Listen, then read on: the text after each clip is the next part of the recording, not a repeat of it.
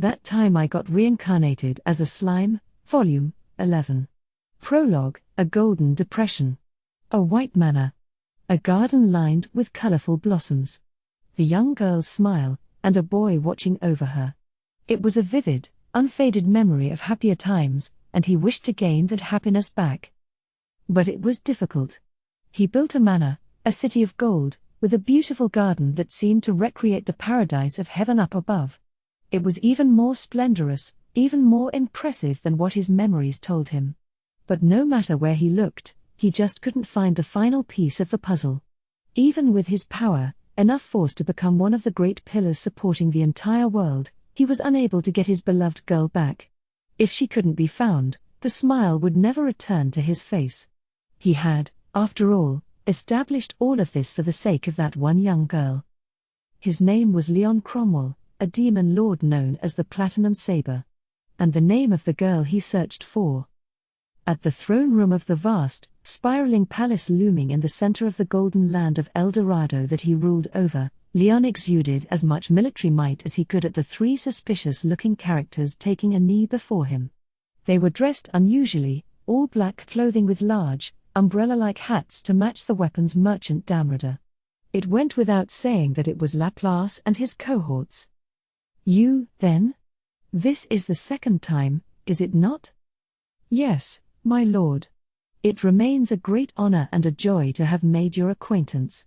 However, we regret to inform you that we cannot honor the request for the certain classified materials included this order. It was Tyr who responded, looking suitably composed. They had the lone woman in the group handle negotiations, hoping to give the demon lord the best impression possible. That, however, would come to an end today. Now they would follow the plan Yuki devised and halt activity in the Western nations for the time being. Misha, one of the leaders of Cerberus, would take over as the main contact point with the Rotso family, continuing regular business, as Yuki's team moved operations over to the Eastern Empire. What's more, with the loss of Maribel, the power of the Rotso family itself had taken a major hit. The kingdom of Celtrotso was the main point of procurement for the classified goods mentioned, and right now, it was unlikely the Rotsos had the force remaining to perform the stable summoning ceremonies that were required. Plus, Tempest had now joined the Council of the West, which essentially meant the Western nations were now under the influence of the demon lord Rimuru. There would be more eyes on them than ever before. Everyone agreed that now was the best time to pull out. Oh, a rather bold thing to say. I see you're wasting no time demanding more money, unlike Damrada. No, Lord Leon. It is nothing like that. As you know, the demon lord Rimuru is attaining a prominent position within the Western nations. He appears to frown on the summoning of otherworlders, and he strictly prohibits it. Thus, we have come to the painful conclusion that it will be difficult to continue defying his will. Listening to Tyr's brisk reply, all Leon could think was, I knew it. He had received similar reports from his plants in the Western nations. He was fully aware this was just a matter of time. Besides, this approach really had too many unknowns to it. In fact, the chances of success were astronomically low. It would have been foolhardy to expect success from the start. He was, after all, being far too specific with the type of summons he wanted. He had sent orders to his team, having them perform summonings on multiple occasions. Over 30 summoners aided in the effort, and it took 7 whole days to ensure that every required condition of Leon's was fulfilled when conducting the ritual. But it still worked less than 1% of the time, and since the same people couldn't be involved in another summoning immediately afterward, they had only so many tries. Their chances were close to 0 from the start. Leon himself had conducted a few summonings, but every one of them failed. His last success produced Shizu Aizawa, and 66 years had passed since then. The more you narrowed down the conditions, the longer the interval required between each attempt, and there wasn't much reason to expect the next summoning to work, either. So he came up with the idea to perform incomplete summonings they could attempt with more frequency. The person Leon was looking for was still a young girl, so an incomplete summoning that resulted in a young child would boost their chances, no matter how slimly. So his project spread across the Western nations, as he engineered as many attempts as possible to collect as many children as possible. And now it had all come crashing down. There was no other way, and there was no new great idea to explore. Leon found himself burning with an intense impatience, but still he kept his voice cool as he spoke. Rimuru? We have no treaty signed with the West, and I've made no request for cooperation. We were interfered with in the end, but that's all in the past now. But why are you shutting off business with me? If the West is beyond our grasp, there's always the East. Leon's penetrating voice echoed across the throne room. The powerful coercion that filled every syllable was like a point-blank attack at Tyr, whose body froze. He was simply on another level. Your average magic-born couldn't even bear standing before a demon lord, and even a strong, high-level one like Tyr had trouble dealing with Leon. But Tyr wasn't alone. Allow me to explain that matter, my lord. To tell you the truth, things are starting to get a little suspicious over in the East as well. It looks like they're trying to prepare for war on the sly over there, so apparently there aren't any sorcerers free enough to take up the work. It'll be hard to find the personnel we need. Leon squinted at Laplace. Deep down, this annoyed him. He cared very little for what became of the West and East, but a dragged-out war would impact his own mission. He thought it seemed that he would need to reconsider his direction from the bottom up. But he didn't betray this on his face, his expression as cold as ever as he continued staring at Laplace. Facing the full brunt of it, Laplace grew uncomfortable. This sure is bad news. The fake demon lord I killed was nothing compared with this guy. Ain't nothing like the real thing, and all that. Maybe the boss is right. Trying to exact revenge from him directly might not be such a hot idea.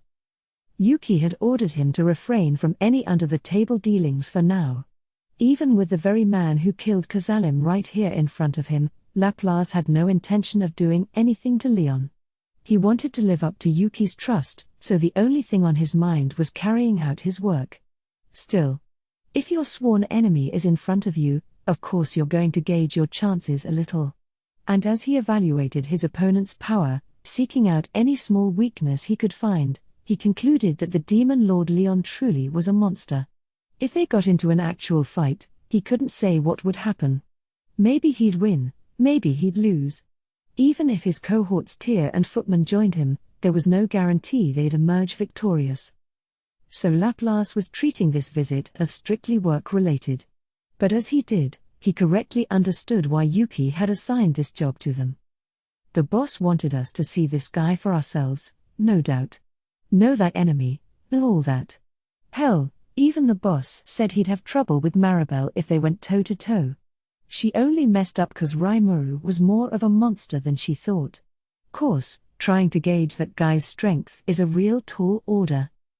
Maribel's fatal error had been misjudging Rimuru's strength.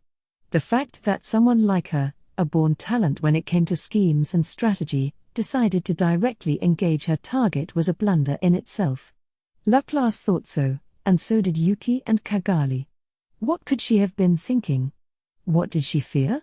As a third party, it was hard to imagine what had made Maribel decide this was a war of attrition and to try to end things quickly, no matter how disadvantageous that was. Besides, it was Yuki himself, in the end, who had guided Maribel toward that line of thinking. Maribel certainly overestimated her strength, there was no debate over that, but Yuki was the one who planted the idea in Maribel's mind that she had a fighting chance against Rimuru. Weaving together a web of false information, he had successfully put all her plans out of order. Not even Yuki thought for sure that Maribel would lose, of course. His goal was to pit these two forces against each other and gauge their abilities. It ended up with the demon lord Rimuru winning, Maribel, a thorn in Yuki's side as well, dying, and Yuki himself becoming the new master of her unique skill Avarice. That was what he really wanted, as much as it stunned Laplace into silence once he heard about it. You couldn't really aim for someone else's skills like that, but as Yuki put it, he had a hunch it would work. It's crazy. Just completely mad. Maribel's luck failed her, to be sure, once it became so clear she was talking up her prowess too much with the boss. Nothing can beat the power of information, in the end. And that's true for Leon, too.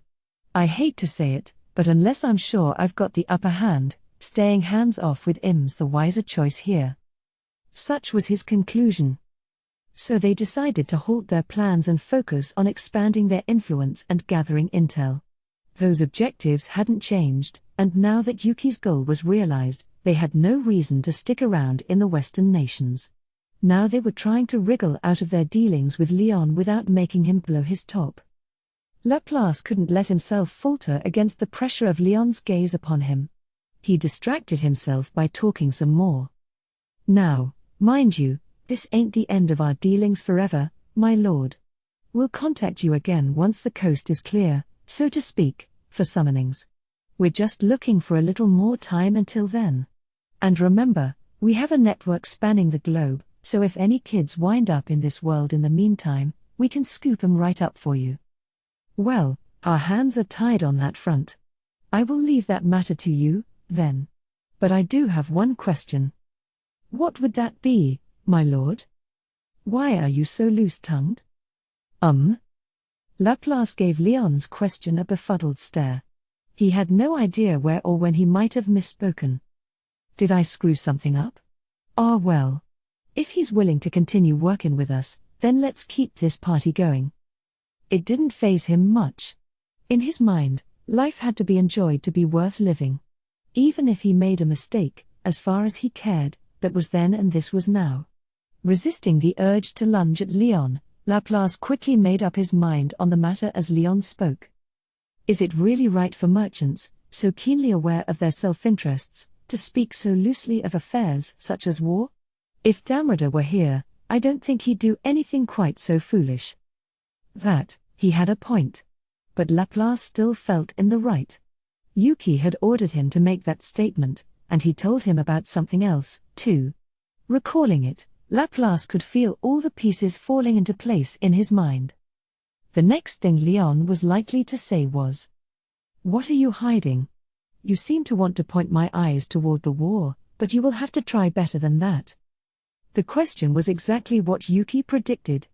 It put Laplace at ease, even as it exasperated him. There's just no dealin' with him, is there? The boss knew full well that the conversation would turn out this way. Leon, reading Laplace's words too deeply, surmised that he was hiding something.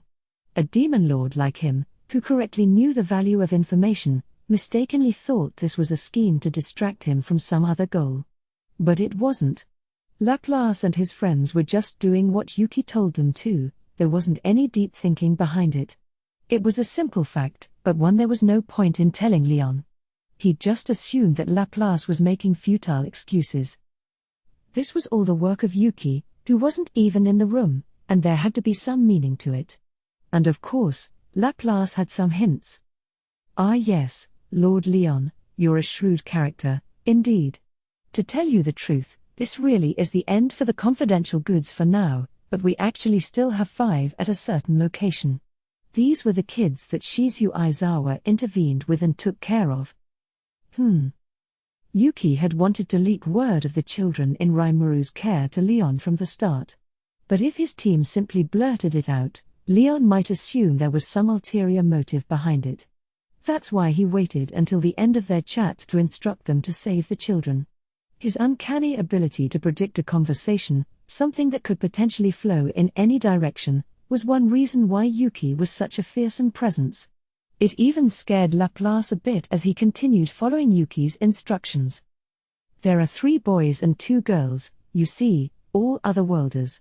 The problem is their location. It's a spot that we don't have access to. Shizu Aizawa. Shizu, is it? And this place is Tempest, is it not? You got it.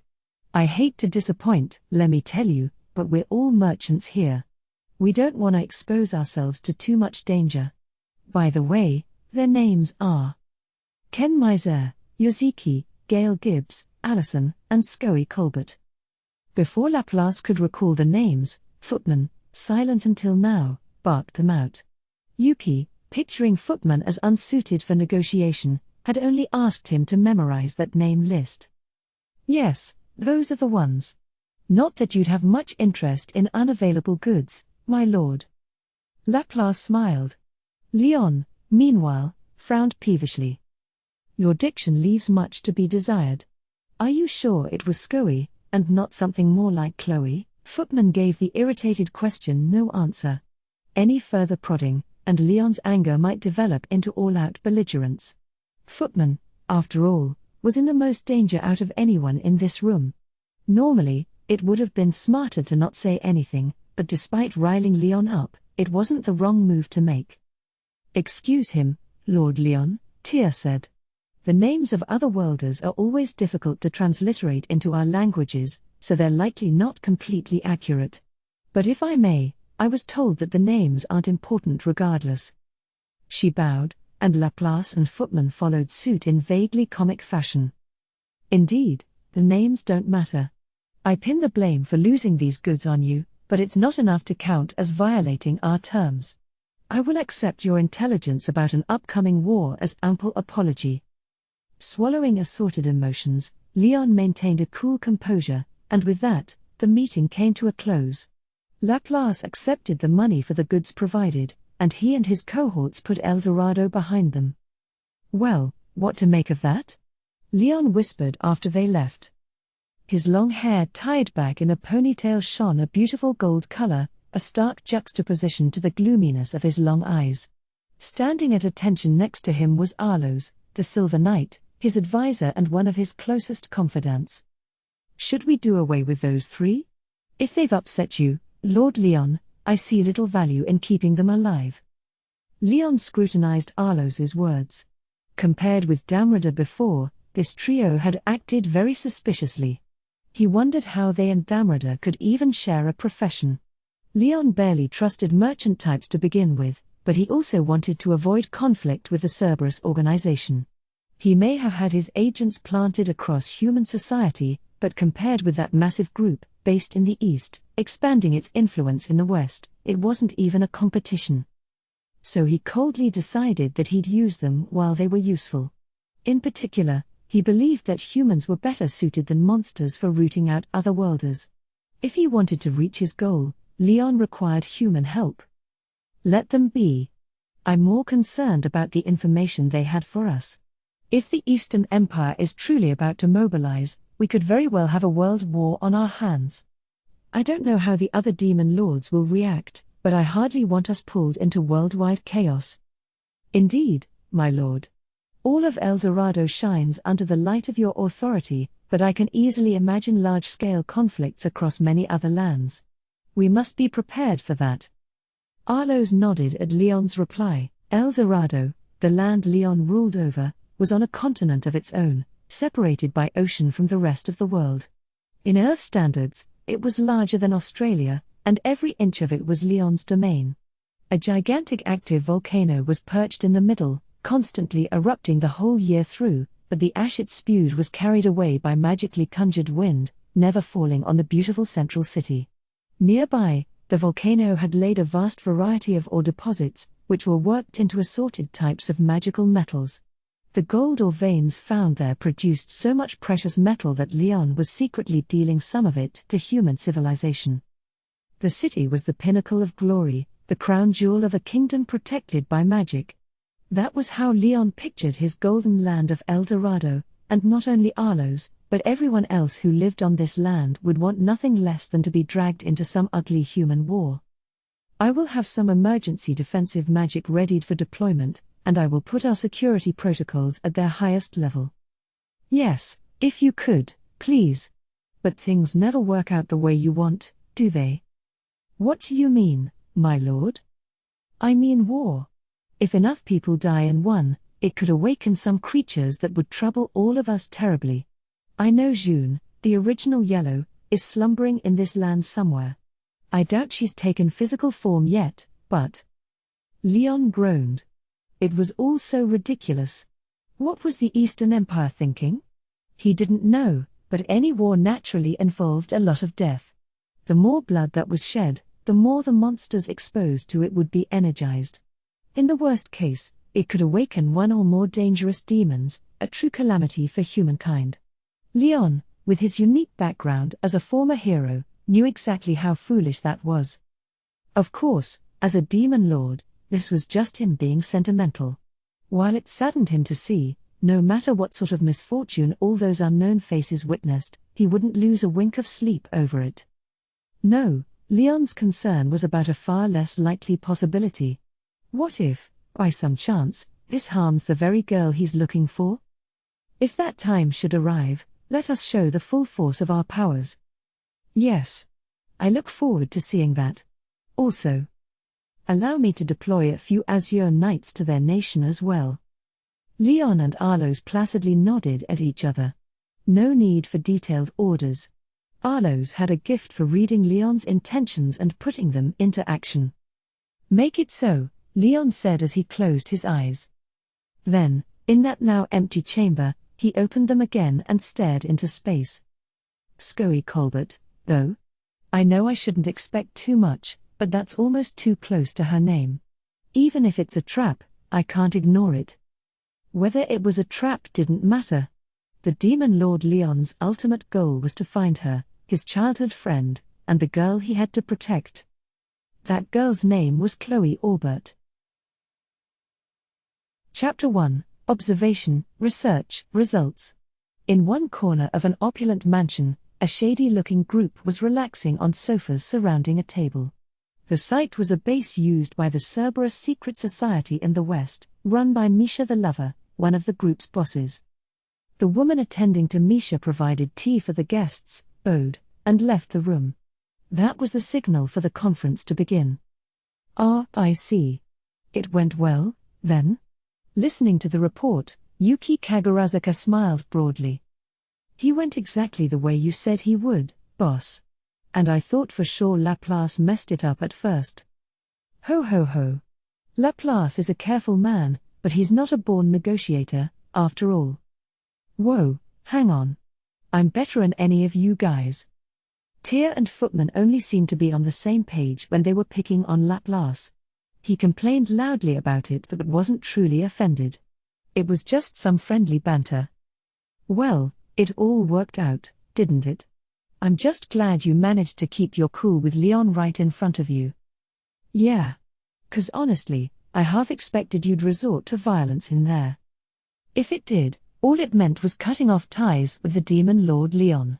Now that they had decided to lay off the Western nations for a while, Yuki laughed the concept off as no great shakes. He was a terrible man, I tell ya, the dejected-looking Laplace said. But why'd you have me tell him about the kids anyway?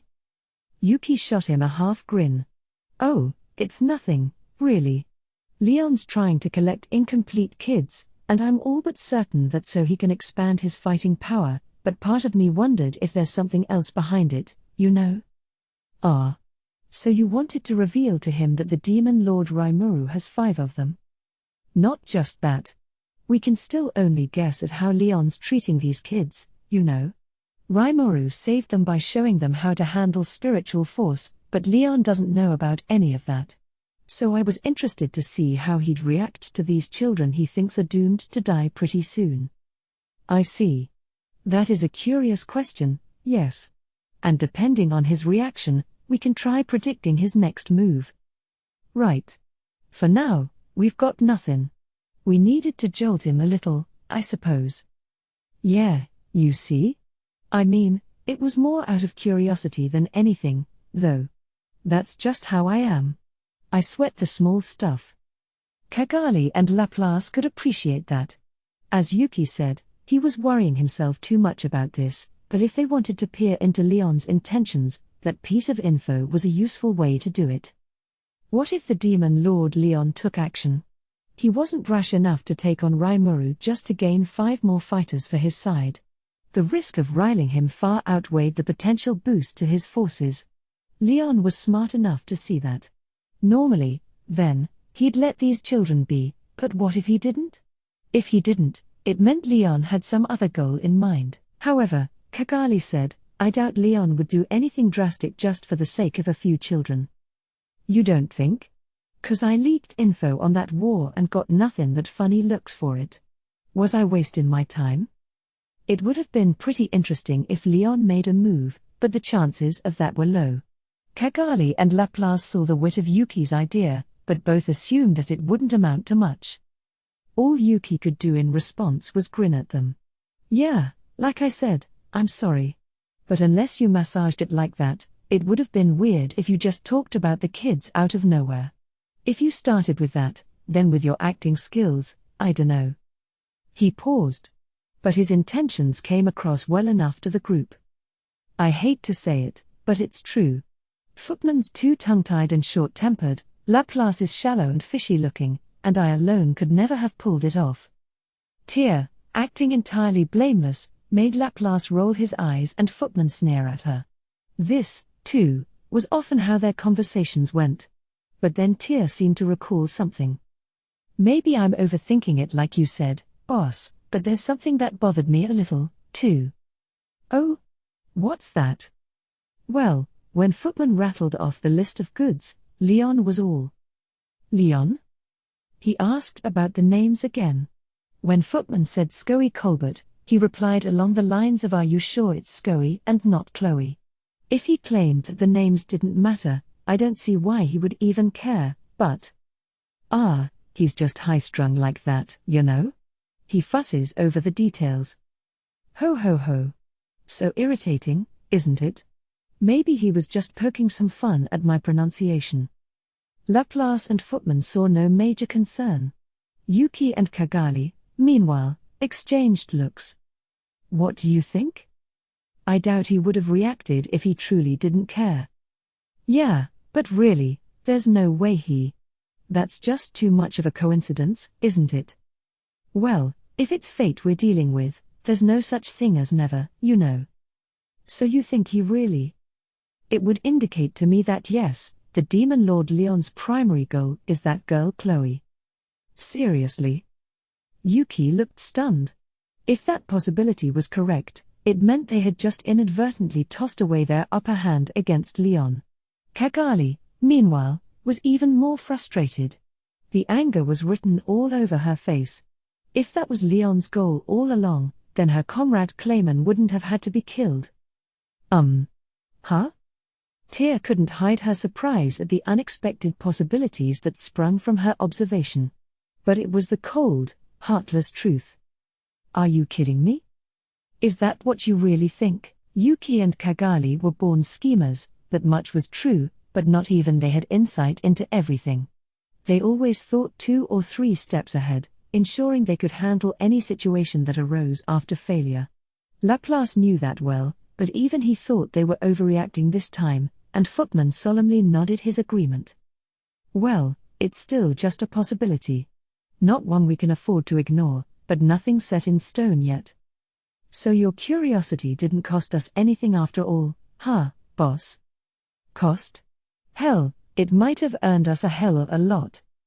Right. I don't want to expect too much, but if things turn out that way, wouldn't it be pretty fun?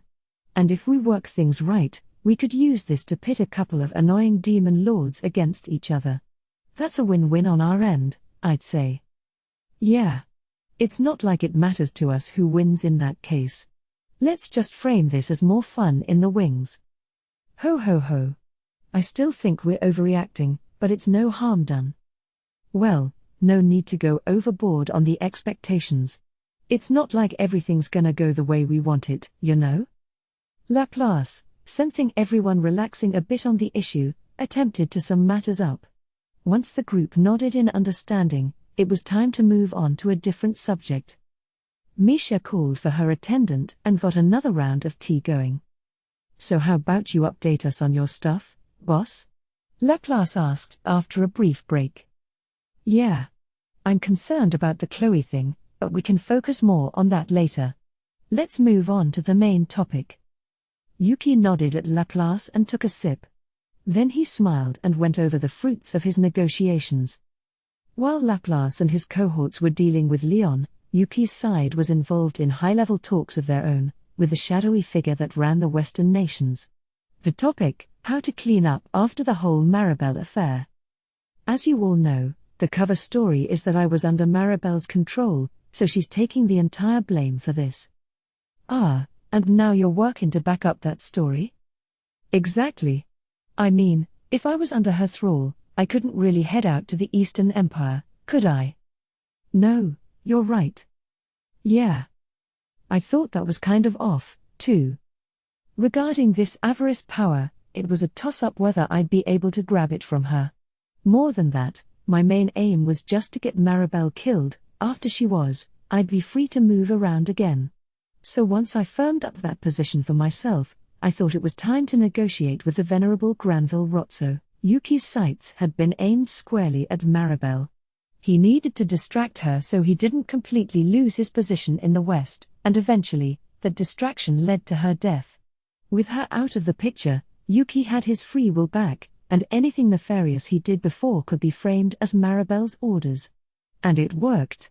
Maribel was gone, and Yuki had obtained powers far beyond what he expected. The negotiations went similarly well, and what he heard there was the main reason why Yuki called for this meeting. So if you don't mind me starting at the conclusion, we have one more job to do before we head east. He glanced at the surprised faces surrounding him, trying to look serious. Got that? Now let me give you all the details, start to finish. With that, Yuki began describing his conference with Granville. We were at peace. And in Rimuru, the capital of Tempest, every day was packed for me. Once things calmed down a bit, I sent out another ruins expedition team, but they didn't find a body or anything. Either Yuki was telling the truth, and she blew herself up, or he'd done something with her. Regardless, any issues stemming from this incident had already been swept away. Maribel was a princess of the kingdom of Seltrotso, but spreading word that she attacked us in the ruins would just aggravate the situation. So I contacted Seltrotso on the sly and had them chalk it up as an accident, something made possible by our mutual desires to keep it from becoming a big thing. Once you're an old enough royal family, accidents are just part of the package, so our arrangements went pretty smoothly. Still, their king and queen just seemed so emotionless to me. Under those parents, I could see why she relied on her knowledge from her past life so much. Had Maribel gotten to enjoy a normal, innocent childhood in her new life, would things have turned out differently? I couldn't help but wonder, as much of a what-if thing that was. And that brings me to the 5 elders.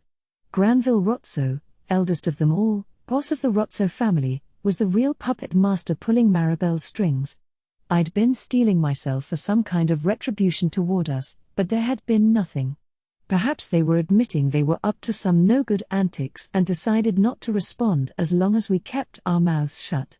It had been over a month, actually, and Granville had kept mum, and that was more than enough time for our needs, too. Taking advantage of CI's information and grasping the goings-on in the Western nations underground, we were now sure there was no greater threat over there than the Rotsos.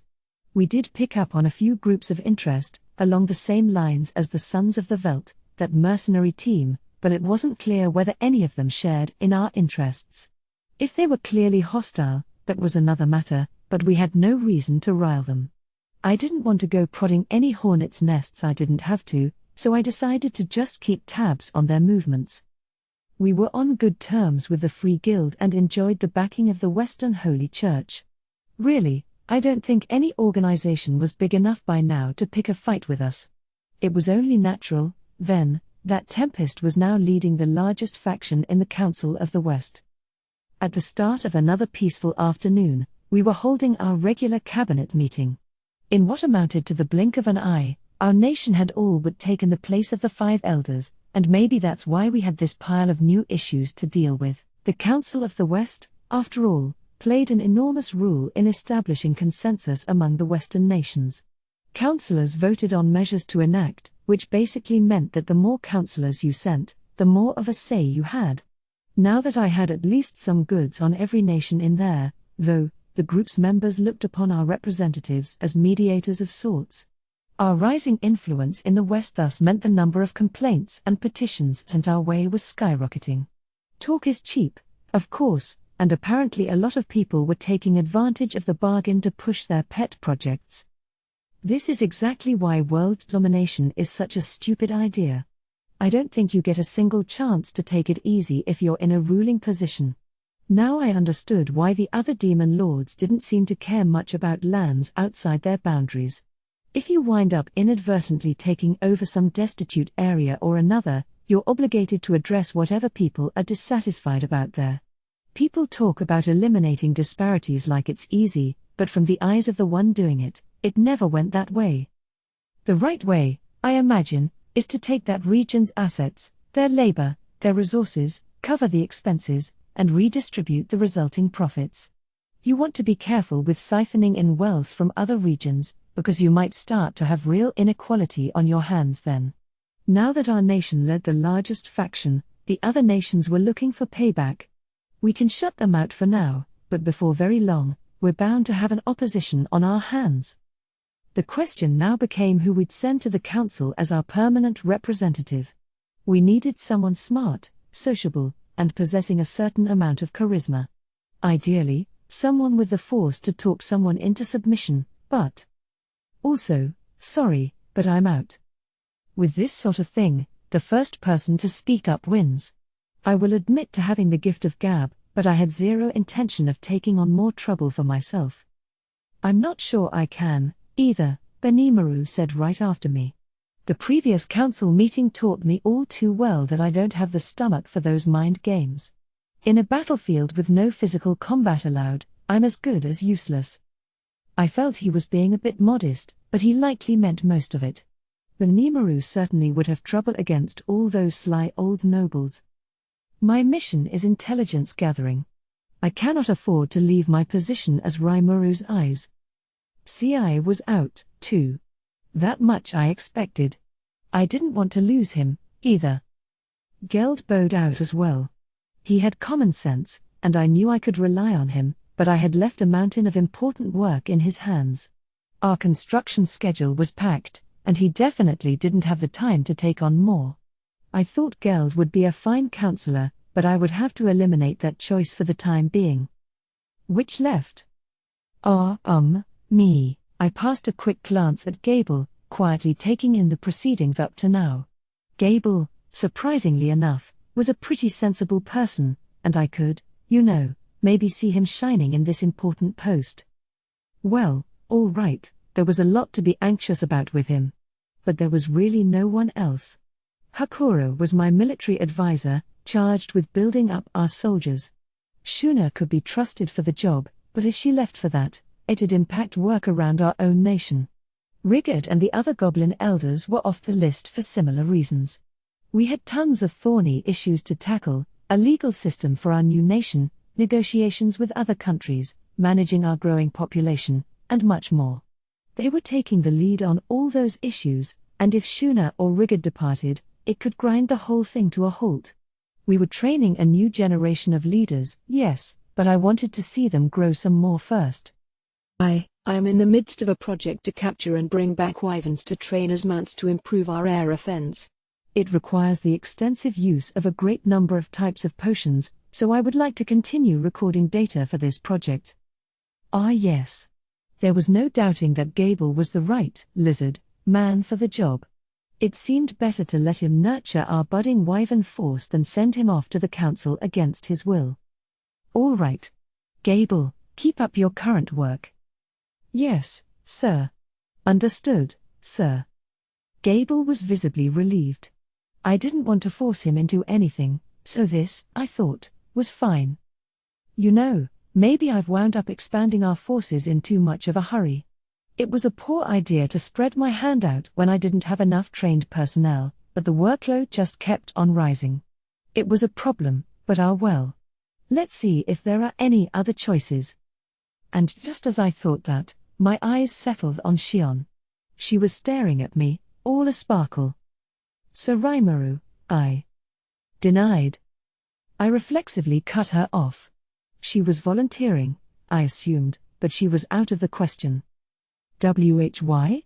She asked, surprised. The question itself was also a surprise to me. Let's just pretend, for a moment, that you were a counselor. And let's say there's some pudgy, leering elderly man in front of you. Another counselor. And now this counselor's placed his hand on your shoulder, all friendly-like. How would you handle that? It's obvious. I would grab the man's neck with my left hand, lift him up, and punch and punch and punch. BZZZZT. Hence why she wasn't in the running. Shion's groan, I'll admit. I had no doubt about that, but there were still a lot of situations that made me anxious with her. Like before, for example. I found Shion in the dining hall. She gave me a big smile and presented the dish in her hand. Surimaru. I've been waiting for you. I finally made a cake all by myself. Here you go. It tastes the same as Lady Shuna's cooking, with several times the quantity. Please, go ahead and try it. I was already regretting this. But Shion was proving to be a capable tea brewer, and that must have put me off guard. Thanks. Appreciate it. Unconsciously, I accepted it. That was a mistake. A large block of something resembling opaque jello was on the plate. My face fell. Ah, this is cake? Staring at this object, I looked around for assistance, but nobody was there. Did they all escape? No, Gobichi was at his post, sprawled out on the kitchen floor. So there's one victim. I now realized I had visited the dining hall at the worst moment possible. But it was too late. Hey, this is cake, you say? Yes. I've perfectly recreated the taste. The taste is perfect? So everything else about it is awful? Shion certainly seemed confident, and watching her only made more butterflies materialize in my stomach. Regretting my carelessness, I decided to take a single bite. You could predict the results. I scooped up just a bit with my spoon and brought it ever so slowly to my mouth. I thought I was going to immediately retch. It felt like jello, but the taste was all sugary sweet cake. It was grey in color, and the feel was decidedly gelatinous. It instantly reminded me how important the look of a cake was to the overall experience. Well, not just cake. With any kind of food, visuals are key. If you just tossed a bunch of ingredients on a plate, nobody would find that appetizing. What do you think? It's good, isn't it? She smirked at me. I know she wanted to say it's perfect, isn't it? But she just lacked the fundamentals. And by fundamentals, I meant she was tripping over the entire definition of what food is. Sit down. Sit down there, please. We need to talk. Huh? What's wrong? Shion's smirk melted into a pair of teary eyes. Her head was already tilted downward, but I didn't let that stop me. The ensuing lecture lasted a very earnest 30 minutes, as I explained to Shion what cooking was. She seemed remorseful, at least, and she promised that next time she'd discuss things with someone else and follow their advice. And so forth. After that lecture, I recalled that when Shion was practicing her tea service, Diablo was guiding her through it. He claimed that a mere taste test of her work upset his stomach, and such sacrifices on his part were what helped Shion grow so well. If I let her practice by herself, she'd never notice where she was going wrong. Leaving her to her own devices, then, was a mistake. No matter what the task was, Shion always relied on her innate special skills to get fast results. It's hard to grow that way. She needed someone overseeing her, thus, there was no possible way I could name Shion as a counselor. If she caused any kind of problem in the council, it could shatter the relationship I'd taken all this effort to build with humankind. And if I wanted someone there to stop her if she flew off the handle, I had a pretty limited pool to pick from in this nation. If I did have someone like that, it'd be far more effective to just name them counselor. Like Diablo, maybe. I think Diablo could handle it pretty well. I kind of let my true feelings fall from my lips. Everyone in the meeting room nodded. Yes, Diablo would put us all at ease. It'd be easy for him to cajole those nobles into doing our bidding. And I doubt he'd ever back down against violence or take bribes. Rigard, Benimaru, and Gable all deeply trusted Diablo. Shuna and Shion joined them. With his brains and cleverness, I'm sure he'd make things go your way, Surimaru. I hate to admit it, but my undersecretary is a talented man. Besides, if he can get out of my hair and go to Inglesia for me, my job as first secretary will be more important than ever. I'm not sure you'd find anyone more qualified. They all seemed in agreement. Shion had less virtuous motives, perhaps, but there was no doubting her appreciation for his ability. Nobody voiced any objections, and there were no other brilliant proposals, so we settled on Diablo as being our top candidate. But I'm sure he'll hate it. You know, I get the feeling he's going to despise doing odd job work like that. That's why he's gone out to look for minions of his own, and for all I know, maybe he'll find someone good at negotiating for me. So for now, let's call Diablo the main candidate, subject to future changes. That seemed good for now. Of course, until we actually pick someone, it'd be me showing up for council meetings.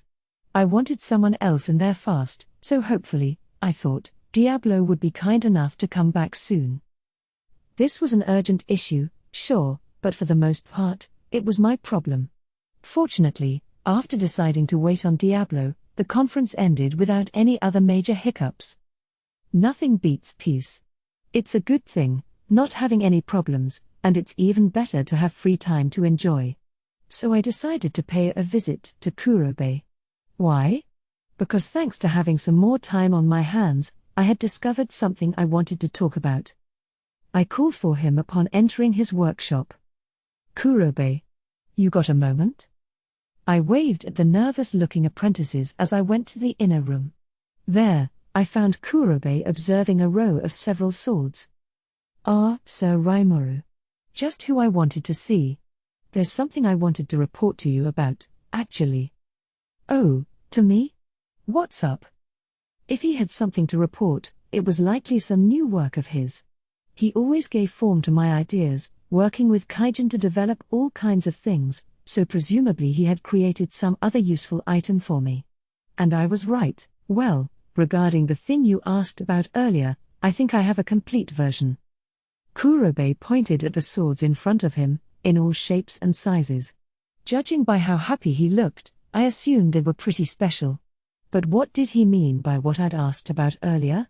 I blather on about all sorts of nonsense on the regular, so I couldn't recall exactly what he was referring to. But a quick assessment took care of that. Understood.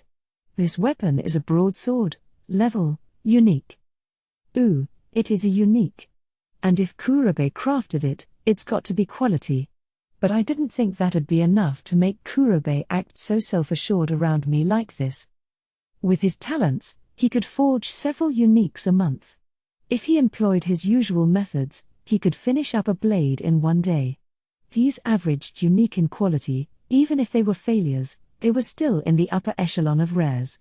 If he was more thorough with his work, that took 2 or 3 days, but it pretty much always resulted in something unique or better. He was still far away from crafting a legend-class weapon, it seemed, but I really believed he'd do it someday. Plus, if you had a talented fighter wielding one of his blades, that alone could progress it up to legend, I thought. He chose all his materials carefully, using only the purest of magisteel. Weapons made from that took on the will of their owner to evolve further, so I really didn't think it was long before we'd see our first Kurobe forged legend-class blade. Thus, I assumed he wouldn't go this far out of his way to show off some more uniques, but I took a closer look at the broadsword. The most notable thing on it was the marble-sized depressions at its base, 3 of them. Otherwise, nothing stood out. It was a perfectly capable sword, of course, but I wouldn't say it stood out of the pack among Kurobe's creations. If one of his apprentices was behind it, that was another story. This might be a strange thing to say, but it was a completely normal unique. There was no special inscription magic applied to it, apparently. But hang on. Now I saw something. What is this? It's an impressive unique but nothing too rare for you, is it? Hiding my excitement, I pretended not to spot it. Oh, did you forget? Heh. This is special, this is. It looks like a normal weapon at first glance, and no magic's been applied to it, but you won't believe what it features. At this point in time, not even my, Raphael's, analyze and assess skill could find any unusual effects to it. If it was what I thought it was, perhaps I should expect a lot. As I stood there, heart thumping, Kurobe took out a glowing ball, then casually installed it in the hilt. Just stick it in a hole like this, and then report.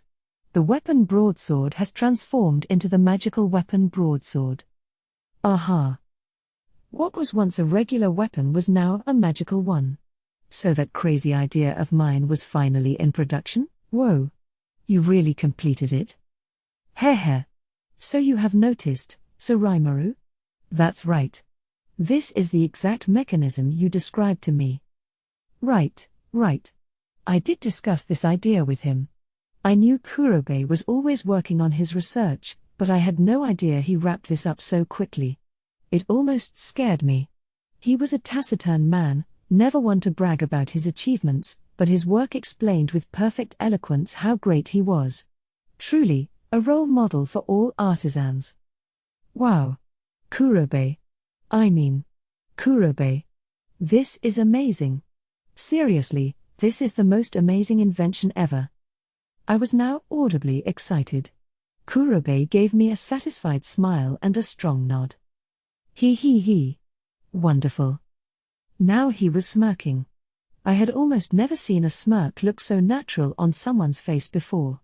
Shion's smirk mostly irritated me, but here, I just had to hand it to Kurobe. There were several ways to craft magic weapons. In my case, I could use Raphael's combine/disassemble skill to easily apply magic effects to just about anything. Kurobe could do something similar, but Kaijin and their apprentices didn't have the ability to cheat like that. What did they do, then? The most common way was to have an enchanter inscribe something on it. Dold knew how to do that, so he would come around to inscribe what his workshop finished. This completed the magic weapon, and then you just had to run some magic power into the inscription to trigger the designated spell. But you could only infuse a weapon with so many different spells, 2 was usually the limit, and once you inscribed a spell, there was no removing it. The other method, as I think I've mentioned a few times before, has to do with how the weapon evolves. Once it's exposed to the magic force of the user, weapons will often have certain extra powers applied to them. It's tough to aim for this, and it takes a lot of time, but sometimes a weapon gains unexpected force. This method was also the subject of ongoing research toward a way to streamline weapon evolution. By the way, I had donated part of the large cache of unique weapons we obtained at the Umrata ruins toward this research. I wasn't expecting it to lead to quick results, of course, but it's important we kept up a continual effort. So what had Kurobe just made? Oh, just something that rendered everything that came before it obsolete. I first brought up this idea while drinking with Kaijin and Kurobe. First, we'd take a sturdy magisteel weapon, perfect for the transmission of magic. Next, we'd create a set of magic-generating external plug-in cores. Then, I theorized, you could have a magic weapon that wasn't hardwired for just one spell or the other. For example, what if you placed a magical stone infused with elemental force in a sword? The answer was the blade before me. And it wasn't just some magic stone in there, it was a high-purity jewel. What do you think, Sir Rimuru? Just like you pictured it? So here's a sword with holes ready for magical expansions. And meanwhile, Kaijin succeeded in compressing magicules into these pure, refined magic crystals. Kurobe held his nose in the air. So Kaijin was part of this. Generally, it was Kurobe who forged the base weapon and Kaijin who put in the jewels and other final touches. It took the two of them working together to complete something as wonderful as this, I assumed. We call these element-infused magic stones element cores. We just call them cores around the workshop. Gable's been out capturing wyverns, so since Vesta had some free time, he helped with the research, too. Those two had been working on spirit cores, a kind of power reactor, right? So he said they already had a way to infuse magic stones with the 4 primary elements of earth, water, fire, and wind. I recalled Ramirez lecturing me about how it was key for a spirit core to generate all the elements at the once, or something. If Kaijin's team was working on that, making stones with just one element must have been simple by comparison. Beyond that, it was all about adjusting the core sizes and output levels, and there you had it, an element core composed of one of the 4 basic elements. These were, of course, disposable items. Once the magic inside it ran out, it was just another pretty jewel. But Kurobe told me that these could be reused if brought back here. So there's no way to recharge the energy inside? Oh, there is. But it requires an experienced magic user infusing their own force into the core, so it's not for laypersons. I see. Sounds like it could create some new jobs. Like workshops you could bring weapons to and have them charge up their magic for you. Yep. I think, on the field, you'll want to pack some spares with you. That could be a market of its own. True. I thought that maybe shops dealing in monster drops could mix in some magic core sales, but now I figured we could have entire dedicated stores for them. But you need to be careful. This is still in the experimental stage, but depending on the combinations you try, you may wind up changing the elements. Combinations? What did he mean? You can change elements. Wait. As you can see here, this sword has 3 places to insert jewels. I knew it. So if you insert 2 opposed elements into the same weapon, you'll wind up with some element you didn't expect. You got it. Kurobe nodded at my guess. That was big news. This definitely needed some more R&D, then, not the kind of thing we could put on the market that fast. Negative. All data used within the labyrinth can be collated and organized. Right. Yeah. That's true. It'd certainly save us some research time, so in terms of safety, the labyrinth would be ideal. In that case, maybe we ought to bring on a few labyrinth challengers and have them generate a bunch of on-the-field inspection data for us. Even if they made some amazing discovery that way, after all, the tech could still only be produced within Tempest.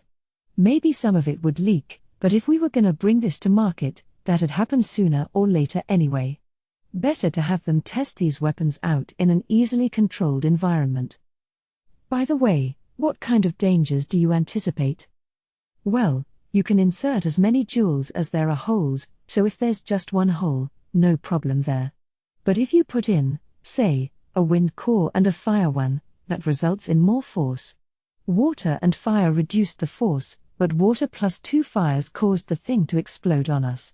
It wasn't just 3 times the force, more like several dozen times. So I was just talking with Kaijin about the need for more testing. Sounded like there was some pretty dangerous combos. More experimentation was needed, yes, and we'd need to test every result. Just as Raphael suggested, putting them in the hands of labyrinth explorers was our quickest bet. Is 3 holes the maximum? Yep. 3's the best we ever managed. In fact, a 3-holed weapon was apparently something they had around a 1 in 100 chance of forging, and that was with Kurobe's full effort. Thus, they still only had this one here. Their apprentices, meanwhile, were still way too green to craft anything like this. Only 4 of their most advanced students successfully forged weapons with 1 jewel slot. Even Kaijin only managed one with 2 holes, which tells you something about how tricky these are to make. Yeah. So this is the only successful 3-slot weapon we have so far. But with the right combination of cores, I think you could easily get Legend-class force from it. Kurobe sounded proud. Magic swords are already valuable enough, but if one lets you change its element on the fly, that just blew away all common sense. Imagine a magic weapon you could flip a switch on, so to speak, and instantly strike at your enemy's weak element. It was amazing. I couldn't even guess at its value, but I don't think Kurobe was kidding when he hinted it was Legend class, and with the right configuration, it really could be a Legend class force. From the bottom of my heart, I had to congratulate Kurobe and his team. It was astounding. Based on our discussions, we decided that core-compatible weapons should be sent to the labyrinth first. We'd also manufacture a large number of throwaway, non-rechargeable cores and toss them into the maze's treasure chests. And once Kurobe's apprentices could learn how to craft these weapons in bulk, I plan to make those into labyrinth boss drops ASAP. 3-slot weapons weren't gonna be easy to make, of course, but the way I heard it, those plans were doable as long as we didn't strive for top quality. If we cut the durability enough that the weapons drop down in class, that ought to be doable. You see any problems with that? Nah, I think we can make it work. They'd be pretty brittle, so I wouldn't want to rely on one in real battle, but Kurobe seemed a little reluctant, but his stuff still ought to hold up well enough for testing purposes. As long as we could get some data on the assorted core combinations, I was happy, so hopefully we could find a way to make lots of weapons with 2 or more slots and get them into Labyrinth runners' hands. Besides, serious Labyrinth regulars weren't idiots. You'd have to be a third-rate dungeon hacker to risk your life over some mystery weapon. I figured people could switch between their regular equipment and an experimental kit for this, keeping things clean. These weapons ought to be useful for parties without magic users, too. Yes. Let's make test subjects out of our customers. Rimuru, why are you grinning evilly? Ha ha ha. Oh, just your imagination, Kurobe. He promised me that he'd get production of a full lineup underway soon. With his consent, we now had a plan in action. We'd have to use a lot of high-quality magisteel, but it ought to provide more training for the apprentices, and it'd let us test things out and produce market-quality goods suited for on-the-field use. I was already picturing these blades being part of the standard issue uniform on anyone ranked lieutenant or above in our army. These, combined with a few cores to cover for the bearer's weak elements, had the potential to raise the standard for all our forces. Okay. Have at it. Yes, sir. For now, it was all in Kurobe's hands. So, Sir Rimuru, did some kind of business bring you here today? That jogged my memory. The sudden reveal made me forget all about it, but I did need to speak with him. Yes, well, it's about this sword of mine, I said as I took out my straight sword and presented it to Kurobe. Does it have a slot in it now? No, not that. I wouldn't have been so surprised today otherwise. Right, yeah. My blade was infused with my magic force and colored darker than the darkest of nights. But now, when I held it and let my magic flow into it. What? The blade, it's glowing gold. No, it's the entire rainbow. A whole array of colors. Kurobe stared agape at it, clearly shocked. Amazed, huh? Well, so was I, let me tell you. So that's why I'm here. I was in my chamber, looking at it, when all of a sudden this happened. It had surprised just about anyone, this dazzling rainbow sword. We didn't mix gold into it or anything, but now it was shining brighter than orichalc. So I looked into it, and understood. This is the divine metal crimson steel. Is what I got back. Apparently, it's this really great metal that performs even better than the orichalc I produced, but I decided to visit Kurobe to find out for sure.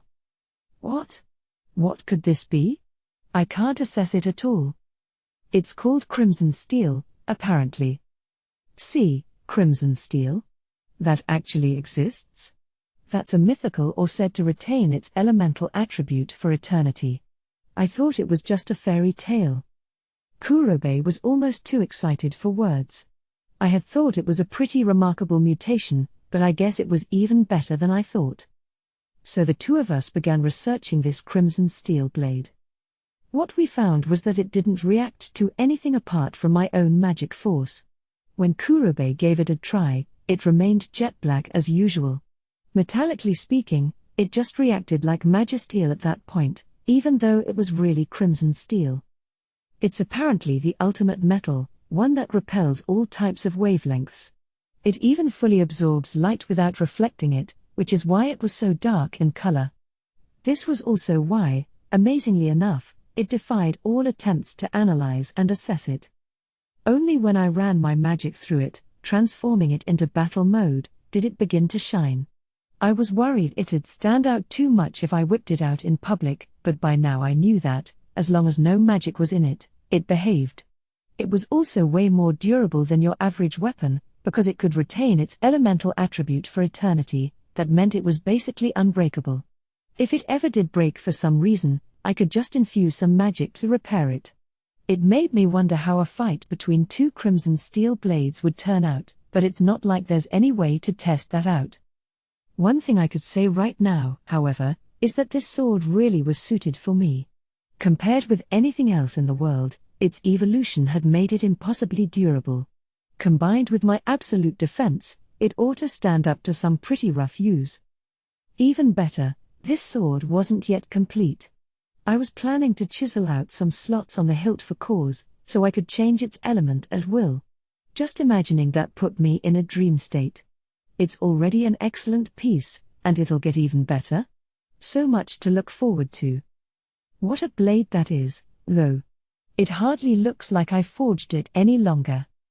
Oh, not at all, Kurobe. You did great work on this. Thanks, Sir Rimuru. Always glad to hear that from you. It took someone like Kurobe to birth this sword.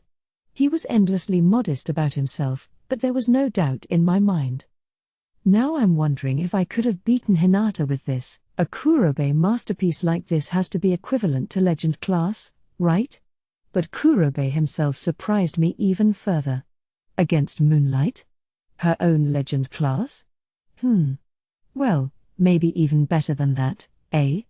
With this blade, maybe we're getting into God class territory. Like what beat Sir Veldora himself. God class. The ultimate of lofty peaks. No weapon of that class was known to currently exist, and none were even described in legend or tradition. But here it was. In fact, Milim's Tema sword, similarly magical, was also in this class. She showed it to me once. I couldn't assess it back then, but Raphael stated that it was higher quality than Hinata's Moonlight. And now I had something that came to that point, this amazing culmination of force. Even now, Kurobe thought, it'd rank among the upper echelons of legend-class weaponry, so I felt safe expecting it'd reach that peak in the end. We both marveled at the sword for a while. Man, swords like this are just so cool, aren't they? They sure are. I don't see patterns along the sword this pretty too often at all. That Japan-style Hamon pattern, the fruits of all of Kurobe's technical talents, dazzled the eye up and down the permanent, unbending crimson steel. It seemed like a work of art as we gazed at it, sighing in reverie. It was so beautiful that I thought we could have stood there staring forever. Truly, the best sword in the world, and it's still evolving. It seemed safe to say that I had a god-class blade here, and considering how low my expectations had been at first, I couldn't be any more elated. I heard hurried footsteps coming toward us. They didn't slow down when they reached the door to my office. Instead, the door flew open without a knock. Only Milim would do this. If anyone besides Milim tried something so rude with me, they'd swiftly face a pummeling at the hands of Rigard, or in the case of Veldora or Ramirez, no snacks for a week. Today was a special day, however, so I let it slide. After all, Rimuru. It's hatching. It's about to hatch.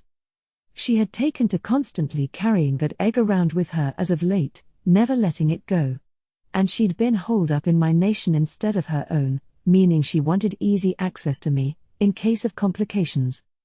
I could tell she was frantic. The Avatar core, the egg nestled within the body of Milim's lifelong friend Gaia, was now beating a rhythm with its faint glow. Clearly, it was a matter of time. Gaia was about to be born as an entirely new sort of monster. With a few well-placed cracks, a tiny-sized dragon burst from the egg. Call it a mini-dragon, if you want, maybe about 1.5 feet tall. You'd never guess this was originally a chaos dragon. Is that you, Gaia? Kui. Girl and dragon hugged each other tight. A tearful reunion. Gaia had wasted no time hatching after Milim burst through the door. Now the greatest danger was past, so presumably she'd be going back home now, or not. Right. Time for us to head out on an adventure with Gaia. I was expecting she'd say that, so I had my answer preloaded. Isn't Frey worried about you? As Milim's sort of guardian, Frey was bound to have a word or two to say about her frolicking around the countryside without her permission. If Gaia was still incubating, that was one thing, but now that the birth went off without a hitch, Milim no doubt had a pile of work waiting for her. Wah ha ha ha ha. No need to worry. No need to worry? Rimuru attacked Milim with concerned advice. But Milim parried the strike. I kid. But hey, if she says so, I'm not gonna refute her. I had been pretty busy recently cleaning things up post-Maribel. Only now had I regained a little me time. Maybe we should all go out and have some fun for a change. Besides, she smugly added, it's exactly what she needs. Dragons are apex predators, so she'll only eat monsters she catches herself, even as a baby. I gotta teach her how to hunt.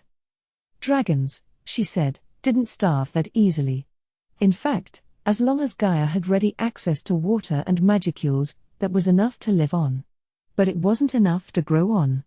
If we wanted her to be big and strong, she needed exercise, in the form of battle, and good food, in the form of slain monsters. Hence, Milim explained, the need for a thrilling adventure, right now. To me, it looked like she just wanted to play hooky from Frey again, but in her own way, maybe she was thinking pretty deeply about this. All right. In that case, I know the perfect spot. Oh? The labyrinth, right? You guessed it. And in another minute, we kicked off Operation Get Gaia Big and Strong. But first, we needed some help. I decided to tap Veldora and Ramirez, reassembling the old gang for another labyrinth challenge. With Gaia among us, we now had a party of 5, and even though she was still a newborn, she'd be safe in the dungeon, or at least much more so than the outside world where God knows what could be waiting for her. Kwa ha ha ha. We're all busy right now, but of course we'll do you a favor. Feel free to tap upon all my powers. Yes, now that we're here, you've got nothing to worry about. Put your mind at ease, Gaia's in our hands now. I was suddenly very concerned. No. It's all right. Just trust them. Veldora and Ramirez had matured, after all. They could factor people besides themselves into their decisions. And even Milim understood that this was education for Gaia, not playtime. I doubted she'd let herself run too wild. All right, let's go. With my shout, we all possessed our avatars simultaneously, and our adventure began. Job 1 was to power level Gaia. It was Veldora, Ramirez, Milim, and me, with the flight-capable Gaia behind us. As a dragon, in fact, formerly a chaos dragon who could have destroyed the world, she couldn't have been a wimp, and she didn't disappoint. After just a few battles, she had already begun grasping the general idea, spewing wide-range breath attacks at whole groups of foes. Her chaotic breath was a thick, concentrated miasma, tinged with a curse that corroded every type of matter. It was close to rot, part of Beelzebub's arsenal, in effect, and it was easily strong enough to keep base-level monsters at bay. Gaia also bore the earth element within her.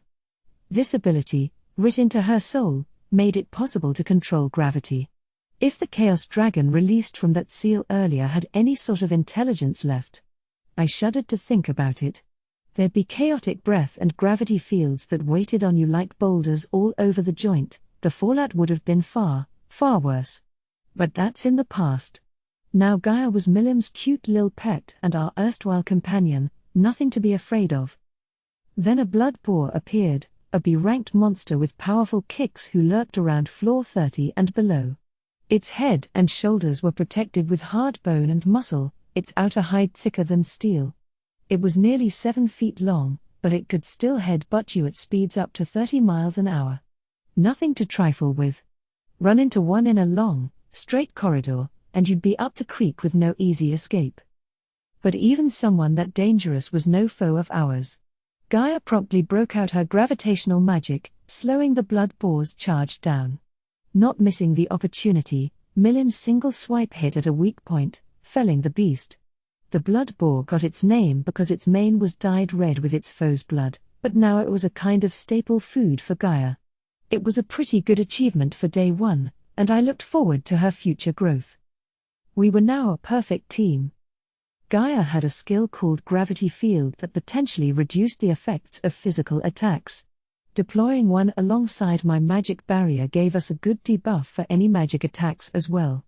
We developed a few team moves like this over the next few days, and before long, Gaia became the keystone to our party battles. After that, between on-the-field battle practice and Gaia feeding, we had made it down to floor 49. Awaiting us was Bovix, the boss that gave us so much unexpected trouble last time. Qua ha ha ha. Bovix better prepare to be flattened. Yep. I'll barely even have to lift a finger. Ah ha ha ha ha ha. Now I'm getting pumped up. Quee. They were all really into it. What? Wasn't I, too? Don't be ridiculous. We're all pitching in for Gaia's sake, remember? But, maybe a little. Maybe we were having a little fun. But it's all for Gaia's education, okay? It was with that lofty cause in mind that we left the labyrinth after another day of hard work. Looks like you're having fun. Waiting at the door was the spine-freezing sight of Frey, with a friendly smile and a couple bulging veins on her forehead. Gay. Frey. Wait. No. I can explain all this. I didn't think it was the first time I heard that line. I wonder why? And I had a feeling the rest of this conversation would seem awfully familiar, too. You promised me you'd come home after Gaia was born, didn't you? No. Gaia needs me. Yes, I know she does. But is that a good reason to break your promise? But her training. And just like Gaia, you yourself need some training of your own. Wouldn't you agree? She got her. It was just beyond Milim's ability to out-debate Frey. No matter how willful and self-indulgent she was, Milim couldn't beat her. And I had no intention of grabbing that tiger by the tail, either. Who'd ever want to get caught up in that? I mean, all Frey's giving her is the cold, hard truth. Milim wound up resorting to whining and carrying on in the end, but it was all fruitless against the iron wall of Frey's smile as she dragged her away. Which, well, it was Milim's fault this time, too, so what could I say? If she'd at least let Frey know first, I doubt she would have gotten this pent up about it, but well. I'll come back soon, Milim shouted as she left, but I didn't think she'd be able to pull that act a third time. She wasn't being grounded or anything. I'm sure she had Frey's permission for regular visits, although maybe not for a bit now. Even Frey knew the dangers of not letting Milim take a breather now and then. That's why she was going easy, but if Milim kept pressing her luck, who knows what'd happen? Not that I should butt into someone else's family drama, but maybe I should teach Milim the benefits of keeping your co-workers on the same page at all times. Such were my thoughts as I saw Milim leave. For now, I'd have custody of Gaia. Her unlimited use resurrection bracelet kept her safe in the labyrinth, and she had a ton of food to eat in there. What's more, I could set my avatar to auto mode and have it work in tandem with her down there, helping her train. She's still a bit young for Milim to take over that process, so we planned to transfer her over once she was strong enough. I thus had a new labyrinth companion. By the way, I had no way of knowing this, but our party of 5 wandering the halls was becoming feared as a unique set of bosses.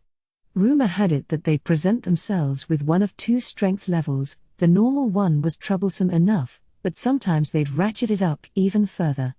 Essentially, whenever we directly controlled our avatars, we were treated as a nightmare beyond anyone's ability. I'd only learn about that a little while later. If we kept playing down there while Milim was gone, we'd never hear the end of it. She'd tell right away from how our avatars grew while we had auto mode turned off, and even without that, she had a sixth sense for that kind of thing. It's like playing with fire. So let's go over some of the more serious things I've been working on. One urgent piece of business was establishing rules for our dealings with the Western nations. As Demon Lord and leader of the Jura Tempest Federation, I had final say on pretty much anything within my borders. I left some of that to Rigard and the rest, but the most important matters required my confirmation. I had a lot of power, really. Our judicial system, legislation, and administration ran on my complete discretion. I held sway over all 3, giving me supreme authority over all affairs of state. I was also commander-in-chief, running the main keystone of our nation, one order, and I could send the whole army on the march, and any officers could only be appointed with my approval. We were a federation in name only. I was a de facto despot. Of course, in practice, I spread these responsibilities around a bunch. Our administration was entirely Rigard's field, and Benimaru, serving as my agent, enjoyed full control of the military. We were in the midst of fielding talented new people to serve as their assistants. Meanwhile, Rigurd had been studying the concept of a three-branch government. Rugged, Rigurd, and Rogard, all former goblin elders, each held the top position in our judicial, legislative, and administrative branches, respectively. But there was a problem. The whole idea of a three-branch system was that every branch had checks and balances over the other. The legislative setup of Japan was no exception. But in our case, the border between legislative and administrative was far too vague, and I had no idea what to do about it. For one thing, we needed to establish an actual legislature. I decided to divide this into an upper and lower house. I'd name the members of the upper house, and we'd vote on the lower house members, that kind of thing. An appointment to the upper house was for life, unless you caused some kind of problem and were unseated, but only votes could get you into the lower house. Elections, of course, aren't easy things. It would be a trial and error process for us. It'd be the legislative branch's sole job to enact laws, and the administratives to follow them and run the nation. I wanted our administration to be loaded with talent. Looking at the Japanese government, even if the prime minister changed out pretty frequently, the bureaucrats behind the nuts and bolts operation of the country were like steadfast mountains, barring recent events. I needed people with the perseverance to doggedly build up long-lasting policies over time, never throwing in the towel. Long-term projects often grew a lot of fat on them, and administrators could always get bought off and do nefarious things, but I hoped that everyone keeping a careful watch over matters would prevent that. For these administrative positions, I recommended the elders of the assorted species associated with Tempest. Those too advanced in age to serve could name representatives to fill in for them. Going forward, I thought we'd see this evolve into a meritocracy. For now, we still needed to talk about alleviating opposing interests between races, but in the future, I imagined there'd be more of a sense of unity, of a single nation of Tempestians. It'd take time, but I wanted our nation's policy to be peaceful reconciliation. That's fine and all, of course, but there was an issue. A lot of the talent pool for this kind of thing belonged to the weaker species, while the heads of the more warlike races weren't suited for working with complex written documents. This was kind of a big problem. Should I focus on our strength as monsters or on our intelligence and willingness to cooperate with humans? The question agonized me. No matter their muscle, I couldn't give major authority to the lawless. This was public knowledge around Tempest, and the beefier Tempestians were kind enough to be satisfied with military posts for me. But that meant they had no authority to speak about our administration's direction, and depending on how our policies went, that might sow some discord later. Our legislative leaders would gather feedback from the people and stamp their seal of approval on it. But if our administration was run by the brainiest of the brainy among our weaker races, the stronger ones could stand to lose their civil rights. Even now, I could see the discontent that'd result. A government administrator had a heavy task.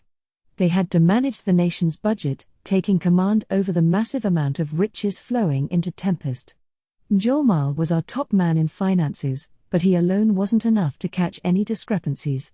Our administration also had to oversee how our land was apportioned out. I wanted proper zoning and development, but that whole process looked easy to muck up. To prevent logjams, they needed the authority to send out orders under my name. Finally, the judicial system.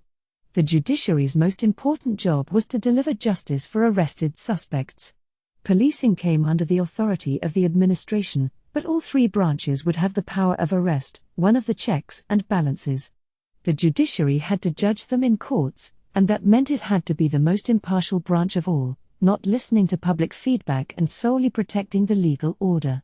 Judging by the law, and not from your gut, is a lot harder than it looks, and keeping tabs on that was another consideration that gave me a headache. So Rigurd and I were studying hard in order to flesh out our three-branch system. The legislature would listen to the people, talk things over, and enact laws. Being consistent with this would help us pursue an open government. For the administration, we were training Rigurd and other talents to serve as bureaucrats.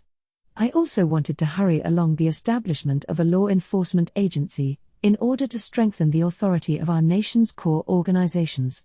The Nimaru's military, as well as CI's Team Korayami Intelligence Unit, answered only to me.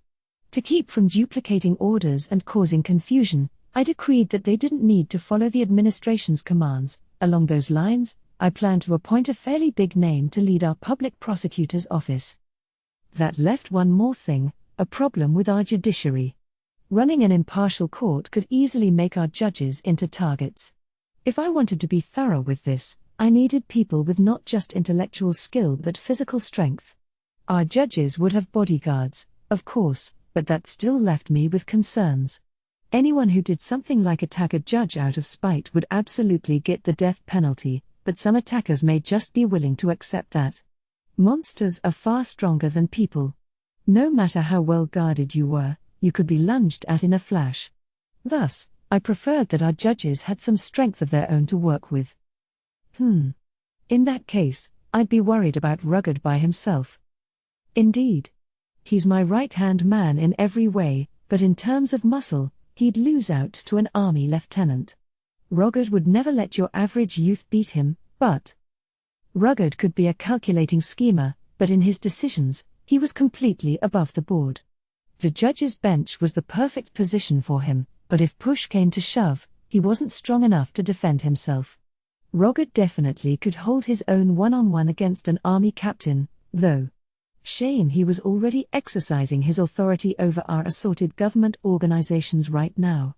Transferring him to the judiciary would be tough. Also, I'd really like to establish a public prosecutor's office in our administration.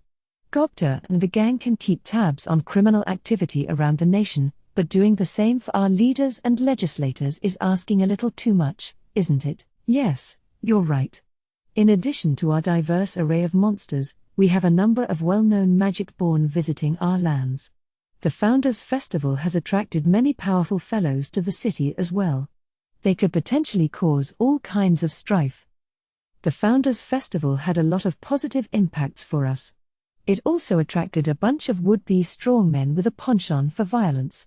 That was, in a way, what we aimed for, but some of those fools couldn't keep their brawling inside the labyrinth.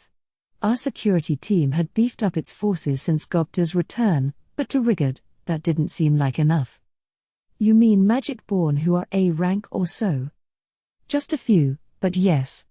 They didn't show any outward signs of violence, but I do think we should stay on our guard. He was right. Better to be prepared. There was wide variance between people's abilities to fight, so if we waited until a magic-born went berserk, it'd be too late. So a prosecutor and a judiciary, and we still need to decide who to send as our Council of the West representative. Everybody's already got enough on their plates, so I hate to make any unwise personnel shifts. It could lead to potential chaos, indeed. A lot of headaches. Our systems were starting to fall into place, our laws being enacted, but our mechanism for keeping the whole thing running was still weak. And don't get me started on all the unfilled posts. I know this is one of the harmful side effects of growing so fast, but what I'd give for some more people. But no point stewing over people who weren't there. I needed a change of pace, so I decided to make a couple field trips to our worksites. Geld's construction of a new capital for the former Beast Kingdom of Eurasania was proceeding smoothly. All the foundational work was already done, the stakes driven into the bedrock, the magically reinforced concrete kept in place by rebar and steel frames, and seeing it was awe-inspiring. Magic-infused solid rock provided more merits than simply being sturdier. It emitted its own wavelength of magical force, allowing it to repel lower-level magic. You couldn't transport it with gravity reduction spells, which was a disadvantage, but that merit still made it worth the trouble. Once that huge, tower-like palace is completed, it'll be impervious to most magical attacks, whether from the outside or inside. On the site, I could see gigantic blocks of cut-out and polished magical rock, several hundred times harder than concrete, lined up in rows. In the middle, supported by this foundation, was a support column that thrust into the heavens. Blocks were suspended from it to construct the outer walls. The scale was so gigantic that even this column struck a dizzying presence. People darted around like ants, everything looked out of scale, proving just how massive this structure was. Well, hello, Soraimaru. Thank you so much for coming. Geld ran up to me, grinning as he greeted me. I had used Dominate Space to transport myself here, not wanting to get in the way of things, but Geld must have noticed me anyway. Hey, Geld. Long time no see. I'm glad to see everything's going well. Ha ha ha. Thank you very much. I'm sure everyone will be delighted to hear that from you. His cheerful laughter echoed across the site, much to my relief. He wouldn't be acting that way if things were awry. You can only enjoy your job if you're working in a bright, happy atmosphere. No, I mean it. This is better work than I imagined. It almost feels like you'll be done early, doesn't it? Yes, and I can only think it's because we've all opened up to each other. As Geld explained, he had been thinking for a while after our previous discussion. He took his thoughts to the Pow Magic Born, going around and listening to their complaints and grumbling. If someone just doesn't care, then nothing you can say will reach their heart. Geld wasn't the type to rule by force. Instead, he started by learning everyone else's thoughts. A lot of them feared their future treatment. Given how they openly warred against you, Soraimaru, they worried they'd all be done in once construction was completed. Huh? There's no way I'd do that. Of course not. We all know you're not that sort of cold-hearted demon lord. But they are new to all this, and they didn't know your nature, so I imagine they still had their concerns. So I told them all about my own experiences. To be exact, he told them about my battle against the Orc Lord and what became of the Orcish armies under him. The Magic Born seemed only half ready to believe it, but there were many high Orcs on the construction team, and they all backed up Geld's story, helping ease any doubts. Some of them said you were being too much of a pushover, Soraimaru. So I said to them, so what? If you can't even defeat me in battle, how are you going to rebel against a demon lord? That quieted them all down. Geld grinned. If this was Xion or Diablo, they might have blown their top and brutally murdered any Magic Born who said that. Again, it showed me just how broad-minded Geld was. So he had managed to open the hearts of our former POWs. Once a week, he said, he rewarded their efforts with wine and a tasty spread. Now they were cooperating as one, all smitten by Geld's sheer manliness. They really felt like they were being useful, which was the biggest thing of all. If they thought their work wasn't being recognized, it'd kill their self-esteem. Hard work not only freed them from being prisoners, it also showed them the joy of a job well done. It should be obvious, but this was far more efficient than any kind of forced labor, so the higher-level Magic Born's cooperation was providing us with a huge boost. With the increased labor force, we no longer had staff shortages. Work started to just hum along, and so construction was going faster than I expected. Compared with a building job in my old world, the pace was kind of frightening. In fact, there really was no comparison. All this with no heavy machinery, driven by elbow grease alone. It really made you take a step back, but then again, one look at the worksite quelled all questions. Common sense never applied to Magic Born. Some could take weights of several tons and just heft them on their shoulders, all by themselves. Any scrap material or rock could be pulverized with a single fist. Flight was a given with these guys, so safety at lofty heights was never a concern. Any regulations drafted with humans in mind simply didn't apply. I just had to nod, in awe, and accept it. No wonder this was going so fast. And this wasn't the only building site. In war, deploying in multiple directions at once is usually ill-advised, but not with construction. We decided that a multi-tiered plan that followed a certain order would be more efficient. It'd train our combat engineers as well, so I left teams of crewmen to our commanders, assigning them areas to cover. To be exact, we now had 4 distinct construction departments, one in Dworgen, one in Englesia, one in Eurasania, and one in Thalion. In Dworgen, we already had a complete highway in place. The inns serving it were finished, the roads widened to allow for a dedicated Magitrain rail line. We were even hiring adventurers as day laborers, wherever work's available. People come soon after, so things were pretty busy over there. Next, Englesia. Things here were about the same as Dworgen. We had built the highway there on the wider side as well, so rails were being laid down. That work would be completed soon. Construction over on Eurasania came last. We were expanding the highway right now, taking care to preserve the local ecosystem as we did. Any trees cut down during construction were slated for use in the building of the new capital, so we were fine-tuning our transport logistics.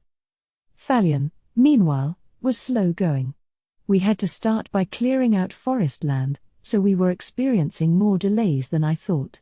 I'd assigned high orcs to handle this task as they were capable of carrying things around via their stomachs. The high orcs were the most skillful group for this, so simply making a road wasn't a problem. However, they also had to transport the trees they felled, and that required labor. Once things wrapped up in Eurasania, we planned to shuttle the staff over to Thalion to help out. For now, at least, they would open a path in the forest. We could take our time paving the highway later on. Opening the planned tunnel and installing rails were both projects we decided to put off for later. That was the state of things in the 4 regions. Not everyone agreed with the Magitrain line between us and the Dwarven Kingdom. Some people feared the possibility that we'd misread the Eastern Empire's moves and let information on the project leak out. They could potentially steal the Magitrain plans and use them against us in a military invasion, a kind of double-edged sword. We could also have the rail lines we spent so much time on get torn up and destroyed. Others suggested that we should be focusing our building efforts on things like anti-Empire military outposts. The highway's largest lodging facility was on the site where the road met the Emerald River. They wanted this reworked into more of a fortress city. I gave it some thought but opted against it. It seemed pointless. There was no telling how the Eastern Empire would move yet, so I hesitated to add further needless work to our plates. Even now, with more workers on hand, we still had tons to do. I didn't want to divert labor to more low-priority projects. That didn't mean we weren't on alert. We didn't take action because we assumed the Empire would do nothing. Instead, if they ever seriously decided to confront us, we'd simply crush them with everything we had. I had no interest in extended mind games here. It'd be stupid to stay on hyper-alert for ages on end. Depending on what they did, I was ready to use our full powers to bring any conflict to a very quick resolution. My cabinet and I reasoned that was the cleanest way to go at it. Yes, we did need to worry about damage to our railways and so on, but if it happens, we can always rebuild. We couldn't delay development because we were scared of potential future events, the Angels' attack, for one.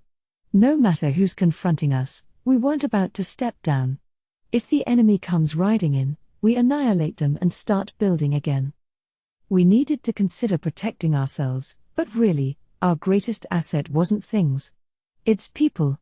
If we keep our workers safe, we're good. And after pursuing that plan, I found that our construction work was going at a shockingly fast clip. My final stop on this impromptu inspection trip was the Kingdom of Farminus. As promised, Yom had recruited a team to handle the preliminary work for a Magitrain line. They had picked sites for the rail line, according to the report I read, and surveying had just been completed. I figured they'd get to work on that after the harvest season was over, but Yom, Ormjuran, really, made this a bigger priority. Why wouldn't I? She said with a smile. We know how rich we can get off the foreign currency we receive for our crops. If we should ever have a famine, that's enough money to easily provide food support. I would absolutely hate to see your Magitrains ready to deploy and us without any railways to support them. She was more passionate about the project than I was. As the Queen of Farminus, she was now taking an active policy-making role for her kingdom. Ha ha ha. Guess I don't even have to be here, eh? This is more up Rommel's alley anyway. He's running things on site. Yom grinned as he introduced me to Rommel, a man I had seen a few times before, the sorcerer on Yom's team during his adventuring days, if I recall.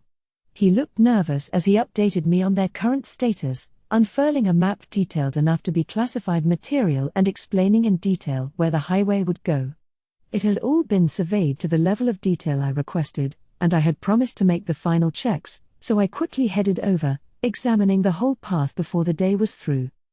There's still a few kinks we need to work out, but overall it makes the grade. You wrote down exactly who's responsible for each section, right? Yes, Sir Rimuru, we've procured everything as you outlined to us. Okay. Then have the people running this section, and also this section investigate these spots for me again. It seemed to me personnel training was going well here. They had a complete project map in place, all within permissible levels of accuracy. Some of the teams weren't quite all there yet, but I could tell they were diligently studying their craft. If they could look things over one more time, I was sure they'd recognize their own mistakes.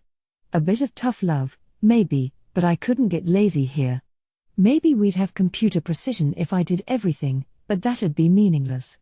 I wanted them to earn the achievement of doing this themselves. It'd help raise the next generation of engineers. At this rate, I didn't think the fixes would take much time. We could likely push construction up a bit. I'd probably need to ask Kaijin soon to get our automatic magical generators ready for them. These generators were real impressive, all but guaranteeing the safety of travelers on the highway to Bloomond. Since they operated as stone slabs reacting to magicules, they served as guideposts for the highway as well. Tempest's visitors liked them a lot, as did our soldiers who ran the highway patrol. The magicule count around Farminus wasn't as high as the Forest of Jura, but we planned to put the generators in regardless. Yom and his court gave us a warm welcome that day. I gotta love how you're still swaggerin' around by yourself everywhere. Doin' whatever you want, huh, pal? I'm jealous. The drunken Yom seemed pretty serious about that. But he misread me. I wasn't alone. I've got Ranga with me, actually. You called, Master? He popped his face from out behind my shadow. Whoa. You were there? You startled me. I'm sure he did. I doubt many people could hope to lay a finger on a demon lord, but it is the duty of any humble servant to be concerned for his master's safety.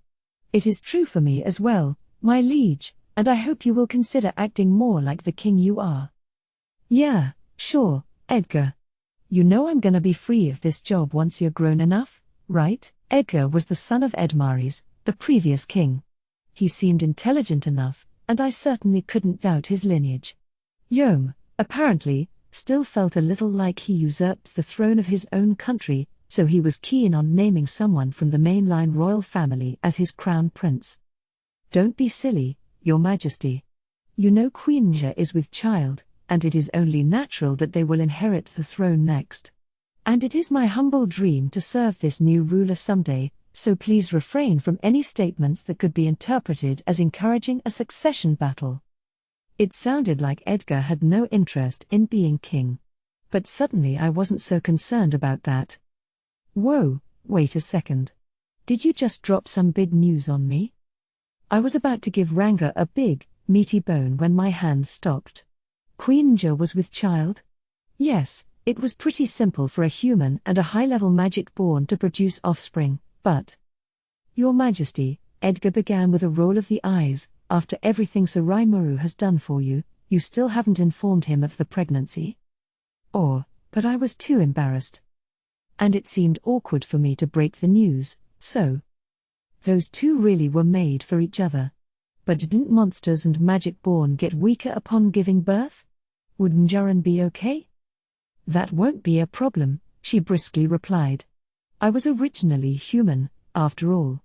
And I may weaken, yes, but at this point in my life, strength means little. I'll retain all my magic and knowledge, so it will hardly be much of a hindrance. And by the way, that Gruaseath still ain't recovered from the news. Guess it was too much of a shock for the guy. I was wondering why I hadn't seen him at all. But hey, there's plenty of fish in the sea, you know? Not that it was for me to comment on anyway. There's never really been a significant other in my life. It's something Gruaseath was gonna have to tackle himself. Well, my condolences to him. Are your Night Corps doing okay despite that? Diablo had managed to tame the bloodthirsty rebel forces of the past. I didn't think there was much to worry about, but if their captain was in that state of affairs, it gave me pause. It's going fine. His pals are still around, and I tell ya, Rosin's really pullin' his weight, too. Livin' legend is right, I guess. He's constantly impressin' me. Oh, right. Rosin was here.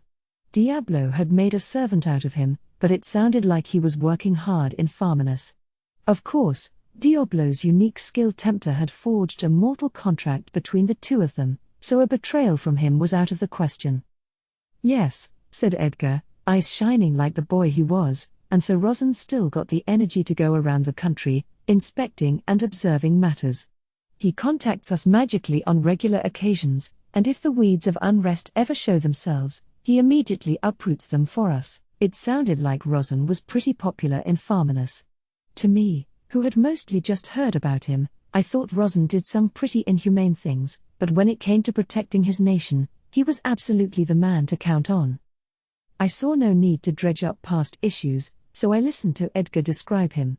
It was interesting, hearing about things from someone else's perspective. The winners write the history books, as they say, and the losers come out with nothing. To the citizens of Farminus, though, King Edmaris and Rosin were the good guys. If I had lost the battle against the Farmus forces, right now I'd be touted as a fiendish warlord leading an apocalyptic horde of monsters. I didn't want to look down on anyone, but that's the kind of freedom winning got you. Along those lines, the new nation Yom established could be classified as a pretty big success. The more talented people in office beforehand were still maintaining their roles, keeping the nation well administrated and discontent at a minimum. They were also controlling the media to keep us from gaining a bad reputation, and Tempest was now seen as a friendly partner. At this rate, any prejudice against monsters was bound to dissipate over time. Diablo's talents really shone here, I think. He gave me pretty much the exact results I wanted. I guess he's just that good at reading people. So everything was going according to plan. That gladdened me, and I rounded out the night talking merrily with Yom and everyone else. While I was at work, Ramirez and Veldora were apparently tackling something of their own. Once I returned from my inspection run, they were waiting together to greet me. With them, it'd either be a major problem or something they wanted to brag about, and this time it was the latter. We've done it, Rimuru. We've completed our test unit. If the tests end successfully, we can begin mass-producing these with haste. And lemme tell ya, I'm brimming with confidence about this. Come on, check it out. I let them hurry me along. Tempest currently had several research sites in operation. One was the workshop of Kurobe and his apprentices, open to the public. Much of their R&D was stuff that had no value if stolen, unless you had someone with Kurobe's talents. The special weapons I enlisted them for were an exception, but for the most part, we revealed all the weapons and armor created in there. A little advertising never hurt, and we had decided to release this stuff with a splash, introducing a spring line and everything. I wanted to mold Kurobe and Garm into real, established brands someday. But we were headed elsewhere, to a facility handling a range of research kept classified by the government.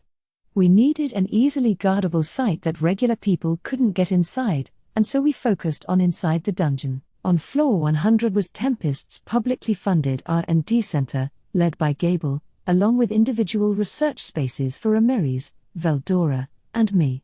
We had another large facility on floor 95, inside the park we established on that level.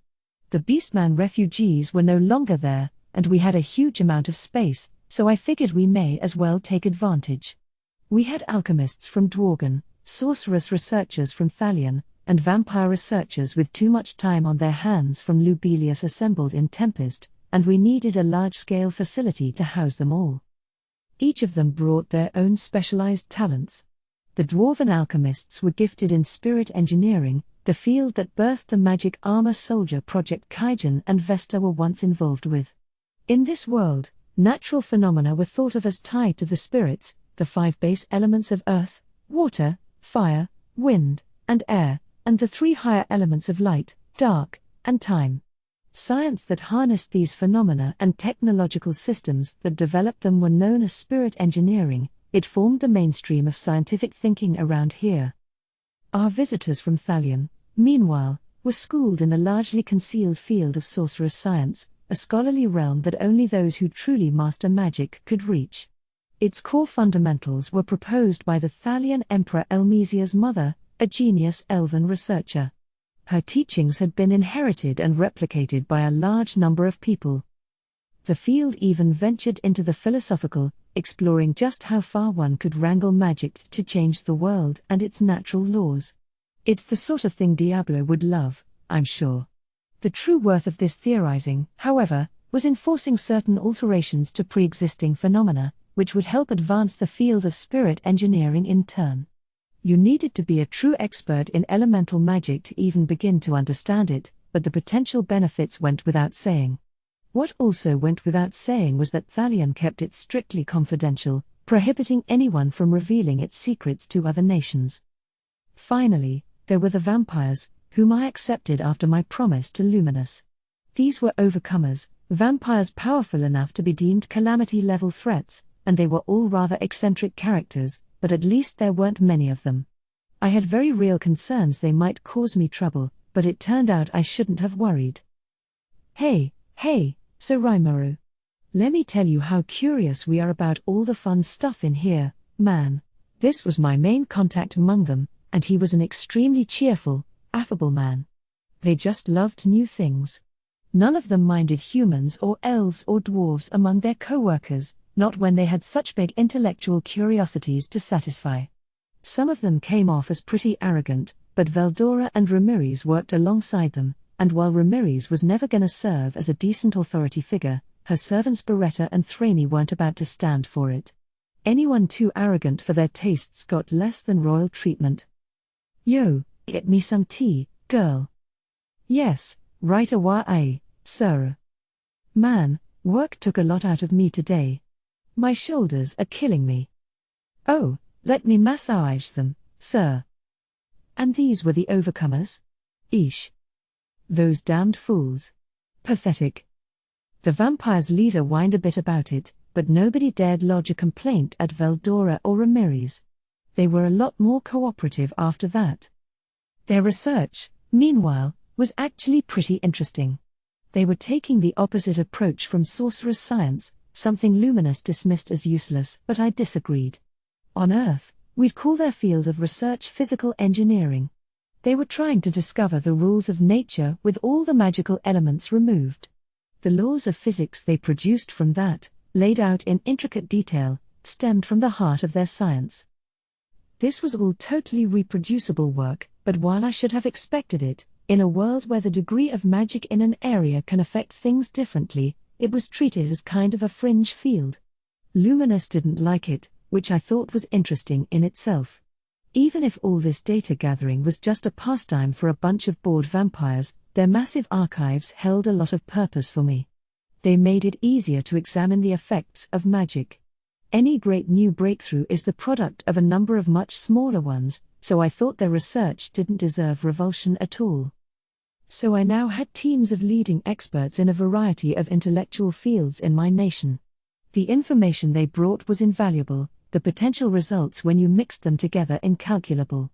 Our nation's task was to secure their safety and comply with any secrecy requirements related to their results. I thus had all researchers wear special Ramirez crafted bracelets, basically unlimited use resurrection bracelets that also provided communications and teleportation within the labyrinth, although only between the research facility and the surface. The need for confidentiality would be an inconvenience for many researchers, so I thought this freebie could help them out. None of them could leave floor 95 without teleporting. Their data was recorded whenever they did so, preventing leaks. They could also ask a dryad to teleport them, but that required Thraney's okay, so any spy activity in the labyrinth would be doomed to fail. Of course, I thought the overcomers had an honest chance of fighting their way down the normal route, but it'd be inherently dangerous. Not even I knew all the traps laid throughout, but I doubted even a talented team of vampires would find it a cakewalk. We kept tabs on their movements, so we could tail them in case they tried anything and capture them once the labyrinth hopefully slowed them down. We had such draconian measures in place for a good reason. Angels apparently come down to attack advanced civilizations in this world, and that was a big part of it. Ramirez's labyrinth couldn't be a better safeguard, Even an angel attack could be kept away from floor 95. If worse came to worst, Ramirez bragged, she could just update the dungeon and swap floor 95 out with floor 99. This city and facility in the labyrinth's deepest recesses was the safest spot in all of Tempest. Keeping it fully isolated was a great way to stop classified leaks and maintain the health of its inhabitants. Floor 95 provided the most extensive services my nation had to offer, and I thought it'd be more than enough to satisfy anyone who took advantage of them. By the way, our former main research site in the sealed cave was currently closed off. After multiple rounds of hypocoute cultivation, the concentration of magicules in the herbs had started to take a dip. They were still high, but we anticipated that yields would continue their downward trend. So we decided to change cultivation sites, or really, we just devoted a section of floor 93's flower gardens to hypocoute growth, upping the magicule count to encourage sudden mutations among the weeds. Gable's lab was already moved to floor 100, too, so that made things more convenient for him. The shuttered cave was now populated by wyverns, accessing the site from an expanded tunnel extending to the mountain's rear side. This was classified as a military secret, more or less, so the public wasn't allowed on premises. As a result, we planned for all top-level research to be done in the labyrinth from now on. It was this large-scale facility on floor 95 that the two of them guided me to. We didn't visit one of their private rooms, signifying this was the result of collaborative work with the others. Work on the test unit was going well, apparently, as was the related research, and they even said it'd be done before our rail lines opened up. I hadn't been down to floor 95 in a while, and in the meantime, it had transformed into a sort of forest city. In the middle of a beautifully kept park, there was a townscape that seemed to sprout up among the trees. I was impressed at how quickly they set all this up, but was sure we were seeing some elven ingenuity at work. Maybe the treants as well. Either way, it was a lovely space. Transient labyrinth challengers, of course, couldn't come in here unless they were studly enough to hack and slash in the long way. I personally took advantage of the members-only elf club from time to time but almost never came here during the daytime, so I didn't think it had changed quite this much. I left its development wholly in the hands of Veldora and Ramirez, and I have to say that I liked their work. It offered variety from the rest of the levels, and I'd love to enjoy a leisurely tour sometime. That was on my mind as I followed them toward a modern research building, made of reinforced concrete and standing out within the park in the middle of the city. There was a large building situated next to it, with one block devoted to accommodations for visiting researchers. I had directed the construction of this building, but now, for some reason, it had this natural, weathered look to it. It struck a really unique presence, and I didn't mind it at all. Very charming. I like how it's kind of nestled among the trees. Right? Every research lab needs to look like it houses a dragon's hoard of secrets. Veldora was patting himself on the back, like a kid who just completed work on his secret treehouse hideout. I have no idea what, or who, gave him such a skewed view of the world. Everyone's getting along so well in there these days, you know. There was talk about forming a kind of secret society. A secret society? What were these people even doing in there? He. You're the one who blew the lid open on all their research first, aren't you, Rimuru? That sure took care of anyone looking to steal people's data and make it their own. Ah yes, that did happen. There were a lot of walls between nations, and plenty of clashes of opinion between the world's scientists. Most researchers, keeping their homeland's interests in mind, concealed their tech while trying to absorb some from their rivals. I didn't see that as constructive, so I just laid bare everything we knew. The word classified didn't mean anything to Raphael anyway. So I collated it all into easy-to-grasp instruction manuals for the public and passed out copies, using up all the valuable paper Yuki procured for me. Maybe a little wasteful, but I felt it was a justified loss. I really wanted to manage our documents with real plant fiber-based paper, not parchment. The stuff Yuki gave me was apparently from the Empire, and it was almost as good as what I had on Earth. Giving it all away, I thought, demonstrated just how dedicated we were. Ever since then, researchers had become a lot more frank with one another. Their intellectual curiosities drove them to seek collaboration, finally. Right, I collated all the secret info out there into written documents so anyone can browse through them. There were, a few complaints about that, but I think it's gonna do a lot to advance technology. Oh, it will.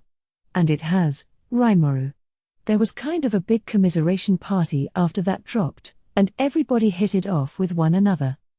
As Ramirez explained, once everyone gave up on concealing their data and started working with others, it created a weird sort of solidarity across the lab. Since then, they had stopped being so obsessed over their home nations. Even the overcomer vampires were treated as friends and equals now. It was really fascinating to see, and I liked seeing it. It was great, but what came after was the problem. The researchers were now their own little community, with Veldora and Ramirez at the top, and thanks to that, the community was now an organized group. A mysterious environment where everyone could research whatever they wanted to their heart's content. A system exactly like the evil little secret society we had going. Ramirez, boundlessly fascinated by all this stuff, was now the mascot/head cheerleader of them all. Veldora, meanwhile, was positioned more like a mafia boss. At first, I grumbled about it, I turned my eyes away for a moment, and this happens. But then it dawned on me that if I had been around, it probably would have happened even faster. Wait. Nah. It wouldn't, I swear. So anyway, here's how we've arranged the externals of it. What do you think? Cool, eh? Like a villain's secret hideout? Oh, God, it was a secret hideout. A lot of Veldora's knowledge was based off things regenerated from my memories, particularly manga and the like, so no wonder I could identify this at a glance. Look at you guys, having all this fun without me. Qua ha ha ha. Let me assure you, we are only getting started. We'll likely need to tap into your intellect shortly, you see. That's right, Rimuru. You're always constantly surprising us, so now it's our turn. So let's show you what we've been working on, and then I want to hear your feedback. Veldora laughed at my, completely honest, complaint. Ramirez provided me at least a little sympathy. If they were touting it up that much, I couldn't pout like usual. Regrouping, I stepped into the lab. People in white coats restlessly beavered away. I passed by them as we came to what looked like a model train. Hey, boss. Surprise. It was Kaijin, of all people, in a lab coat that didn't look at all right on him. He seemed to be running things around here. The space, the size of a college lecture hall, was lined with rails, to the point that you had to watch where you stepped. There were miniature mountains, valleys, tunnels. Maybe they were doing aerodynamic analysis or something? Wow. This entire space is a test facility? Aha. Way to get it on the first guess. But what's really amazing are all the people gathered in Tempest for this. It ain't easy to build a facility this size. Kaijin was right. This only worked because of all these scientists working under the same roof. They had used assorted types of magic to create this massive diorama of sorts, the precision-crafted model riding the rails made by Kaijin himself. What's propelling this train? I could have Raphael assess it, but I made the effort to ask instead. Steam, Kaijin replied with a smile. I nodded. That made sense. For now, your only option for driving a train would be horses. That was what we had pulling the cargo carriers currently using the highway rails. That allowed only for the same weight you could put in a carriage, of course. Using those rails improved safety and contributed to traffic management, but I can't say it made things dramatically more efficient. There were proposals to employ golems or monsters to pull them instead, but that was still just a stopgap. We really needed to develop engines, and steam engines were our top candidate. Not, of course, the type from olden times that burned coal or whatever. We had conceived something that took the best bits from both magic and science. That's the whole reason why I called it a magitrain. The concept called for an engine that would apply magic, driven by magical energy, to the combustive energy created by steam. This was a sort of template for magical cores, and despite its simplicity, it still required some high-level magic tech. Magic functioned on different principles from natural phenomena. You could use it to create the effect you had in mind, but it was difficult to derive a standard rule set based on that. For example, let's say you had a candle burning inside a closed glass container. The oxygen would quickly be replaced with carbon dioxide, snuffing out the flames, but if it was magically created flames, it would keep on burning forever. As long as the force and magicules instilled by the caster didn't run out, the flames will never disappear, although, of course, no caster had infinite power. Based on this experiment, magical flames clearly ran on different rules from scientific phenomena. It was thus difficult to take one magical procedure and apply it successfully to something else. That, I guess, was why nobody thought about connecting magic to physics in this world before now. However, the magic in this example is so-called elemental magic. Spirit magic, where one borrows the powers of the spirits, is not affected by the image the caster places into their spell. It's magic that utilizes the power of a spirit, something that must conform to the laws of nature. As a result, flames driven by spirit magic still consume oxygen and produce carbon dioxide. When I fought Ifrit, the great sage taught me a thing or two about steam explosions, and that trick only worked because Ifrit's flames worked under similar natural laws. If it was elemental magic instead, using magicules to rewrite those laws, it may have been completely ineffectual. It's also why I could use spirit magic under that holy field. Also, in the past, I used inscription magic to heat up metal and illuminate caves, but in the end, that still didn't produce enough light. Dole did a little innovating to apply the elemental magic light and change the inscription to transform magicules directly into illumination. Basically, this world lets you use magic to skip procedure and go straight to the results. That had the adverse effect of delaying scientific investigation into natural phenomena. Science based on physical phenomena was better handled using spirit magic, itself based on nature, and that's how I hit on the idea of spirit-based engines in the first place. We had been using the heat we generate in the forge to do things like warm-up baths, you know. But not even I thought you could use steam this way. Kaijin gave me an impressed look. I was more impressed that he actually created a steam engine based off my description alone.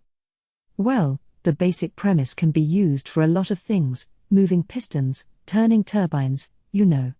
Using steam, or heat energy, can help you do physical work, or you can convert it to electricity. The latter's something to tackle later, but it looks like you've worked out pistons just fine for now. Yeah, as you can see, boss, you can get a lot of power from electricity if you use it right. He turned to the miniature train. I had spoken to him and his team about electricity before. They must have kept up with their research, because now he demonstrated a pretty good understanding, even better than mine, maybe. There were 6 cars connected to his model locomotive, each filled with little metal balls. If they were real, that was a pretty hefty weight it was pulling. We tried to replicate every possible environment in this test room. Right now it's in a tropical rainforest. In the next space over there's a desert climate, and next to that is an area with heavy snowfall. We're getting data from each room so we can make designs for pretty much any environment. Thraney was now explaining matters to me, Ramirez taking the opportunity to sit on her shoulder. The vampire in the room, canines sparkling, nodded their approval. Yes, glad we could be of service. I just love experiments like this. The vampire leader was a cheerful kind of guy, but definitely off-kilter. It wasn't that he enjoyed research so much as there was no room in his mind for anything else. But I'm sure they were helping a lot. I had been provided a carefully kept notebook filled to the margins with writings. This was pulp-based paper.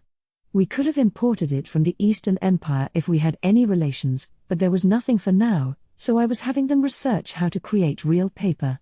Gable's team was good at this sort of non-headline grabbing work, and when I left things to them, they quickly started test producing some low-quality paper from tree pulp. I hadn't given any further instructions since then, but through a trial and error process, they had quickly reached this current level of quality. I know they had samples to work with, and documentation from me outlining the whole procedure, but it was still amazing. They deserved praise, and I resolved to give it to them. But back to the notebook. It was a neat piece of work, a series of questions, hypotheses, experiments, and results. Dynamic force and the magicules needed for an engine to provide it. Consecutive operation times and subsequent engine deterioration. Estimates on maximum load and weight distribution on the freight cars. They even used all that to calculate the stability of each room setup and figure out how fast they could operate the trains. All this data would come in handy when making the full-size locomotives. I just took a quick read through the notebook, but it seemed to me like the needed theoretical work was already done. We had a working model, after all, so I figured it was time to build a test engine. Unless? Hey, Veldora, this isn't the only test vehicle you built so far, is it? He. Well spotted. You're an intelligent slime if you've already noticed. Veldora grinned at me, Ramirez sneering on his shoulder. I looked around, only to find Kaijan and his team, Thraney, and even Beretta doing the same. They had all filed in at some point, standing in a row by one of the doors. So this means? It was a lot of hard work, you know. Summoning a fire spirit within the engine wasn't enough. You need something for power control, and if it was done manually, you'd need a decently well-trained shaman in the train at all times. We could train enough of those for our whole fleet, maybe, but that'd take too much time. So they put together a magic circuit that automates the whole thing. It's a control board that combines the fire spirit core and the inscription magic that controls it. Put them together, and this is what you get. Kaijan slowly approached the door as he spoke. Normally, summoning spirits is where our attempts started to fall apart. Lower-level spirits don't have enough power, after all. You at least needed to summon a flame salamander or something mid-level like that. Those were B+ monsters, and no normal person could summon one and keep them stable for long periods of time. Was Ramirez involved with this? As the former Spirit Queen, it seemed in her wheelhouse. But containing my surprise, I watched as Kaijan put his hand to the door. Whoa! This is it, it was waiting beyond. Its body shone lustrous black, clearly made of magisteel and looking like some ominous monster of iron. Here is the result of our combined skills, Magitrain number 0. Vesta's proud voice rang out as I marveled at it.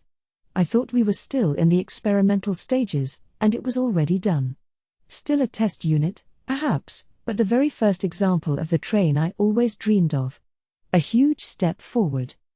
We're planning to test the body's durability and performance. We're also going to add not just freight cars, but passenger cars, sleepers, and even dining rooms. Completing the steam engine isn't the end of the story, of course. I still wanna get into the nitty-gritty to try to make this as complete a package as possible. Vesta and Kaijan were both excited. The other researchers seemed just as impassioned as they looked at number 0, but I'm sure there was still room for improvement. For example, regarding the electricity you discussed with us, that's some pretty tricky stuff to handle. We had a wind spirit generate lightning for us, but harnessing that energy as is looks like a non-starter. I'm sure it would be. Electricity can do anything, really, but it took a certain methodology to handle. We need to develop capacitors first. Once we do, we can use the heat the steam engine generates to create electricity. It'll be a lot easier to operate a train then, so I think it's a worthwhile approach. This was all a little over my head, but Raphael was kind enough to translate technical books from Earth into the local language for me. I had already provided these to the lab, and I guess Vesta's team was making ample use of them. It was sort of like recycling magic, and if it made things smoother for us all, then bring it on. Oh, and about that. I wasn't sure whether to say it when it came up, but I thought we could discuss it while looking inside this guy. A picture's worth 1,000 words, as they say. Come on in. Wait, were they already using electricity somehow? I began to doubt myself as I followed Kaijan in, only to find a surprise waiting for me. The inside of the locomotive was bathed in a soft, gentle light. I shot Kaijan a questioning stare. We readied ourselves for this the moment you gave us all those books, boss. Right, Vesta? Yes. So Rimuru, Ever since you tasked us with researching ways to use electricity, Kaijin and I have been poring through all the materials. There were still things we hadn't grasped inside them, but with this many scientists gathered together, I thought we could get some help from them. Right. That sort of thing. So they helped find answers to our questions. Plus, when we looked at that girl over there, Lady Ramirez's elemental colossus, that is, it just blew our minds. After all, it's basically a completed version of the magic armor soldier project we had abandoned. Certainly, having a real-life sample to work with made things easier to grasp. The new elemental colossus currently under construction was already being used as an experimental test bed, it seemed. Very much so. Reading those books, and gaining valuable feedback from everyone else, made us realize our great mistake. Back then, we thought that spirit and elemental magic were the same thing during our experiments. That's where we went wrong. Yeah, so we looked at the sample to verify what we were missing. What they found was that different types of magic can run by wholly different sets of rules. Ramirez's elemental colossus ran on spirit magic, or more specifically, it used a summoned spirit. Kaijin's team was trying to operate a spirit core with elemental magic, but they just couldn't get it started up. Our answer to this, unfortunately, was to up the magic output. This led to magic-generated heat with nowhere to go, and the experiment ended in failure. I see. Although, maybe the Colossus was arranged like this only because Ramirez couldn't use elemental magic. Regardless, that wound up being the key to its success. The Colossus was driven by a primitive sort of spirit core, but with all the scientists on hand here, they were apparently on their way to restoring its full abilities. Once they fully analyze the master core I created for it, it'll be a full-fledged magic core again. I don't know whether to be happy or sad about this. Me neither. Here's this theory I gave up on, and we only failed because we had an assumption wrong. Here was something that, after all their research, showed no sign of working based on theory alone, but once they solved a little misunderstanding, everything just worked. I'm sure all Kaijin could do was laugh about it. Right? So if we have a magic core, we can convert magicules to energy, although this energy comes in several types, too. It's hard to easily explain. This locomotive converts magicules into heat energy to work a turbine. It can also generate electricity as you said, Rimuru, so that's why we can light up each car so brightly. What a surprise. I mean, seriously. So this car was driven by a completed magic core. Giving magicules to each type of assorted spirit provides you the ability to convert them to useful energy, and you could even circulate this energy around. Electricity created by the turbine can be fed back to the magic core, they said, storing it for later use. I was sure they could generate electricity more directly, but apparently that made things harder to control, so they made it so the system used what the steam engine generated. When it comes to electricity, high output isn't necessarily all you want. You need both a power plant and a transformer, not to mention storage batteries to keep that energy, and they were handling all of that just with a magic core. Plus, the magicule fuel was all around you in the air, and if it wasn't enough, you could just use a handy magic stone to power it. The running time depended on the magicules, but in a rich environment without aggressive operation, it was essentially forever, with maintenance downtimes. Truly, a miracle power source. Well, Rimuru? Surprised? Even we can do stuff like this when we get serious. I hated to see Veldora and Ramirez brag, but it really was amazing. Credit where credit is due. This is really great. Keep up the good work, guys. Certainly. It's smooth sailing from here on out. They knew they were being complimented. Now I wanted to brag to someone. It wouldn't be long before our nation had a train system, and after that, our magitrains would start sweeping across the world. It was exciting to imagine. So, boss, there's something I wanted to discuss. Oh? What's that? Well, we wanted to hold a friendly icebreaker to celebrate the completion of Magitrain number 0, and along those lines, a massive, all-out drinking bash and party in the name of a friendly icebreaker, huh? And at my favorite nightclub, too, of course. Well, fine. Perfect. All right, everyone, let's drink out the rest of the evening. Or, thanks, boss. I know you sponsor that fancy tavern, so I couldn't go around reserving it just for ourselves. Kaijin flashed me a relieved smile. No, it's not really the kind of place I'd invite busloads of friends to party in. In fact, I don't think everyone here could even fit inside. Even for Kaijin, money wasn't necessarily the problem. Well, how about I have them set up some outdoor seating? We can close it off to the public for tonight and call it a staff appreciation event. Given how well everyone worked with one another already, icebreaker was a misnomer. So I decided to cover the bill for a party to thank them for their efforts. Though, really, to be honest with you, any excuse was fine. There's no better way to celebrate something than with good drink. Whether it's a little get-together or a company event, as long as it's time spent with one another, it's all the same. And what luck, we happened to be in an elf-run town that was like paradise on earth. Time for everyone to share in the joy and charge our energy for the future. Kwa ha ha ha. How understanding of you. We can't wait, Sir Rimuru. The staff, just as excited as Veldora, all thanked me in unison, as if they practiced regularly. Even the vampires enjoyed some alcohol, I guess not requiring fresh blood widened their palates a bit.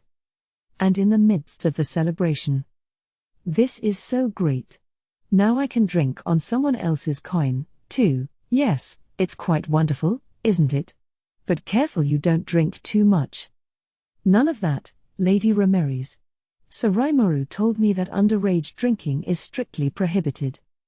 A certain pipsqueak tried seizing the moment to wet her whistle, but she was thankfully stopped in time. Chapter 2, New Companions. The demon trampled across the dark realm like a savage beast. Beyond the gates of hell lay a spirit realm one could call the land of the dead, or even hell itself, and there he was annihilating demons, like a living manifestation of violence. The powerless ran screaming, the more powerful banding together to defend themselves, but to that demon, it was just helpless struggling.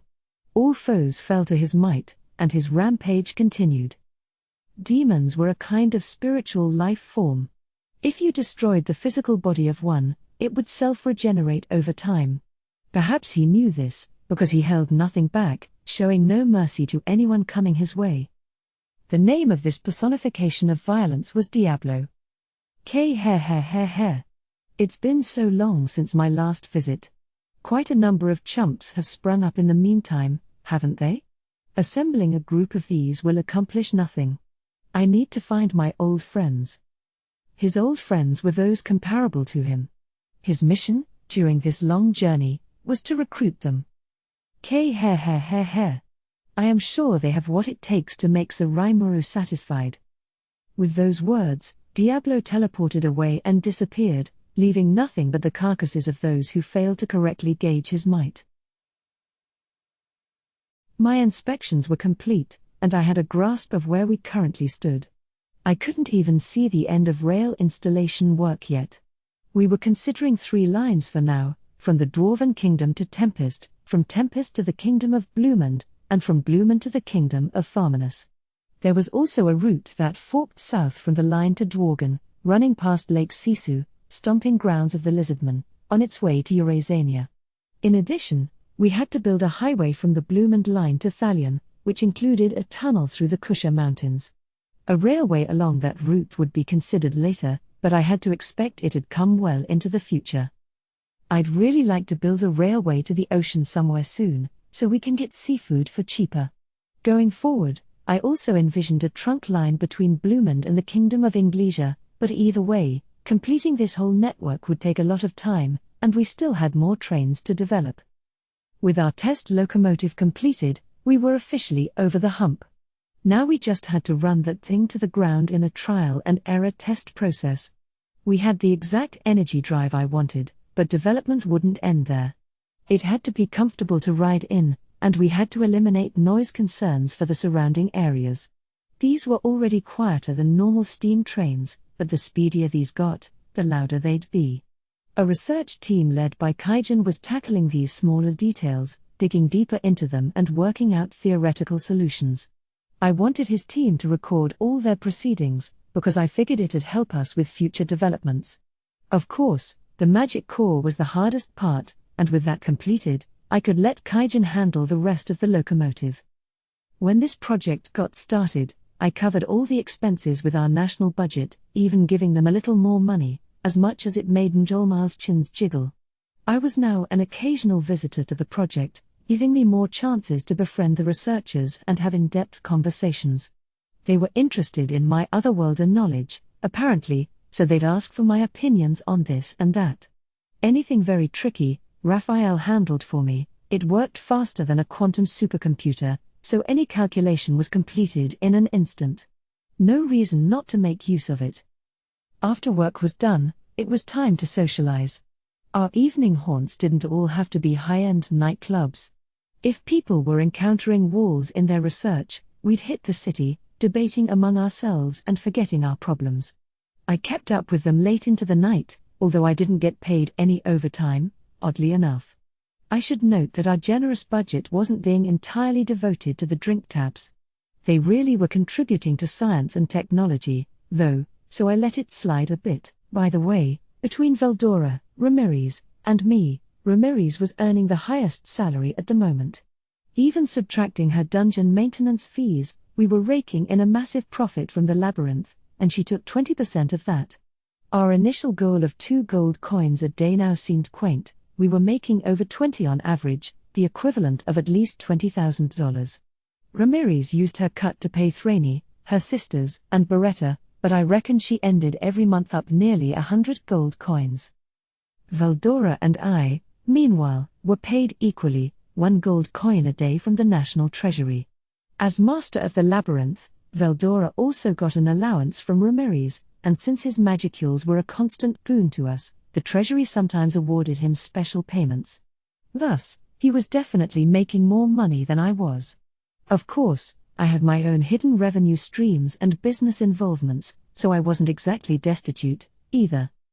Inspired by everyone's suddenly impressive work ethic, I resolved to put in more of an effort. First, it was time to get serious about the physical body vessels I promised Diablo. Ramirez was my assistant. We'd also be working on bodies for Thraney's sisters, and I wanted to get her feedback. She kindly accepted the request, although she was already whining to me about needing more personnel. I really need someone to handle all the odd jobs I need, and I have a few other things I wanna ask you for, too. With Thraney and Beretta alone, I can't quite seem to keep up with all my work. I thought she just wanted more people to brag about herself to, but recalling how busy Thraney and the others looked, I reconsidered. Plus, Ramirez wasn't just my assistant. She had her own mission, craft a new elemental colossus. Its heart, the core of the whole thing, was complete. I had a skeleton and framework in place, as well as a sample elemental colossus to work with. I figured we could just proceed based on that, but modifications always take a lot of time. Kaijin's hands were full with the trains, and Vesta was hard at work by himself, picking up his old armored soldier project again. He was already lending a hand to Ramirez in his spare time, and I worried he was overworking himself a bit. This was going to be built into the completed magic core, so I want to get some test data, and for that, we'd need as many people as possible. What about Veldora?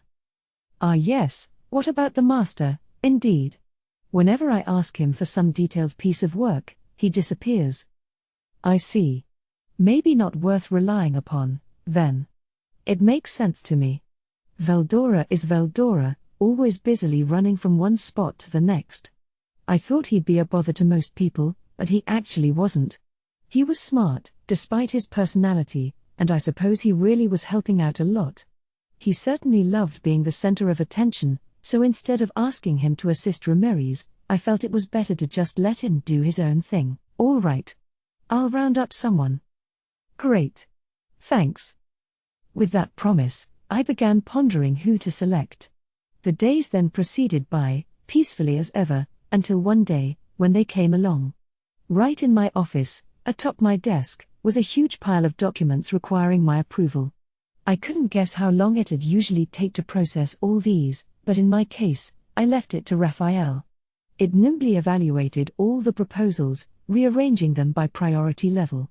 It approved or rejected them, and then I applied my stamp, all in a continuous flow.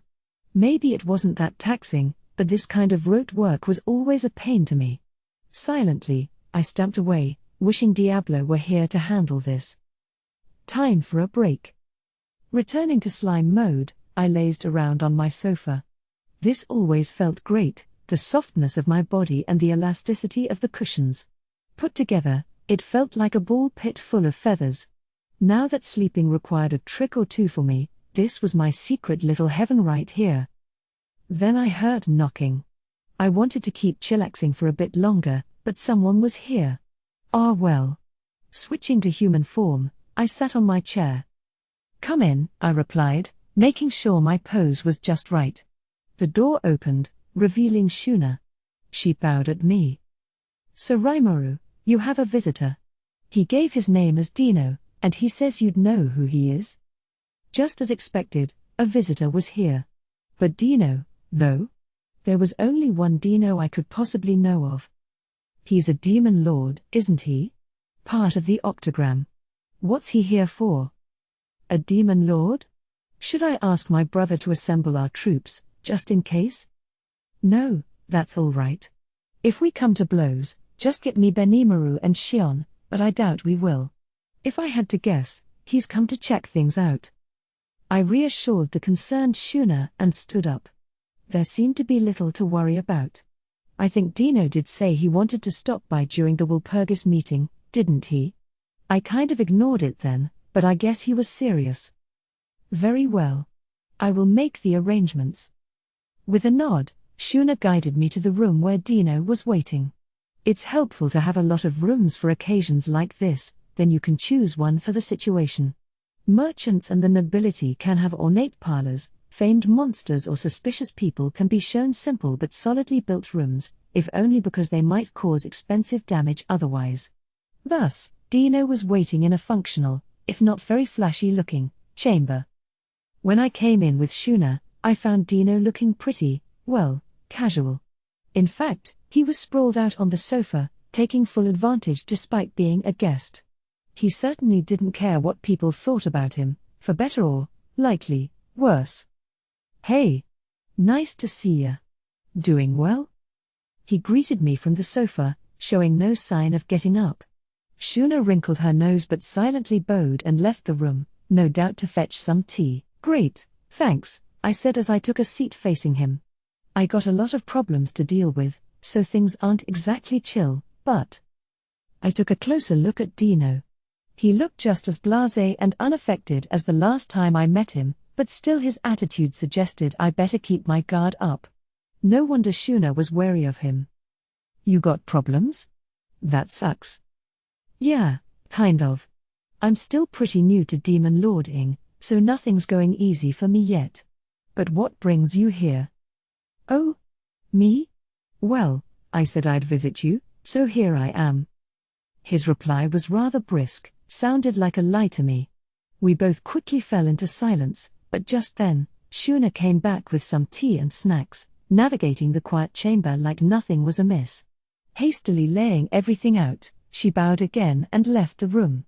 She really is a professional. I took a sip of tea and turned my eye toward Dino. He was the first to relent. "Well, to tell you the truth, I got kicked out of Dagrel's place." "Huh?" "Yeah, you know, I'm kind of homeless, so I'd been hanging at Dagrel's joint. I'm also penniless, so..." Whoa. This is a demon lord? He may be honest, but this guy's bad news, isn't he? So I thought about what I ought to do, and I remembered that Dagrel's sons had nice things to say about their time in your country. So now I'm looking for a place here. I couldn't show him a single iota of mercy. "No. You can't." I immediately turned down the request. "What? The room fell to silence again, Dino reacting like he never pictured me saying no. If he was really that oblivious, that surprised me even more. Yes, I knew him, but I had no obligation to house such a sketchy drifter.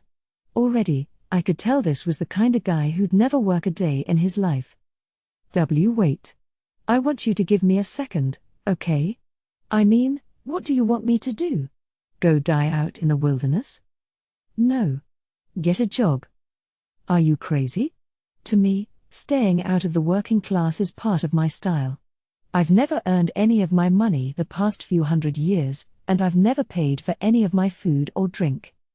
Well, there you go. You're penniless because you don't work. No wonder you can't pay at restaurants. Wow. Impressive.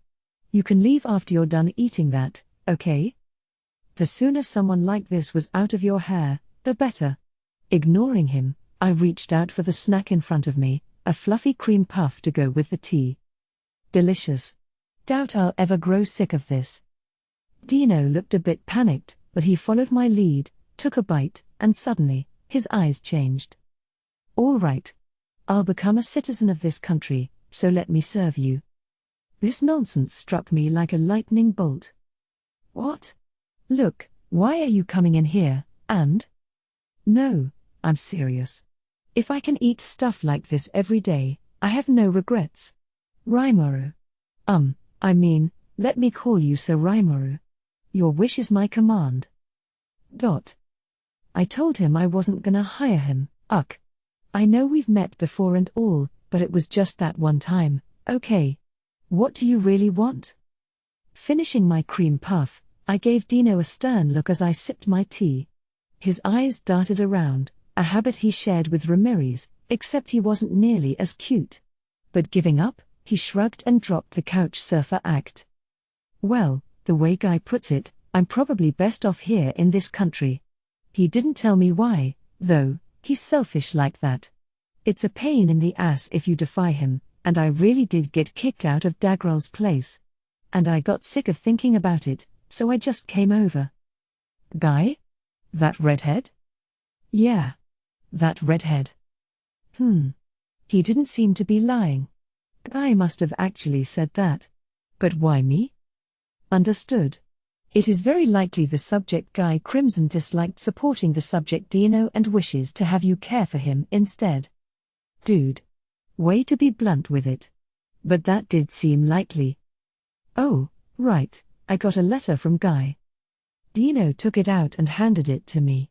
Between the seal and the eerie force oozing from it, I could definitely spot Guy Crimson's mark. The entire contents of the letter, take care of Dino for me. Guess I wasn't wrong, then. If Dino was carrying this around, he must have been mooching off Guy for a while. Apparently, I was having the hot potato thrown in my direction now. So, we good? No, we're not good. Irritated, I thought matters over.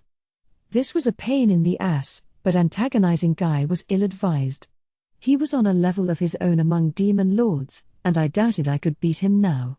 It'd be safer, certainly, to accommodate Dino than tangle with Guy. So do I just grin and bear it? If I do, I'm not gonna let him screw around. I never invited him as a guest, and I didn't want to set a bad precedent. Then I remembered, this guy's subservient to Ramirez, isn't he? And she said she needed more staff. Maybe this is actually perfect timing. I can't let my guard down around Dino, but, whether he meant it or not, he did offer his services, so I may as well reach out and accept them. Yes. Let's make him Ramirez's assistant. I grinned at him. All right. But you're gonna have to work. What did you say? Quit acting so shocked, dude. You told me seconds ago that my wish was your command. Bottling my frustration, I tried to explain the job in question to Dino. Of course, when I say work, it's really simple, actually. I want you to be an assistant to Ramirez. Ramirez? She's here, too? She sure is. She's helping with a lot of my work. Huh? I thought she was like me, just holed up in her labyrinth all day. Looks like Dino thought Ramirez was a kindred soul. I could see why, but these days, she was actually working pretty hard. No, she's pitching in around here now, and between you and me, I think she's having a lot of fun. I want to focus on development, but I have all these other things keeping me busy, so she's really a big help to me, I'd never tell her that since it'd go to her head, but it was truly how I felt. It stunned Dino into silence for a bit, but after a few moments, he gingerly spoke up. "Esther, what kind of work would she have me do?" He sounded really against it. I thought about telling him, but maybe not right now. Better to just put him on the job and teach him whatever he needs to know on site. "Well, no need to fret about it. Whatever you're able to do is welcome. But let me show you to your workplace first." MMNGH. "All right. Don't expect much from me." "Oh, don't act that way before you even start. I think you'll be just fine. Probably you'll only be following Ramirez's directions, so." With a pang of anxiety still fresh in my brain, I decided to take Dino to our personal laboratory on floor 100. Taking the direct trip there, we proceeded past Veldora's chambers, the large room he used as his lair for engaging challengers, and his private quarters behind that. He was nowhere to be found, either. I wondered where he went. Probably out goofing around somewhere. "Dude, why are there so many magicules around?" "Oh, that's Veldora's room in there. Don't go in, okay? He's pretty selfish, so he gets pissy if anyone touches his stuff." Veldora lives here? I've been wondering since the last Walpurgis, how are you two connected, exactly?" "We're friends, is all." "Friends? You seemed like more than acquaintances to me, yeah, but... well..."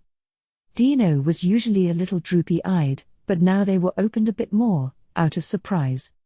So that's why Veldora seemed to disappear from my detection. He was hiding in Ramirez's labyrinth. Not exactly. He disappeared because he learned how to control his magicules. He used to let his aura pour out of him, so there were tons of magicules all over the place. If I wanted to invite a bunch of visitors in here, I couldn't really have that, now could I? So I had him practice controlling his aura. Huh? Veldora, ruler of the Forest of Jura? And now he's holding his aura back so well that not even I can detect it? Him? The agitated Dino must have thought I made it sound too easy. But it was the truth. Huh? I mean, he was pretty amenable to it. Otherwise, I'd say the majority of people in this city would be having problems right now. Why yeah, but... I mean, all that magical energy he had. Until the hero sealed him away, people feared him as this flying disaster, his aura spreading across the world. So why? That sounded pretty mean to me, although it was probably the truth. Given his past with Luminous, he must have misbehaved a lot. Well, I suppose he's changed a little. Now, if I ask him to do something, he'll actually listen to some extent. He's not that selfish any longer. Didn't you just say he was selfish a moment ago? Oh, did I? Understood. You did. Oh. Yes, but I mean it's never that bad. But that aura control, remember, in a situation like this, it was best to change the subject as soon as possible. I decided to tell Dino about what happened when I released Veldora. And with his aura, I told him he'd look cooler if he held it back, so he practiced pretty hard. It was tough for me, too, helping him with it. It was tough but worth it. Not that we had much choice anyway. As he was, I couldn't possibly show him around to others. Ah really? Wow, Rimuru. You definitely live up to my expectations. Weren't you just trying to bum free meals from me? You might try to sound all cool right now, but you can't trick me. I'm amazed you actually managed to tame Veldora, he continued, still looking impressed. Really, though, Milim's way more selfish than he ever was, and even she couldn't mouth off against Frey. Everyone has people they know better than to mess around with. Well, Veldora's hardly the only selfish brat I had to deal with, Milim, too. I regaled Dino with the story of how I met Milim and how intensely unfair she acted toward me. She wasn't here, so I was free to speak my mind, telling him all about her most recent annoying nonsense. I also told him about some of Veldora's terrible exploits as well, figuring I could ask him which one he thought was the worst. There was a lot I had to talk about, and it seemed to put Dino in a state of shock, unable to even comprehend half of it after a certain point. I never did find out which was the worst in his mind. In the midst of this, we finally reached my laboratory. Looking inside, I found Veldora himself busily assisting Ramirez, another day of honest work, by the looks of it. Considering how much Ramirez used and abused him, he was proving to be a very loyal dragon. Veldora is working? See? I told you. Even with all his complaints, he was still lending Ramirez a hand. He was awfully kind to her, maybe he liked her habit of calling him master. He always did what I asked him to, in the end, and it was even easier to keep him in line if you buttered him up a little. By dragon standards, he was a pushover. Vesta was there, too, despite his responsibilities modifying the elemental colossus on floor 95. I said we were short on people, so maybe he decided to put my job first? Ramirez and Veldora were having fun, flashing evil grins at each other, but Vesta looked exhausted and in dire need of a break. I wondered if he was all right. "Hey, guys. How's the research going?" I said hello as I stepped inside. Vesta stopped whatever he was writing and stood up. Sir Rimuru. Nah, stay where you are. Hey, you doing okay? You look kinda worn out. I'd like to say I'm okay, but this kind of research is rather taxing on the mind. Sounds a bit hard to talk about. I considered asking further, but Veldora interrupted. Well, Rimuru. I am pitching in here, as you can see. I normally wouldn't, but Ramirez insisted, of course. Thanks. It really does look like she could use more help. My research was treated as top secret. I couldn't bring in researchers from floor 95 for it, so I could only show it to people I could trust. Well, no, I could only show it to people who wouldn't bitch at me about it, more like. After all, I was preparing a small army of bodies to implant demons into. Research or not, people might see it as a military threat, so it's better not to let people from other countries know. Heya, Rimuru. I've been waiting for you. The Master's been helping me in a lot of ways, but I still need to fill up my open spaces fast. I thought you'd say that, so I brought along some help today. You know this guy, right, Ramirez? It's Dino, a demon lord like us, and it sounds like he wants to help starting today. If you need anything, ask him, okay? I doubted Dino had any academic knowledge, but anything requiring muscle ought to be up his alley. It's not like an amateur could assist at a research lab anyway. Chances are he'd be doing things like moving stuff around and collecting data, but we needed people to cover the more basic tasks like that, so he could still be useful. Dino looked around the room, curious. Name's Dino. As you know, I'm a demon lord, more or less. I don't like working, but I've got no other choice, so I'm gonna help out here. Thanks in advance. A pretty listless way to introduce yourself, but that's all right. At least he was willing to pitch in. I moved on, discovering why Vesta was here and what they were up to. Vesta was at my lab on floor 100 because Ramirez kidnapped him, basically. As expected, there wasn't enough staff on hand, so she placed a temporary halt to his work and put my own project first. Vesta didn't have any say in the matter, but I'm not sure what I could have done. We needed someone to fuss over the details of organizing documents and collecting data. Beretta handled the physical labor, while Thraney was taking care of Ramirez and managing her labyrinth. Veldora didn't want to help with any of that, so Vesta was the next best option. You can afford to ignore the elemental colossus for now. Well, not really, but once we're done with this, Thraney's sisters can have bodies, too, right? I figured we could kick off development from there. That did seem more rational to me.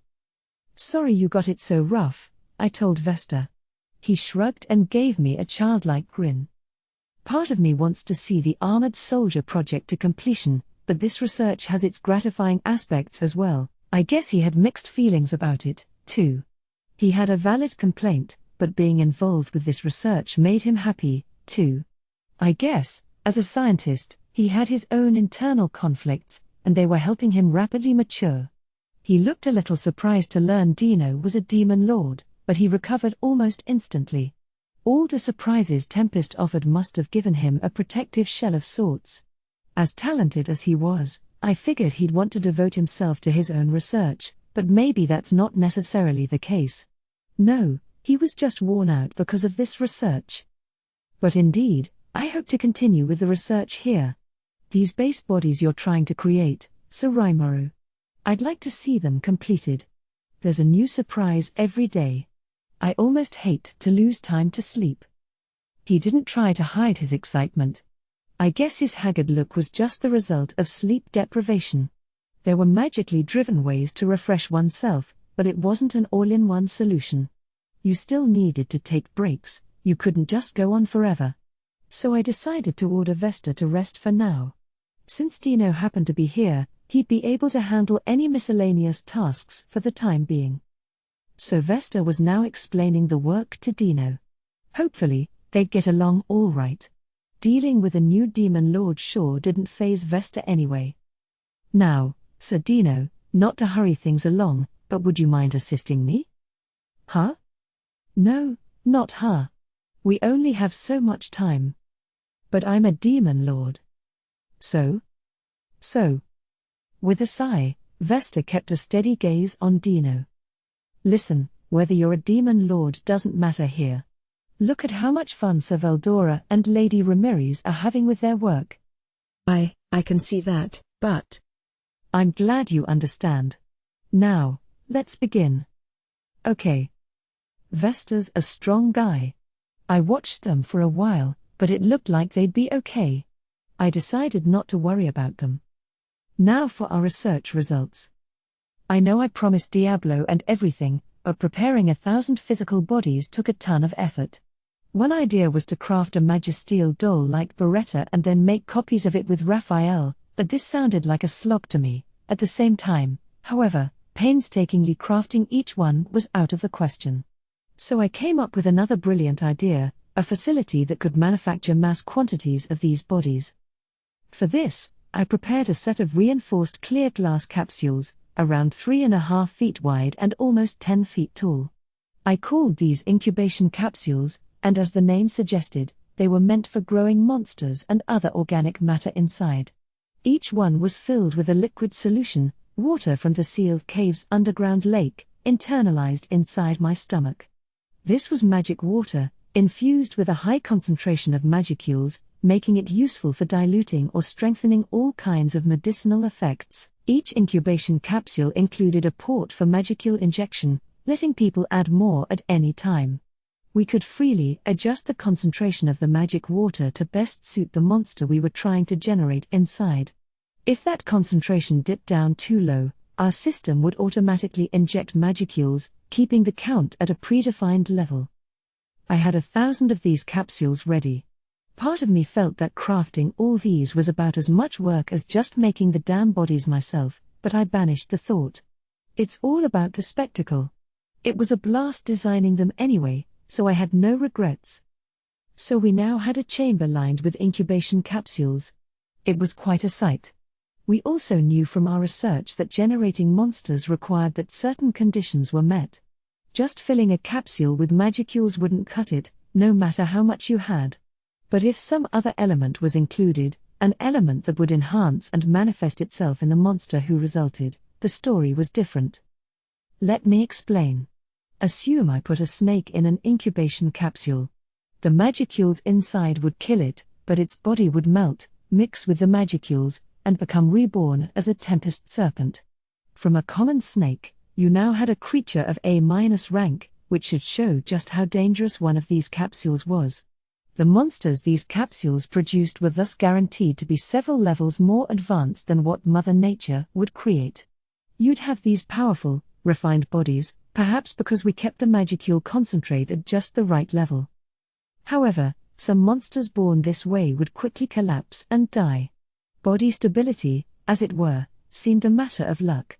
We had room for improvement, to be sure, but I still wanted to use these capsules' features to produce 1,000 demon bodies. So how have things been going? Perfectly, Rimuru. And my research has been moving along, too. Oh, I look forward to seeing it. Wait, what's that? What I saw floating in the capsule made me laugh. It was amazing, wholly unlike what I expected. Personally, I thought we'd just make skeletons out of magisteel and toss them in the capsules, producing the base for a bone golem. Its artificial frame would minimize the risk of collapse, and it wouldn't be infused with a soul, either. The magicules in the liquid would just crystallize on the bones, so I thought there was zero chance it'd achieve sentience. There was no need for intricate design work, unlike with Beretta, because the demons occupying them would use their own magicules to customize them to their liking. Or so I thought. Floating inside the 1,000 capsules here were 1,000 bone golem bodies, that much was certain. But each one of them had assorted work done on varying sections. The area around their hearts stood out the most, in the middle, where their hearts would be, a spirit core beat a rhythm instead. It's my idea. With a strong core like that, I'm sure the monsters using them will be stronger than ever. Ramirez, smiling, seemed to see this as no big deal. Preparing 1,000 spirit cores had to be a pain in the ass, though. I didn't need much time for that, but unless you had a real interest and passion for it, it was too rote a process to enjoy very much.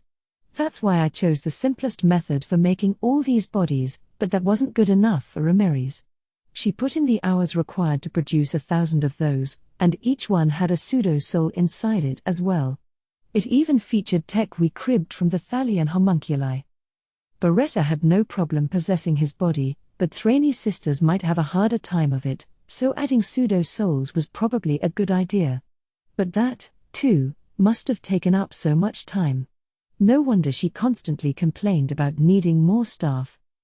Lady Ramirez's idea was wonderfully compelling to me, Vesta said, gazing into the distance. One look, and I really just had to help out. I could see his point. With this large of a sample run, you could record all the data you ever wanted. Each fist-size spirit core looked high quality to me when I sized them up. Fusing them with the skeletons I crafted resulted in changes not imagined in my original plan. My frameworks were magically inscribed so the magicules would form muscle groups over them, too, which made it look like we had an up-close perspective on monster development like never before. Now I understood why Vesta barely felt the need to sleep. What do you think? Pretty neat, huh? Qua ha ha ha. Just seeing that face from you makes this project a fine success. Ramirez and Valdora seemed happy with themselves. It's pretty interesting, yeah, but was this really your idea, Ramirez? What? Of course it was. What do you think of that? She was almost shouting as she puffed her chest out at me. Yeah, she deserved to be proud. I was sure impressed. Ramirez might seem like an idiot at first glance, but she was actually pretty smart. Her sense for spirit engineering was perfect, and she was studying sorcerer's science and paying frequent visits to Floor 95. As long as she's lived, she's had a full grasp of the laws of physics, and although it astounded me to say it, she had all the qualifications you needed for a researcher. You can't judge her by the externals, I suppose. This is really amazing. If this was all handmade, it must have been super difficult, right? Well, kind of. These frameworks are modeled after people's skeletons, not like with Beretta's ball joints. But with an artificial heart, they really soak in the magicules and gain a lot of magic energy, I think. I nodded at her impassioned theory. She was right, this probably would enhance their bodily strength beyond what I pictured. By a lot, actually. Watching these bodies in their incubation capsules, I tried picturing what powers they'd have. If I had to guess, in terms of magicule energy, they'd be positioned on the upper end of the A rank. And we had 1,000 of them.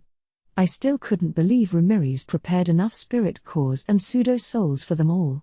She really deserved a round of applause. Several days passed since Dino's arrival. Diablo wasn't back yet, but I had a feeling he would be soon. Today, as well, I headed to the lab to get those bodies wrapped up for him. Things were busy as always over there, Ramirez and Valdora verbally jousting over something.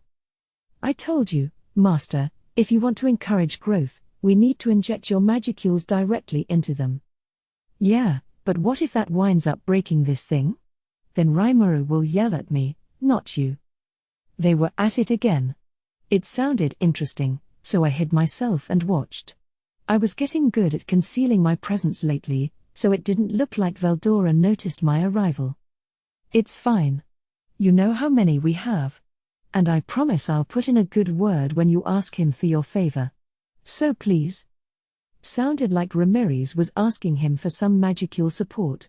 But what did Veldora want from me? I couldn't guess. Well, all right. You better live up to your word, though. Yep. Just trust me. They had a deal, so Veldora nodded. Considering how haughty he usually acted, he seemed to be enjoying what was to come quite a bit. It looked like Ramirez put him up to it, by and large, but he was receptive from the beginning. So Veldora brought a hand up to an incubation capsule, and, with an apparently meaningful ha, infused it with magicules.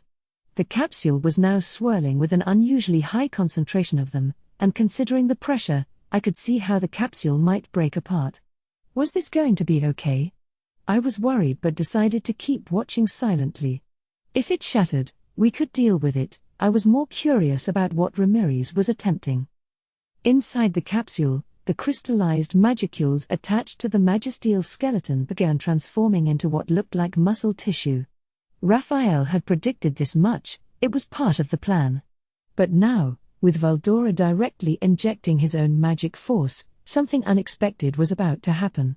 Vast numbers of magicules began to pervade the skeleton, transforming the framework itself. I could hear Ramirez say, "Oh? I didn't expect that." Which, well, that's what experiments are for. The skeleton material could really no longer be called Magisteel. Nor was it orichalc or mithril, not without any gold or silver mixed in. But while its strength wasn't crimson steel yet, it had risen to at least the level of orichalc.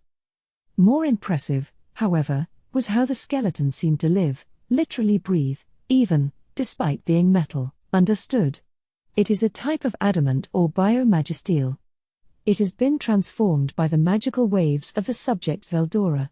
Theoretically, one could call it dragontite. I see. To me, it looked like Ramirez was groping for a way to finish the bodies faster, and in the process, she'd stumbled upon the discovery of a neat new metal. And it wasn't over yet. Whoa. Master? Stop. Ooh. There are cracks in the capsule? Both of them panicked. I couldn't tell if they were geniuses or dunces right now. What are you people doing? I decided to finally step in and regain control of the situation. After repairing the capsule, I called for a coffee and snack break, inviting Vesta and Dino to join. Thrainy the Dryad was kind enough to serve us. TCH. Just when we were at a good part. Oh, you didn't want any cake? I'll just let Ramirez have it, then. I'm sorry. I was lying. Well, no, it was true, but just a slip of the tongue.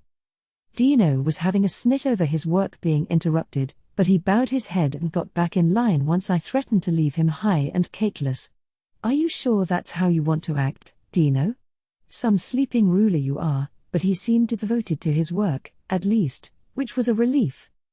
Vesta and Dino were working on experiments together, recording data from the 1,000 incubation capsules and checking out Kurobei's completed slot-compatible swords in their spare time. This was mainly thanks to my bragging. Vesta was eager to join in on this, hoping it'd help with the impasse in his elemental colossus modification work. Dino was using the sample cores I gave him, and Vesta was diligently recording the results. As I surmised from his attitude when he came in, Dino really liked this work. It was work, but just a thin line away from play, really.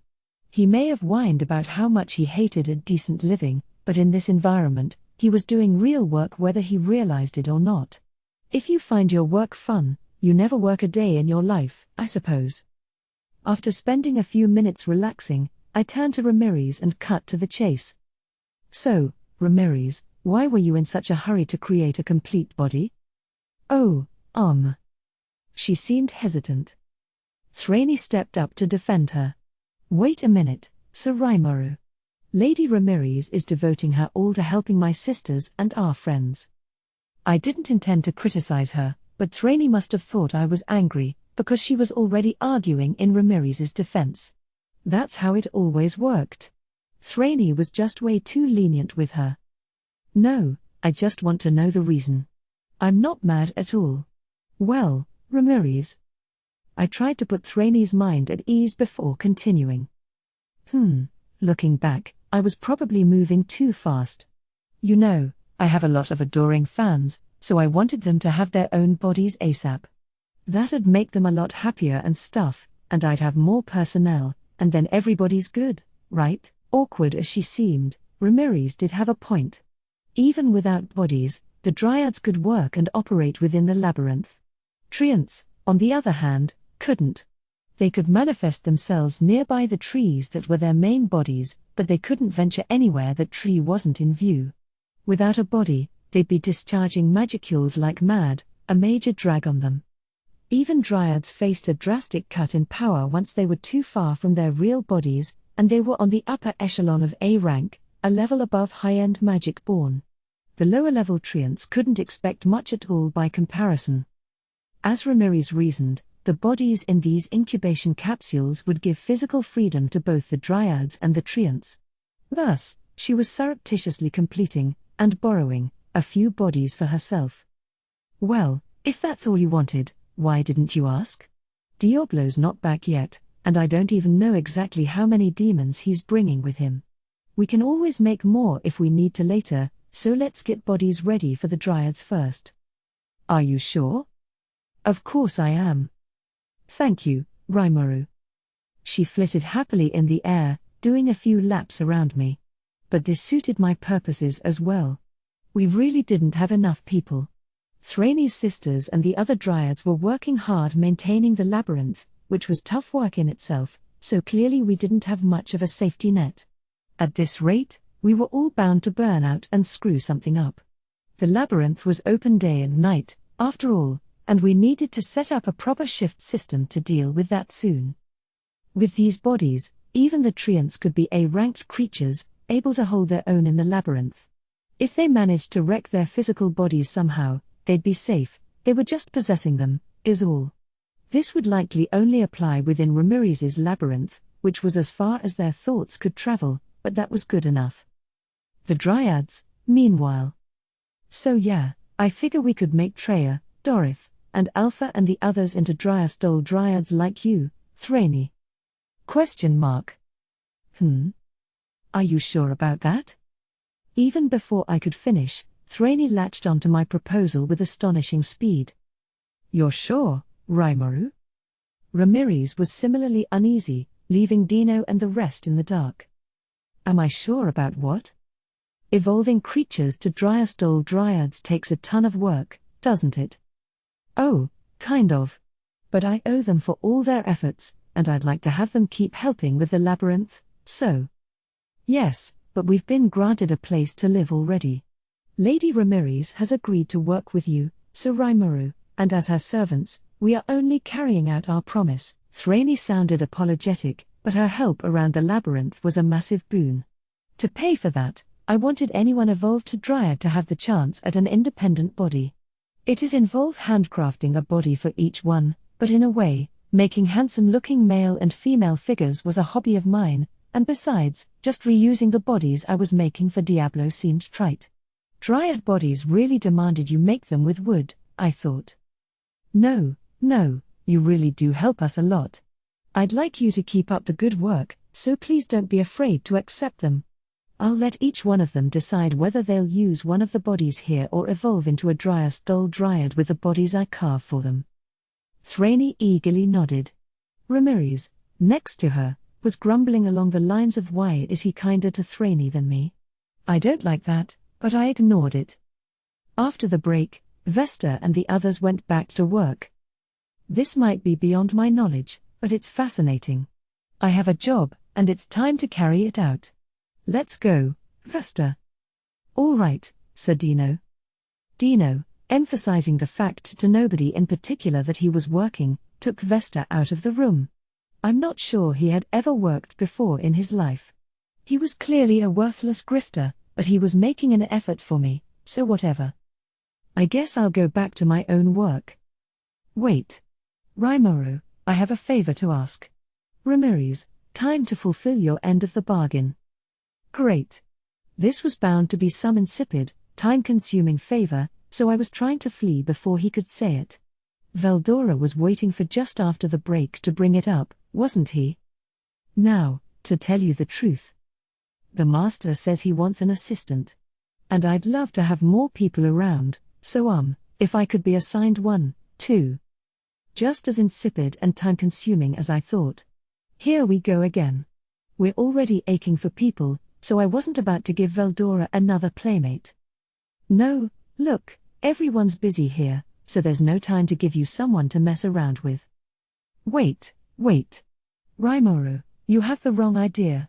Currently, I am assisting Ramirez, guarding the labyrinth, and performing a number of other important tasks. I don't see the harm in someone available to help me relax, to soothe me and sing my praises. Ramirez was nodding at this heartfelt defense. But considering the conversation I overheard earlier, I think I'd have to disappoint him. Well, sad to say. Wait. I was interrupted again. Veldora was hell-bent on getting my approval today, wasn't he? Guess he wasn't backing down. To be honest with you, ever since I was in your stomach, I have had someone I feel confident in calling a companion with me. I dearly hope you will deign to grant a body to him as well. This came out of nowhere. I had no idea who he meant. What kind of acquaintance was this? Understood. It is believed to be the high-level magic-born Efreet. Huh? Why is Veldora friends with Efreet? Report. Due to an intervention from the subject Veldora at the time, Efreet was subjected to the same predation into isolation. According to Raphael, when I took Efreet from Shizu and consumed it, it was taken to the same space in my stomach that had been isolating Veldora. Since this presented no obstacle to taking Efreet's data, Raphael, the great sage at the time, let this pass without comment. It wouldn't have bothered me, either, in fact, I never even noticed until now. Thus, I guess Veldora and Efreet had been fostering a friendship while I wasn't paying attention. Oh, so you want to revive Efreet? Kwa ha ha ha. How nice of you to understand so quickly, Rimuru. Veldora seemed happy about the idea, but me, I had my misgivings. Efreet did not get along with Shizu, to be sure, and besides, he worked for the demon lord Leon. If I resurrected him, would he even try to cozy up to us? The thought prevented me from just deadpanning sure to that. Why you don't want to? Please, Rimuru, let me ask you as well. I want you to make my master's dream come true. Veldora was acting all sad, and now Ramirez was joining the fray. Give me a break. I brought a hand to my head, this was turning into a pain in the ass. Honestly, we really did need extra hands. But to me, releasing Efreet just made me anxious. At the end of the day, he was still much more powerful than your typical high-level magic-born. Maybe we could beat him in battle, but if he went on a riot, we'd have a lot of trouble to deal with, and he might always flee back to Leon, too. I didn't want to wake up a sleeping dog here, and I didn't think I could be blamed for that. But didn't Efreet swear his loyalty to the demon lord Leon? Do you even know whether he'll serve you if I revive him? I see.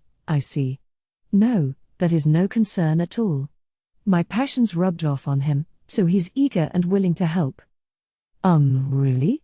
It looked like Veldora was discussing matters with an unseen partner for a moment. That had to be Efreet, right? So I guess they had some unknown method of speaking to each other. Were you talking to him just now? Yes, well, there is nothing I cannot accomplish.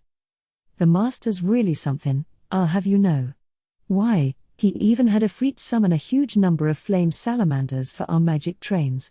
So I really think having him join us would help out a lot, going forward. Oh. He did? Summoning spirits, of course, was easy with Ramirez's help in the labyrinth. But once we started running magic trains worldwide, we'd likely want a go-to person handling all our salamander needs. Ugh. In terms of what we stood to gain, I really had no counter-argument. And if Veldora was really willing to look after Ifrit and keep him on good behavior, well, maybe it'd be right to trust in him. All right. If you say so, I'll grant you permission, but you need to take responsibility for this to the end, all right? You got it. Oh, that's so great, Master. I felt like my children were begging me to buy them a puppy. In that case. Yes. Rimuru, you still have the empty husk of Charybdis after removing the core from it, right? That is the afterimage of my own magic force, so it will be easy for me to work with. And Ifrit has been exposed to my aura for an extended period of time, so perhaps we could use that as his core? As Veldora saw it, this would be better for him than employing a pseudo-soul. Understood.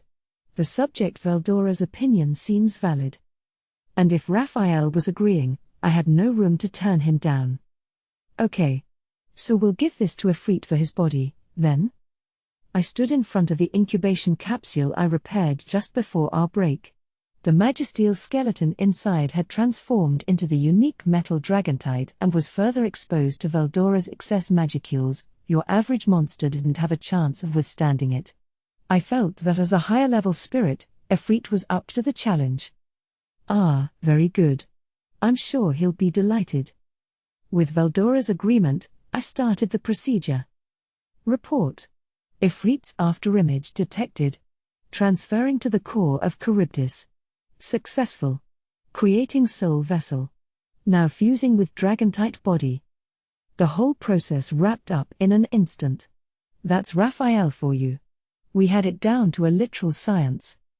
And with that, right before our eyes, the body infused with Ifrit's core began to undergo rapid change. The skeleton, now dark silver, seemed to be growing muscles as we watched, blood suddenly flowing through them. The skin protecting them was dark brown, the same as Veldora's. The eyes were gold, the dragon-like pupils shining a deep crimson red. Also, this really looked like a woman. A pretty one, too. Ah, Ifrit. How's it feel to come back with a new body? So this beautiful girl was Ifrit. Ignoring the question of whether spirits have genders for now, I seem to recall fighting a muscle-bound, masculine figure. What happened? We meet for the first time in the physical realm, Sir Veldora. And Sir Rimuru. I cannot thank you enough for restoring me. Ignoring my confusion, Ifrit faced me and fell to one knee. I feared his loyalty to Leon would lead to instant aggression, but that didn't seem to be a concern any longer. Sure. Glad you're doing well. I wanted to ask you something. Anything. I wanted to ask him a lot, actually. But the first thing. The last time I saw you, you were, more physically geared for combat? Or you looked like you could, move around a bit easier. Not to dance around the subject too much, but you didn't have such big breasts, did you? But I was too timid to say it. I mean, how could I? Ifrit was now dressed in some kind of exotic South Asian-style outfit that left almost nothing to the imagination. Ifrit's shoulders, navel, and inner thighs were completely visible, and the allure was just blowing my mind. Oh, this form? Ifrit sighed for some reason. I think this is Veldora's Veldora's preferences taking form. He was about to call it Veldora's fault, wasn't he? He seemed kind of exasperated about it. The vibe I got indicated he had been through a lot. Maybe his time in my stomach wasn't all smooth sailing after all. If you think about it, he was alone in there with Veldora the whole time, with no place to run. There must have been some harrowing experiences. Yes, thanks to me, you have taken on a physical body. I hope you will not forget to appreciate this. I will not, Ifrit replied, resigned to his fate. What does he mean by your preferences, Veldora? Well, I am a higher-level flame spirit, but I'm now able to exercise my powers over wind as well. My hair would normally be a deep red color, but it's taken on a much darker hue. From what I can tell, the impact of Sir Veldora's force has had a profound effect upon me. I believe the fact that Charybdis was a female type may have caused this change to me. Report. This is correct. Whoa, so even his sex changed? I guess it wasn't deliberate, though, so I didn't want to comment on it too much. Oh. I see. Well, if you're not a fan of that. I have no complaints at all, Efreet said with a smile. No matter how it looks, this form is far more powerful than I used to be. Glad to see he was so adaptable. I suppose getting browbeaten by Veldora all this time must have made him used to things. I kind of liked that, and besides, unlike when I brought Shizu within me, I detected no hostility from him at all. You don't, resent me or anything, do you? No, I don't. Inside you, I learned about a great deal of things from Sir Veldora. Looking back, I feel that I, and Shizu Aizawa as well, perhaps felt our duties and responsibilities too much. We rejected each other and were unable to interact at all. Now I can't help but think we could have found another way to overcome this. Sounded like Efreet wasn't dragging any baggage from the past along. In fact, he seemed to even regret not working things out with Shizu. The mood was thus unexpectedly somber as we decided to all sit down and work out our future. Efreet told me about assorted things as well. Life, as I surmised, had been tough on him. I began sensing an affinity among us. Now I was sure there was no better person to leave in Veldora's control. As he put it, while he still had feelings for the demon Lord Leon, he couldn't call those feelings loyalty at all. Right now, he said, I see myself as already defeated and killed once by you, Sir Rimuru. I was lucky enough to have Sir Veldora rescue me and keep my consciousness from fading away, but I feel I am a completely different being from before. I do still believe that Sir Leon is a great demon lord, but right now, I only wish to serve Sir Veldora. That seemed believable to me, and Veldora never doubted Efreet from the start. I saw no need to fret over it. All right. Well, consider yourself officially Veldora's assistant now. Very well. I will stake my life and body on serving him. He definitely sounded serious. It's not that I had put the affair with Shizu totally behind me, but that was true for both sides. We needed to work past that, and in the meantime, I decided to accept Efreet. Now, Rimuru, I have one thing to discuss. There's more? I really didn't want to get involved in anything else, but if I didn't hear him out, I'm sure he'd harangue me about it. What is it now, Veldora? Well, I was hoping I could give a name to Efreet.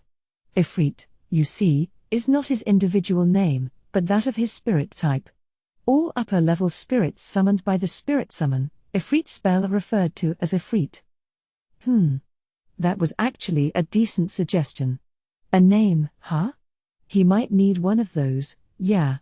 But the naming process in situations like this could be fraught with danger. I had personally screwed it up multiple times, so I knew. But if you name Efreet right now, wouldn't that be kind of dangerous? I know you have a huge magicule store to tap, but get the levels wrong, and you could be in deep trouble. Too many magicules would be poison to Efreet and even potentially damage the namer. I managed to survive all my namings more out of luck than anything. Qua ha ha ha. But you can accurately calculate the exact amount required, can you not? If I am pumping in too much energy, I want you to shut off the soul corridor linking us. That sounded safe enough. Report. This can be provided for.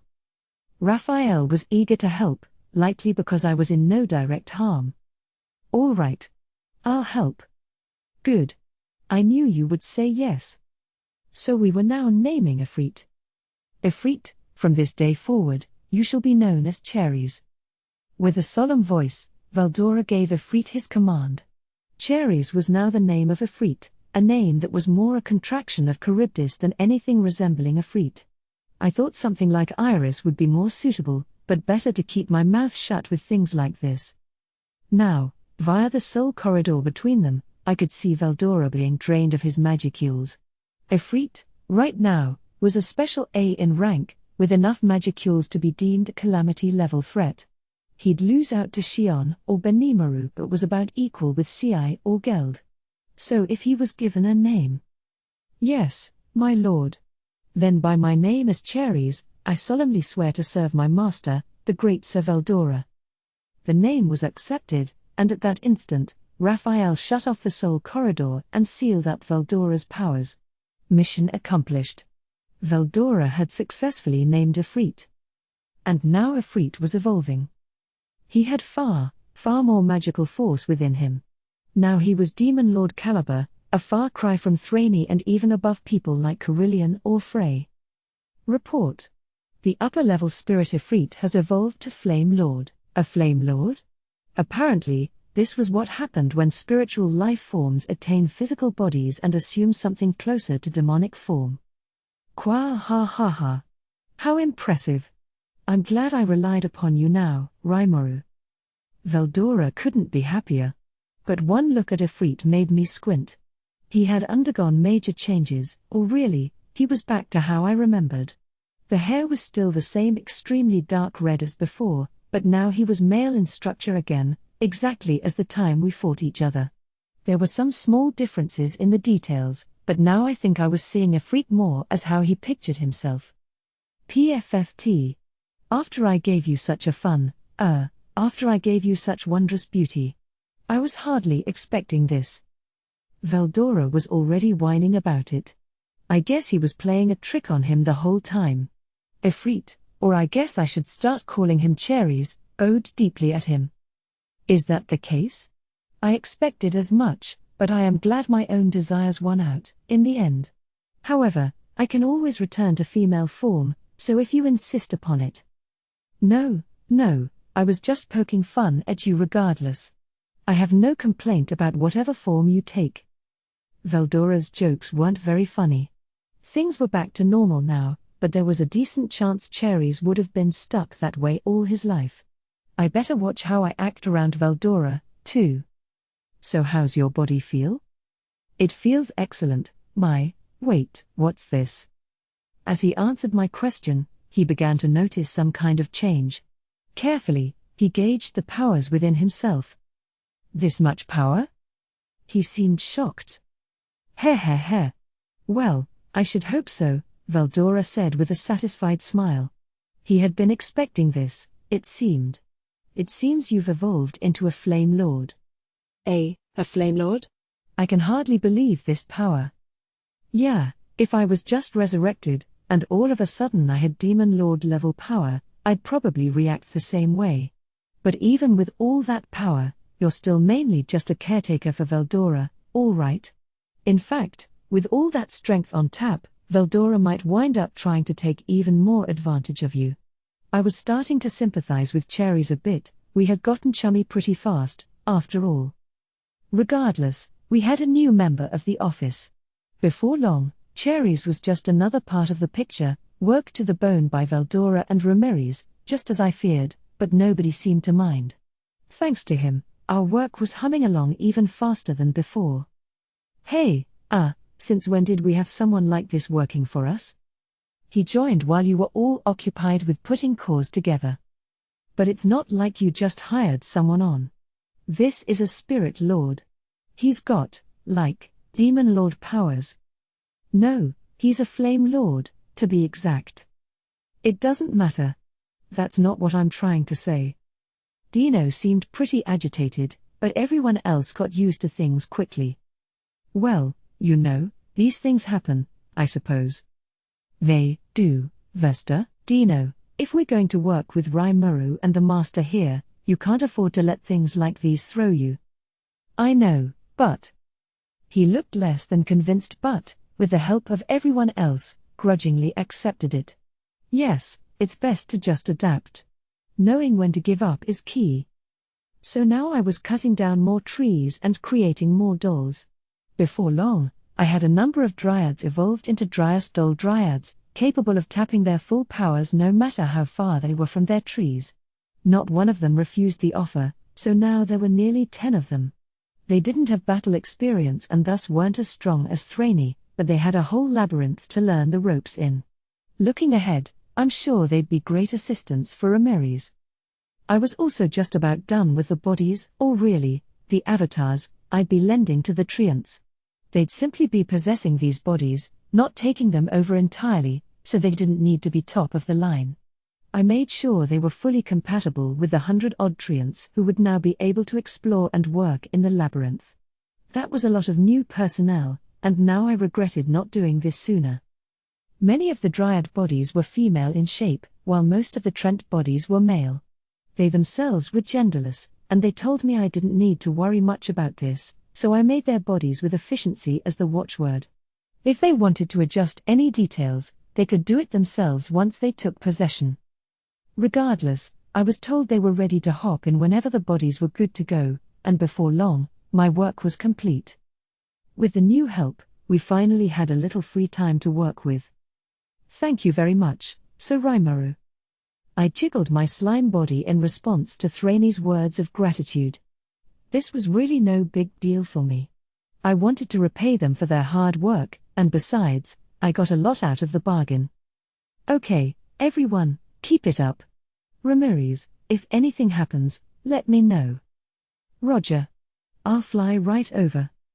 She'd report back at once if something flared up, I was sure. But we still had work left to do. I was meeting with Rigard and Mdolmal daily, and I had a mountain of projects and proposals to approve.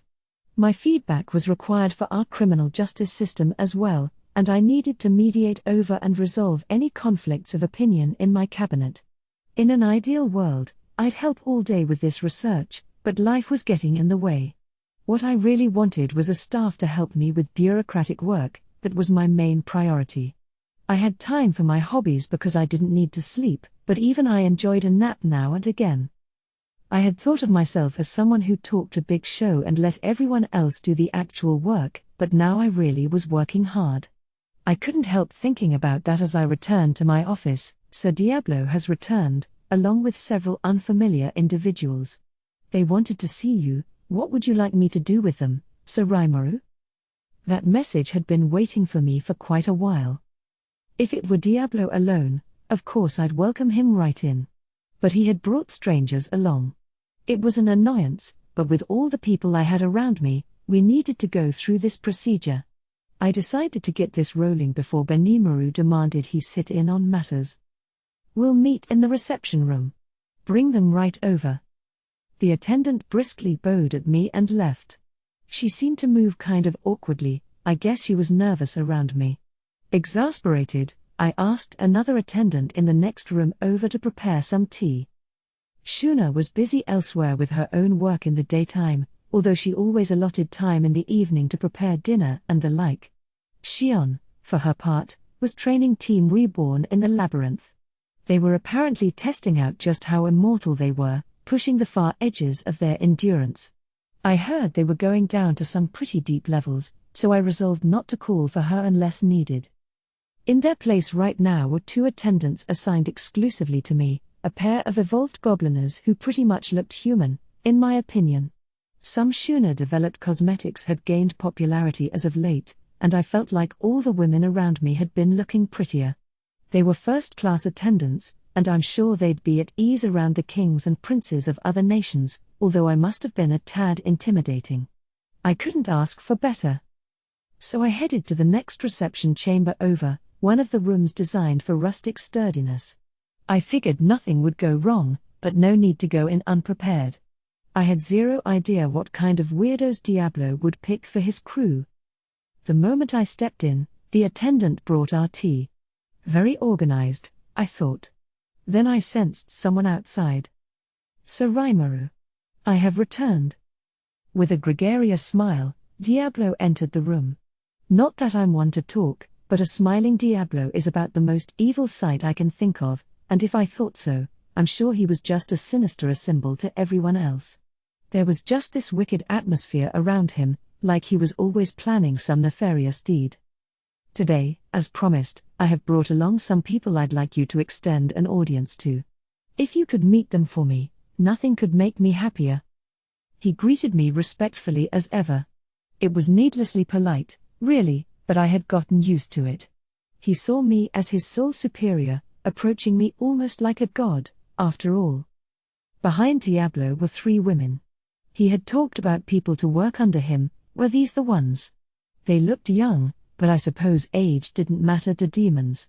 I had no idea how old Diablo was, but he said he'd be tapping old friends, so they must be decently well-aged. At his behest, the 3 girls filed in, bowed to me, and sat down on the sofa. So these are all your acquaintances? They didn't look that powerful to me. Negative. These are archdemons, among the most powerful of demonkind. They are fully suppressing their magicules in order to pose as human. Raphael quickly stepped up to correct my mistake. I thought I had an eye for this by now, but I still had room for improvement. I tried ratcheting up my magic sense a little, but they still seemed like normal people to me. Wait. Archdemons? Even among those who could summon higher-level demons, calling for an archdemon was well on impossible. Just one of them provided a whole column of tactical strength for any army. You had to be willing to make colossal sacrifices to even have a chance at summoning one. If the human race tried it, that'd be a national-level project requiring all kinds of large-scale rituals. Now I had 3 of them on my sofa. And wasn't Diablo an archdemon as well? If these were his friends, maybe I should have expected this. Yes. These are the ones I decided were worthy enough to enjoy a personal audience with you, Sir Rimuru. I see. They certainly camouflage themselves well. I can hardly see a difference between them and regular people. I'm not sure even a paladin could tell these were archdemons. Diablo smiled appreciatively. K-heh-heh-heh. Well spotted, Sir Rimuru. I told them to devote their full force to concealing their race, but you saw through the ruse regardless? Yeah, kinda, I said, giving Diablo a cool, collected nod. It was all Raphael, to be honest, but still. So are there more? Yes, I have 7 or so others I think would be useful. He always had this exaggerated way of talking about his business. I had 1,000 bodies ready for him, and now we'll only need, 1% of them. Of course, I did use 100 of those bodies for the treants already, so that worked for me. Beyond that, I have a number of rank and filers, whom I picture as serving under the people you see before you. I hope you will give them the honor of joining Tempest's forces, Sir Rimuru. Oh, there are more. All right. How many of those did you bring? I will allow them to brief you on that. It is good to meet you, Sir Rimuru. I must regretfully say that I lack a name at the moment, but I look forward to hopefully working with you.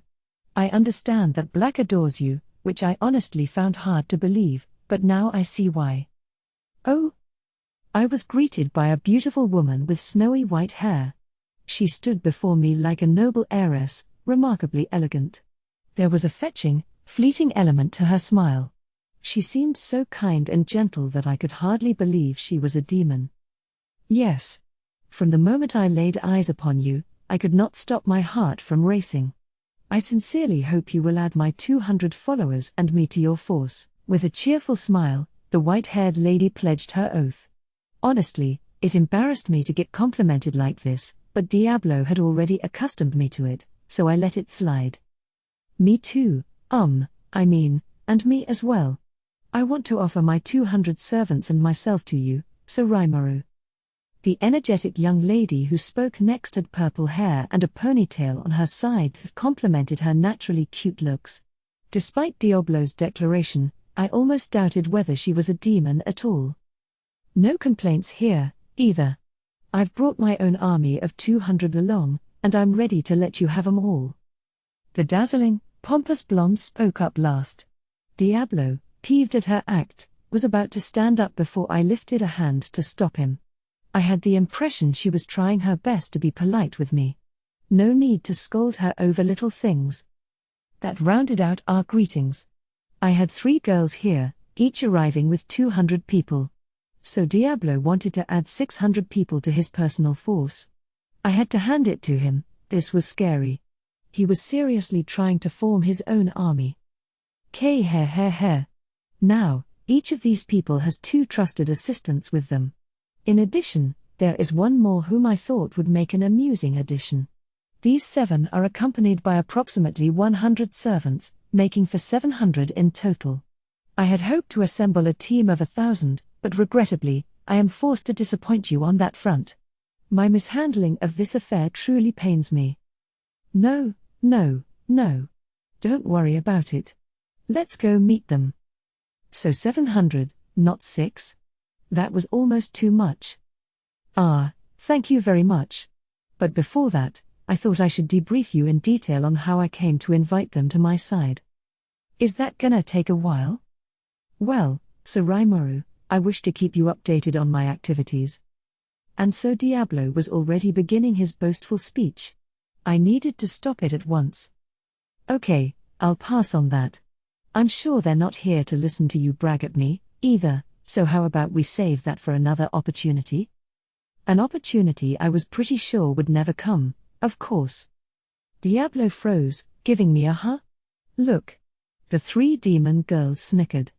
I suppose they were worried he'd talk about himself for hours, too. Satisfied I was in the right, I grinned. I don't want to keep everyone else waiting, either. Introduce them to me. I understand. In that case, allow us to relocate. He looked disappointed, but I couldn't spoil him. I'll admit that Diablo was a talent, but giving him preferential treatment in front of the new staff wasn't a good idea. I'd never want to be accused of playing favorites, so he'll just have to put up with it. Of course, what I really feared was him talking my ear off all day, but that goes without saying. Diablo, of course, recovered quickly. As a spiritual life form, he had real backbone. You'd think that meant he wouldn't be swinging between joy and sadness after everything I said, but he did anyway for some reason. Very strange. Summoning them in town may cause trouble, so let's call for them within the labyrinth. Regardless, Diablo had now matured enough that he actually cared about people and things around him a little. I was impressed, but I shouldn't have been. After all, if they appeared within town, they would shatter the barrier over it. You spent a lot of time and trouble on that magic spell, Sir Rimuru, so I must take consideration of that. Hearing his slightly askew observation made me realize how wrong I was. But it reminded me of something else. Here in Rimuru, the capital of Tempest, we already had a barrier deployed on an experimental basis. This was an enhanced version of the Holy Field, suppressing the magicules that leaked out of monsters. We had a lot of human visitors these days, and this was one measure we took for their safety. It was a bit of a burden for our monster residents, but not enough to affect their daily lives at all. Put up with that, and we could retain the city's magicule counts to a level humans could easily abide by. The barrier also helped enforce our laws against casting certain magic spells in town, and it also kept magical beasts from entering city limits. If anyone was big and mean enough to break this barrier, they'd have to be A rank and assigned some kind of disaster level, and even they couldn't smash it with one hit. If anything happened to the barrier, we'd all know at once, so our sentinels would be able to swing into action.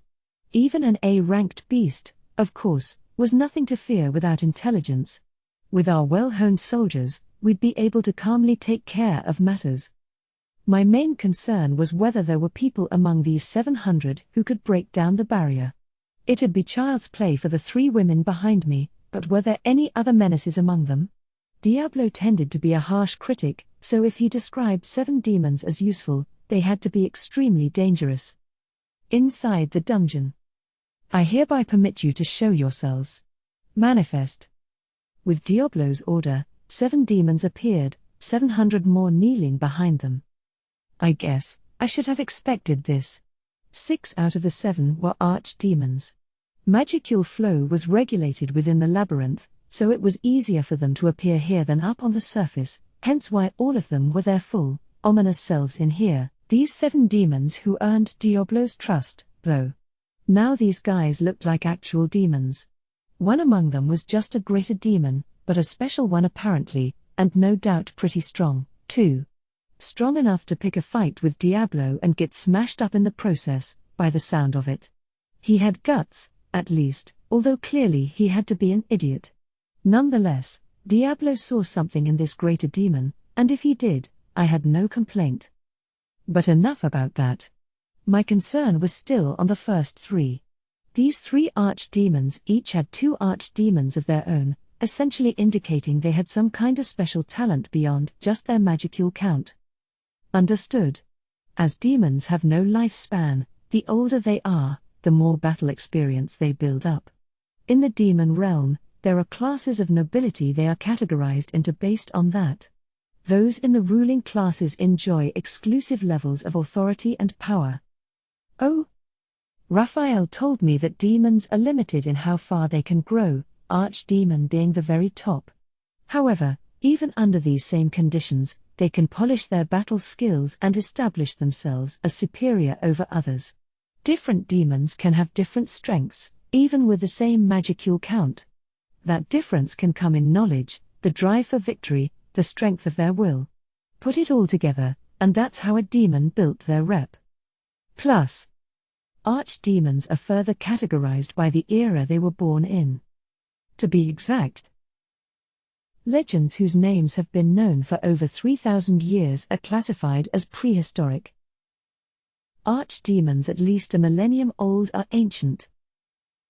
Beings with over 400 years of accrued knowledge are medieval. Demons who survived past 100 years are pre-modern.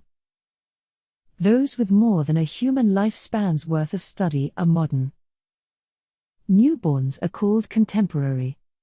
And at the far end of time, you had the origin category, the very first of all demons. The strengths of demons are evaluated based on how long they have lived. The ruling classes of demons, the nobility ranked count or higher, are all ancients. Thanks for the detailed rundown, Raphael. I appreciated that bullet point presentation. Now to use this newfound knowledge to examine the demons before me. The first 3 were in the ruling classes, and these 6 were their subjects. I suppose this meant that the trio, and Diablo as well, were all very old demons, ranked count or higher. I may have been oblivious at the time, but I befriended some pretty notorious characters, didn't I? It made me shiver a bit as Diablo smiled. This group, I feel, boasts of aspects worthy of your attention. When I regaled them with stories of your wondrous deeds, Suraimuru, they all broke down and begged for the chance to serve you. Thus, I decided to grant their request and let them join me. It sounded like a very moving tale, although I felt like he was making up aspects of it. I took a closer look at the 7 underling demons. Maybe they had wept, but I'm not convinced they were begging to serve under me. My evidence for this was how clearly all of them had been beaten up, with the lower-end greater demon in particular. I marveled at how he was even alive. Diablo really was making up that story, I thought. All 7 of them looked like they had something to say, but none of them spoke in front of their boss. They were very well trained, or I'm sure Diablo sternly warned them otherwise. From this moment, we shall ever be your faithful servants, Suraimuru. Please grant us your orders. The 7 of them all bowed their heads and swore their fealty, the choir of 700 behind them doing the same. 700 demons lying prostrate before you is quite a sight, let me tell you. Diablo observed the spectacle, smiling and nodding. He scares me. The fact that he was my ally made me breathe an internal sigh of relief. I'm so glad he's on my team. As spiritual life forms, demons must acquire physical bodies, or else they have to expend tons of magical force to manifest themselves. I didn't want to subject them to that forever, so it's time to get this party started. The process was really simple. First, I used Beelzebub to consume the demons. Then I called upon Raphael to combine each one with a pseudo-soul inside each incubation capsule. It worked great. Before long, all the demons had their bodies, customizing them to their liking. They'd be fully used to them in 2 or 3 days. I did run into some problems with the first 3, though. I didn't want to give them the same treatment as all the demons under them. They were apparently longtime friends with Diablo, so I figured they deserved a few perks. Besides, they were beautiful, and I'm nothing if not a patron of fine beauty. If I wanted to have them drop the demon look and appear more human without affecting their appearance, that much was a snap for me. So I offered my services. Would you like me to work on your outer appearance? Are you sure? Of course I'm sure. In that case, by all means. The white-haired beauty smiled and accepted the offer, the other two following her lead. With their consent, it was time to get started.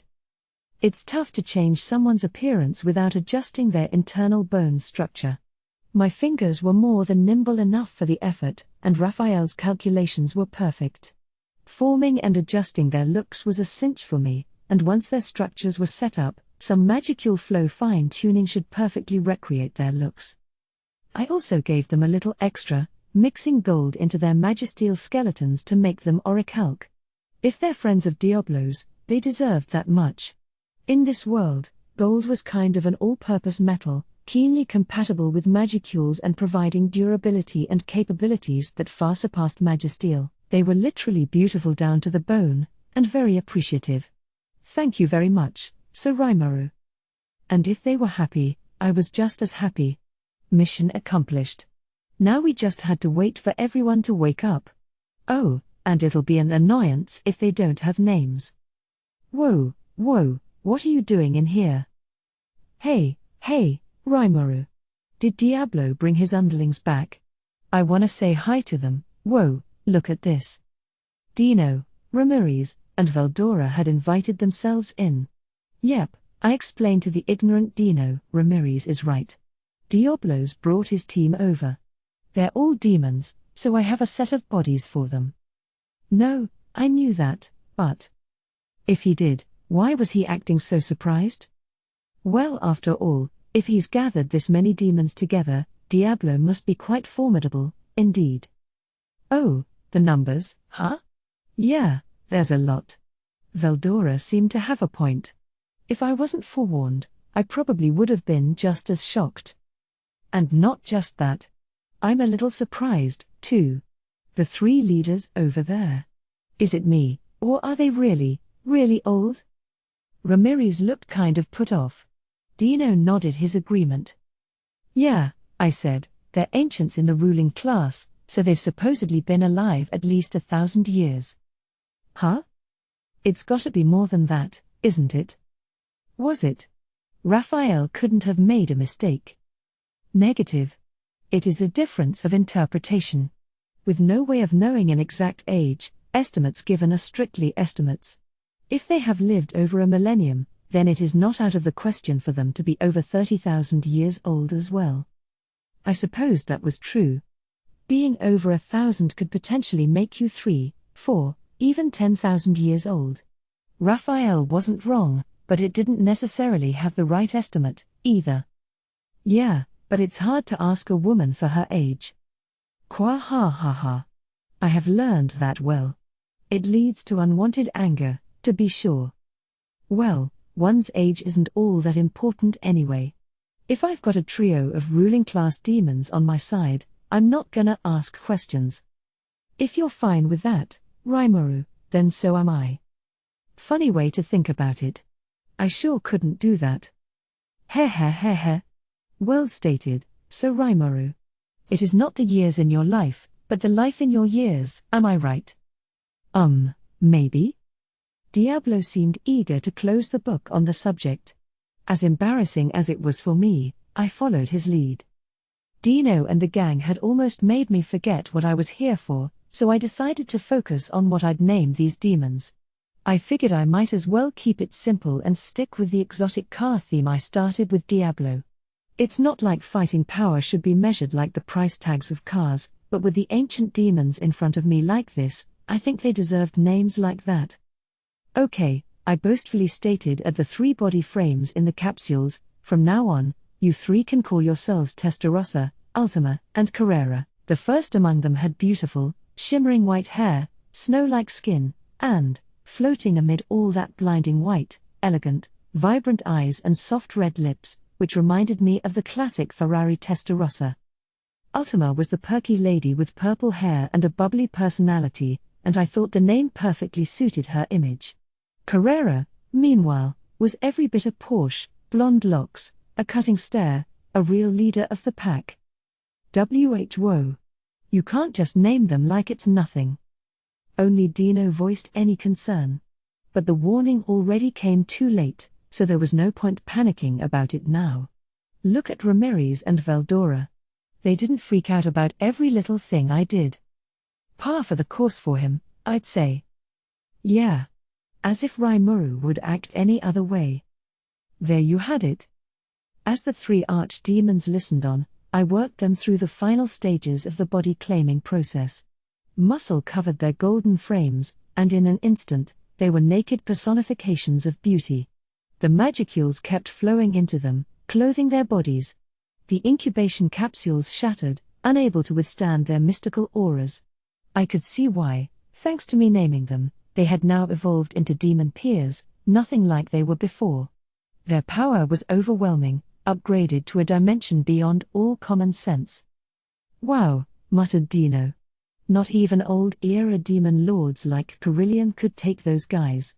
I couldn't even guess how deep they go down, man. Good thing I'm not on hostile terms with Rimuru. Nobody reacted to him. Only Vesta, who showed up later than the others, could be found in the corner whispering, "I see nothing, ha ha ha, nothing. I know nothing, I'm not involved in this."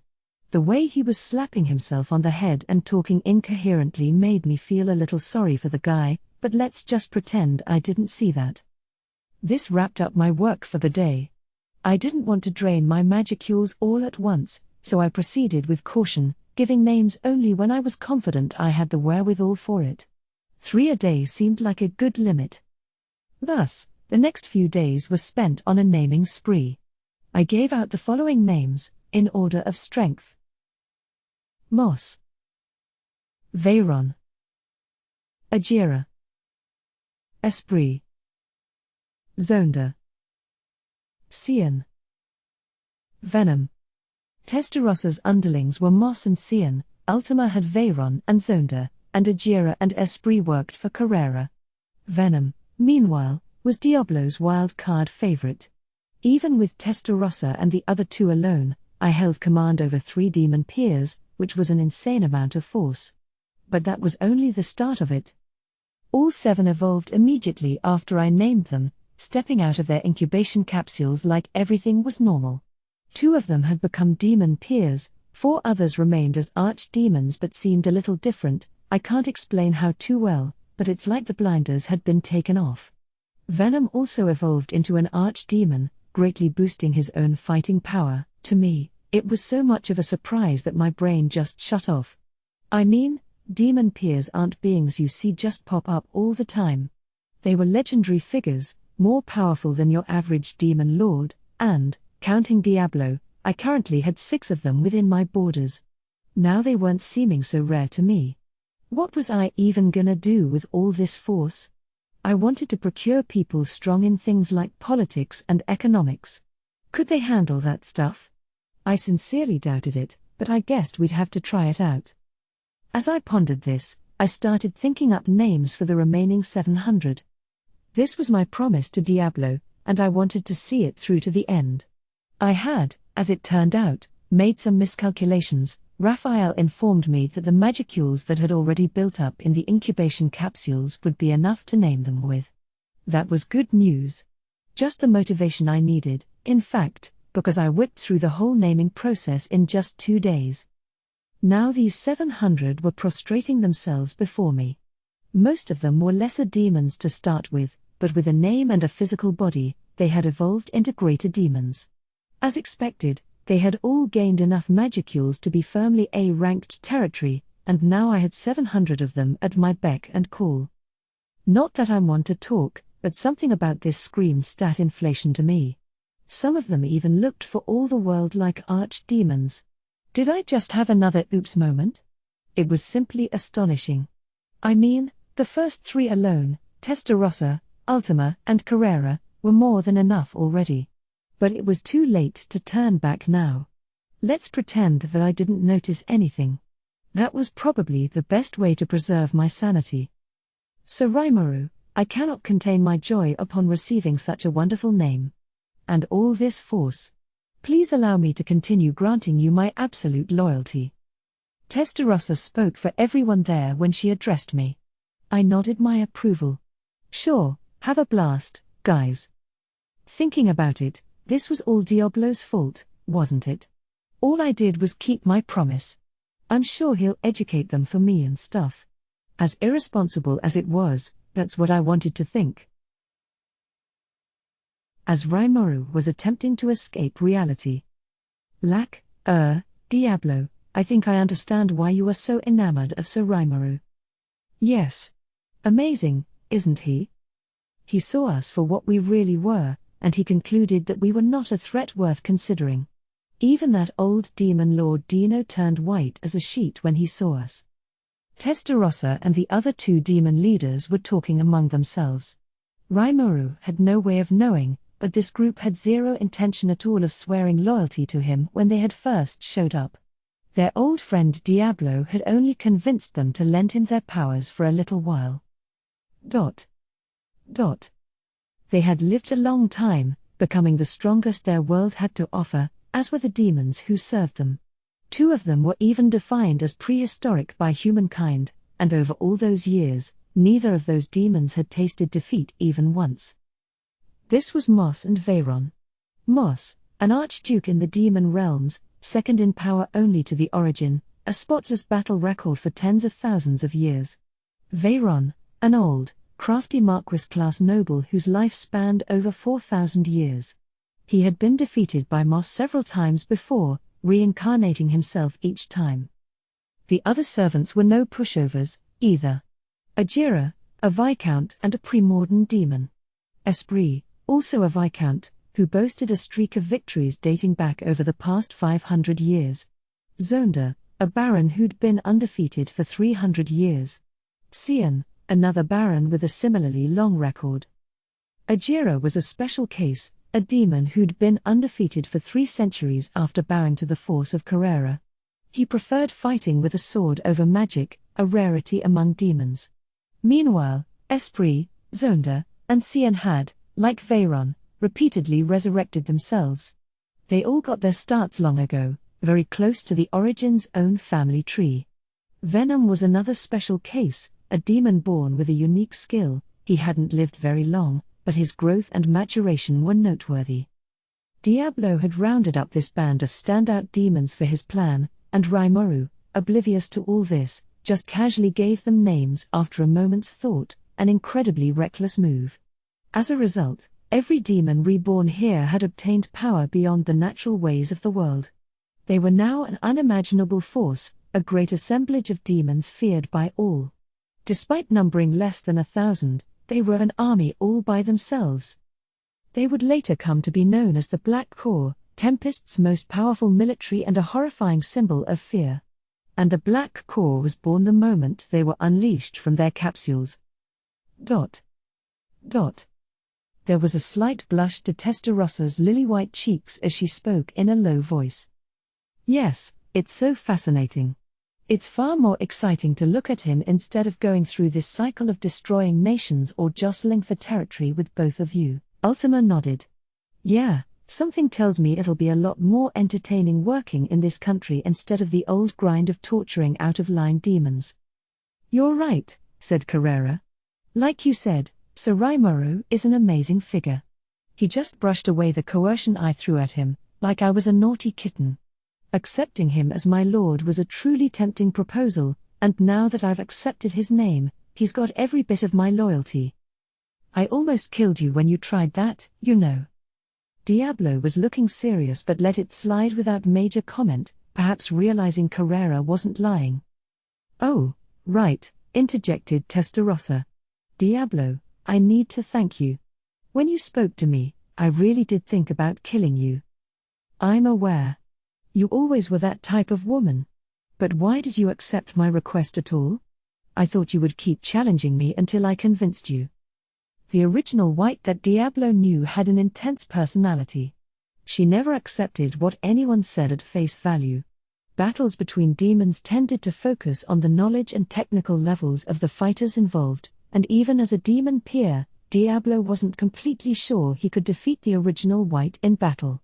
That's why he found her behavior so fascinating. Well, we are strong, as you know. Did you think there was anyone in this world stronger than us demons? No, Diablo replied with a smile. It made Testarossa smile even wider. Right? Of course not.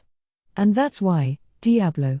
I've taken an interest in this master you cherish so much, someone capable of charming one of my cohorts in strength and power.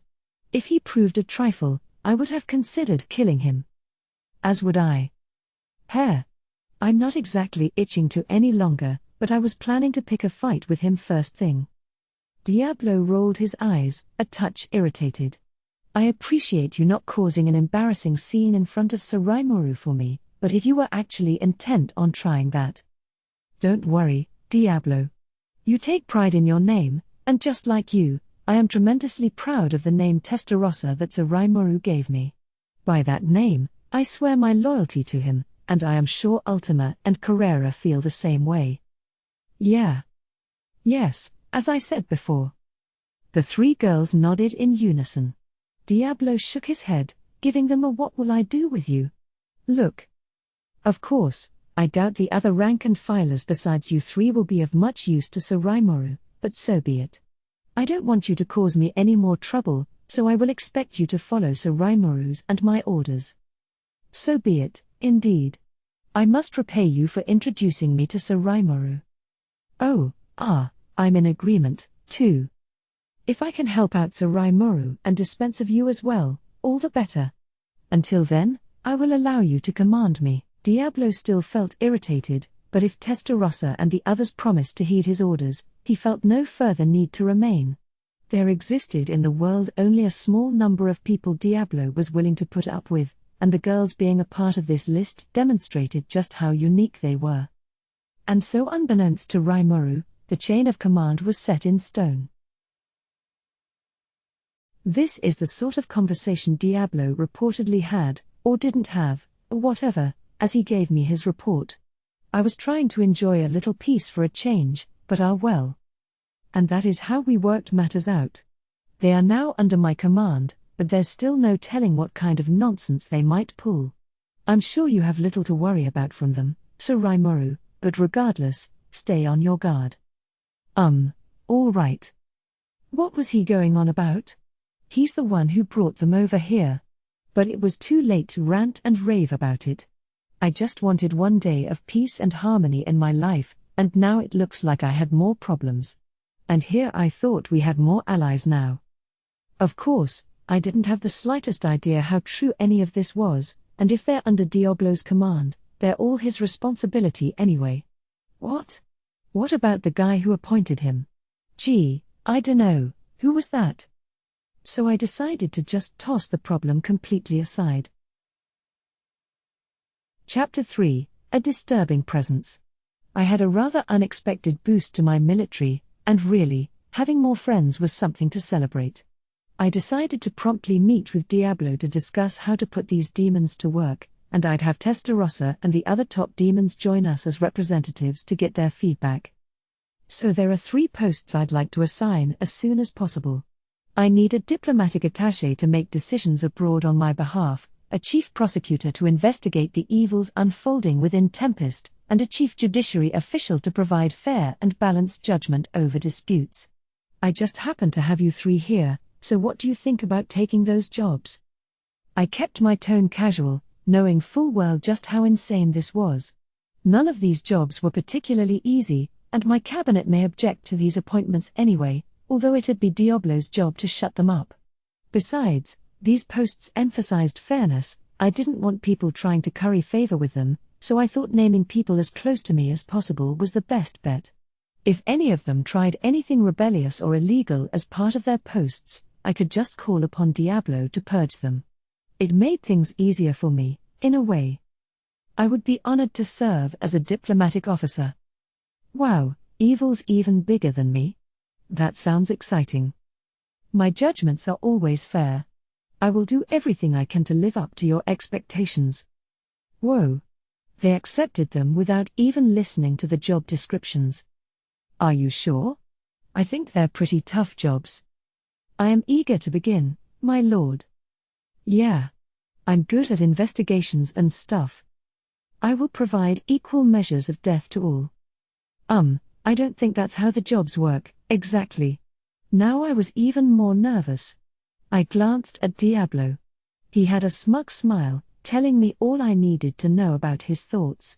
Here was a man thinking, thank God I palmed this trouble off on someone else. Yeah, he'd never agree to being a diplomat. Listen to me.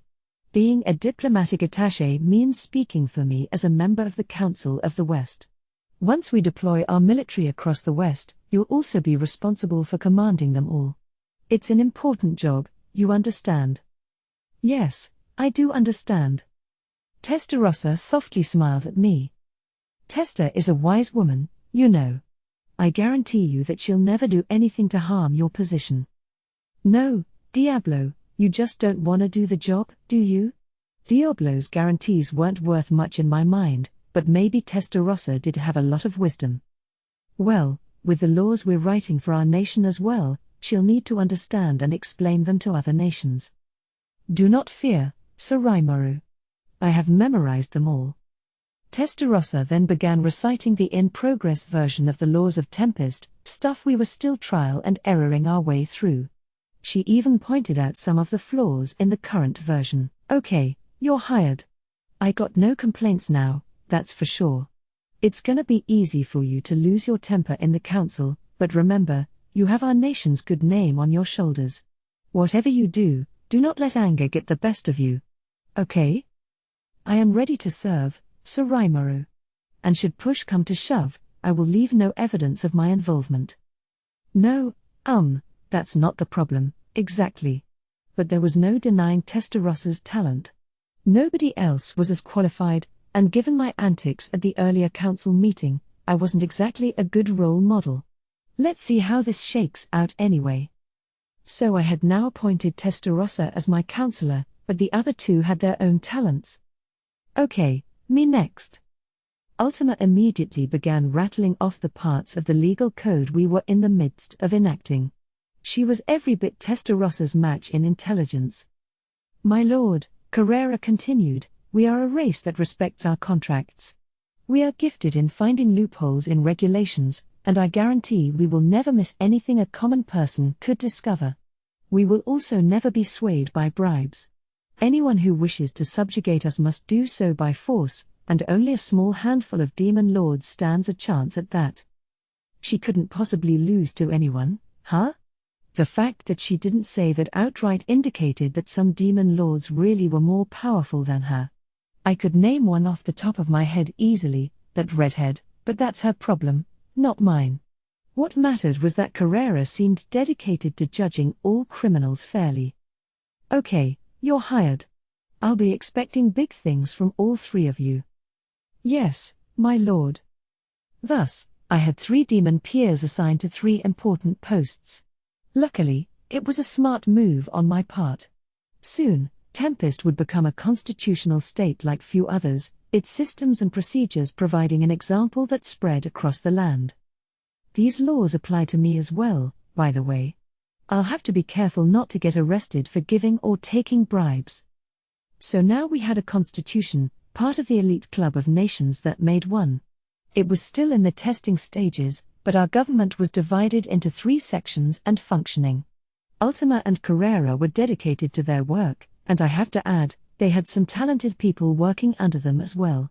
They organized their respective departments in the blink of an eye, exercising the full extent of their powers. Ultima had also taken a shine to Rogad, calling him Rog and following all his instructions. Rogad even reciprocated, calling her Milady and treating her almost as nicely as his own daughter. Rogad, in fact, had no idea who Ultima really was. He was a bold, courageous man, but if he found out she was such a powerful demon, even he might start acting all sensitive around her. In consideration of that, I only told him that she was scouted by Diablo. It's her work that counts anyway, so I saw this as harmless. Carrera, our new Chief Justice, was also doing well. Rogad, our Attorney General, was back in our administrative office. Our Department of Justice was now its own organization, so it'd no longer be affiliated with that branch. That didn't mean it could do whatever it wanted, though. The administrative, legislative, and judiciary branches of the government all kept an eye on one another now. Rogad, in his role, was observing and supporting Carrera, my appointee. From what I heard, Despite any eccentricities in her personal behavior, she was a talented worker. She'd never fall to bribery or violence, so I suppose Rugged accepted her. Good to see. There's no such thing as a perfect political system, so we just need to solve problems as they come up. Now we had to provide the council with draft copies of our relevant legal codes. So, Testarossa, are you all ready? Yes, Sir Rimuru. Moss has made all the necessary arrangements. Testarossa, that living beauty, was elegantly relaxing in front of me. She poured out some tea, offering it to me. It was good. Shuna's tea was always first class and Shion's was up there as well, but Testarossa's was surprisingly delightful. The aroma had depth to it, the taste thick and rich. There was no bitterness, and even though I took it without sugar, there was a hint of refreshing sweetness to it. I did not know you brewed your own tea, Testa. Kalami surprised. I felt Diablo's eyes open wide behind me. He. Well, this is a special gift for you, Sir Rimuru. None for you, you understand. That is fine. As long as you understand that my post is above yours, you may live your private life as you like. Diablo prepared his own tea as he said this. I wasn't sure whether they were bitter rivals or just bickering friends. It didn't seem very strained between them, but I wouldn't call them good buddies, either. It's interesting, though, isn't it? The way other nations are reacting to us. Some are trying to curry favor, and some are trying to use us to their advantage. I'd say less than half are openly welcoming us, the majority are still rather suspicious. Such was Testarossa's sudden evaluation of the scene. It was almost like she was there to see it, which was odd. Where do you get that info from? Oh, my pardons, Sir Rimuru. I enlisted Moss to investigate for me, so I may better serve you. Moss again, huh? Pretty talented dude. One of the guys who evolved into a demon peer, stronger than Veyron and second in power only to the trio of ladies here. He was good at intelligence gathering, too. How accurate was the info he got you? Was it acquired via magic, or did he ask around more directly? If it was trustworthy, then fine, but if not, it'd just get in the way. I decided to check with Testarossa. Well, Moss has a special ability where he can deploy a large number of small, discrete replicants across a wide range. To Moss, collecting and analyzing information across the world, all at once, is like child's play. That's pretty amazing. I gave myself a mental pat on the back. He was a nice pickup. Ah. Sounds reassuring, then. I'll introduce him to CI sometime soon, and then maybe they can work together on intel. Together, I'm sure they can make up for each other's deficits, you know? That'd be good to see. My. All those complimentary words. I think I'm going to be jealous of Moss. Testarossa smiled. Ah, enough joking. Now a figure I hadn't noticed before was standing behind Testarossa, breaking into a cold sweat. He didn't really stand out much, but this must be Moss. Veyron cut a very gentlemanly figure with his handlebar moustache, but Moss looked like the kind of cute as a button kid you'd see anywhere. By appearances, he'd seem to be in the 5th or 6th grade, maybe. Strong would never be how you'd describe him. Was he really that much of a talent? Hey, about the information you picked up, can we trust it? I mean, we just got done kicking out a bunch of counselors plotting against us. I can accept it if people are wary, but are there still nations out there seeking to take advantage of us? Not to brag or anything, but I think our nation was kind of badass by this point. Trying to hoodwink a nation as badass as ours made me wonder about the mental skills of the leaders running them. Honestly, I'd be far more likely to believe Moss had it wrong here. Moss, can you explain the situation to Sir Rimuru? Surprisingly, it was Diablo ordering Moss, not Testarossa. Why yes, sir. The region south of Tempest, focused on the Kingdom of Bloomond, is generally friendly to us. However, our intelligence does not extend far into the north, and with many of the nobles there, it is unclear just how much we know about them is true.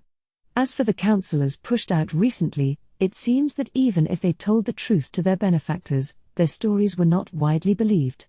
This is speculation based on rumors, so I cannot attest to its accuracy very much, but I can state that certain members of royalty from several nations are plotting against us.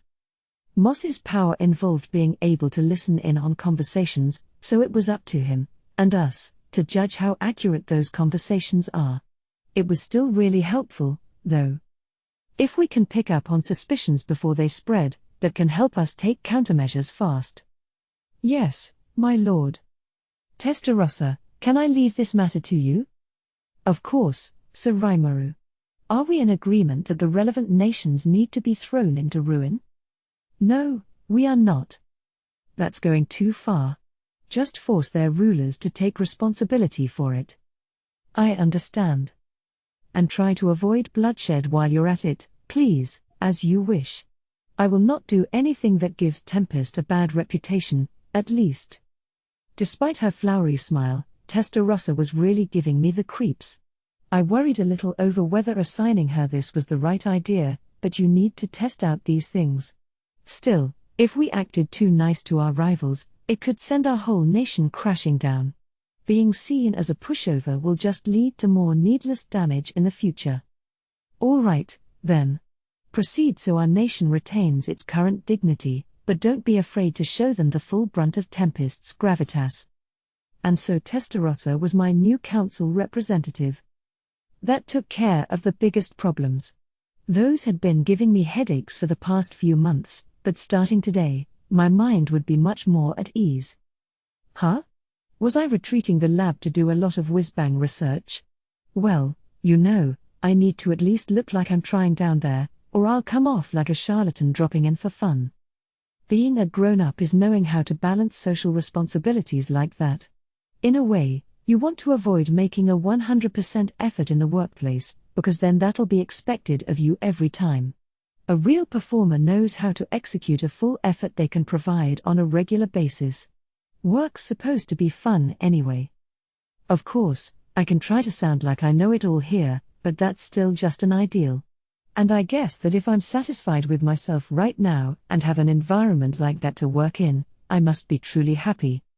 Anyway, today I decided to check out our new school building, which we recently completed construction on. The children I brought in from Inglesia will study here, together with our own. Like I said to Yuki, the best way to prepare children for adulthood is to get them interacting with one another, and in a school with nothing but monster children, I worried my kids would have trouble adjusting to human society later. With this school, there'd be no worries. We now had a lot of adventurers and other people coming here for work, many of whom brought their entire families, children included. In many low-income families, children were obliged to work as well, but I prohibited that by law. A child's job is to play, and to examine and study whatever they were interested in. I wanted to have humans and monsters learning together, in the same classrooms, and in the future I wanted to see this grow into races and species working together. That was the theory behind this setup. Plus, we didn't only have children learning in this school. Grown adults were mastering the basics of reading, writing, and arithmetic here, too. They were highly motivated, given how these skills were rapidly becoming necessary in Tempestian life. Remaining illiterate would narrow their work options and potentially lead to errors that had caused trouble for their co-workers, and adults understood that, which is why so many were studying now. One common refrain you hear in the classroom is, "Am I ever gonna use this stuff in the future?" Not here, though.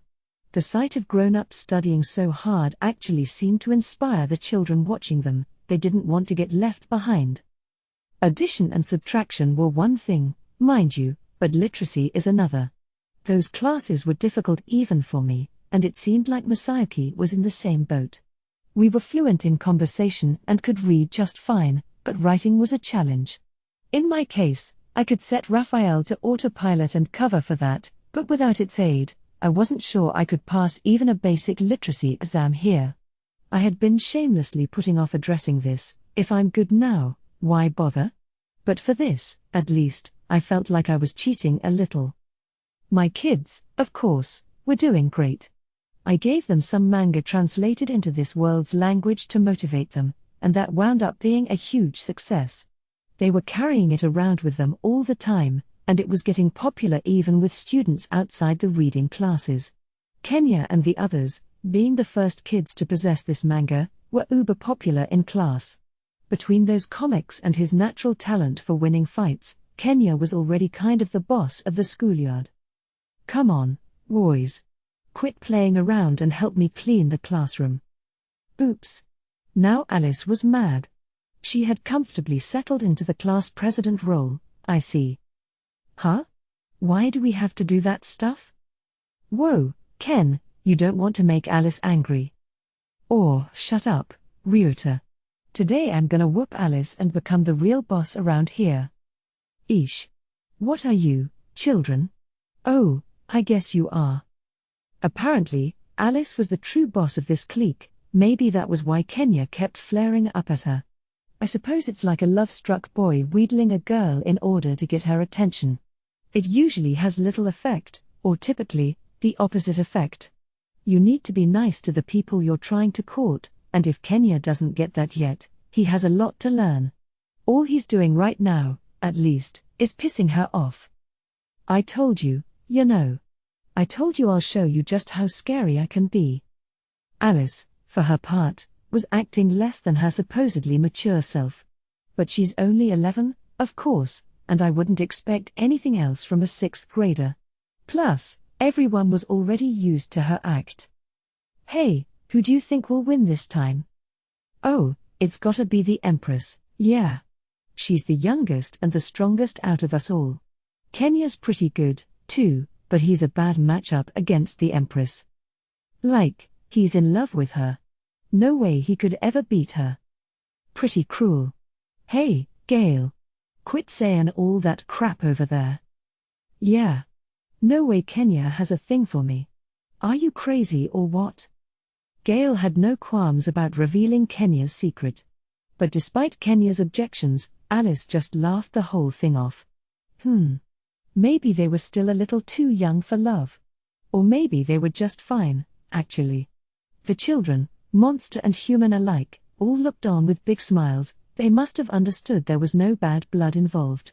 Gale, being the oldest, kind of took a leadership role with the others anyway, so I assumed he'd put a stop to matters before they developed into problems. I could have just kept my mouth shut and watched them, but not today. Hinata was due in later.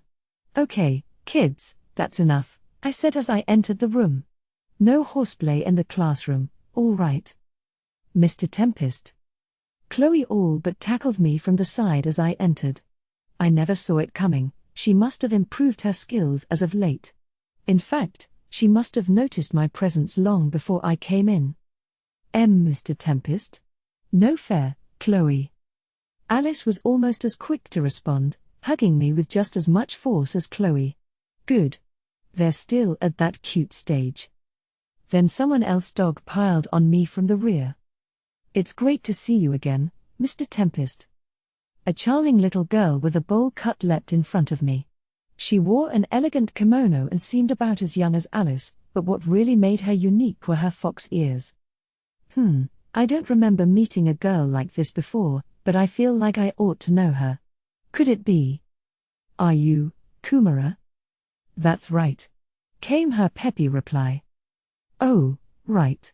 Kumara was an upper-level monster who evolved after I named her, and I guess transforming into a human was among her new skills. I'm pretty sure I granted custody of her to Hinata, alongside Kenya and the rest. They were attending school regularly now that the building was completed, but I figured Kumara was manning the labyrinth or something in the meantime. In fact, she joined the others at school, and it looked like she had friends as well, so it appeared that things turned out fine. Whoa, Mr. Tempest is here? Now Kenya and Ryota noticed me, lagging a little behind the girls. They were drowned out by the other children. Wow woo. Mr. Tempest. It's really him. Whoa. Wait till I tell Dad back home. It was a big event, causing such a clamor that now the other teachers were coming in to see what was up. My lord? You should have let me know in advance. I would have guided you around. Are you kidding me? I'm the vice principal. If anyone's giving Sir Raimuru a tour, it's me. Nonsense. Saraimaru named me the principal, and this is one responsibility I'll never palm off on my staff. Another big furor, these teachers were mainly retired adventurers, along with a few merchants Mjolmal recruited from Bloomond. We paid them a monthly salary. Our principal was one of the elders from the goblin villages. He was no good as a teacher, but he was great at settling disputes fast, and I wanted him to keep an eye on the kids and ensure the monster students weren't being ostracized. The rest of the staff was all human, including a paladin we brought on as a special lecturer, and Hinata stopped in to look after Kenya and the others when she was free. It all seemed to be going well, really. The paladin looked out of his comfort zone at first, but now he was instructing our monster and human students as equals, with no prejudice involved. That was a huge help. Yeah, called today a kind of stealth meeting. I had some business with Kenya's class. Oh, is that the case? Well, I hope you'll be interested in sitting in on a class next time. Indeed. Just let us know a date and time, and we'll show you a perfect class. The teachers and students all nodded at one another. But hang on. What did he mean, a perfect class? I didn't need them putting on an act for me. What was the point? Whoa, don't put Saraimaru on the spot. This chaos would have continued a while longer were it not for Fritz, the paladin in charge of my class today. Having a captain of the Crusaders preside over a class is pretty amazing in itself, I thought. You're teaching today, Captain Fritz? Or, Saraimaru, no need for that captain stuff. Just Fritz is fine. Oh? Then you can drop the sir stuff with me, Fritz. I could hardly do that. Humor me with that much, if you wouldn't mind. I might get dirty looks. Fritz smiled at me. He struck me as the last person to care about honorifics like that, but not even he could get that informal. And neither could I, really. Calling the heads of other states by their first names would be pretty stupid unless I was a real big shot. Ah yeah. If we were alone, sure, but not in a place like this, huh? Thanks for understanding, Fritz said with a wink and a smile. Getting winked at by a man wasn't all that gratifying to me, but I did like his approach. But anyway, thanks for helping around this school. Oh, stop. Compared with Lady Hinata's harsh training, it's like heaven around here. There's free food, the children respect me. People in our group are fighting for this job, let me tell you. I see. Not sure I really wanted to know about that. I appreciated how Fritz was being upfront with me, but I didn't want to adopt his knack for creating awkward scenes, especially given that my magic sense had just picked up something.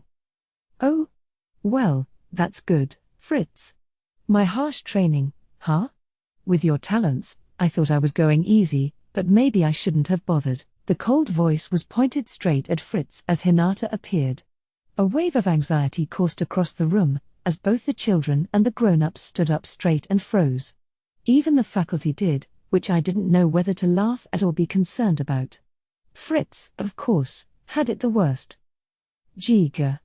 Lady Hinata. That, you misunderstand me. It was just a figure of speech, you could say. He tried to defend himself, in vain, I thought. This is exactly why situational awareness was so important. I prayed for his future happiness as I promptly hightailed it out of there. We moved into the labyrinth. Hinata was here now, so I also took along the 5 kids and Kumara. Fritz, well, let's not talk about him. I've been expecting you, Saraimaru, and you as well, Lady Hinata. Ah, it's the elder himself. Glad to see you're well. We were greeted by Hakuro, who apparently had kindled a friendship with Hinata at some point. They were both smiling as they greeted each other. Sorry to make you take time out of your busy schedule. Oh, it's perfectly fine. We've taken care of all our major problems for the moment. You did? Did you figure out who you'll send to the council? Yes, Diablo attracted some new talent to our group. She's been named Testarossa, and I'll be glad to introduce you next time. She's been named? There's a lot I want to say about that, but we don't have any time to waste, so I'll hold my tongue. Sorry? It's fine. I already know how much you're lacking in common sense. Asking for more details will just give me another headache. She may have been whining a little, but pretending not to hear what her Kuro just said was probably the best thing for her, yes. Anyway, I'm here today because I wanted to show you how these kids were progressing. I've been teaching them alongside Sir Hakuro, but I want you to see what they're capable of, too. Not sure how I felt about that, but let's play along. If you're phrasing it like that, I guess they've kind of grown? Kind of is one way to put it. Once you see them in action, you'll get it. This labyrinth is so useful, isn't it? You can fight at full blast without worrying about dying. Hinata grinned, projecting as scary an image as always. She always had this streak of intimidation that bordered on the sadistic. All right. How about I summon some replicants to take them on? With some choice jiggles, I spat a body out of me. This was a human-shaped clone, me remaining in my original slime self. All right. It's been ages since we fought Mr. Tempest. This is so great. Now he can see just how much I've grown. Kenya and Alice, the two main fighters of the crew, gleefully took positions in the front row. Next to them, the more taciturn Gale was doing a few quick stretches while Ryota, despite his usual reluctance, was looking just as excited. If he wasn't trying to run away, he must have had some confidence, at least. And as for Chloe and Kumara, the last two. I'll head out front first. Huh? But I wanna fight Mr. Tempest, too. They were just as enthusiastic. All raring to go, huh? I can take you all on at once, but how about we try some one-on-one battles? Everyone smiled at me, excited to battle, and I certainly didn't mind humoring them now and then. With that ill-advised optimism in mind, we began the mock fight. 1 hour later. Why, you've gotten way too strong, guys. My shocked voice echoed across the labyrinth. Kenya was clearly stronger than a rank-and-file paladin. He formed a perfect combination with the light elemental spirit inside him, unleashing a litany of sword moves from his weird, manga-like stance. Ryota wasn't as good as Kenya with a blade, but with his mix of water and wind spirit magic, he demonstrated a nimble skill with battle. Gale was a steady presence in the fight, focused on defense and careful movement, and he handled his sword and shield well. He also had good control over earth-based spirit magic, making him a bit like fighting an iron wall. Thus, the boys were surprising enough, but the girls were even more amazing. Now I could see why Alice was nicknamed the Empress. I don't know where she was taking them out from, but she now had several dolls of Magisteel that resembled Beretta and seemed almost alive as they lunged at me. She was every bit the Golem master she was, and she wasn't messing around with toy dolls today. If she faced anyone besides me, they'd be in real trouble. But in addition to that, Alice had a finisher move where she whirled a huge number of swords into the air and doggedly sent them flying my way. That was a surprise. Their paths were irregular and hard to predict. Without my predict future attack skill, I might have been run through several times. Another few years, and she could probably be an even match for a paladin captain. As for Kumara. Okay, guys, time to show Sir Rimuru what we're made of. With that shout, she released her full force, 9 tails shimmering behind her cutesy figure. The next moment, each tail transformed into a magical beast. I kind of anticipated this, but still, having 8 beasts to deal with at once was a surprise. Even 2 of those beasts boasted a lot of strength. I could see why Clayman treated them as a kind of last resort. And now there were 8 of them. The 9th one was apparently associated with Kumara herself, while the other 8 were all magical beasts. Each one was over A in rank, so not even your average paladin stood a chance, and they all shared in one another's battle experience, so they worked well as a team. At this point, I think they could possibly beat Fritz, making Kumara a little girl with the power of one of the 10 great saints. It'd be hilarious, except for the fact that it was all true. If those beasts gained any more experience, the strength level would just be incomprehensible. A worthy guardian for floor 90 of the labyrinth, no doubt about that. So that brings us to Chloe. Yeah. It was a cute little shout, coming from her, but there was nothing cute about how she held a sword. She was faster than Kenya, or really, it wasn't even something worth talking about on that level. I fought against 6 adversaries today, but Chloe was the only one I had to get real serious about. Or maybe I'm thinking about it the other way around. If I didn't get serious, then Chloe was now strong enough to be a danger to me. I wouldn't die if I went easy on her, mind you, but I didn't want to look uncool in front of all the kids. As a responsible grown-up, I couldn't embarrass myself around them. So that's why. Don't call it immature, all right? I'll throw all generosity aside if it means protecting what little pride I have. I can see why you did that. As can I. It is only with the young Chloe that I get serious in our mock battles, after all. Really? So Chloe was now tough enough to challenge Hinata and Hakuro, both above me in skill? It shocked me to the core. This innocent little girl was now making me shudder. No, dude, that was really great. Right? Hearing Mr. Tempest say that gets me all pumped up. Yeah, but Chloe totally stole the show today. I mean, you call me the Empress, but I still can't beat her in combat. Chloe's on another level. She looks all meek at first glance, but rile her and she's a menace. You're not scary at all when you're mad, Alice, but with Chloe, I'm cryin' uncle pretty much immediately. Ryota and Gale nodded next to the indignant Alice. The boys all seemed in agreement. Kenya's real good, too, though. It's just that his stance doesn't really match his skill set. If he worked on his stuff a little more, I think he'd be able to string some good combos together. It was a very manga-like stance, but it wasn't inherently a bad one. It was just a poor fit for traditional swordplay, forcing him to take extra steps throughout his approach. If he could get rid of that, I think he could be stronger. That's the thing. No matter how much I instruct him, he's still sticking with that. Hinata must have noticed as well. She dejectedly sighed. So what? I learned this stance directly from Masayuki, huh? Did that fool give Kenya a little uninvited advice?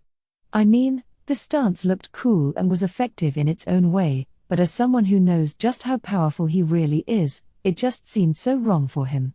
No wonder it looked like something from a fighting manga. Masayuki probably lifted it directly from one series or another. Well, I suppose just telling him won't work.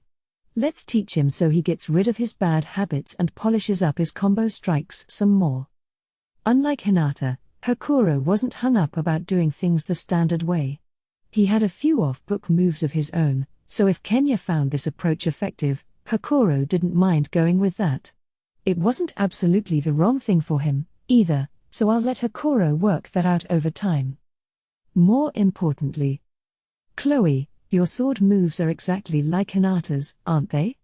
Very pretty. A good example for everyone. She smiled brightly at the compliment. Yeah. It's the same as what Shizu used, so I tried to copy them. They're not the easiest things in the world to copy, you know. I'm still reliant on skills for them, but you learned them entirely based on your own talents. I think you should be proud of that. Indeed. I've instructed a great many students, but I've never seen so much raw talent from one person. It's nothing short of ominous, in fact. Hinata and Hakuro were both tough teachers, and they had nothing but praise for Chloe. I guess it really was talent. She was still young, but I couldn't even guess what would happen as she matured. I wasn't sure if I was fearing it or looking forward to it. It turned out, however, that Hinata had some other business today. I called you here in part so you could see how these children were progressing. They all have talent, but they're still young. I wanted you to have an accurate gauge of how they are right now, to ensure we don't guide them down the wrong path. That was always a consideration for me, of course, but I accepted the word of caution. Shizu had watched these kids, after all, so to Hinata, I suppose they were kind of like her own siblings. All right. We have a lot of people in town who can guide them, Hakuro included. Me too, for that matter. We'll make sure they don't go down any wayward paths. Hee. I thought you'd say that, but just in case, you know. She was such a worrywart.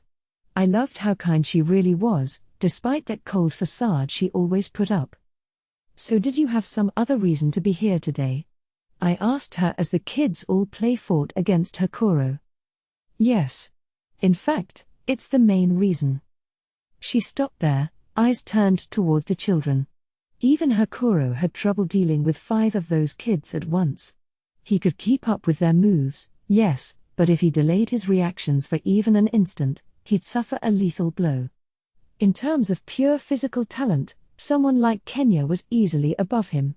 He couldn't let his guard down for a moment. Kumara, by the way, wasn't participating in this. If she really wanted to fight, she'd overwhelm Hakuro with pure numbers. But even without her, Chloe gave the kids a decisive advantage, so I thought this was a good pairing. It was, in a way, a grand demonstration of fighting skills, one boundlessly entertaining to watch. "Isn't that amazing?"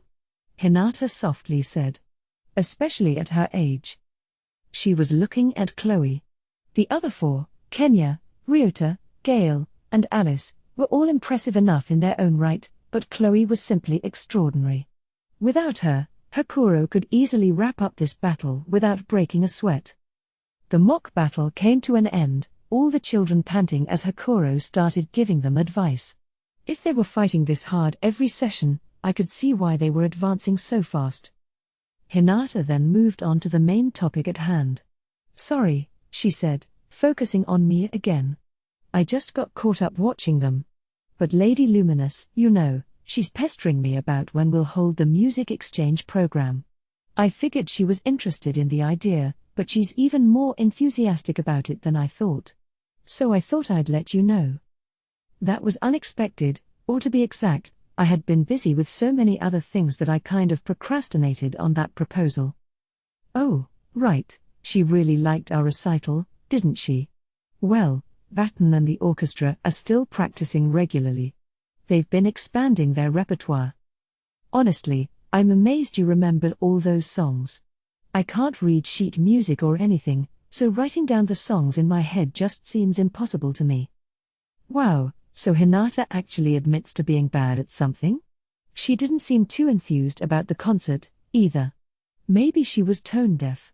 A feeling of superiority washed over me, even though I was wholly reliant on Raphael for that stuff. "Well, maybe we ought to stop by soon, then." "Yeah. Transporting your musicians might be a pain, though. We could send over a few paladins and transport them via a warp portal, a few people at a time." "I'd appreciate that, thank you. It's a big orchestra, and they have a lot of bulky instruments with them. A wagon caravan didn't seem practical to me." Lubelius, if I recall, was protected by a large barrier that prevented anyone from teleporting directly in. We'd need some other kind of rapid transport. A train system would instantly solve this problem, but that was for the future, no point pining for it right now. Plus, of course, this wasn't just about transporting the musicians. They all had their own instruments, which really complicated matters. If we used horse-drawn carriages, they'd have to traverse a highway that's not even completed yet, and traveling down unfinished roads could lead to bumpy patches and broken gear, so I'd like to avoid that if I could. I was really starting to envy the dragon airships the Emperor of Thalion used. A train trip would be fun enough, but if you really wanted to cut down travel times, air was the only way to go. Land and sea were your best bet for transporting goods, but for recreational and other travel, a plane flight was always the fastest and easiest way. Thus, I appreciated Hinata's offer. I'd be helping as well, of course, so we began to make plans for the big travel day. As we went over all the details, the resting children gathered around us. "Are you going somewhere with Miss Hinata, Mr. Tempest?" I explained to Chloe that we were holding a music concert in Lubelius. "I wanna go, too." "Me too." I'd probably fall asleep during it, but if Chloe and Alice are coming, so am I. "And me. Guess I'll join you, then. If I let them go alone, no telling what they'll do." Chloe led the fray as they all clamored to come along. What to do? I supposed it'd help broaden their horizons and all that, but I couldn't guarantee that it'd be completely safe. Kumara looked up at me as I pondered this. I want to go, too. Being the guardian of floor 90, she had a job to attend to, but she just looked so forlorn to me as she asked. Maybe the logical part of her brain told her this wasn't doable. But it's totally natural for a kid to want to join her friends on a trip, and I wasn't in the habit of turning that down. Or, there's no need to be so hesitant. Don't be afraid to say what you want. I'll indulge you at least a little bit. I didn't want her turning out like Milim, but it wouldn't do for her to lose her childlike charms, either. I patted Kumara on the head as I spoke. It felt just as soft and fuzzy as she was in fox cub form. I suppose the kind of warmth it gave you was something that transcended boundaries between monsters and people, although Kumara was in human form here, so maybe I'm just thinking nonsense. Woohoo. And no school while we're on the road, too.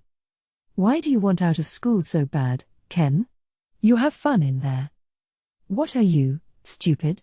School's fun, yeah, but getting to play around while everyone else is in class. It makes you feel special, you know? I get what you mean. I don't want people to think I'm like you, but I'm kinda excited, too. Right? That sort of thing? I had yet to say yes to anyone, but the kids were already mentally packing their bags and openly talking about cutting school. I get it. I really do, but I never tried doing that when I was a kid. Ah, fine.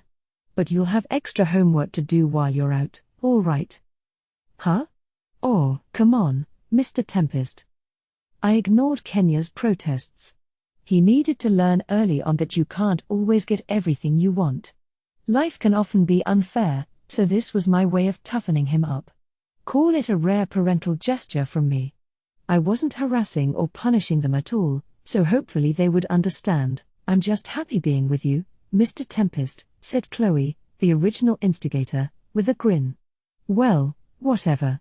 It'll make for some good memories. You're so easy on them. Oh, are you against it, Hinata? I asked, frowning my disapproval at her. PFFT. I didn't say that. She looked peeved but put up no more opposition. We're good, then. So now we had our basic plan ready, a tandem music concert in Lubelius, a team of musicians headed over there, and a bunch of kids joining the fray. And here we were, the Holy Empire of Lubelius. Already, the kids were agape at the exotic sight of Lubelius's city streets. Batten and the musicians, meanwhile, were tensed up, unable to stay at ease. Diablo was with me as my secretary, as well as Shion. I had her stay home during my last trip, so she got to come along this time. Instead, Veldora was watching over things in Tempest. I reminded him of his vital position as Labyrinth Master, which kept him from getting any funny ideas. Really, Veldora could go to pretty much any nation besides this one. He and Luminous in the same place was just far too dangerous. Report. The chances of a problem occurring are 100%. You couldn't spell it out more clearly than that. If there's a big mine in the ground in front of you, you're not gonna march straight for it. Hinata was our guide here. Welcome to Lubelius, she casually told us. The Holy Emperor himself will be greeting you shortly. She was talking about Louis, and I had insider knowledge, of course, that he was only playing the role of Lubelius's leader. Batten and the others, however, didn't. It was classified information, and I told the kids to keep mum about it around the orchestra. So tonight there's going to be a dinner party to formally greet all of you. Tomorrow, we'll be tuning things at the concert hall, and we're slated to begin rehearsals the day after that. The show's scheduled for 3 days from now. Does all of that sound good to you? What do you think, Batten? Why yes, Sir Rimuru. I think that will be fine. Everything's been magically transported here already, and I believe it all made the trip safely. We'll need to adjust our setup for the concert hall's size, but I understand they have an orchestra of their own, so I don't anticipate any issues. Sounds good to me. You sure, though? You're only getting 1 day for rehearsals. Ha ha ha. Here in Lubelius, yes, but we've never missed a day preparing for an event like this back at home. We'll all work as one to answer the call. Great, then. If he was that confident about this, I was sure their extended efforts would pay off. Talent really can beat hard work sometimes, but then again, hard work is never gonna betray you. It connects to confidence, giving you the internal strength you need to express your full skills in any situation. Keep up a regular effort, and you'll truly start believing in yourself. I internally gave Batten's response an A+ as I nodded at him. If he was that confident, I felt safe expecting big things from them. That night, his orchestra received the royal treatment from the nobility. For the most part, it made them more nervous and awkward than ever. Sir Rimuru, we're just regular citizens of Tempest, you know. Is it really all right to be afforded rooms like these? We were traveling with over 100 people, and they were all given their own room to stay in, each with a maid on standby in an adjacent chamber so you could call them in at any time. There was even a salon on the level of a 4-star hotel spa, available completely for free. Batten and his musicians hardly knew what to do with themselves. The dinner party was just as swank, featuring a cavalcade of bite-sized courses served on top of a small spoon, a feast for the eyes and the palate. Each course was small but carefully seasoned and designed to keep your attention. Everyone loved them. Kenya and the kids acted like it wouldn't be enough for them at first, but by the end of the banquet, they were all rubbing their full bellies. As a slime, I had a de facto bottomless stomach, but theirs were beholden to the laws of physics. Stack up enough tiny courses like this, and you'd still have trouble eating them all.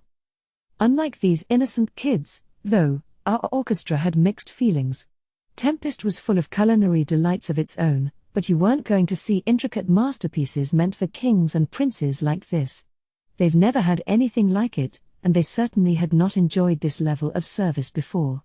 I could tell them not to be nervous, but it was an impossible ask. Don't worry about it. It just shows how much they're looking forward to your performance, I'm sure. At times like this, I took solace in the fact that I wasn't doing the performing.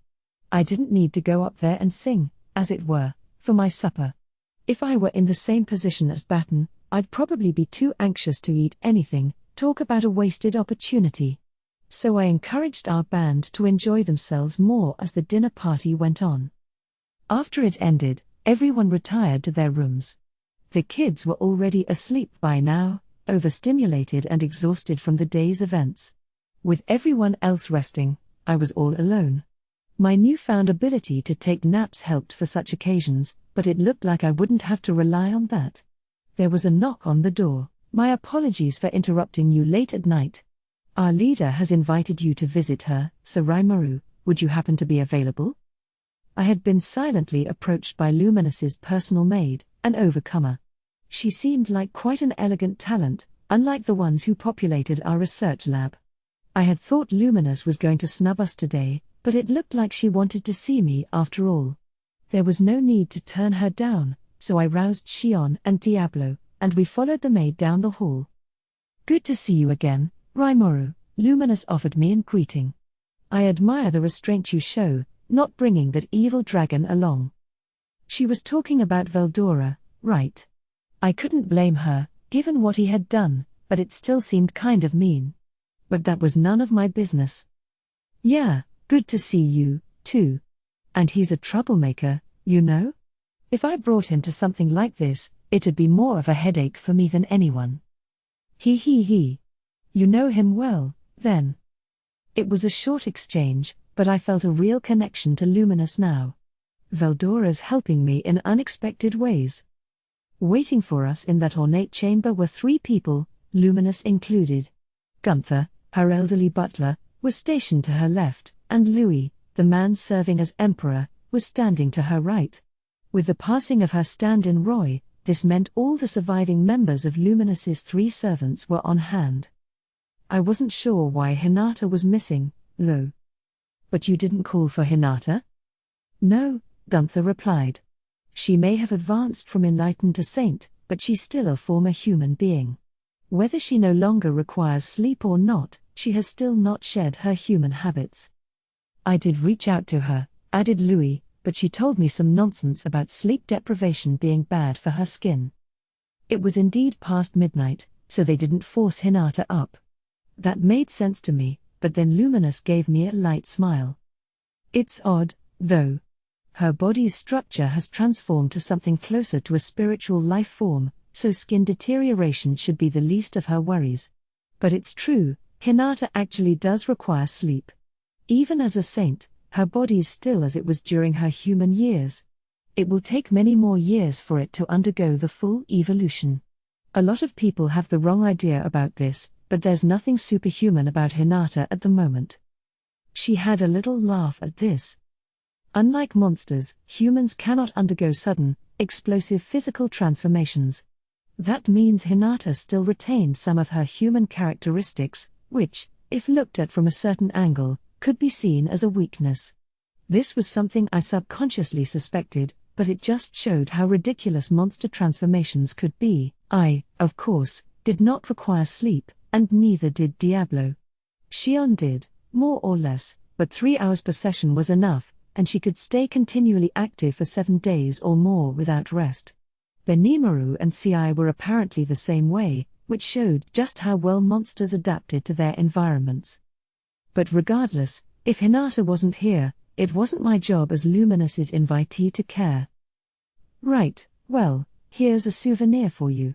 It's a collaboration between Shuna and Mr. Yoshida, an apple brandy pound cake. I thought Hinata would complain about serving this while she was absent, but late-night snacks are a beauty no-no, I'm sure. She liked this kind of thing, but if she didn't know about it, she wouldn't have to agonize over taking a slice or not. It's an act of kindness, really. What a feat. How thoughtful of you. Luminous was certainly complimentary. I must thank Shuna for letting me have this. My 2 self-styled secretaries would never demonstrate that kind of good sense. Diablo was always extremely considerate of me, but that didn't apply to anyone else. They both have a screw loose, really. But anyway. So what did you want to see me for? Yes, well, I wasn't entirely sure whether to inform you, but I've decided I should. It seems that Granville is up to his tricks again. I am very much looking forward to our concert in 3 days, and I don't want anything to get in the way of it. So I thought I would ask for your assistance. A rather casual way, I thought, to give some unpleasant news. I wanted to tell her that it was no topic to discuss over cake. Xion was nodding at this, but I don't think she understood the portent of it. Diablo, meanwhile, looked like he couldn't care less. If an enemy came along, he'd eliminate it, those were his thoughts, no doubt. But this was a pain to me. I was on foreign soil, not my own country. I could summon the demons, as well as the forces Ci deployed across the land, but I didn't want to go overboard. Besides, if it's that big of a deal, shouldn't you really be telling Hinata? Yeah, this kind of thing was right up her alley. She was far more qualified to patrol this nation than visitors like us. But Luminous shook her head. Humph. Do not underrate us, please. No matter what kind of rabble attacks us, Lubelius's defenses are ironclad. We thoroughly enhanced our defensive measures to prepare for that evil dragon, after all. But we are not flawless. There is a possibility they may sneak in undetected through some previously unknown opening. The way she was talking, no invading army could manage to shake her steadfast confidence. I mean, if they were planning for war against Veldora, your typical army of 10,000 was no sweat. But that wasn't Luminous's concern. Some previously unknown opening? Ah, right, Granville Rotso headed the 7 days clergy, exactly, chimed in Louis. Given his secret maneuvering around Lubelius across many years, I am positive he has at least 1 or 2 hidden routes he can take advantage of. Humans are gifted at sneaky tricks like that. And as irksome as the thought is, said a seething Gunther, he once fought against Lady Luminous as the hero of light. With that experience, he could conceal himself entirely, and we'd have no idea he was there. That did sound dangerous. Kind of an inside job, then? Nobody would know the terrain better, certainly, and there was no doubting his strength. They say he's more powerful than the late demon Lord Clayman, so you didn't want to let your guard down here, or so I thought. Ridiculous. I wish you wouldn't disturb Sir Rimuru with such trifling matters. Then Diablo suddenly spoke up, sounding as brash as always. And here I thought he'd been behaving rather well, Now the bomb was going off. I really wish he'd learn when to keep his mouth shut. Louis and Gunther looked put off for a moment, but Luminous's smile kept them in line. He. Well, Noir, I see Rimourou's certainly tamed you, hasn't he? Even seeing it in person, I can hardly believe it. I wasn't sure why Luminous was smiling in a situation like this, but it kept things from getting awkward. I wish you wouldn't call me that. I have a wonderful name granted to me by Sir Rimorou. Enough, Diablo. I'm on friendly terms with Luminous, and I'd like to keep it that way. I gave him a warning that, hopefully, worked as an apology. My pardons. Refraining from addressing her any further, Diablo heeded my request and quieted down. He even bowed his head a little to Luminous and her servants, and while I'm sure he had no remorse whatsoever, I was willing to accept that. Luminous, after all, was asking a favor of her guests, so I didn't want to aggravate matters. No, I'd say Diablo there is correct. Perhaps it is wrong of us to make this request at all. But there is a good reason why I decided to share this with you. Very considerate of her, calling Diablo by name, even if it was a nickname. She chose not to sweat the details and quietly began explaining why she'd summoned us here. As I mentioned when I discussed how Hinata still needs sleep, humans cannot quickly adapt their bodies after an evolution. It is something they must settle into, through many years. An enlightened figure, one qualified enough to be a demon lord, can evolve into a saint, equivalent to an awakened demon lord. However, given the time it takes for this evolution to finish, you could say that a newborn saint is not that much of a threat. They may have swells of energy flowing within them, but if they don't know how to wrangle them, it's pointless. Hinata could control her energies down to pretty exacting rates, but that was dependent on her own personal skills. It didn't come as naturally to her as breathing, so the resulting burden had a physical and mental effect upon her. But why would Luminous bring this up while she wasn't there? Actually, maybe it's the opposite. She waited for her to be absent before she brought it up. And if human beings took a while to evolve, then... Now, going back to Granville for a moment, he is not currently a saint. He is someone who has hatched out of a hero's egg, if you will, grown and flown away from the nest. Not even I can guess how powerful he has become. So he's a true hero, then? Of course, this world had many types of hero, some self-styled, others true heroes in training as recognized by the world itself. Some were even real enough to do things like seal Veldora away for years. Just as seed demon lords could portray themselves as the real thing, those bearing hero eggs could be recognized as fully heroic, and the difference in strength was roughly proportionate between the two. Heroes and demon lords really were united by fate that way, and in Granville's case, we were safe in assuming he had the strength of an awakened demon lord. You think he's stronger than Hinata, maybe? When I first heard Gren was killed by the likes of Nicholas, I doubted my own ears. A disintegration spell is among the most powerful magics of all, but Gren wasn't enough of a fool to leave himself completely exposed to it. But back to your question. Luminous looked me straight in the eyes. So this is why she didn't invite Hinata. Yes. You're right. I had hoped to tame that man for myself. Having fought him once, I know for a fact he's stronger than the demon lords of old. She sounded completely confident, surprising not just me but her servants Louis and Gunther. They were both silent now, perhaps not realizing how misinformed their judgment of him was. Indeed, we never directly fought Gren, so. But you would rate him that highly? I would. I gave Gren free rein because I wanted to keep him in my personal sandbox. We both shared common goals, so I forged an agreement with him because I thought it would be fun. As head of the 7 Days clergy, he was granted all kinds of political power. In a way, I kept him as my personal ace in the hole. That ace wound up betraying her before she could play it, going over to the other side and wrapping his hands around her neck. It was an error in judgment, I suppose, but I felt like I was a part of the cause, a little bit. Not that I was to blame, but... Well, Maribel's dead now, after all. The cherished child of the Rotso family. If the notoriously careful Granville was on the move now, that had to be his motivation. Ah yes, the child I caught sight of at your festival. I wasn't aware at the time, but she was quite a foe, wasn't she? If Granville treated her with so much respect, she might have been the key to all his ambitions. Maribel was a handful. If she stayed away from the spotlight, letting her conspiracies naturally play out, we'd have a maelstrom of evil to deal with. The enemy in front of you is never as potentially lethal as the one seething from far away. Still, though. So what does Granville want? He can't be taking action at this point out of some twisted desire to avenge Maribel. That is probably... No. Never mind. Lumina stopped herself from saying something. She shut her eyes for a few seconds, deep in thought, before quietly continuing. Even long ago, his one hope was to spread peace across the world. He fought against countless slavering monsters and vicious magic beasts, defeating them in his quest to protect the human regions of the world. I fought that stubborn old man many times, until he understood that I wanted to live alongside humankind instead of eradicate them.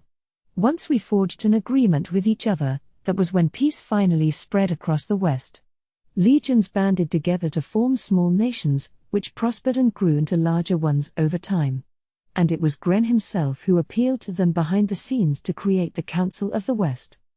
Hearing the story like this, Granville, or the hero Gren, really did seem like a legendary figure. He was now part of the Shady Five Elders, but it was still all in the name of protecting humankind. No matter the motivations behind it, if you looked at the results he put up, Granville basically gave the human race 1,000 years of peace, didn't he? The ancient elves who rule over Thalion have no territorial interests. We in Lubelia serve as a shield against the tyranny of Earthquake Dagral and the Storm Dragon Veldora. The demons to the north keep attempting to intervene from their ice-shrouded world, but it's more for entertainment than anything. If Guy was serious about it, he would have brought the world to its knees long ago, after all. That just leaves humankind's other great outpost on this planet, and Granville has worked alongside the dwarves to combat it and hired merchants to prod its innards. He's been doing all this by himself for ages. Put it that way, and Granville really seemed amazing. No, now's not the time to commiserate with him. All right. So if he's done all those noble things, what does he want? Don't hurry me, now. I'd like to say that Gren has no reason to confront me, but I can think of one thing. I can think of it, but I have no intention of telling you. Oh. I figured as much, given that pause earlier. But I did receive some concerning news about his motives. Do you know Yuki Kagurazuka? Sure. You said he gave off bad vibes or something, didn't you? He's the mastermind who incited Farmus to fight and set Clayman against me. Oh, you picked up on that? That saves me some time, then, but you should know that Yuki has contacts with Gren. There is some kind of business going on between them, and it seems they forged a pact of their own. Yuki again? I'm really getting sick of him playing around with us. Without Raphael, I'm sure he would have easily pulled the wool over my eyes.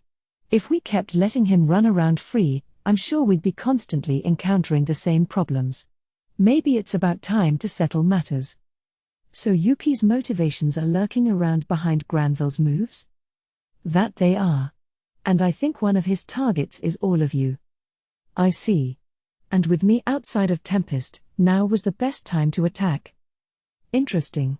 So that child Yuki wants this Gren character to fight against Sir Rimuru? Now it was Shion speaking up out of nowhere. I gave her a surprised look. Knowing her, I assumed she was spacing out on the conversation by now, but she actually had a full grasp of it. Perhaps they think they enjoy an edge now that a few of us have left the country, but they had best think again. We have not one, but two members of the Big Four guarding you. No scheme of theirs could possibly cause any harm. Diablo, meanwhile, was the same as always. I really wish he wouldn't bring up the Big Four right now. It's so embarrassing. Well, remain on your guard. Once 3 days pass, it will be none of your business anyway. As I said at first, all I care about is enjoying a nice concert. Luminous never wavered. She called Gren a threat, but to her, the entertainment came first. And as we concluded this private midnight talk, I began thinking I could learn from the way she compartmentalized things. So was Granville really going to do something? And was Yuki going to take advantage? With those worries in mind, I greeted the second day of our stay in Lubelius. Today we'd be bringing in and setting up all our equipment in the concert hall. We were guided to a grand cathedral, one of the nation's main buildings. It was large enough to hold crowds of parishioners while also serving as a defensive post for the road that lay beyond. I had nothing in particular to do. Best to let the professionals handle their own instruments. Instead, as I planned, I'd be taking the kids out for some on-site social studies instruction. Of course, after listening to Luminous, I exercised the cards I had in hand. First, I called for Venom, who answered directly to Diablo, and ordered him to go on security duty.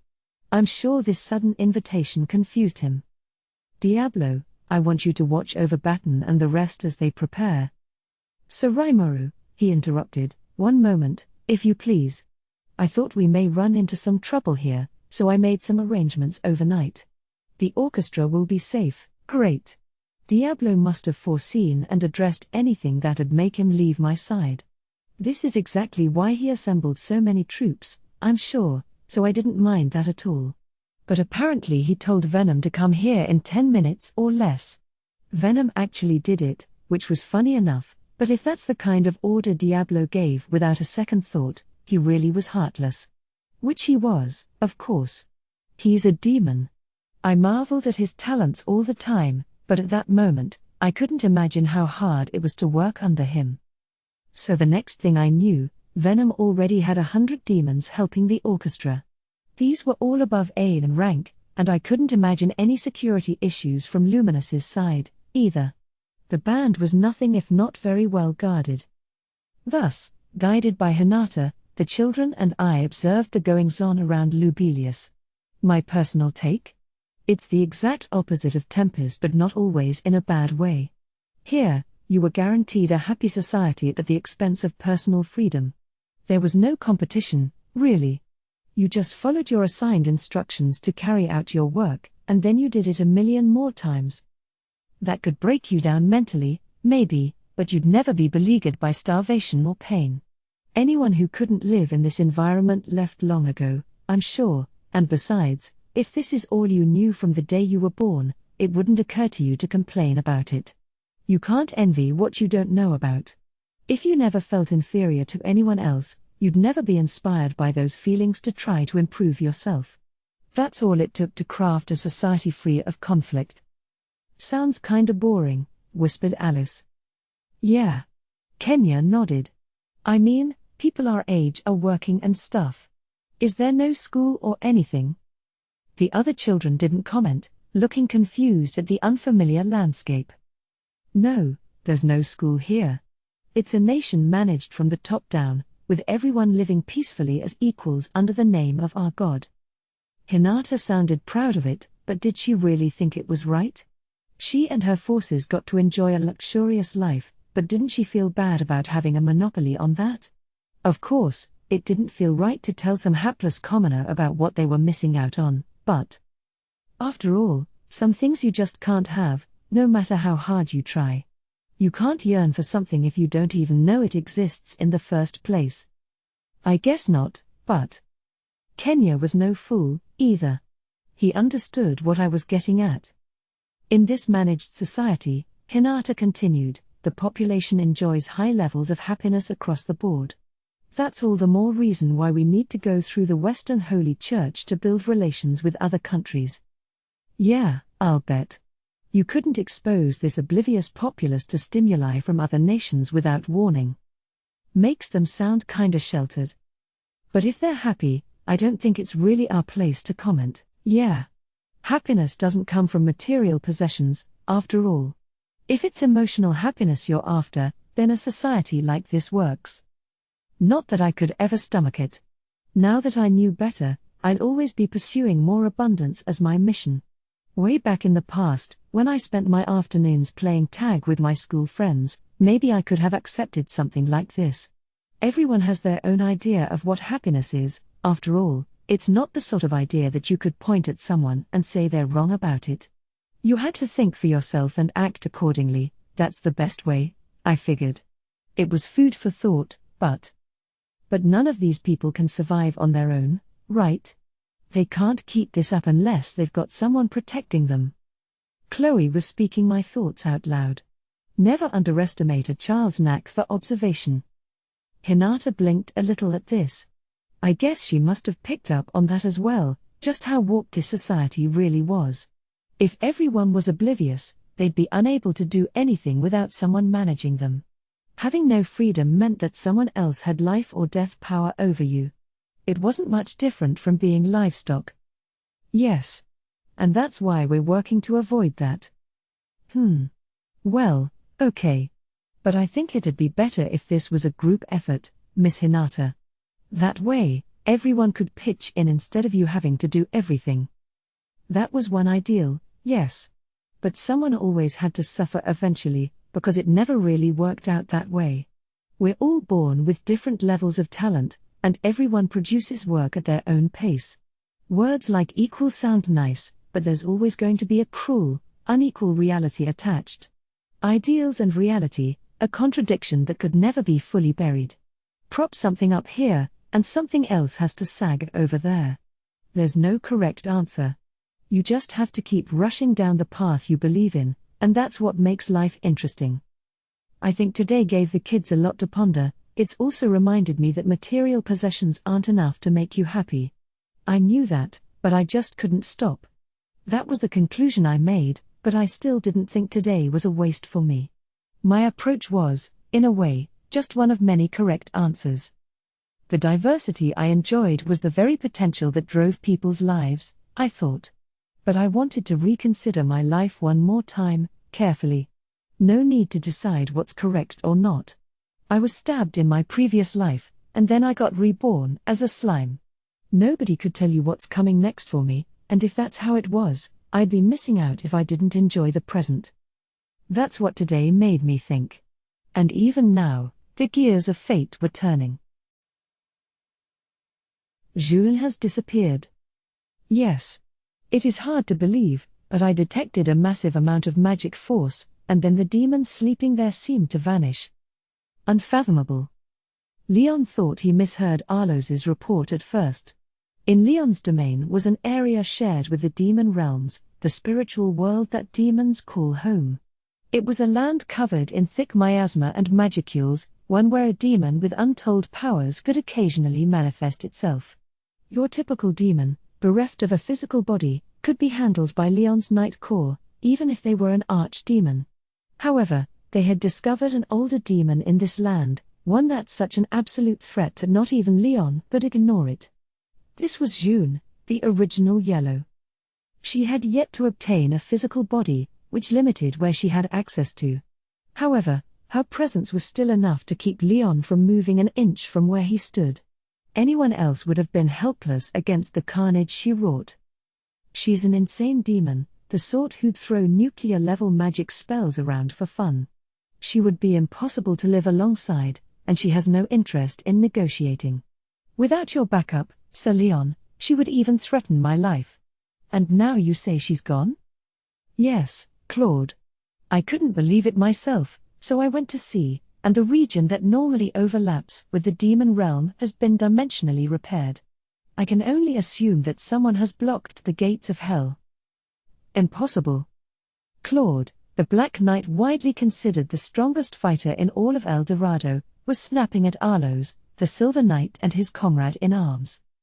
Everyone who lived here, not just Leon, was tormented by the demons. If June, the original source of all their woes, had disappeared, it was such good news that nobody would dare believe it.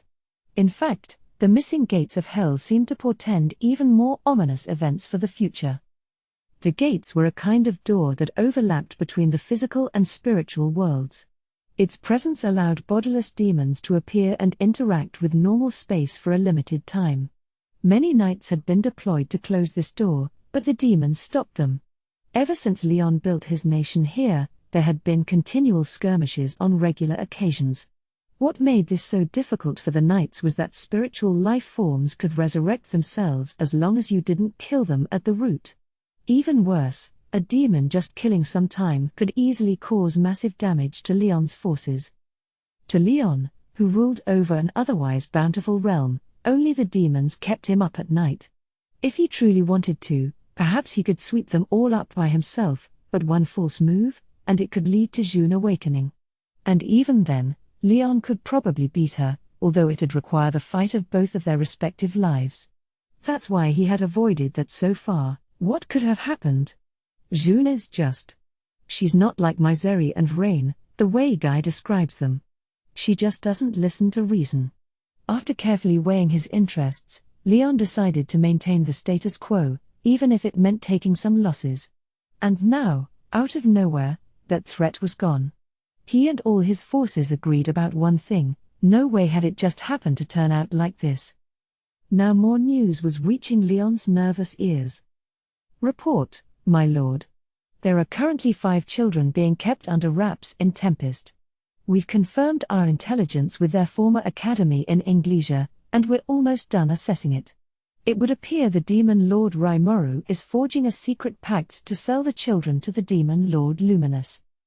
What? Lubelius and Tempest have signed a peace treaty. Both demon lords are on good terms with each other. Our guess is that Raimoru has deceived Yuki Kagurazuka and is using the magicule-rich children for his own business dealings. They had just received a magic call from a member of the Azure Knights currently investigating Tempest. The news gave Leon pause. The Raimoru he met at the Walpurgis meeting didn't strike him as the sort to pull a move like that. Have them observe this agent of ours closely. He may have a good contact, or he may be under someone's control. You don't think? The Demon Lord Raimoru, perhaps? No. I just don't see any reason why Raimoru would get rid of the children. So why, then? Someone's trying to make us fight. Someone who stands to profit from it. There's a chance the Demon Lord Luminous is being dragged into this as well. For all we know, Luminous may be behind it all. Question mark. What in? Leon thought for a moment, gauging the situation in the Western nations, figuring out who'd be the prime suspect. The conclusion was as obvious as it was unnerving. The Cerberus Society? Only that shady pack of merchants knew Leon was collecting otherworlder children. Well, not just them. The people he tapped for their knowledge of summoning spells knew, too. Perhaps the Rotzos have discovered our summoning program. Yes, maybe those merchants joined forces with them in a real, palpable way. If he started to doubt them, there'd be no end to it for his troubled mind. Besides, that report was suspicious on its face.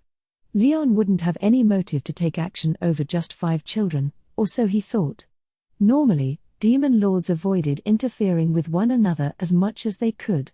Butting into a conflict between demon lords that he had no personal stake in would be the height of folly. It could give him 2 enemies where there used to be none. It was best to ignore these events.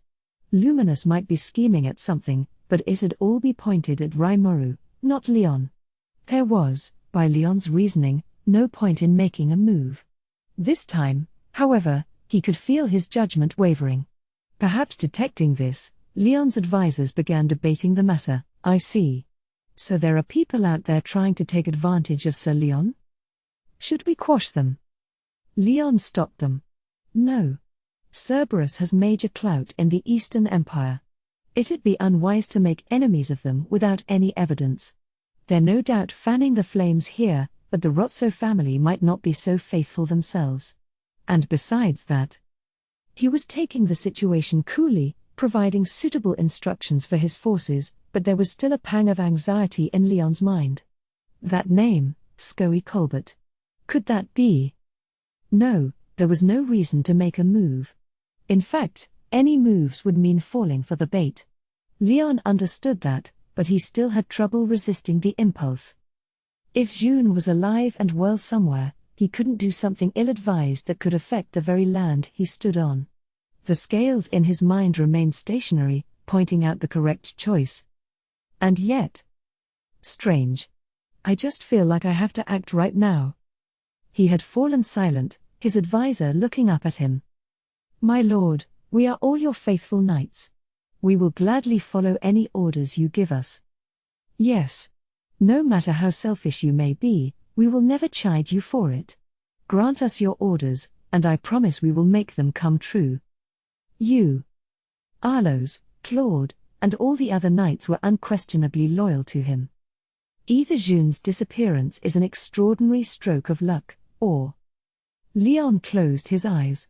When he opened them again, there was a fearless smile on his lips. "I accept your loyalty. I must go myself. Guard this land in my stead." "Yes, sir." Here, in the golden land of El Dorado, great forces were now in motion. Leon Cromwell, the platinum saber, was about to reach for his sword and end his long silence. "Ah, the demon Lord Leon's on the move, huh?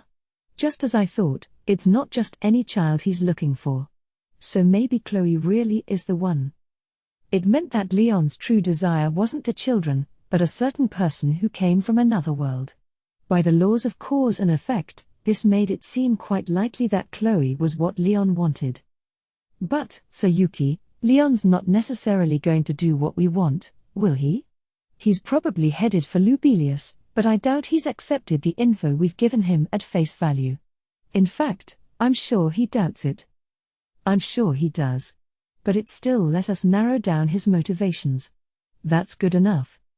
Yuki was satisfied, but Kagali and the others didn't see things his way. They seemed concerned, unsure about his thoughts. "I agree that Chloe merits attention, but don't we lack concrete proof that she's the central figure? Relying on uncertain odds like that strikes me as out of character for you, Sir Yuki." "Yeah, right? And here we are, leaking sensitive information to him. It's all but asking him to doubt us, you know. So what was the purpose of all that? I'd like to know, too, boss. I don't think you made a mistake, but now Leon's gonna have it in for Cerberus, won't he? It's basically ended our relationship. I don't see how we've gained anything at all." Laplace and Tyr weren't hiding their concerns now. Footman didn't join them, and the ever-wise Kagali felt it proper to keep her mouth shut. "I can understand if the clowns here are confused," Misha said with a bewitching smile. "It's true, we didn't stand to gain anything from this. We did it for just one reason, and that's because the boss has decided we can't deal with the demon Lord Leon any longer." That set off a light bulb in Kagali's mind. "I see. So that's how it was? Not that we won't deal with him, but we can't." "Huh?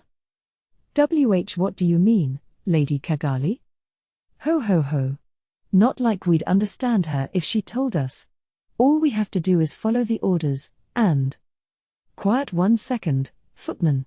Whether I can understand it or not, I want to hear it." Footman scowled a bit at Tyr's interruption. They usually got along well, so it stung a bit.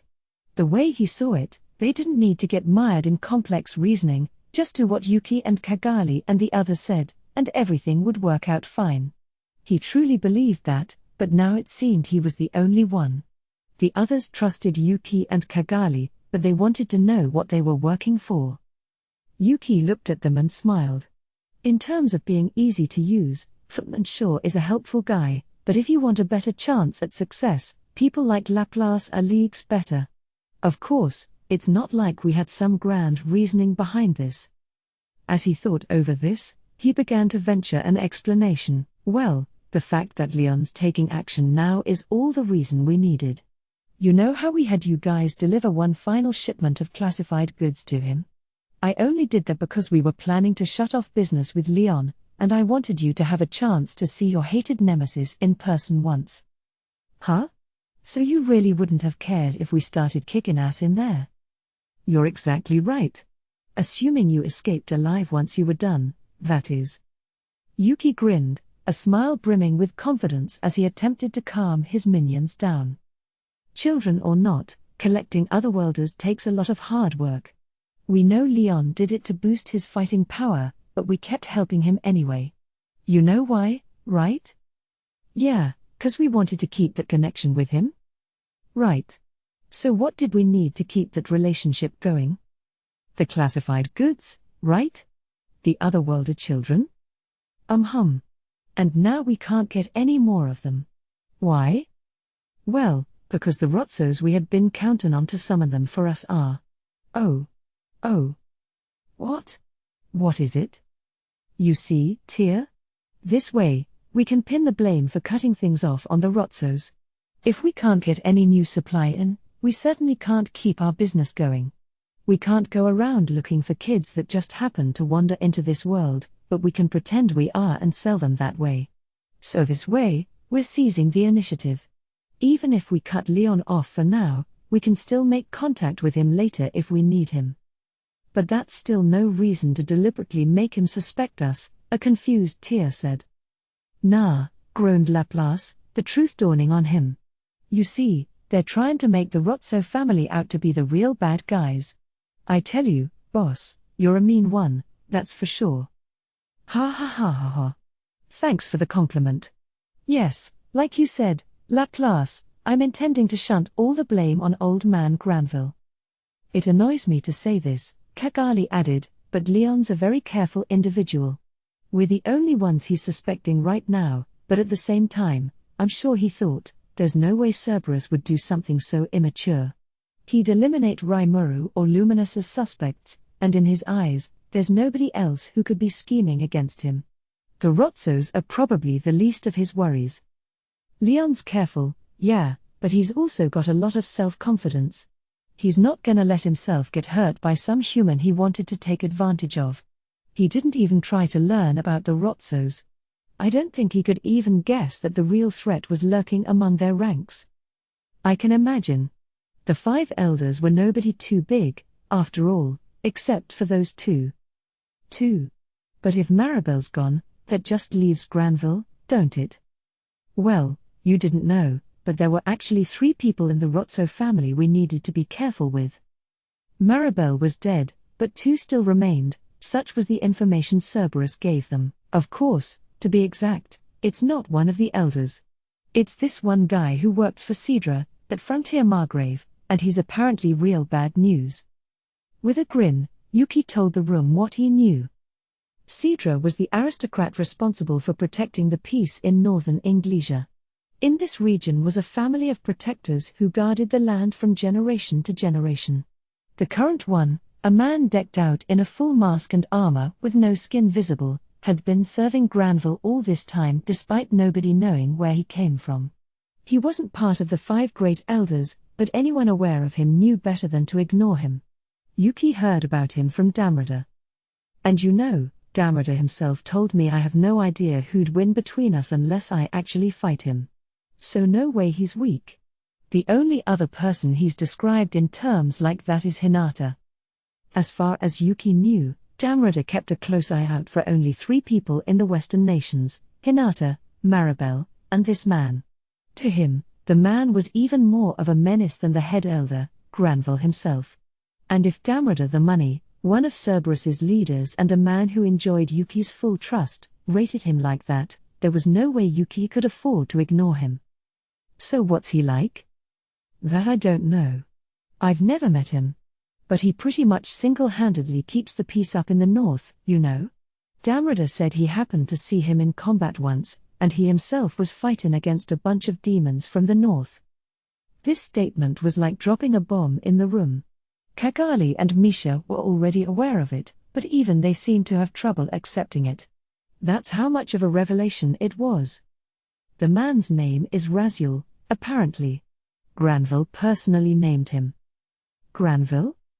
He named him? Wait, so you mean? You weren't aware of that, Lady Cagali? Asked Misha. Well, it's true. Damrada told me that Raziel isn't human. Yeah, Yuki added. He doesn't wear all that armor just to protect himself. It's also so nobody finds out what he is, according to Damrada. To Laplace and the others, however, that was just a small detail. Ah, that doesn't matter. Let me get this straight. By demons from the north, do you mean from the lands of that demon lord? Ah, right. If the Lord of Darkness is taking action, the West would have been a heap of ash long ago. Nobody, not even Yuki, could smile at the normally composed Laplace and Cagali acting so out of sorts. Please, calm down. You guys are pretty scared of the Demon Lord Guy Crimson, huh? Well, we're fine for now. Regarding your question, yes, the Northern Demons were people working under Guy. It looks like Guy's tolerating it when his forces decide to attack human settlements for fun. It's just a game for the demons, but the victims sure don't see it that way, of course. So it was Raziel stopping them before they could cross into his territory, just one man, protecting human society from all those demons? The thought stunned everyone except Yuki into silence. I hardly believe it, but I'm convinced. If Guy isn't serious about this, that explains why the Western nations are still safe. This Raziel person sounds like quite a threat, but this is just crazy. Not even I could pull a stunt like that. But I know he's strong and all, but what's he have to do with Leon? Are we trying to have Leon travel north and fight against him?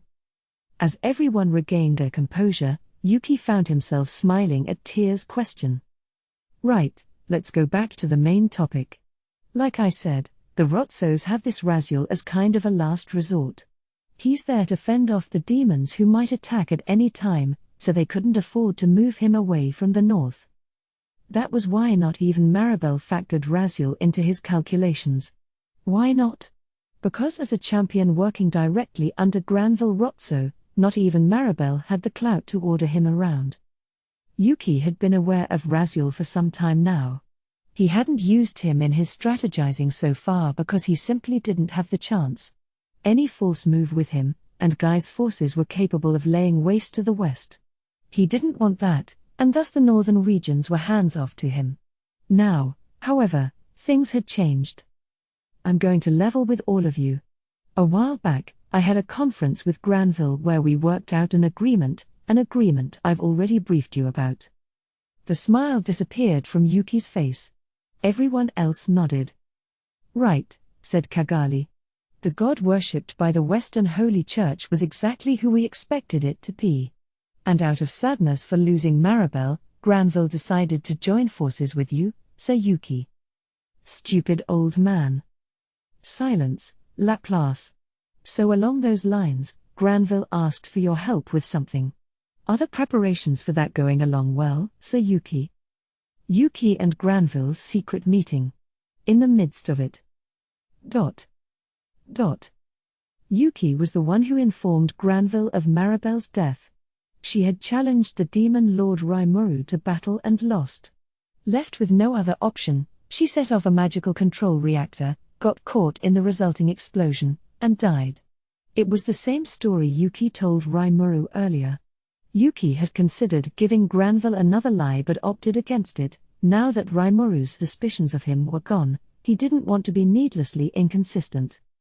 Although he couldn't say how Granville would react, Yuki wasn't at all afraid of him alone. Even if he was part of the 7 Days clergy, those protectors of humankind, Yuki saw him as just a poor elderly man possessed by a mad, greedy desire for power. He wasn't about to let his guard down, but he viewed Granville as a beatable opponent. The old man had several of his guards with him at the conference, including a couple of other-worlders. It'd be a bad idea to make enemies out of all of them, but Yuki still felt at ease. With Maribel gone, all he really needed to watch out for was this Raziel guy. Thus, he faced up against Granville, not bothering to hide his true nature. I see. So Maribel is dead. And let me tell you, it was hard for me as well, her controlling me, making me fight against Rimuru. I know the free guild's built under the council and gets their operating budget from them, but this is really a breach of contract, isn't it? I had my free will taken from me, and I really think I deserve some compensation. So what happened with the demon lord Rimuru? Granville asked, pushing Yuki's demand aside. Yuki expected that to some extent, shrugging without showing any real disappointment. What happened? Nothing, really. He may have doubted you before, perhaps, but now I think he believes all of this was Maribel's scheme. That's the way I framed it with him, besides, and I hope you won't think ill of me for it. Granville's expression hinted at severe exhaustion, something Yuki didn't anticipate. He shut his eyes tightly, remaining silent for a moment. I see. So Maribel is gone. Now all hope is lost for the Rotso family. And if it is, we must use the secret treasure she hid away for our revenge. She? And a secret treasure, you say? I'm not sure what you're talking about, but I'd like to stay out of it, if you don't mind. Heh. Ah, don't say that, Yuki. You know already, don't you? You're no fool. Know what? Humph. That the god of luminism is none other than the demon lord Luminous herself. Oh. Yuki had assumed as much, but it surprised him to hear it from Granville's own lips. At the same time, he wondered why he'd reveal such a vital secret to him. Well, if you're telling me that, then what are you scheming? Scheming? Oh, don't call it that. I've accepted you, you know. With Maribel gone, you're the only person I could entrust the future of the Western nations to, or really, the human race itself. Granville rose from his sofa, speaking to Yuki in exaggerated tones. Yuki wasn't obedient enough to believe him. Ah, come on. I don't need to be some savior, Rimourou's probably gonna step up to do that anyway. He really does want to live alongside humankind, you know. Yuki snickered a little. He assumed all talks were off now. But Granville wasn't done yet. You're still young, Yuki, very young. Maribel could see into the future, but it appears that you cannot. That demon lord, Rimorou. We cannot ever permit his continued existence. Lady Luminous had no interest in the human world, and that's exactly why she and they could coexist. But not Rimorou. He's going to corrupt humanity and spread chaos worldwide, I'm sure of it. There will be seas of blood. Oh? Wow. What's your basis for saying that? My sixth sense, huh? That's kind of irrational. My sixth sense as a former hero. It is pleading with me to slay the demon lord Rimorou. This made Yuki pause. He squinted at Granville. He may have called himself a former hero, but to Yuki, he looked like a shriveled old man. He had fancy clothes, sharp eyes, and the charisma and drive of a leader and ruler, but Yuki just couldn't see the kind of strength that would put Granville above Maribel. A hero? You're joking. PFFT. You can choose to believe me or not. But I want to know whether you'll assist me in defeating the demon Lord Rimorou. Ha ha. Assist you? Why would I ever agree to something so hazardous? I want to keep my current relationship with him. Enough nonsense, you fool. Maribel is dead. Now's not the time for us to be playing mind games with each other. We could leave everything to the Empire, but there's too many question marks in their government. And who knows how much we can trust the merchants you're connected to? Who's talking nonsense now? Yuki thought, chiding Granville in his mind. Unlike Granville, he didn't take a human's first approach to life. No matter what happens to humankind, it was all good to him, as long as he had full control of it in the end. But this talk of a secret treasure still concerned him. By the sound of it, Granville felt this would be enough to defeat Rimorou, and Yuki wanted to find out what it was. Granville, meanwhile, paid Yuki's thoughts no mind. I won't ask you to believe me. I simply want us to join forces, just once. Again, how does that benefit me? I will grant you Lady Luminous's hidden treasure. And that is? The ultimate weapon, the one that sealed Veldora away. This sudden bombshell was impossible for Yuki to ignore. The greatest hero of all time. I have not met her personally, but Lady Luminous is protecting her in a special Arkansas. A demon lord protecting a hero? What kind of joke is that? Ha ha ha. None of that, now. I was just as confused at first. But in the great battles that unfold in this world every few hundred years, I have seen this hero in action. Truly, she is the supreme figure among her kind, capable of annihilating any form of evil. Stronger than you in your prime. I would not even compare. Those words sounded honest to Yuki, and he was pretty confident in his lie detection skills. Granville was telling the truth. And if he was, Yuki had an idea why this hero disappeared and left Shizu Aizawa to herself. There must be some limit to this hero's career. Her lifespan? Well, regardless of the reason, if we can seize that arc or whatever Luminous is guarding, we can get the strongest pawn of all for ourselves, and then? So this ultimate weapon was in the custody of Luminous, likely under some sort of spell. If Yuki and his friends could figure out what kind of spell it was. That's quite fascinating.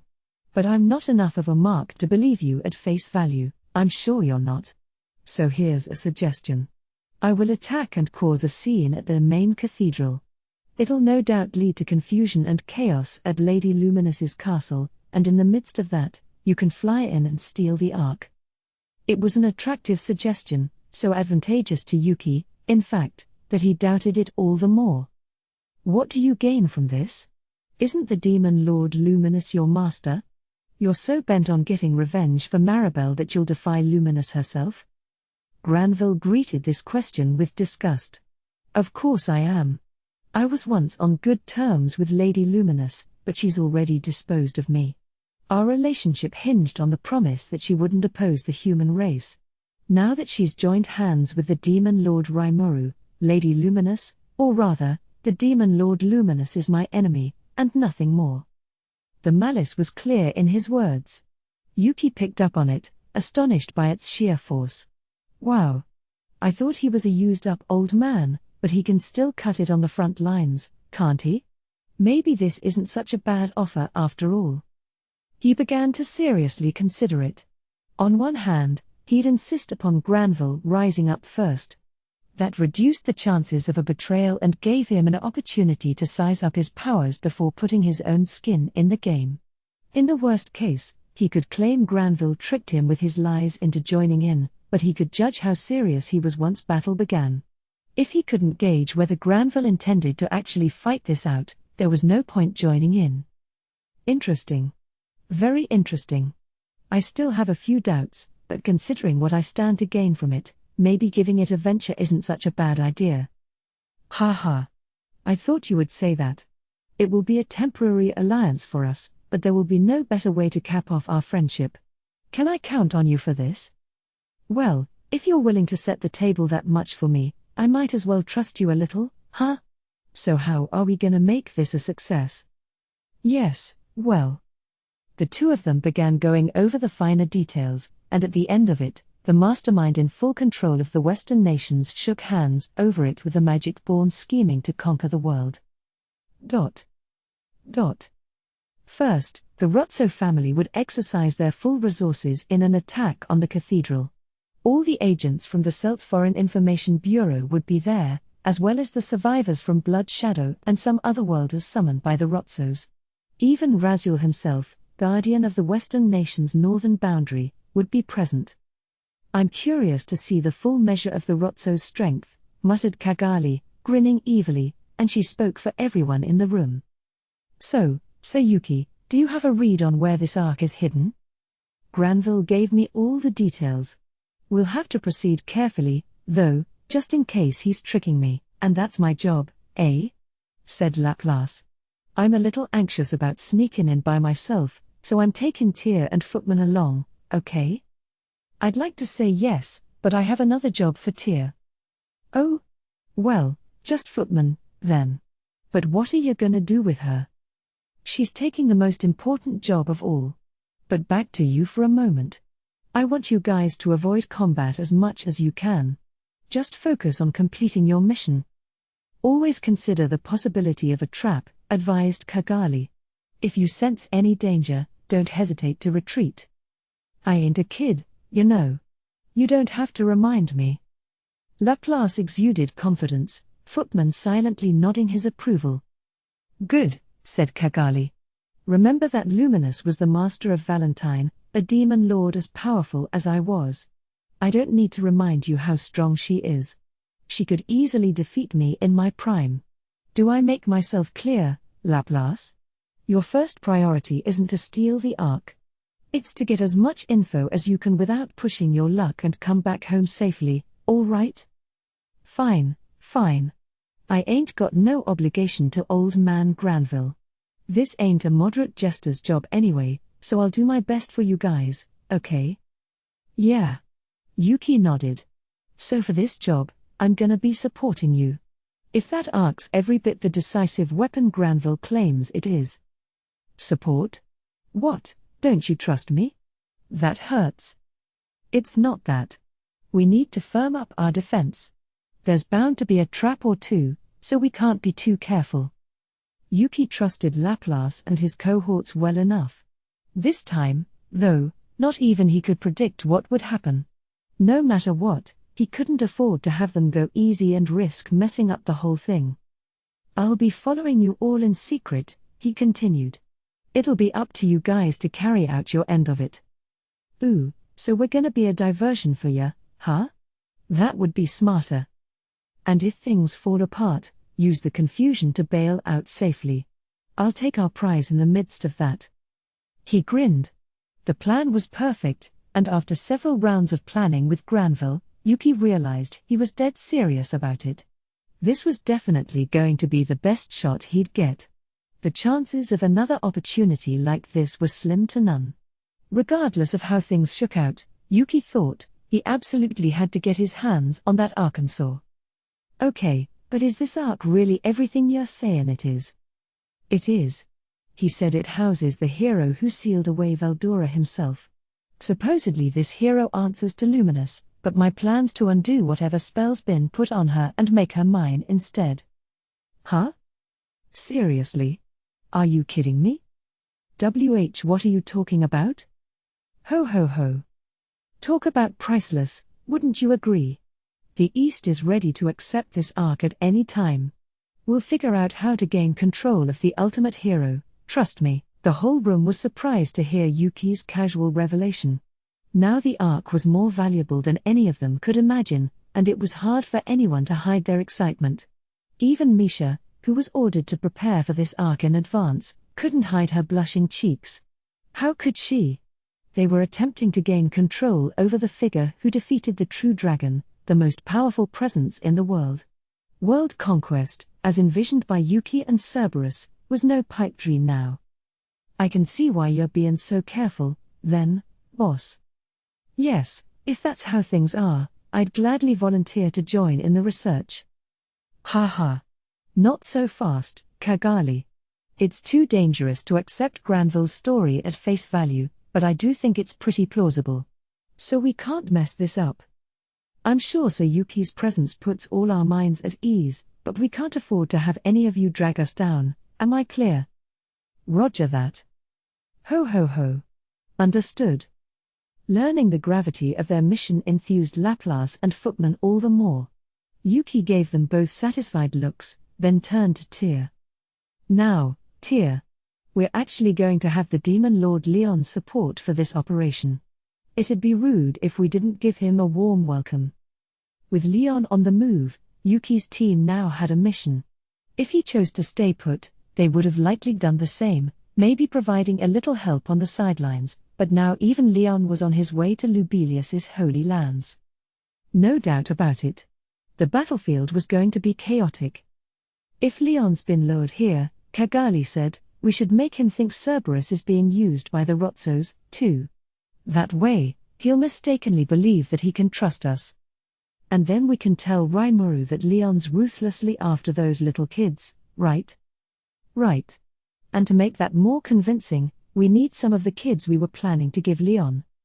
Oh. And that's where I come in? You got it, Tyr.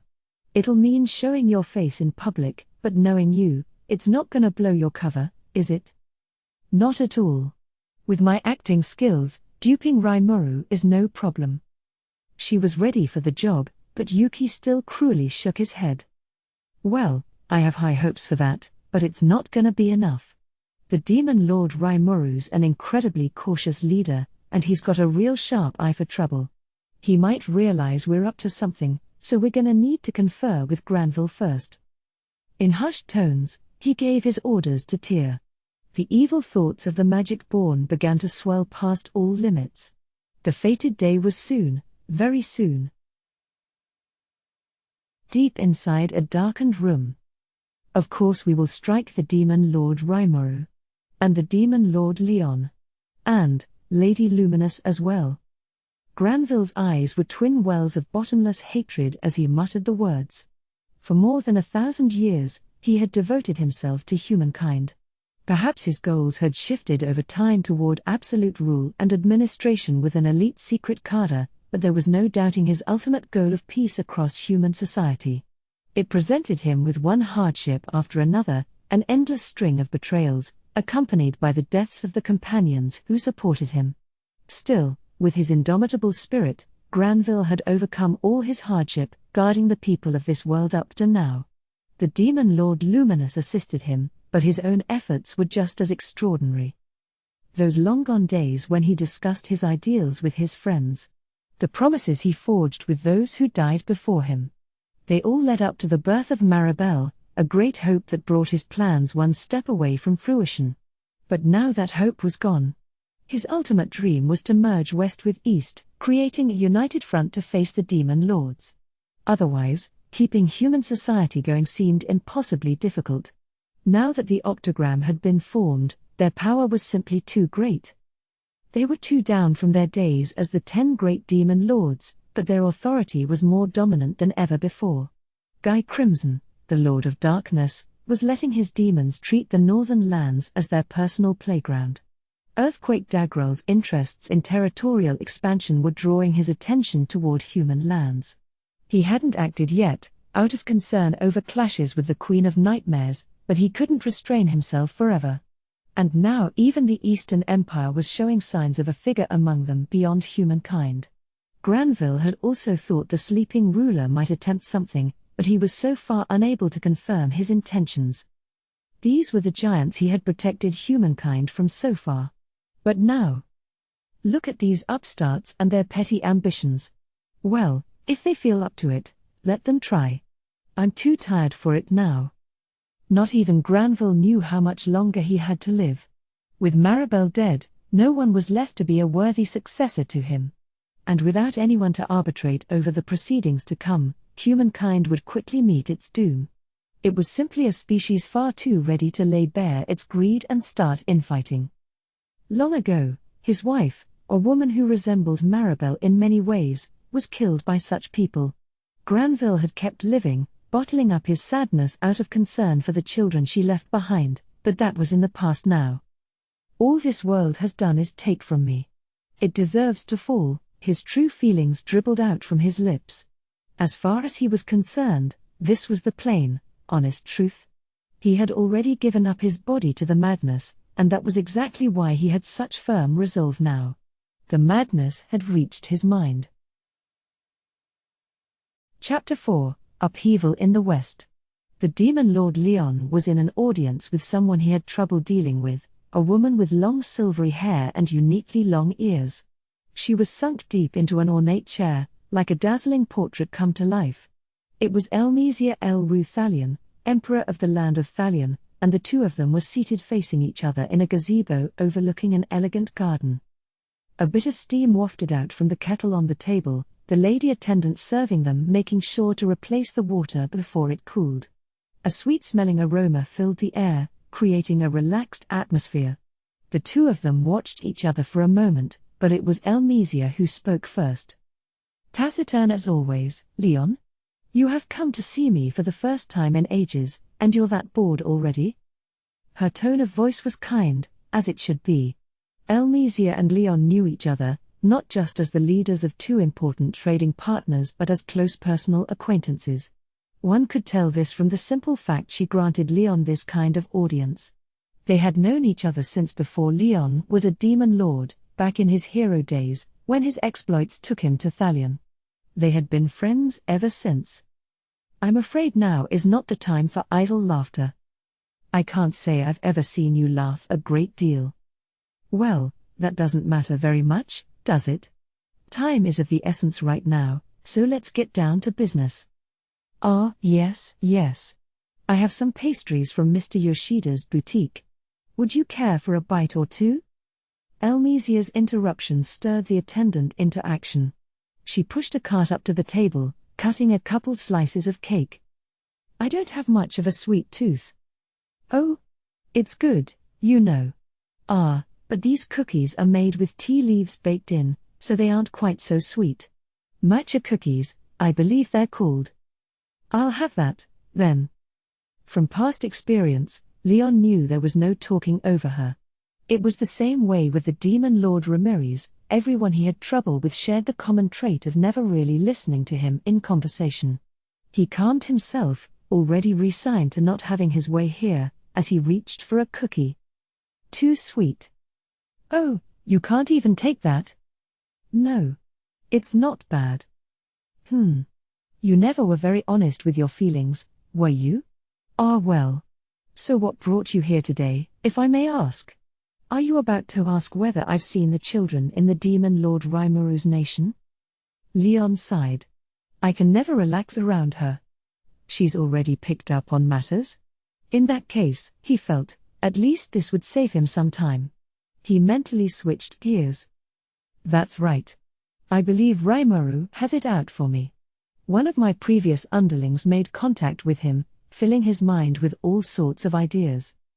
Yes, Shizu Aizawa, right. The Conqueror of Flames, was it? She's a household name in this empire as well.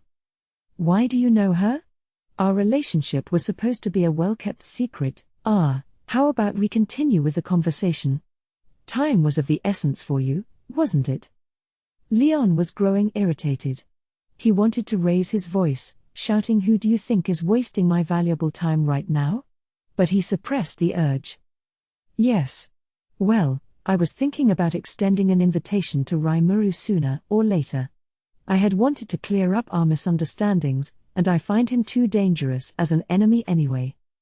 Letting himself be toyed with by someone was not an experience Leon relished very much.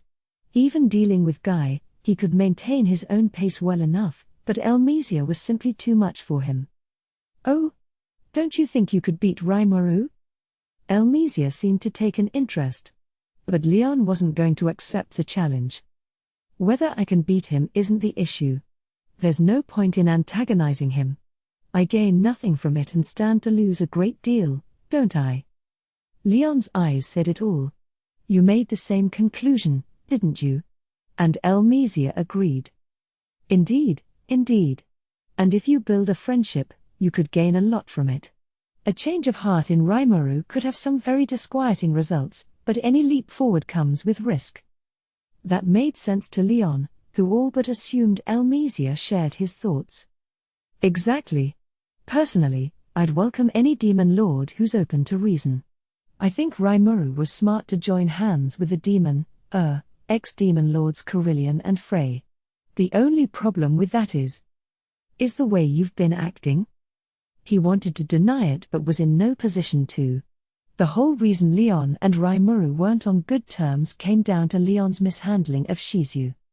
But very well. I will make some overtures along those lines for you shortly. If Tempest and El Dorado start taking patshots at each other, it would be highly annoying for us as well. But yes, the children. I did see them, actually. They seemed to enjoy the festival very much. They did? So. Now, not so fast. This cake is so lovely. Leon was normally the epitome of calmness, but he was reaching the end of his rope. This, he bitterly thought, was exactly why I didn't want to come here. But now was no time for complaints. Among those children, was there a little girl by the name of Chloe? Asking so directly like this came with risks. There was no guarantee Elmesia wouldn't try to deceive him, and Leon always endeavored to keep Chloe herself away from danger. But he accepted Elmesia as a friend, and in these urgent times, he didn't want to withhold secrets from her. It was with all that in mind that Leon decided to come out with it. So you finally see fit to believe me? Very well, Demon Lord Leon. If you trust in me, I won't hesitate to cooperate with you. Elmesia was signaling a change in atmosphere. She turned toward Leon. Now they were both ready to compare notes. The demon Lord Rimuru was in custody of 5 children, Kenya Misaki, Ryota Sekiguchi, Gail Gibson, Alice Rondo, and Chloe Aubert. The name of the girl Leon had spent his whole life searching for. Did you know that from the start? You know, you are far too silent for your own good. You don't care if people misunderstand you, you never reveal your true feelings to anyone, and you try to handle everything by yourself. That is precisely why the champion Shizu Aizawa never trusted you. Isn't it, ex-hero? If Leon had ever spoken honestly with Shizu, maybe their relationship could have turned out differently. Elmesia was teasing him about that. She knew Leon was a nice person, deep down, and that was why she couldn't put up with him being reviled and feared as a demon lord now. Humph, he replied. Enough with your silly suspicions. I've sacrificed a great many things. I'm willing to do anything to rescue her. No matter how bad a reputation it gives me, I'll gladly accept it all. This was the truth. As a former hero and protector of humankind, he realized one day that strictly doing good wouldn't be enough to reach his goals. Ever since then, he never recoiled from getting his hands dirty as he dauntlessly pursued his desires. It was too late to pretend otherwise. He wouldn't attempt to justify his actions. That was the rule, and the faith, that he lived by. Ah, you always were rather inflexible. Do you want Chloe to hate your guts as well? Silence. So Rimuru is taking good care of these children, is he? Then he must be trying to lure me into some scheme of his. You have so far failed to eliminate the Rotzos, or Cerberus, or even the Demon Lord Luminous. And it's troubling you, isn't it, Leon? You really know everything, don't you? He whispered, the strength drained from his body. It was a reminder of how extensive Elmesia's intelligence network was and how right he was to enlist her assistance. At the same time, it also struck him with fear. He was afraid of her, not militarily, but politically, and that certainly didn't make it any easier to deal with her. Right, well, enough picking on you for now, Leon. Based on our investigation, Tempest and Lubelius are in the clear. The Demon Lord Luminous truly intends to stick to her treaty with the Demon Lord Rimuru. That much, you know, is obvious enough from the actions of Hinata, their paladin captain. As for Cerberus, it's a bit harder to judge them. Much about them remains a mystery, and their bosses do a poor job of working with each other, perhaps on purpose, it seems. So there's only so much we can learn about their internals from the outside. Let me move on to the Rotzos for now. They are bad news. They're doing away with all their protections in the north in order to attack Lubelius, according to my sources. Every agent in the Celt Foreign Information Bureau is being deployed, apparently, and it's currently quite a mess over there. The northern nations to the east were lightly guarded, and battle was about to erupt in Lubelius. The news presented a serious problem to Leon. Then Guy must be making a move. And this was it. To be exact, the Demon Lord Guy wouldn't lift a finger, but the demons under him were bound to kick up some dirt. If Guy himself decided to join in, nobody could stop the world from being destroyed then. Even Elmesia understood that, but that didn't make the situation any less dangerous for humankind. Certain demons in Guy's stable, Vert and Blur, made certain of that. Yes, that's what I'm afraid of. It'd present a serious problem for us all. Unless someone stops his underlings, that might spell the end of the Western nations. Elmesia glanced at Leon, who appeared genuinely concerned. Don't look at me like that. I'm just. You're starting to sound like your old self again, Leon. No, no need to torture yourself. You don't need to put on airs around me. It is cute, but now is no time to play with you. Even in an emergency like this, Elmesia never changed. It honestly impressed Leon. Well, he replied, I'm sorry, but I'm going to work toward my own goals. I'd like to make some overtures with Guy, but he's such a contrarian. Negotiating poorly with him would have the opposite effect. Oh, I'm quite aware of that. We need to show we're making an honest effort, or that Demon Lord might lose all interest in the human race. If the Crusaders aren't able to move right now, our only choice might be to deploy the Magus to the northern regions. I'll organize a dragon transport to take you partway there. Are you sure? I told you, there's no need for panic. But time is of the essence, isn't it? You'd better get going soon. Events were proceeding faster than Leon thought. Not even he could teleport someplace he hadn't been before, and Lubelius was protected by a barrier anyway. If he was headed there now, air travel was the fastest way. He appreciated Elmesia's offer a great deal. Thank you, then. I wish you'd be that thankful more often. Oh, and I'm sure this goes without saying, but Cerberus absolutely wants to ensnare you. It's a blatant trap, do you understand me? I know, came the terse reply. I'm sure you do, she said with a slightly sad smile. Leon had always been that way, never showing any external sign of weakness, never giving up on his mission, no matter the danger. He never lost heart that way, a boy living like a true hero. Even as Demon Lord, that still held true. But he's still as clumsy as always. He hasn't changed a bit from back then. It made Elmesia happy and sad in equal measures. A little while later, as he boarded the dragon ship, Leon suddenly turned back toward Elmesia, as if remembering something. To repay you for your advice, I should probably tell you that June has disappeared. You should be careful, too. What? She reared back in genuine surprise. It made Leon chuckle a bit. Intelligence is practically your hobby, and you didn't know that? Glad I could help, then. Then he turned back around and left, the thrill of victory echoing in his heart. After he was gone. You're kidding me. 3 of the primal demons, while I have half of the Magus deployed? What kind of sick joke is this? But I suppose it would require that much to make Leon take action, wouldn't it? I misread him again. Thus, Elmesia was left behind, hand on her forehead, muttering about all these people selfishly ruining her plans. We had a clear sky from daybreak, a pleasant breeze heralding the start of a wonderful day. That, at least, was my expectation. Our reporting in. A group has penetrated the cathedral grounds. There's talk of battle on the site. But the paladin apprentice who came storming in told me just how wrong I was. Calm down. What's their size and how much damage is there?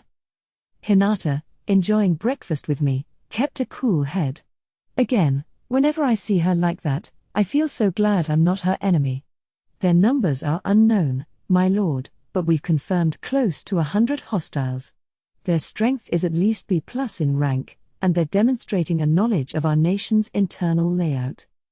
Nearly 100 B+ fighters made for a pretty formidable force. And if they knew the city's layout, I'd have to assume they were with Granville. As of now, our apprentice knights have suffered extensive casualties. We have several members of the Master Rooks downed in action as well. Fortunately, no civilians have been harmed. The messenger was giving us the news straight, and it wasn't rosy. I'd normally be losing my temper right about now, but I was a guest here, so I resisted the urge to butt in and just sat there quietly. Maybe that sounds cruel of me, but this just isn't my turf. I see. Then I will assume our enemy is Gren, leader of the 7 Days clergy, and the Rotso family under him. They're no doubt packing more force than they're letting on right now. Send out the deployment order for all garrisoned crusaders. It sounded like the enemy had taken even more casualties than our side, but Hinata wasn't going to let up. I knew she wouldn't. But something still worried me. By the way, this isn't the same cathedral that we left our instruments in yesterday, is it? If so, that was trouble. Batten and the rest of the orchestra installed their kit there for an acoustics check. I doubted there were that many cathedrals in this nation, so I had a very bad feeling about this. And whenever I had a feeling like that, that's the only cathedral in the country. Yes, it usually turned out to be right. In fact, it had yet to be wrong. Already dreading what was to come, I turned toward Diablo. He just smiled back and said not a problem. Apparently, he opened up a thought communication with Venom the moment the messenger arrived, capable as always, I see. And Venom's response was just as commendable.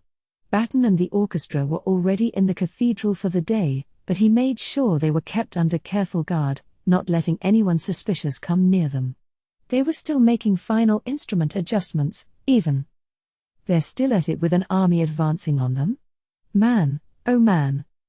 Heh heh heh heh. Of course they are. If Venom couldn't handle this much of a crisis, I would never have brought him in to assist. I could learn from that confidence. Well, we can't sit around, either.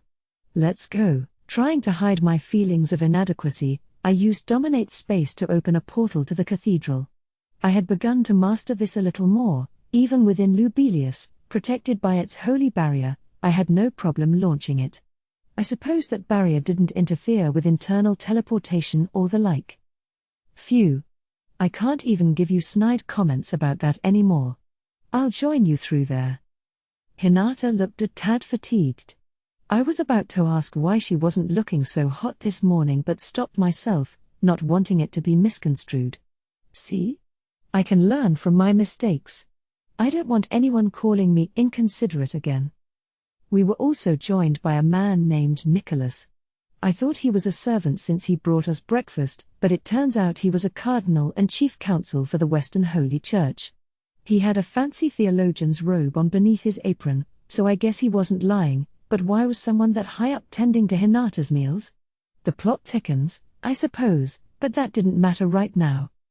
Our kids were in the cathedral as well. They were all up bright and early, so I sent them over a little while ago. Diablo said they were under full protection, but you never knew what could happen in this world. Taking a deep breath, I quickly transported myself over to the cathedral. Once I was inside, I could hear the sounds of intense battle beyond the walls. Batten and the rest were there, looking understandably frightened, but then I heard Shion's booming voice. Do not lose your composure. Have you forgotten what Sir Rimuru said? He himself told you to concentrate on your music, for you are guaranteed to be safe. So why have you stopped practicing? That's kind of an insane thing to say, isn't it? We're in the middle of a battlefield, Shion. Ordering non-combatants not to be frightened right now was really a big ask, I thought. My apologies, Lady Shion. I think we were all just a little caught in the moment. Huh? Did Shion's scolding actually restore the focus to Batten's eyes? And now here he was, turning back toward the performers and lifting his arms up high. They must have noticed me by this point, because I could feel their eyes on me. I don't know if that was the cause, but now everyone seemed more relaxed, their tension draining. They were even smiling. Let's continue our rehearsal. Nobody voiced any dissent. Batten, seemingly taking the orchestra's agreement as a given, began conducting, and beautiful music filled the room, not a single note out of place. It almost seemed powerful enough to drown out the war going on outside. Listening on, I couldn't help but be proud of everyone I brought along. Having this battle gain a sudden musical accompaniment made it almost seem like a stage show, but of course, this was no production. In another moment, I found the kids and ordered them to stay where they were. But I wanna, began Kumara before I shut her down. Right now, she was by herself, only one tail, and just like the other children, she was too young for actual battle yet. Calling Shion over, I ordered her to protect them with Diablo. What are you going to do, Sir Rimuru? Me? I'm gonna squish these roaches. Whoever is facing off against Hinata's forces is the cause of this, and it's time to kick 'em out of here. Normally, it'd be ill-advised for a guest like me to step into the fray. But watching Batten's orchestra give their all like this, I wanted to do whatever I could to make tomorrow's concert a success. Very well, Diablo said. What's the matter, Vice Secretary? It's rare for you to actually accept an order from Sir Rimuru. Shion gave Diablo a surprised look. Yeah, I was kind of floored by that, too. I all but assumed Diablo would volunteer to join me, but if I wanted to keep this scene from growing any bigger, this was probably best. All right. The chamber is yours. Best of luck to you. Shion seemed to have her concerns, but given what she just told Diablo, she was in no position to protest now. That suited me just fine, so I flung myself outside and into battle. Enemies and allies were scattered across the cathedral entrance. The main door was battered down, not a trace of it left, and over 100 people were currently engaged in battle. Among the standouts, certainly, was the figure Hinata was up against. He was an old man, but his back was straight as a fence post, his moves nimble and artistic. He was dressed in a fancy-looking suit, and his sharpened eyes indicated he was no one to be trifled with. He wasn't a monster but likely not human, either, and looking at the aura around him, I could tell he was packing a formidable amount of force. Who's that? Granville Rotso. Leader of the 5 elders and head of the Rotso family. Him? That made sense to me. Maria, the man said, find Lady Luminous and bring her here. If she resists, kill her if you must. At his summons, a woman stepped in front of me. Her features reminded me of Maribel, but she was a young adult in age. I wouldn't be surprised if they were blood relatives, but I couldn't say if she was Maribel's mother. Understood. Failed to confirm blood relation with genetic evidence. Whoa, you can tell just by visuals? Cool, I guess. So if it was no coincidence that Maria looked like Maribel, that made me wonder what her strength was like. She sure didn't look like she'd hold her own against Luminous. Was Granville seriously ordering her to seize that woman, a demon lord? Very well. I will begin immediately. The woman called Maria walked off, never looking my way. It was all so mechanical, all I could say was that it wasn't like any regular human being. I couldn't gauge her strength, but I guessed Luminous would before too much longer. I needed to get Granville out of here. If we could talk this over, then great. If not, I was prepared to end this quickly. Nice to meet you, Granville. I'm the Demon Lord Rimuru. Any decent conversation needed to begin with a greeting.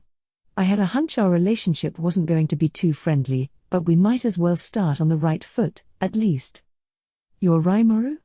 How dare you take my Maribel from me? Whoa, she started it. Yeah, I guess he's got it in for me. But Maribel's death was an accident. It seemed unreasonable to blame me for it. I know telling him I didn't mean to kill her would be a dumb excuse, but really, if Maribel didn't start gunning for me, none of that would have happened. Not that I expected Granville to accept it. Yuki said he'd try reasoning with him, but now that I no longer trusted Yuki, I could kind of imagine what he had said about me. I doubted this was something we could iron out with words any longer. Report. Regardless of what was said, you would likely have been in conflict with him. Yeah, I was sure. Something told me it would be just as hard to coexist with Granville as it was with Maribel. In which case, I just have to overpower him. But I guess it's pointless to say that, isn't it? Then let's prove to each other who's in the right. Heh. Say what you will. You think a demon lord upstart like you could defeat me? I'll fight you later, so just stay there and watch as your allies are picked off, one by one. A demon lord upstart like me? Given that he used to be Luminous's servant, this guy sure seemed to like his chances. I mean, yeah, the power of a monster depended a great deal on how old they were, but any demon lord, no matter how young, should have at least given him pause. Guess this guy's more confident than I thought. But now someone else was here to challenge him. There is no need for Lady Hinata or Sir Rimuru to step up. Gren of the 7 Days Clergy, your fight begins with us. It was Nicholas who shouted this. Isn't he way too up there in the hierarchy for this stuff? Then I remembered, Cardinal Nicholas was the guy who set a trap and cast disintegration on Granville. Gutsy move, definitely. He was currently accompanied by 3 Crusader captains, the sub-leader Renard, along with Arnaud and Lightus.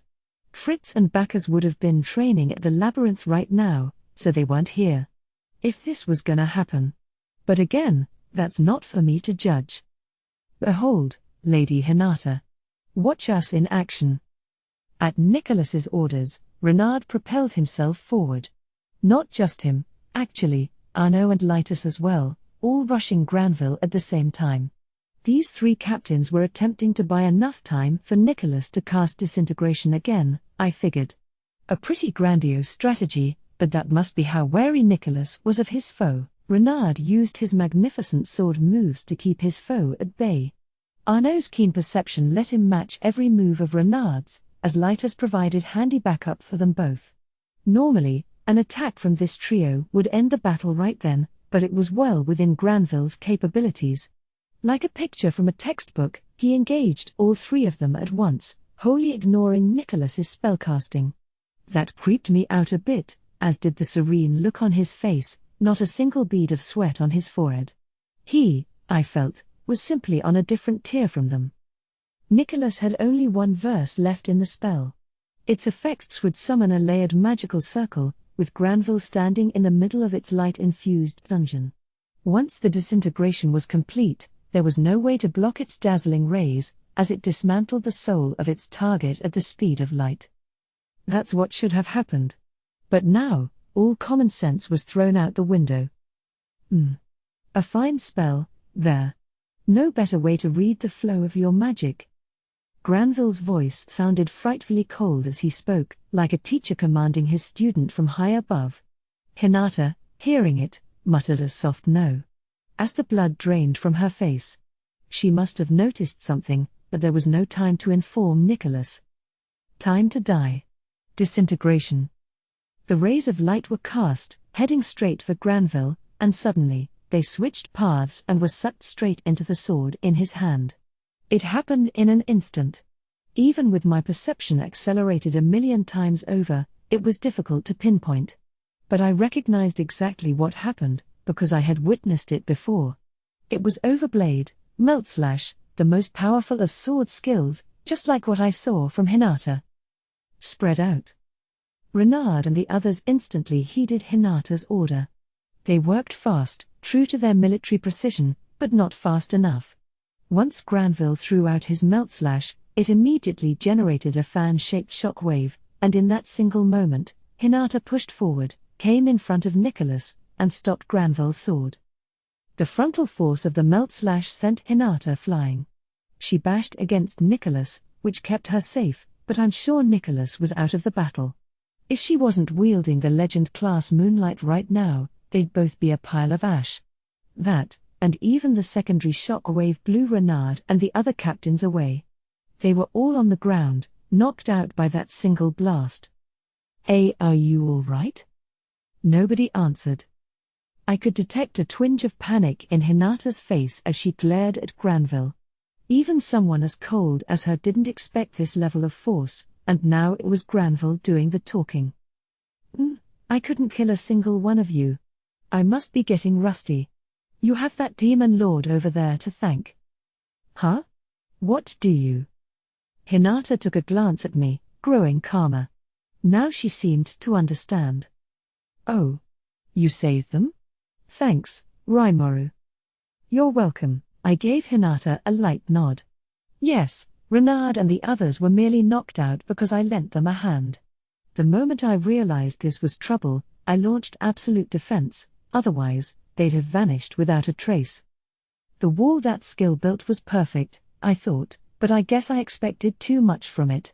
Absolute defense, part of the ultimate skill Uriel, Lord of Vows, could block any sort of attack. There were some exceptions, such as Yuki's anti-skill, so I couldn't rely too much on it, but it was always a helpful arrow in my quiver. However, although it was perfect for self-defense, trying to deploy it on someone else, multiple targets, even, blunted its effects. Even if a little force got through, I could always count on infinite regeneration to wipe up any problems. That's why it so perfectly defended me. But not the paladin captains. The little bit of the shock wave that penetrated the absolute defense pushed them to the brink of death. They really escaped disaster by a hair's breadth. I had no idea someone besides me learned Meltslash. Color me just a little bit surprised. An arrogant thought, Hinata. With all the years that have passed, some have reached your level, you know. Yeah. I mean, I could use it, so. Although, admittedly, that was just Raphael doing its usual analyze and assess job on it. Still, to completely leverage Meltslash, you needed full, intimate knowledge of how disintegration worked. If there was a handful of people wielding that now, I guess the human race was a lot more capable than I thought. It did make sense, though, a human hero once sealed Veldora away, so at least some of them had to be that strong. Even being a demon lord, I really couldn't rest on my laurels. But look at me. My mind was wandering, and I really couldn't afford that. So what is this I see? High officers in the Paladins, almost killed by something of this level? How worthlessly pathetic. You couldn't even begin to compare with the sword masters of the past, to say nothing of myself. Granville seemed to believe his own claims. He honestly didn't think Hinata would pose a challenge. That's a funny thing to say. Care to test that out? Hinata flashed a cold smile. She was just as serious, it seemed, and I had no room to interfere. Then a sudden thundering explosion by the cathedral told me how incorrect I was. Raziel? I ordered him to destroy the cathedral, and it seems he's doing a thorough job. What did you? The kids and the orchestra were still in there. Shion and Diablo were charged with protecting them, but if all-out war was erupting, they were bound to be caught in it. I was hoping to make short work of Granville, but at this point, maybe it was best to eliminate this uninvited guest first. With that in mind, I attempted to teleport myself to the cathedral. But Granville stopped me. Demon Lord Rimuru, I will let this group entertain you.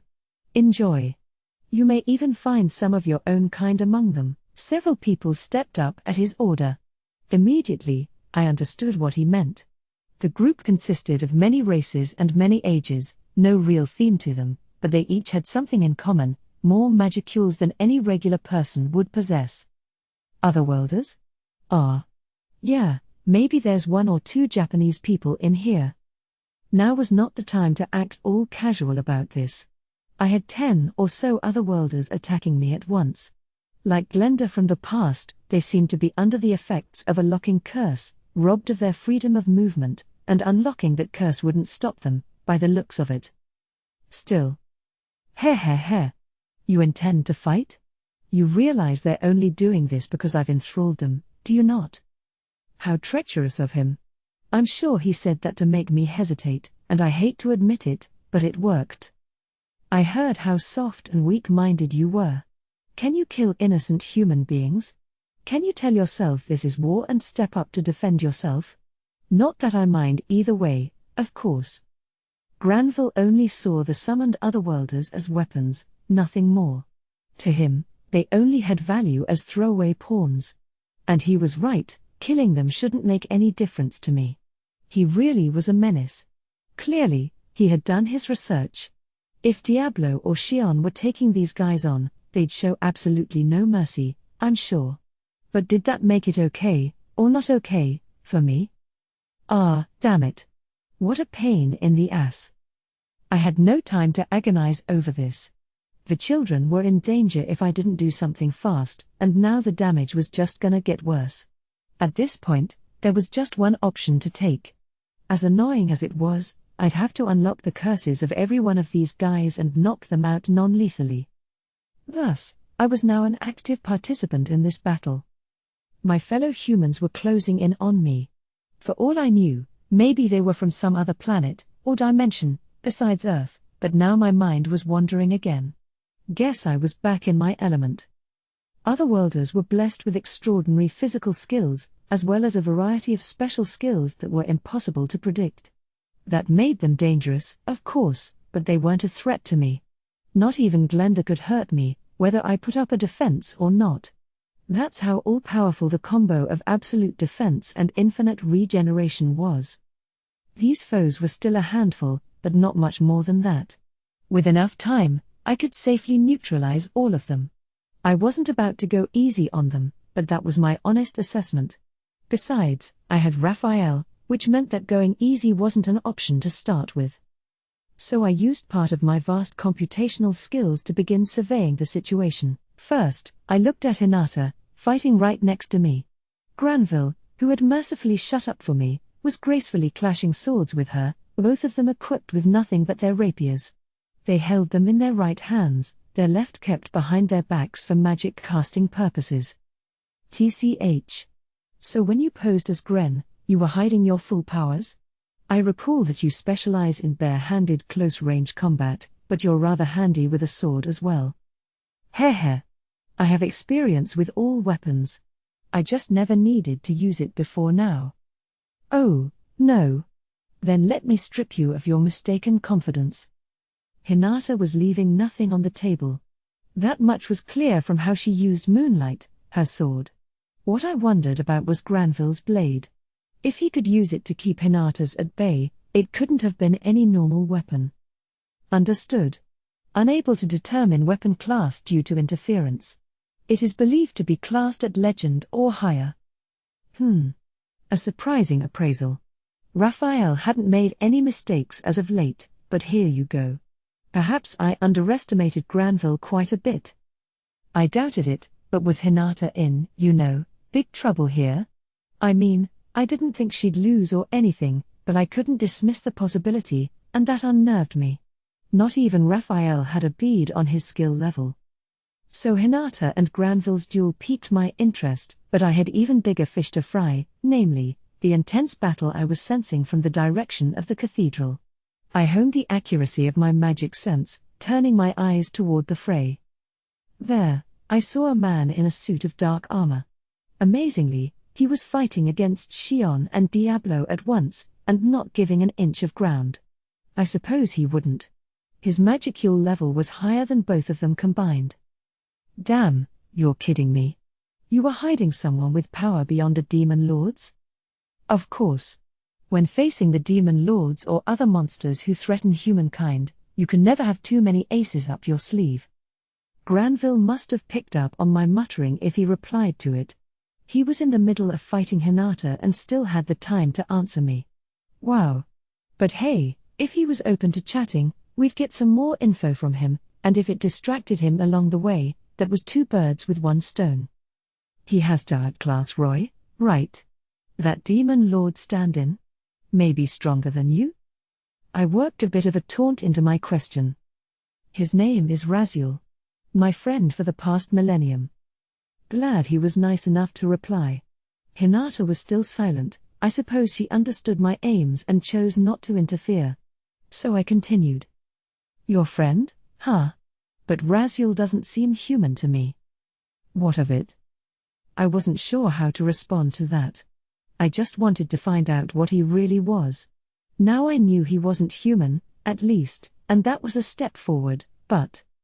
well, nothing. I felt talked down to a bit, which was annoying. He comes from a long-lived race, you see. My partner during my glory years. Given how he's got far more power than a paladin captain, I'm sure your underlings must feel overwhelmed right now. Granville was right. Xion and Diablo were having a hard time of it. I thought having Diablo around kept us safe, but maybe that was too optimistic. Hang on. Actually, here was something weird.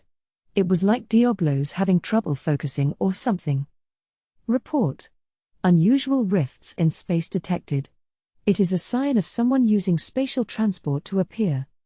The warning from Raphael came all too suddenly. It almost never gave me alerts like that unless things were really serious, so I had to treat it as an emergency. No need to go easy any longer. Diablo must have been picking up on this anomaly, and it was keeping him from concentrating. Ranga, you there? Yes, my master. Ah, good. He was usually curled up in my shadow these days. Back up Xion, but keep yourself concealed. Right away. At once, he used shadow motion to dive into Xion's shadow. When I saw he was ready, I gave out my next order. Diablo, is something bothering you? My pardons, Sir Rimuru. I know my difficulties in this battle are unforgivable, but the fact is that this adversary is more powerful than I anticipated. He is a highly evolved example of the uncommon insectoid race, and to demons, they are a kind of natural enemy. Diablo described insectoids as cross-dimensional magic beasts with elemental powers. They appeared now and then in this world, but it was extremely uncommon for them to evolve into humanoid creatures. I figured Diablo could still win against him, but he wasn't. Something far worse was troubling him, and now that this something was incoming, I wanted Diablo to address it first. Xion, you heard him. If Diablo's making excuses, it must be something really serious. The moment I said that, I could practically feel Diablo's discomfort from over here.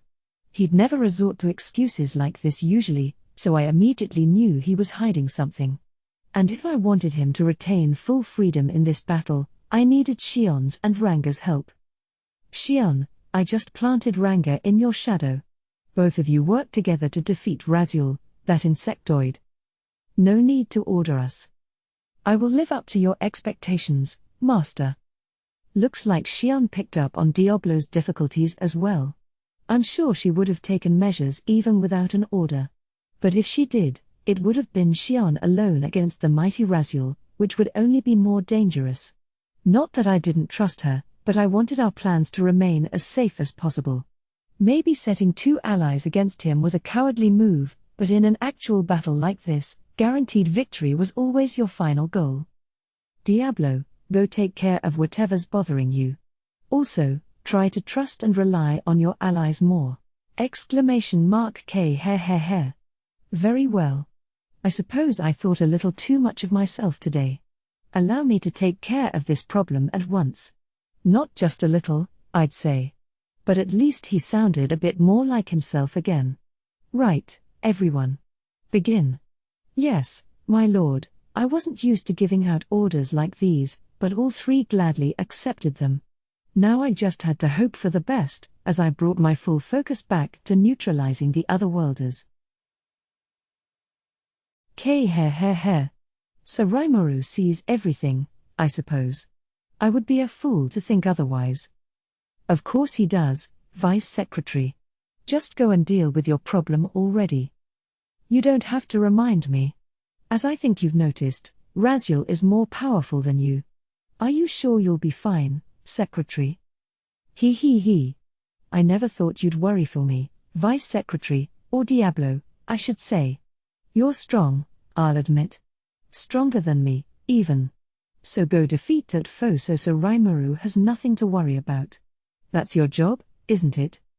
K. You called me by name. Just go. Leave this fight to me. I believe in you, Lady Shion. Not because Rimuru ordered me to, the feeling is genuine. Just Shion is fine. It's weird, you showing me proper respect. There's no heart in it. K. Best of luck to you, Shion. You too, Diablo. In that short conversation, conducted without any eye contact, Shion and Diablo finally accepted each other. They both had overinflated senses of pride, perhaps, but deep down, both of them knew the extent of each other's power. Diablo walked off, not looking back as he gave orders to his staff. Venom, protect those children like your life depends on it. Or sacrifice your life for it, either way, just do it. Rimuru had given no orders for Diablo's own forces. He thus saw no need to consider their feelings. All that really mattered here, he coldly reasoned, were the children and the orchestra. Oh, all right. Wish he could have considered us a bit more, Venom thought, but he wasn't foolish enough to say it. If he did, Diablo would have ended his life before any foe could. Besides. Well, looks like Lady Shion and Ranga are handling the major threat. With all of us, protecting this area should be doable enough. It beats fighting Sir Diablo, at least. That summed up Venom's feelings on the subject. May victory be yours, Sir Diablo. Silence. I have no interest in you worrying over me. Diablo wasted no time coldly brushing off Venom's encouragement. There's the Diablo I know. Venom's memories of being forcibly pressed into service by him flashed through his mind. He banished them as quickly as he could. If Diablo ever saw him looking disgruntled, there was no telling how he'd react. As he mentally refocused on his mission, Diablo left the scene to his friends and strode off the battlefield. He teleported to his destination, reappearing in a spot removed from the cathedral, and outside of Lubelius itself, a corner of a vast, vegetation-free plain. Awaiting him was a beautiful blue-haired woman in a dark red-made outfit. Several paladins were on the ground at her feet, even these guardians of humanity, each one boasting the power of 1,000, were helpless against her. How nice to see you again, Noir. I was growing impatient with your lateness, indeed. I could feel your murderous rage from miles away, but I had some business I couldn't extract myself from. But I'd really prefer if you called me Diablo, Blur, or I suppose you had a name, too, didn't you, Rain? Rain, the blue-haired beauty, gave this response a satisfied smile. That's right. The name Rain was granted to me by Rouge, the original Red, the great Sergai himself, strongest of the primal demons. It's not at all like being named by some mutt of a demon lord like you were. Huh? Are you looking to die? Or maybe you want to be detached from this world entirely. I'll be happy to oblige. Diablo's smile remained, but his gold eyes were no longer friendly. The red pupils within them narrowed as he eyed his prey. Let us battle, Diablo. Ah, I cannot wait for this. Ever since I detected you fighting Blanc over to the east, I've always wanted a chance at you.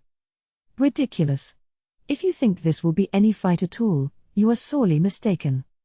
Well, why don't we begin and find out? With that signal, Rain made good her question and went on the move, dropping a chop with her hand that moved beyond the speed of sound. A casual wave of Diablo's arm deflected it. It delighted Rain. The wish she kindled for many long years was finally happening. Yes, this is it. I can't have this end that quickly. We are both primal, and yet you enjoy all of this freedom. No building your own factions, no undertaking someone else's mission. All demons want nothing more than a physical body, and you laughed that off. It was fair to say that Rain was jealous of Diablo. For someone like her, who followed the rules by the book, his behavior was inexcusable. He fought Sergai to a draw, as loath as I am to admit it, and here he is now, blithely wandering around, no desire for more strength. As a demon, he needs to gain a body the right way. He needs to strive for what lies beyond his evolution. All of Rain's power was being thrown Diablo's way. After stewing over these emotions for years, she was now acting on them. Diablo, Noir, the original Black, was a unique demon. Long ago, he and Rouge fought to be crowned the strongest of their kind. The match, while ending in a tie, wound up sealing both of their respective fates. Rouge manifested in the physical world, gaining untold powers, but Noir refused to change, turning down his chance at evolution. The cases of Blanc, Jaune, and Violet could be understood. Those three colors were all meddling with one another, preventing any evolution, creating a sort of balanced rivalry that remained to this day. But Noir, despite having no such restriction, simply remained his natural self and enjoyed life, as if he thought the other six shades were all fools. That is how things had been for tens of thousands of years, and it was exactly why Rain could never forgive Diablo. He was so selfish, going wherever his whims took him, living in perfect freedom, and Guy, the strongest of all, recognized him as an equal. Ah ha ha ha ha. You're right. All this dodging can hardly count as a battle.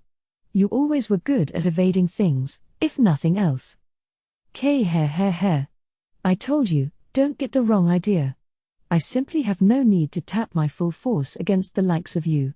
Also, I should note that I have zero intention of avoiding you. Making apologies already? I'm sure you're still too new in your body to tap its full potential, but don't expect me to accept your pathetic excuses. Rain fired a bolt of magic from her fist. Exposed to the laws of nature, it transformed into a nuclear cannon blast, one Rain called for with no casting time. But Diablo, naturally, had expected this, not demonstrating a moment of concern as he cast dispulsion magic to make the nuclear blast vanish. This is what battle between high-level demons is about, breaking through one another's layers of magical barriers and counterattack spells to land a lethal blow on your enemy. Neither side had any need for time-consuming spellcasting as they threw supercharged blasts of magic at each other. And as more and more time passed, I can't believe it. You were drawing this while you were fighting? That's right, Rain. To me, fighting you was merely busy work. One can hardly call it an engaging game if you can already see the ending. Rain was in shock. The outcome was already set in stone. Surrounding Rain was a layered circle, alive and glowing with magical runes. It had appeared in the air just now at Diablo's signal, and now that she was in it, Rain could no longer move. Whenever she tried to, even a little, Diablo could summon any magic she wanted against her. It was called A multi-layer disintegration? the antithesis to all demons, a magic dangerous enough to crush us all. Why do you? Diablo looked coldly down upon her, a slight sense of pity in his otherwise frozen mind, as if he couldn't understand why she wouldn't know. Ridiculous. As long as my faith in my master is deep enough, I can even hold sway over spiritual particles. Common sense, don't you see? Are you insane? How could that ever be common sense? But let me extend you the courtesy of ending this. You have insulted my wondrous master Sir Rimuru, and soon you will burn with regret. 7 rays of light were released. Even one of these deadly arrows held the power of absolute destruction, and now they came crashing down upon Rain. From the bottom of her heart, Luminous was irritated. Right here, in the midst of the concert she invited the demon Lord Rimuru to stage, she had allowed Granville to arrange an all-out rebellion. Such a dreadful error was unheard of in the history of her nation.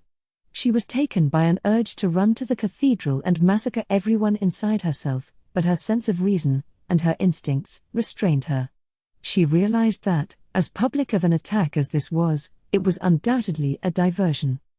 Louis and Gunther, stationed by Luminous's side, stayed silent, not willing to set her off. They said nothing. Like Luminous, they were greatly disturbed but not stupid enough to prioritize the wrong thing here. If Granville's blitz was a diversion, what purpose was there to it? I'm sure he knows about my cherished Arkansas. That means there's a non-zero chance he's thinking about releasing the girl inside. The Ark was the greatest of Luminous's secret treasures. But she had an even bigger reason to keep it absolutely safe, and she knew Granville was aware of that reason. This is why it was hard to imagine him gunning for the Ark, but still, she trusted her instincts. And she was correct to do so. Here she was, inside her innermost chamber, a burial room, one nobody was supposed to know about. It was currently playing host to an uninvited guest. Well now, guess our little home invasion got spotted, eh? Or were you just beefing up the security around here? Ho ho ho. A pity. But here's a bit of prey we can have some fun with. Think it's all right for us to raise a little hell?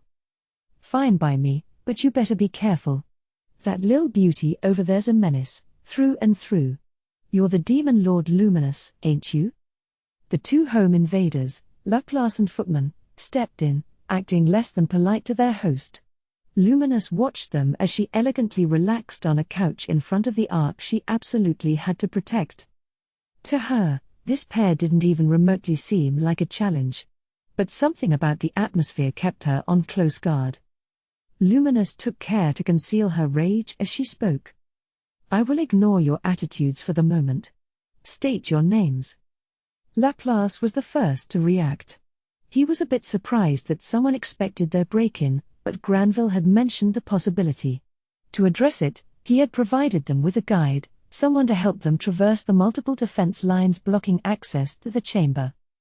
It is an honor to meet you. I am Laplace, the Wonder Jester and Vice President of the Moderate Jesters, a kind of handyman outfit, know what I mean? And this here's Footman. He deliberately took a less than serious approach to the greeting as he motioned toward Footman. Ho ho ho. I am Footman, the angry jester. Glad to meet you, although I don't think we'll be staying long. Footman, to his credit, was standing strong against this demon lord. His mind worked on simple terms: if there's an enemy, he'd crush it. Now he was just waiting for Laplace's signal to begin. That, and we've got one more person here. Come on in. Another figure emerged through the door, a blonde-haired beauty. She's not too talkative, mind you. I think her name was... No. I remember her. Yes. Maria Rozzo. The woman Granville loved? Yeah. Maria. That's the name. Wow, Lady Luminous, you two knew each other? Luminous winced. I'm not your friend, you know. We are done greeting each other, and thus there's nothing left to discuss. Going forward, we will discuss matters not with words but with fists. Her patience was reaching its limit.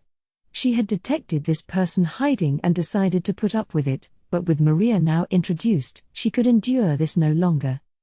Ish, no need to be so hasty. And yeah, we all know one another now, but I got a message from Granville, too. Oh? Right, so listen to this, I await you up above. Let us settle this, Demon Lord Luminous. Come soon, or else those you hold dear will die. So there you go. And I think that monster ought to be in combat with the Paladin Captain, Hinata, by now, so who knows how that's gonna turn out.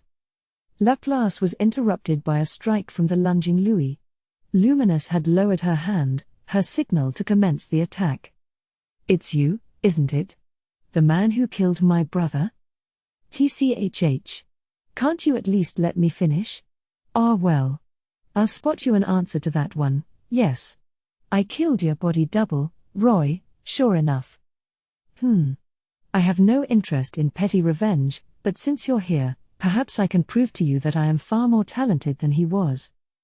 With that, Louis began stalking his prey. So I'm fighting you, then? Better not bore me, man. Ho ho ho ho. I'd ask the same of you.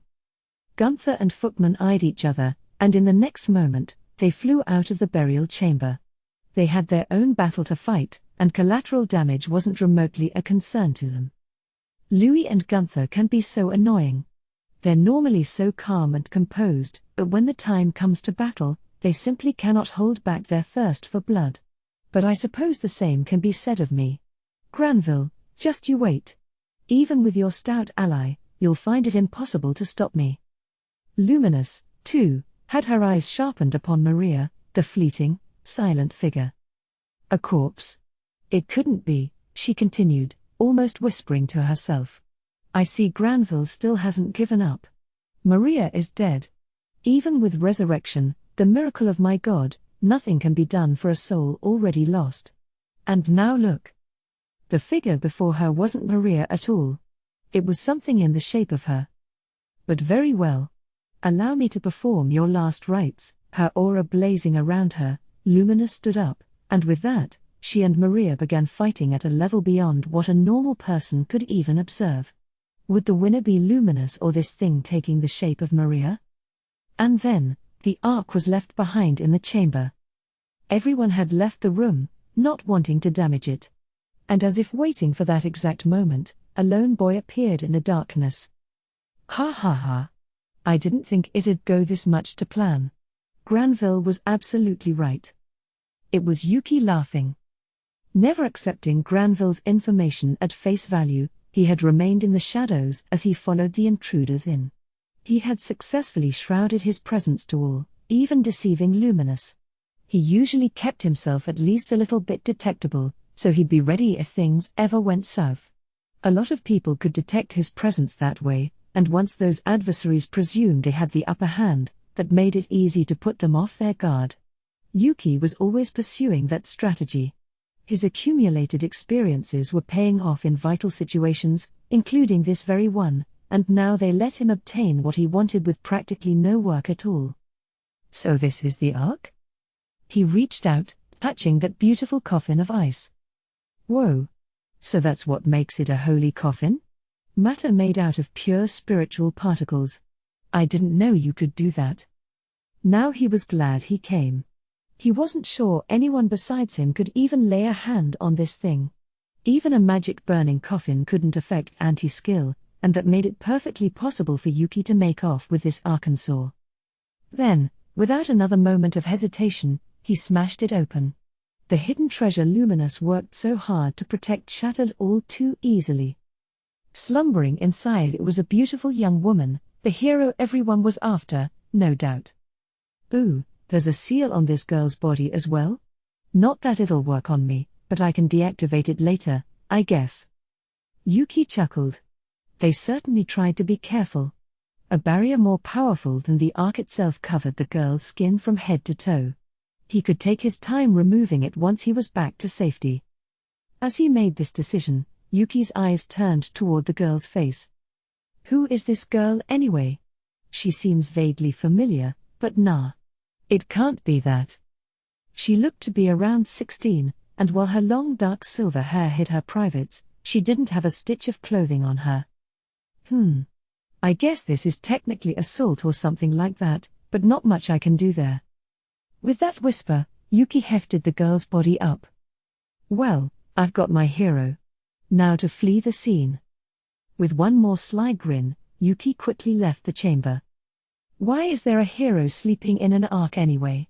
Is she really the ultimate weapon Granville called her? And what does Granville even want? Yuki was a skeptical young man by nature, but given his rash opinion of his almost excessive talents, he often figured things would work out in the end. That was what his pride did for him, and thus, despite his doubts, he signed on for Granville's operation, but at this point in time, he had no idea what kind of situation his actions were about to cause. The otherworlders lurched upon me like zombies. Carefully, I neutralized them one by one, making sure not to kill any. With my powers, not even 100 of these at once would give me a challenge, but undoing the locking curses on them all was a pain. Still, I couldn't help but wonder about these otherworlders. I focused my mind upon them for a bit, and yes, they definitely packed a lot of magicules.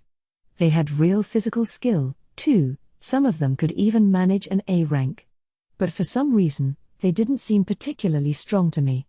I thought that was just the difference in talent at first, but something told me that wasn't the whole story.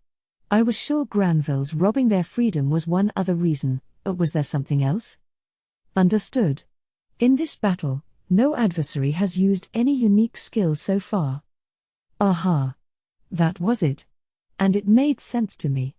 None of these guys were using any kind of special attack, and that made neutralizing them pretty straightforward work. But would a group of otherworlders this big really have no uniques at all? Or were they going easy on me? Either way, it was kind of creepy. Of course, no matter what Granville was planning, I'd just beat him, and we'd be done with it. That was the plan I had in mind as I turned my attention toward the last one of them. She still looked like a young girl to me, maybe a bit past 10, her power would have just barely stabilized by that age. Like the others, she was intensely powerful, but that was it. With a now practiced hand, I undid the lock on her, no problems there. She was conscious again and looking thoroughly confused, but there was no time to explain matters. Putting her to sleep for the time being, I laid her down where I had placed the others. There were a few kids like her in the group, which made things seriously difficult for me. Granville didn't seem to care much about how he looked in the midst of this, but regardless, I managed to take care of them all. I'm assuming he was just looking to buy some time. If I wanted to, it would have been quicker and easier to just kill them all. Along those lines, I guess it's mission accomplished for him. Still, the otherworlders attacking me were now neutralized. I don't know what he wanted to do with the time he earned, but once I ended this battle, it wouldn't matter anyway.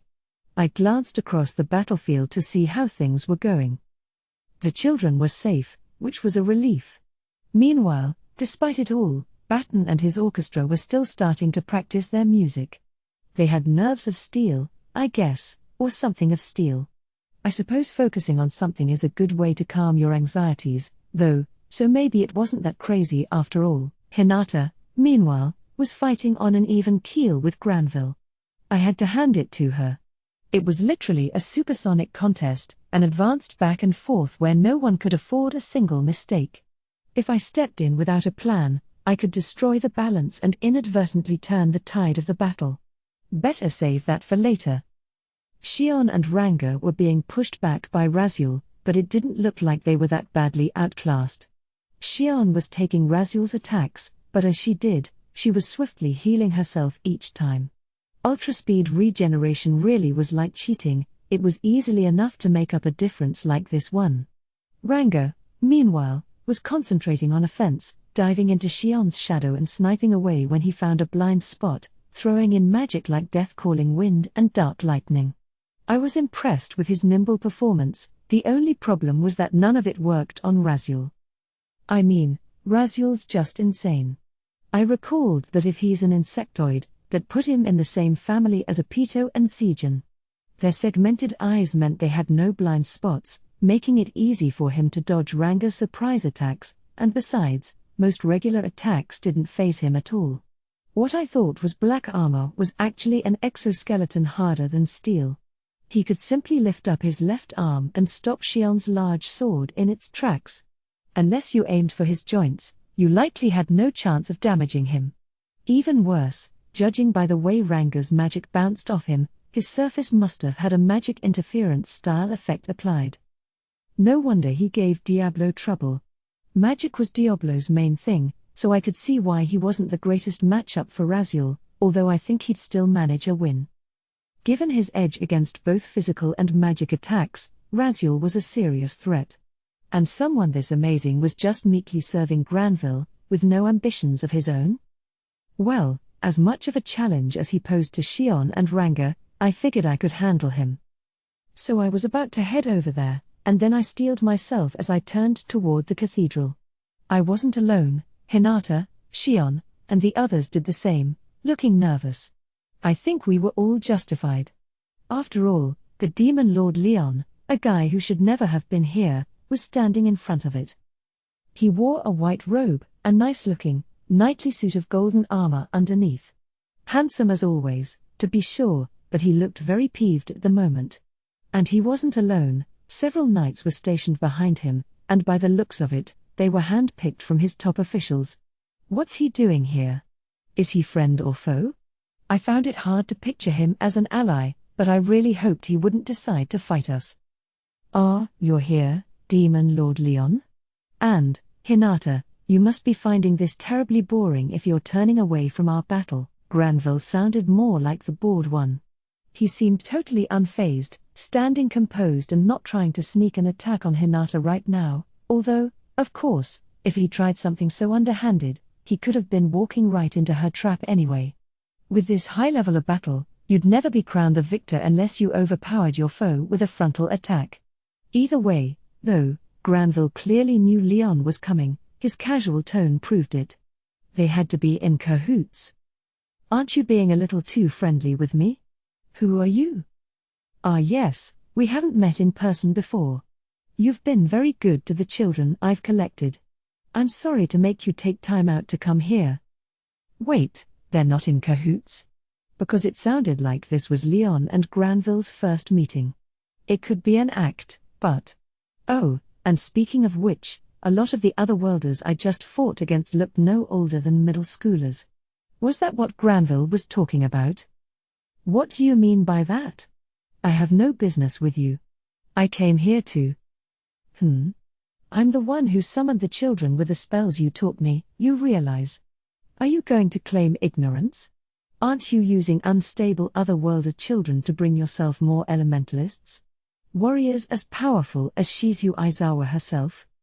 It was like someone punched me in the head. Hinata lowered her own sword, eyes darting between Granville and Leon. Report. Danger. The subject Granville Rotso is using wordplay in an attempt to pit you against the Demon Lord Leon. I had a hunch. Clearly Granville's plan, however misguided, was to antagonize Leon as much as possible. It'd be a terrible idea to lend much credence to anything he said. And yet... How many failures do you think we had to endure to call over all the people you wanted? That's what those people are. The cast-offs. And yet, I just couldn't ignore that. Shizu was summoned by Leon, then cast aside by him. And she wasn't alone. Leon had reportedly summoned many other children. That was an unforgivable crime. Is that true? Very true, indeed, Demon Lord Rimuru. As merchants, it's our job to provide whatever merchandise our customers demand. Granville's manner of speech irritated me. I wasn't even asking him. The providers need to have ethics, too. Throwing all the blame on the consumer went against my creed. But even ahead of that, there was something else I wanted to confirm. So, you summoned other people, too? Not just Shizu? Yes. Even when you knew that children subjected to unstable summonings have drastically shortened lifespans? That was. Leon was about to say something, only to be interrupted by a roaring, echoing laugh. Granville was the source of it. He he he. Ha ha ha ha ha. Don't make me laugh, Leon. Aren't you the one who explicitly asked me to provide otherworlder children no older than 10 years? Instead of attempting to subjugate the stable summons, you found it easier to make the unstable ones feel they owed you their lives, didn't you?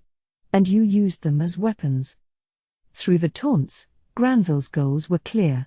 He knew I could be a soft-hearted pushover, and he was attempting to milk that as much as he could, fanning my do-gooder attitude and trying to make me despise Leon. The thing was, his words were convincing. If Leon's aim was to implant elemental spirits into children, then Granville was right, they needed to be unstable.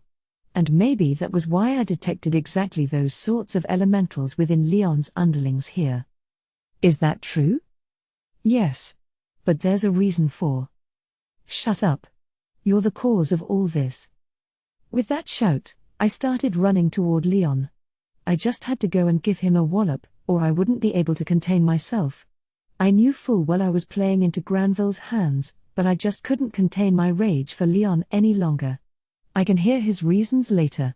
First things first, I had to vent my anger.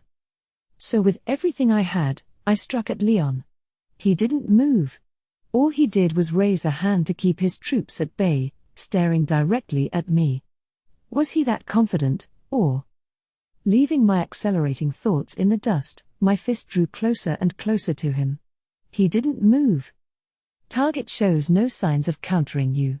It will be a direct strike. There was no trap in the end.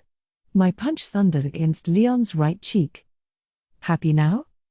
My full power was in that, but apparently it didn't damage Leon much. I must have cut his lip, because he felt obliged to take out a handkerchief to wipe up some blood, but his composure was fully retained. PFFT. I know I wasn't using any skill there, but maybe I underestimated him a little. Still, that punch taught me one thing. This guy, the Demon Lord Leon, was more good-natured than I thought. He had no obligation to take that punch, but he shed all his defenses and took it anyway, and that proved it.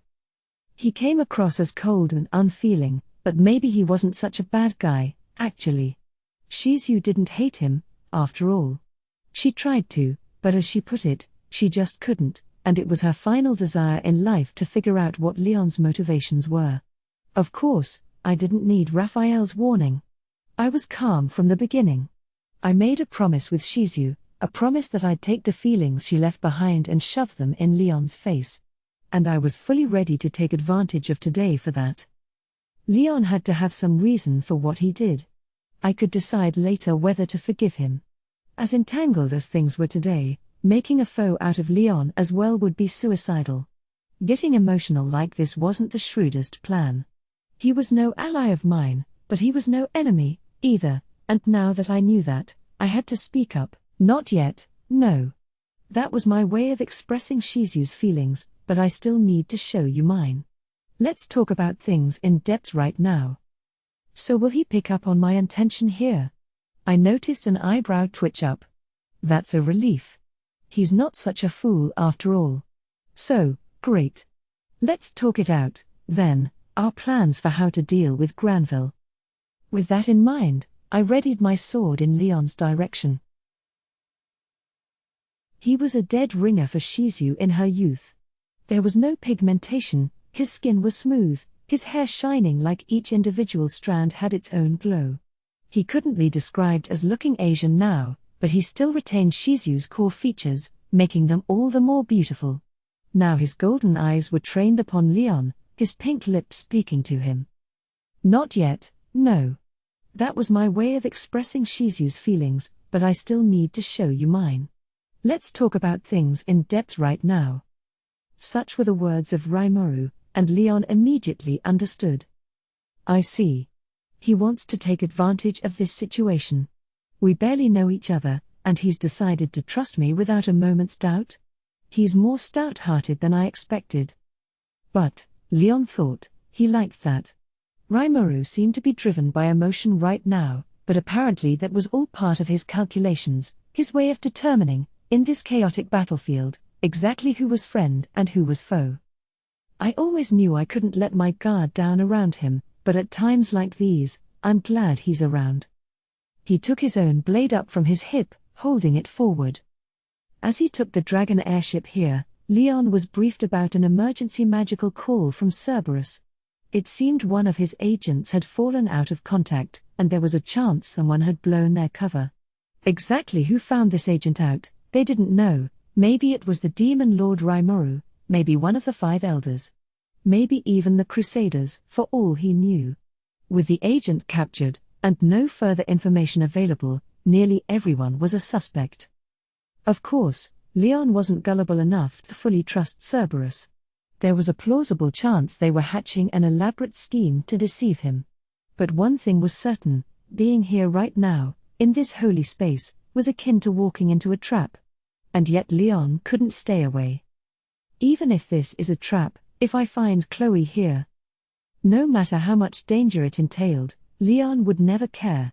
And now, crossing swords with Rimuru, Leon was finally serene again. He looked around, surveying the area. The scene was shockingly chaotic. It was difficult to determine who was on which side. The elite magic knights guarding him had been dragged into the fray while he wasn't paying attention. They had been lured into opening hostilities with some of the local defense forces. Keep yourselves defended. Do not kill the enemy. Yes, sir. Now seemed like an opportune time to give Arlos the Silver Knight some orders. He did so via an anonymous magical call, but there was every chance someone would eavesdrop on it. That's why he kept the order to something that wouldn't cause problems later. Regardless, Leon was the intruder here. To the demon lord Luminous, he was an uninvited guest, and it wouldn't surprise him if she decided to retaliate. If she did, he wanted to retain as much of an advantage as possible while keeping the dead to a minimum. But where is Luminous? Leon and Rimuru were fighting near the cathedral entrance while the paladin captain, Hinata, and Granville were a short distance away. Farther afield, Shion and Ranga, both present at the last Walpurgis, were in pitched combat against the insectoid Raziel. Luminous, the master of these sacred lands, would never allow open warfare here, and yet, she was missing. And if someone like Luminous were pinned down elsewhere, that was seriously bad news. To Leon, this entire situation was nothing short of nonsensical, but as he looked over matters, he could see where the trap was. Someone, he didn't know who, was trying to goad him into fighting the demon lord Rimuru. What this someone didn't expect, and what Leon was lucky enough to see, is that Rimuru wasn't so easily hoodwinked. Now Rimuru was attempting to take advantage of that to gain control of things. I see. So he's the one behind all this? Very well. Might as well try trusting you. It was a rarity for someone as wary as him, but for once in his life, Leon decided to meekly trust in Rimuru. Leon wasn't the only one thoroughly confused. Hinata was having similar trouble dealing with this rapidly changing battlefield. But even worse than that, her opponent Granville was starting to seem eerily different. Finding it odd that you can't steal my skills? Question mark. He had guessed right. It made Hinata nervous, despite herself. Humph. Why the surprise? Did you think I never picked up on your secret? A little observation, and it was easy enough to surmise. Why do you think I had the other 6 fighting in front of me? Ah. I see. Hinata's unique skill Usurper gave her a decisive advantage against the most powerful of foes, and yet it assessed Granville as inapplicable. Previously, Granville definitely was above her, and whenever they trained, she constantly used Usurper until it succeeded, seizing, or more accurately at the time, copying, his skills. You have some way of taking skills and arts from opponents, do you not? But I imagine that only works once on the same foe, and you've already taken from me, haven't you? So it won't work twice. That couldn't be. Hinata found herself reacting to Granville's statement, and then she realized her mistake. Heh. So I was right? Hinata, you are a calculating woman, one of the greatest talents among all my apprentices. You are careful and cunning. Out of all the paladins of the past, nobody has ever reached your level. You should take pride in that, but you are still young. You're far too unfamiliar with opponents of your own level. Enough. The clearly provoked Hinata shouted back. But she understood Granville was egging her on. Thanks to her reflexive reaction, she had inadvertently admitted that her skill was stealing other people's powers. Granville had his hunches about it before, no doubt, but couldn't be sure about it. Now, with his social engineering skills, he knew it for a fact. Who's the cunning one here? Despite being wholly devoted to battle at the moment, Granville kept talking to Hinata. The carefree ease he exuded made her resent him even more. Even if I only took you once, that's all I need. I wouldn't look down on me that much. She made no secret of her hostility. After all, she had one more trick up her sleeve, force takeover. Now she was doing more than just copying someone else's skill. She was forcibly wresting it away from them, for good. It would let her strip away one of Granville's cards, and it all but guaranteed her victory. To Hinata, the preliminaries were over. She began a relentless attack, each sword strike a potentially lethal blow. At the same time, she continually activated Usurper, attempting to sap Granville's power. But no. My skill has to work against him. But the results, inapplicable. Proof that Granville's actual power was below Hinata's. Right now, she had grown far more powerful than before. It wouldn't be strange for her to surpass Granville, so these results were understandable. The only problem was that even when she seized a skill with force takeover, her final lifeline, Granville would just use that skill again the next instant. It happened over and over, no matter how many times she tried it. It was now impossible to hide her panic. She was definitely capable of taking Granville's skills and arts, but to Hinata, they were useless. She had already taken them once, and thus she gained nothing from them. If she could at least take away some of Granville's skills, there'd be a point to it, but why? Did Granville anticipate this and set up some kind of backup system? It wasn't out of the question. No regular person could do it, but she could picture an ex-hero like Granville pulling something like that off. What's wrong, Hinata? You look unwell. Granville, a sneering grin on her face, seemed to read Hinata's mind. It irritated her to no end. It seems you don't understand what I'm doing. The most important thing in battle is to carefully observe your opponent. Did you expect me to not take any sort of measures against you? If so, you sorely underestimated me, Hinata. Gay. Enough from you. I can see from your fighting style that you retain an advantage against foes stronger than you. Meanwhile, there are few examples of you seizing skills from weaker opponents. I say few and not zero, however, so you must have some kind of method for that. But the effort must exhaust you, does it not? You don't have to answer me. Looking at you, I'm now convinced my suppositions are correct. Being so completely seen through was a shock to Hinata. Somewhere in her mind, she was looking down upon Granville as a relic from the past, and now she wanted to punch herself over it. NGH. No, I doubt there's any point in continuing this. There was no reason to keep up her attempts at force takeover. With that decision made, Hinata retreated a distance away from Granville. Gathering her breath, she looked for a suitable opportunity. Her heart rate was setting a new record, the sweat from her brow pouring down. Then, with a thump, she could sense a small throbbing inside her, deep within her chest.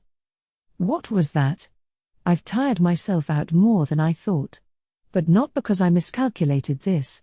Maybe I'm being attacked. Impartially observing herself, she realized that her exhaustion was stacking up more quickly than usual. Even all the force takeover attempts wouldn't have gassed her this much, but as Granville pointed out, her fatigue could no longer be ignored. You seem confused. You are powerful, Hinata, very powerful. That must be why you have so little experience with underhanded combat techniques such as this. What was that? It's simple. My actions are designed to make you overwork yourself. Little by little, I made you wear yourself down, believing that your attacks would succeed if you just pushed a little more, a little more. Listen to me. If you confront someone on the same level as you, whichever side tires the other out first wins. The more fatigued you are, the slower your decisions, and the wider you leave yourself open, just as you are personally experiencing right now. Exclamation mark. She wanted to deny Granville's claims, but she couldn't. Hinata had used her unique skill measurer to calmly analyze the battle situation, or so she thought. But Granville went one step beyond. She thought she was overly on her guard. Yes, she underestimated him a little, but she didn't let her guard down at all. So does it mean this man's stronger than me? That must be the case. It's the difference in level here, brought on by experience. She was now convinced and ready to admit to it.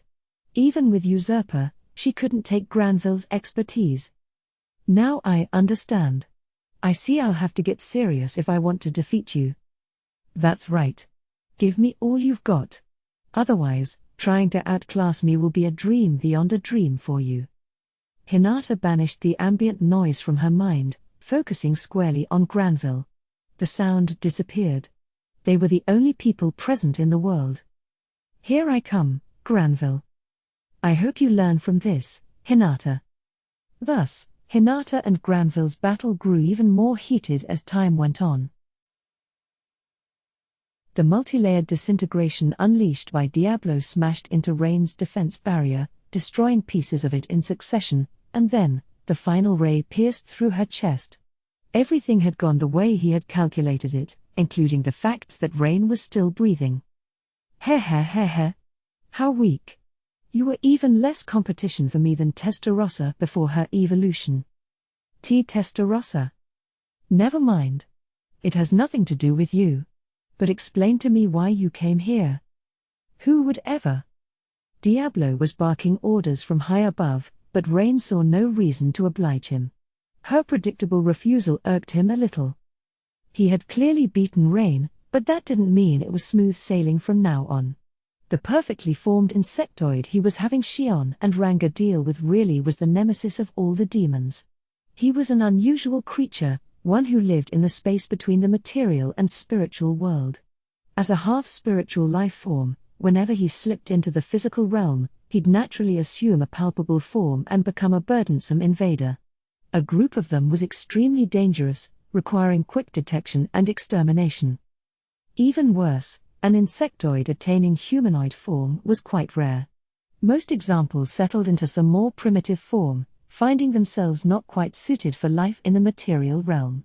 But Raziel, this insectoid here, was in his final and complete state, and Diablo could see why even Xion and Ranga would find him a handful. Of course, Lady Xion works under Sir Rimuru. She has the potential to do well near anything to overcome her foe's strength. And with Sir Ranga around, there's no need to assume they'd lose. Still, though, Diablo could win. It would suit Rimuru more, he knew, if he eliminated all the question marks from the battle. Right now, going back and taking care of Raziel would be the right thing to do. But then another thought crossed his mind. What, he reasoned, if Rimuru deliberately left Raziel to Xion and Ranga? Diablo was flustered earlier, true. He detected Rain's arrival and didn't want her, or her cohorts, joining the fray, and the distraction had kept him from focusing on the battle. I thought it best at the time to drive her away as soon as possible, but was it, really? Perhaps Sir Rimuru wanted Lady Xion and Sir Ranga to experience battle against someone stronger than them? In that case, it wouldn't be right to intrude. That seemed plausible to Diablo. Truly, these were the thoughts of someone crazed for battle, a nonsensical conclusion that no regular person could ever imagine. But to Diablo, who placed Rimuru above all else, doing anything that went against Rimuru's intentions was a gross error. He wasn't some simple creature who assumed that fighting, and winning, was all that mattered. He could see that if Rimuru wanted to give them such a powerful foe, he truly wanted them to win, and learn from it, a difficult decision. This will require careful consideration on my part. Now Diablo's thoughts were starting to spiral in a pretty wrong direction. In front of Rain, the highest level of fighting force in the world, Diablo was thoroughly confused. Rimuru, of course, was thinking of nothing so idiotic. What he cared about was putting an end to this fracas, while keeping the children and orchestra safe. He had no obligation at all to see this as some kind of training situation for Xion and Ranga. So Diablo was wrong. But with that wrong idea in mind, he now had a new path to take. I was going to kill you, but I decided against it. What are you talking about? Threats won't work on me. No need for that, thank you. I don't need your act any longer, so come on out, he told the demon with a large hole in her chest. Rain didn't seem to understand this. In short time, however, her expression turned to panic. It wasn't the pale face from before as she faced defeat, but something rather more complex, a mixture of frustration and hatred. Noir. You only just evolved into a demon peer after all this time, and look at you. Just as set in your ways as always, I see. The true essence of strength does not lie in magicule counts. What's important is your level. I was taught to believe that differences in magicule energy do not make a decisive difference in battle ability. Ridiculous, replied Rain, her voice raspy as her body began to fade away. By the time she was fully gone, nothing but dust in the wind, a ray of light shot out from beyond the heavens, only to disappear and reveal two people, blue and red. Rain was the blue one, and she was kneeling before Guy Crimson, the strongest of demons, who had just entered the scene. Hey, Noir. It's been a while.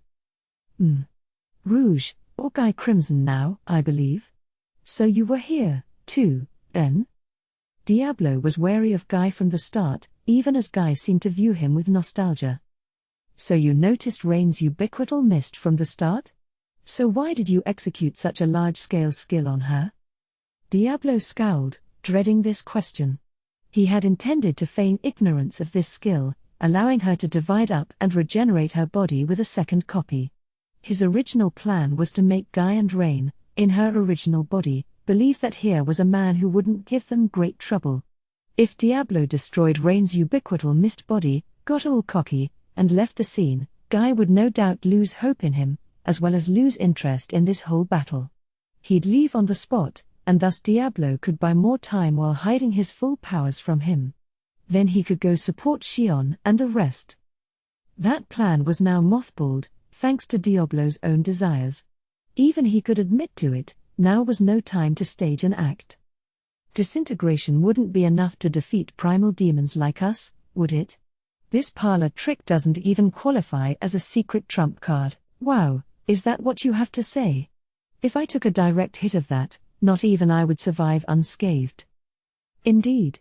The same is true for me, if it were a direct hit. Heh heh. Ha ha ha ha ha. K heh heh heh. Diablo's answer made Guy burst into self-satisfied laughter. Diablo did the same, still hoping to look unfazed. At this point, Rain was all but invisible to them. So why didn't you evolve until this point in time? You had no interest in dragging others down, unlike the other three.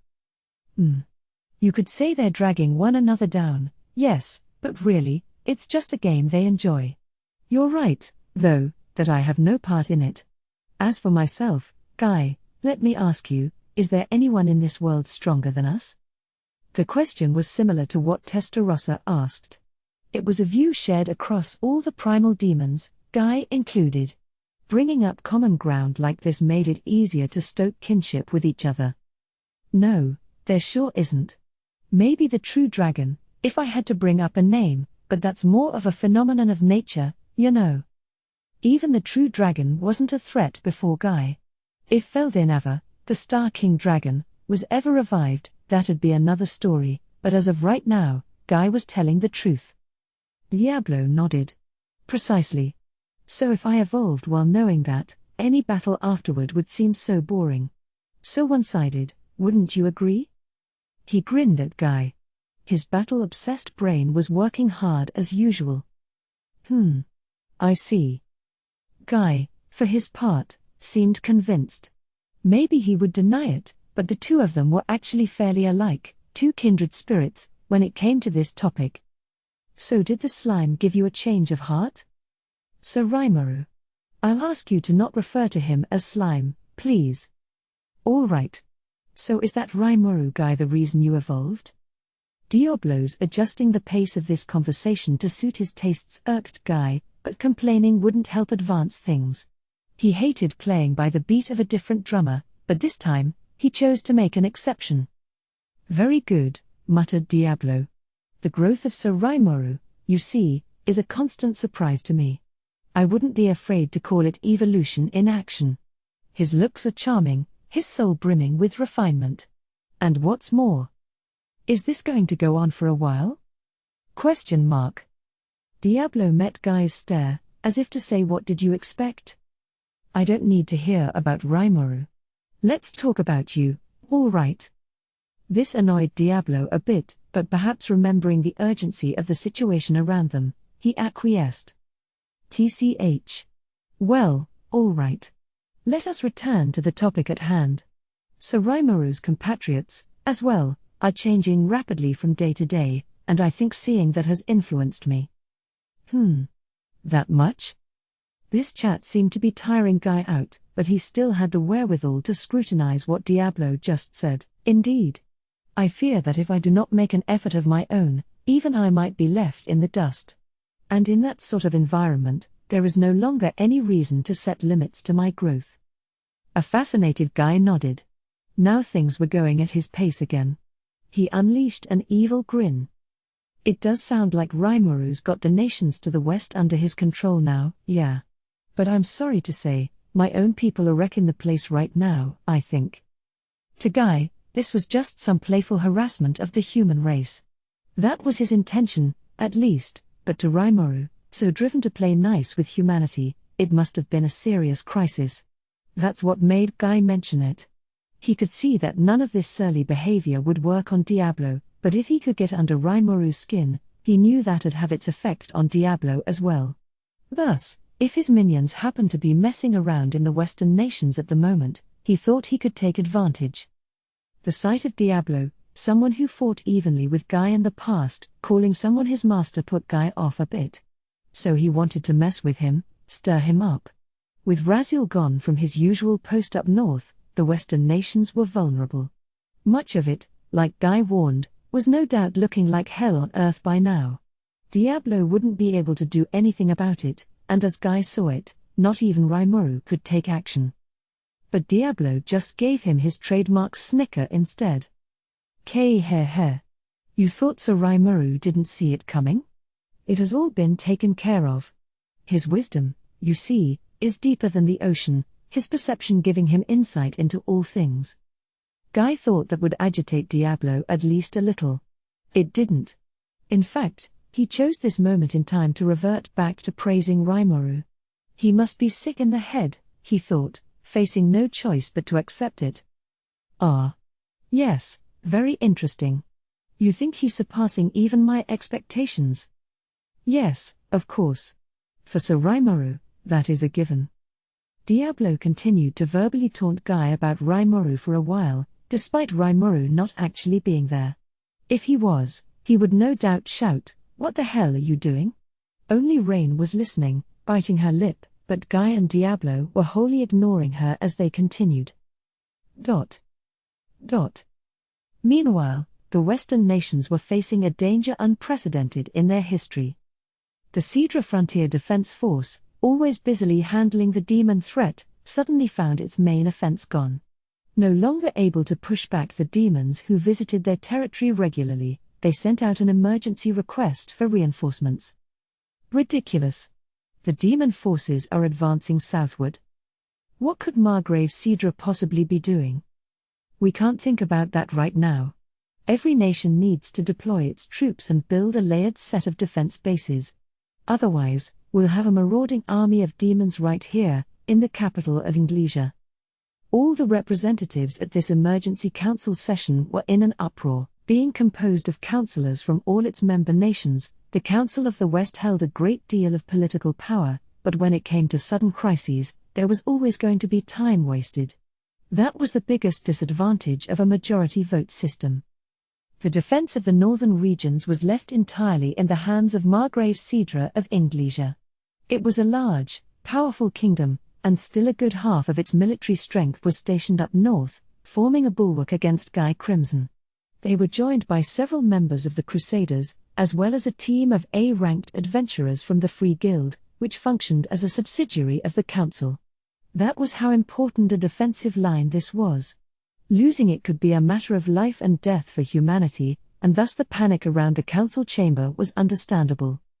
Currently, they were just barely hanging on to the base defined as their last line of defense, and even that was thanks to the paladins and adventurers stationed there. Considering the situation, they needed to deploy troops there immediately, but time would not allow it. This wasn't a monolithic dictatorship, it was a federation of independent nations, and each representative needed permission from their home state. The only thing the council could do right away was call for emergency backup from the Free Guild.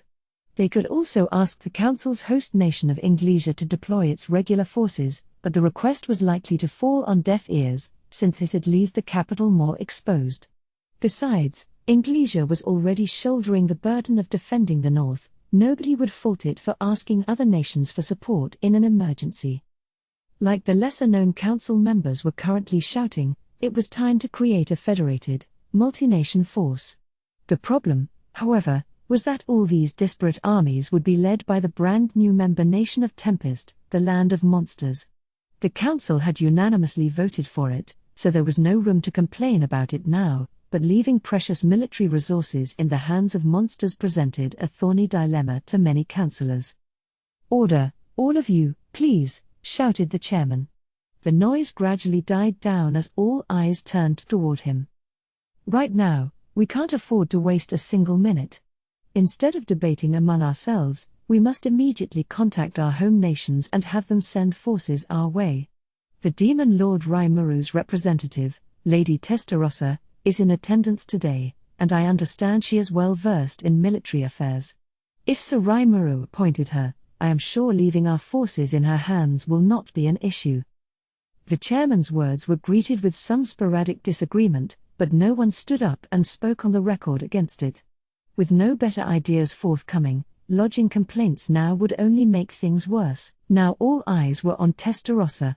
If the council was raising an army, she'd be its de facto commander. It was only expected that everyone was appraising her abilities now. She was a young woman, a rarity among the councillors, and a beauty the likes of which one rarely lays eyes upon. Many councillors had the impression that Tempest featured a lot of pretty faces, but no one was foolish enough to say as much here. Everyone's focus was on whether this woman Testarossa truly had any power.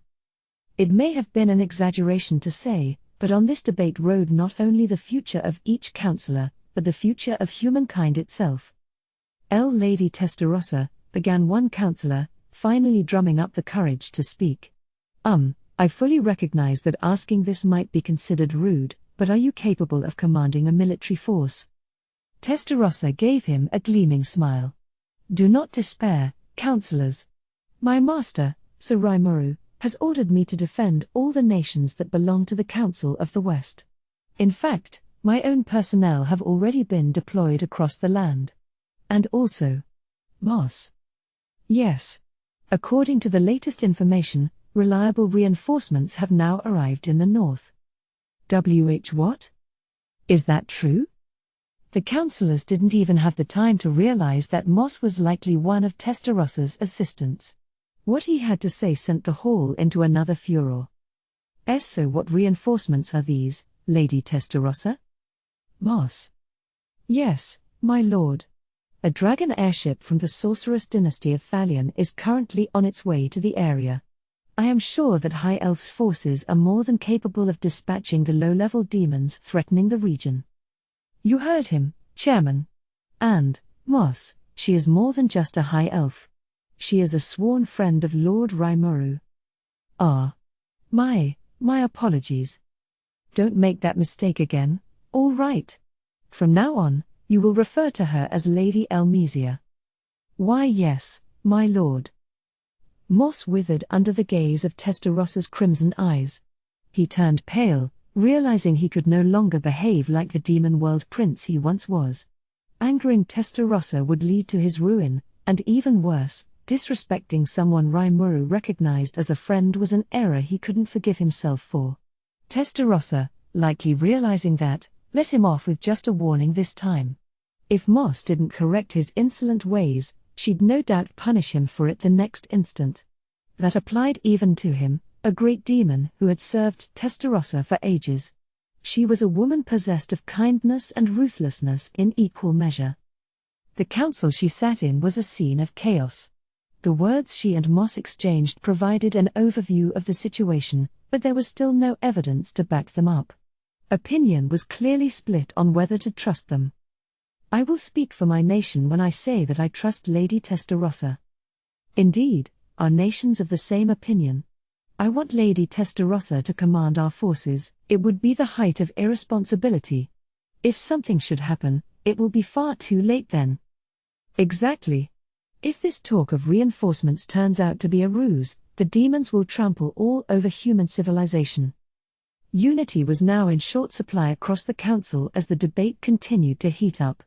Testarossa calmly watched matters unfold, listening instead of offering her own opinion. After a little time had passed, though, she suddenly spoke. "Ah, it was you. I thought you might be here." The sudden statement invited confusion among the councillors, many failing to understand what she was talking about. Only one among them, the person her eyes were presently aimed at, broke out in a cold sweat, the color draining from his face. It was Prince Johann Rostia of the Kingdom of Rostia. What are you saying about me?" he asked, trying his best to hide his apprehension. But Testarossa simply arched her lips upward. It made him lose his patience. I knew monsters weren't to be trusted. Only we can step up to defend humankind. Guards! Guards, come out now! He was now dramatically shouting, sweat running down his face in a portrait of despair. Meanwhile, Testarossa's smile only broadened. Following Johann's orders, soldiers began to pour into the council hall. Some of Johann's personal guards were among them, their presence putting him more at ease. Testarossa elegantly played with her hair as the other councillors sat there, bewildered. Johann's behavior was beyond illogical. Even if Testarossa did have some malevolent intent, any unlawful violence would never be allowed in a hall of laws like the council. No matter how important a figure Johann was in here, such arbitrary behavior would never be smiled upon. "Your name was Johann Rostia, right? Prince of Rostia? A very high figure, aren't you? What of it? Flattery will get you nowhere. Sir Johann, who were you talking to in a magical call just now? What? And why did you send out an order to have this nation's defensive barrier destroyed? How did you? Would you mind explaining?" Testarossa was relaxed, as if chatting over tea, as she painted Johann into a corner. The other councillors looked on in awe. Now was no time for confusion. They all immediately ordered their staff to check on the state of Ingleisia's barrier. But before they had an answer, the entire land around them began to rumble. It's true? Destroy the barrier? If you do that, there's no defense against the monsters. We'll lose countless citizens. What could possibly be the meaning of this, Sir Johann? Answer me. When confronted with someone in a panic, most people are hardwired to either fall into a similar panic or take a step back and calm down. Johann was the latter. Realizing that his plans were complete, he let a relaxed smile creep upon his face. Sir Girard, the barrier is gone now. It's time to call them out. The councillors, seeing the figure Johann was addressing, were startled. It's the head of the Sons of the Veld, that mercenary gang. Girard. The Velds connected with Sir Johann, too? Not just Gabon? But what's Sir Johann going to do with them? Ignoring these cries, Girard walked up to Johann, standing beside him. "Yes," he said, "our contract is now ratified. Thank you for your cooperation." "Oh, not at all. The last hope of our mutual master Granville Rot so happens to match your mission as well. No need to hold back now. If you're going to raise this land, be as showy as you can about it." Now Johann's laughter rang loud across the hall, the light of reason no longer visible in his eyes. His face was transformed into something fiendish as he revealed his true colors to all. At long last, the councillors realized Johann had betrayed them, but the kingdom's defense barrier was already destroyed. And as they gradually understood this, despair began to reign. "Have at it, Ein. You got it." The woman Girard called Ein began to cast a summon spell. Ein was an elementalist and the leader of Green Fury, the team that made it far into the dungeon not long ago. But this was no spirit she was summoning this time. It was, in fact, the very deity the sons of the Veld worshipped as their spiritual leader. A large, oval-shaped transport gate appeared, a living personification of power stepping through it. It was a beautiful girl with green hair and a crimson-red maid outfit, but everyone witnessing it could sense how dangerous she was. After all, despite her attractive looks, the aura she unleashed plunged the entire hall into hopelessness. The magical inquisitors who ran in, sensing the danger, were frozen in place. Their instincts told them that any movement could very well kill them. This was Misery the demon peer, stepping out from the darkness. Despite the overwhelming despair, Johann looked supremely pleased with himself. He recalled the last time Granville called for him, after Gabon's fall reduced the 5 elders to 4, Granville Rotso of the Rotso family, Margrave Cedra of Inglesia, King Doran of the Kingdom of Doran, and himself. They had all come together at Granville's bidding, and he had a fearsome final order for them. Maribel is dead, and with that, the Rotsos will likely meet their doom soon. Perhaps, depending on how one looks at it, we could reconcile with the monsters after all. If they show no interest in human territories like Lady Luminous, it may even be possible to coexist. But the demon lord Rimuru is seeking nothing less than complete rule over humankind. He must be stopped at all costs. But, Sir Granville, any attempts along those lines are doomed if we have no realistic way of resisting him. I understand what Maribel was concerned about, but if we've lost our Chaos Dragon, there's nothing we can do. We have Raziel under our control, but we can hardly move him around. Doran was being realistic, with Cedra offering his support and Johann in agreement.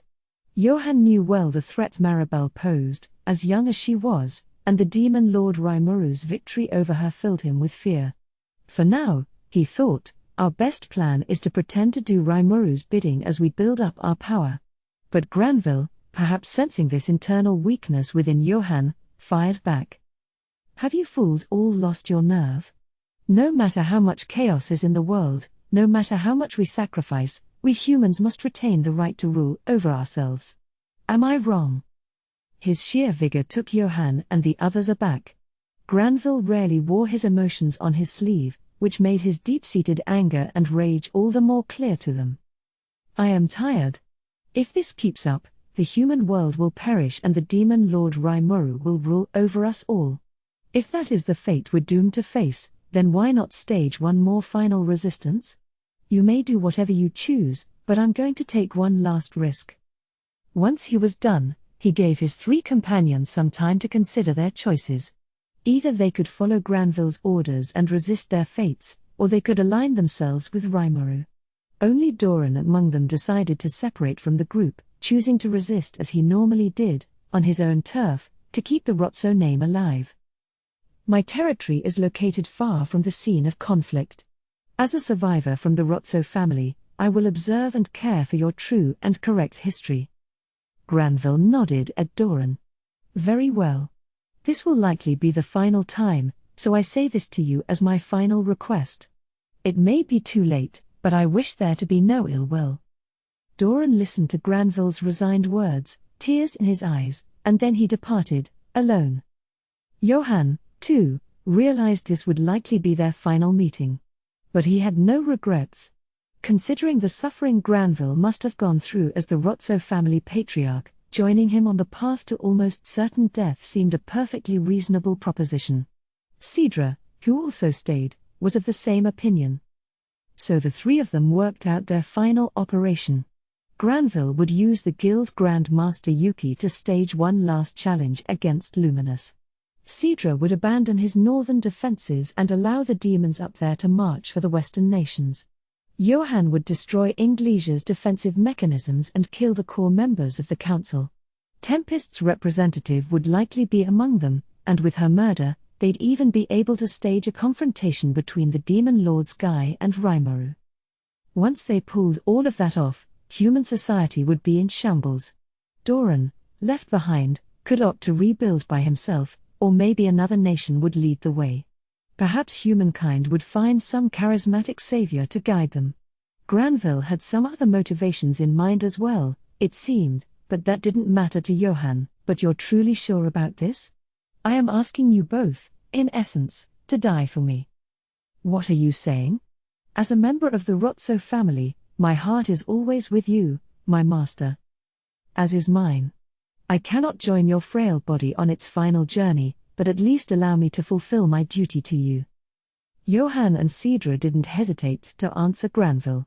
It was quite the opposite of what Johann thought a moment ago, but he had a good reason for that. Everyone in the Rotsos took the absolute rule of Granville as a given.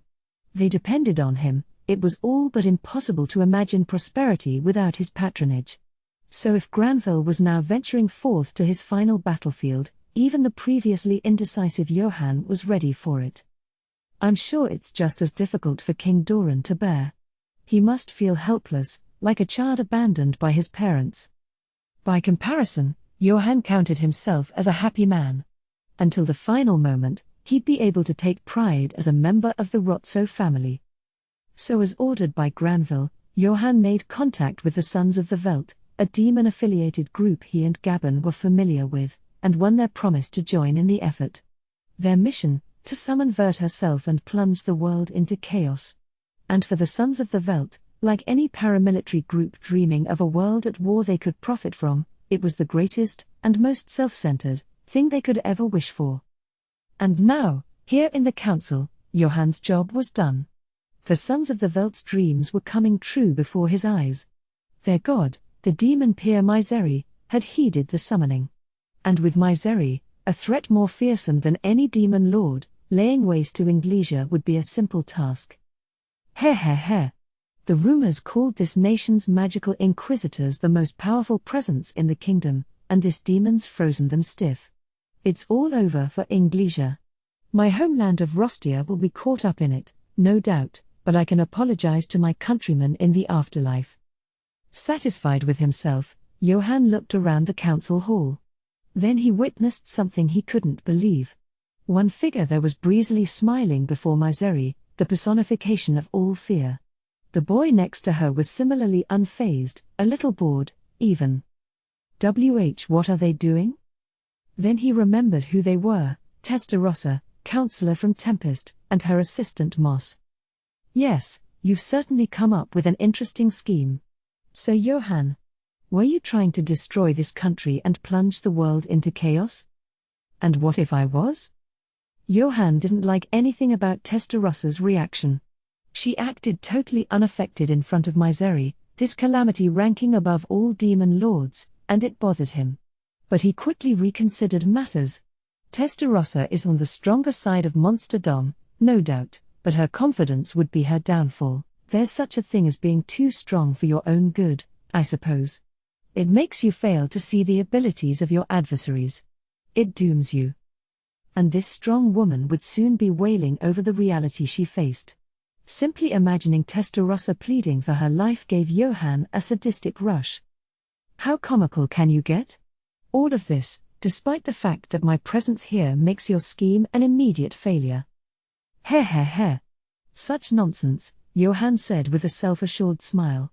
The more Testarossa shone with confidence, the greater her despair would be in a moment. Glorious expectations filled his mind. Lady Testarossa, shouted the chairman, interrupting them. Now's not the time for such casual talk. You must flee at once and send a report to Lord Raimoru. Chairman? What did you want me to tell him? Accurate information about the demons was scarce within the Western nations. Compared with the experts in the Eastern Empire, this made the West seem eminently ill-prepared for them. The chairman was no exception, and not even having Misery on hand would tell him much about her or her race. However, the simple fact that she served the demon Lord Guy Crimson, the greatest evil anyone here knew, made her a threat. Ignorance is bliss, as they say, and here it was definitely working in their favor. If the chairman and other councillors knew more about demons, having Misery here would cause them to abandon all hope. The chairman didn't realize how lucky he was to avoid that as he kept shouting at Testarossa. Tell him that one of the demon Lord Guy's chief agents has invaded our capital. He'll surely not abandon us then. Even the chairman knew this was wishful thinking at best.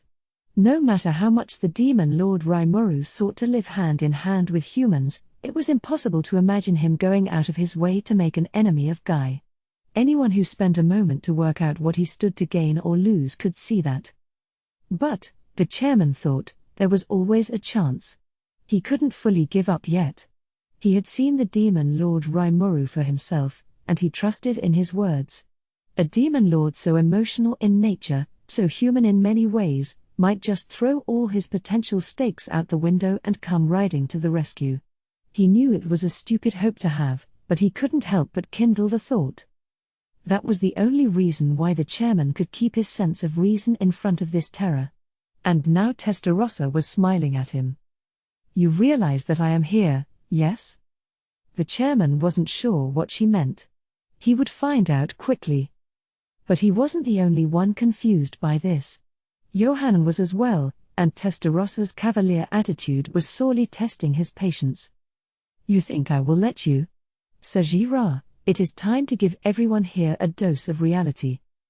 Girard, despite Johann's order, was among the many here unsure what to make of this. Why? Why is Lady Misery not making a move? Aine, Girard's right-hand girl, had lost consciousness upon summoning Misery. The effort no doubt took years off her lifespan, but she deserved enormous praise for being alive at all. However, without a supernatural power along the lines of Misery's, she might never wake up again. Girard, even as he took pride in Aine's masterwork, was already seeking an opportunity to retreat. With all of her powers beyond imagination, it'd be easy for her to kill everyone present. In fact, she could burn the entire capital of Inglesia down with her purgatorial flames. Before that happened, he planned to scoop Aine up and get the hell out of here.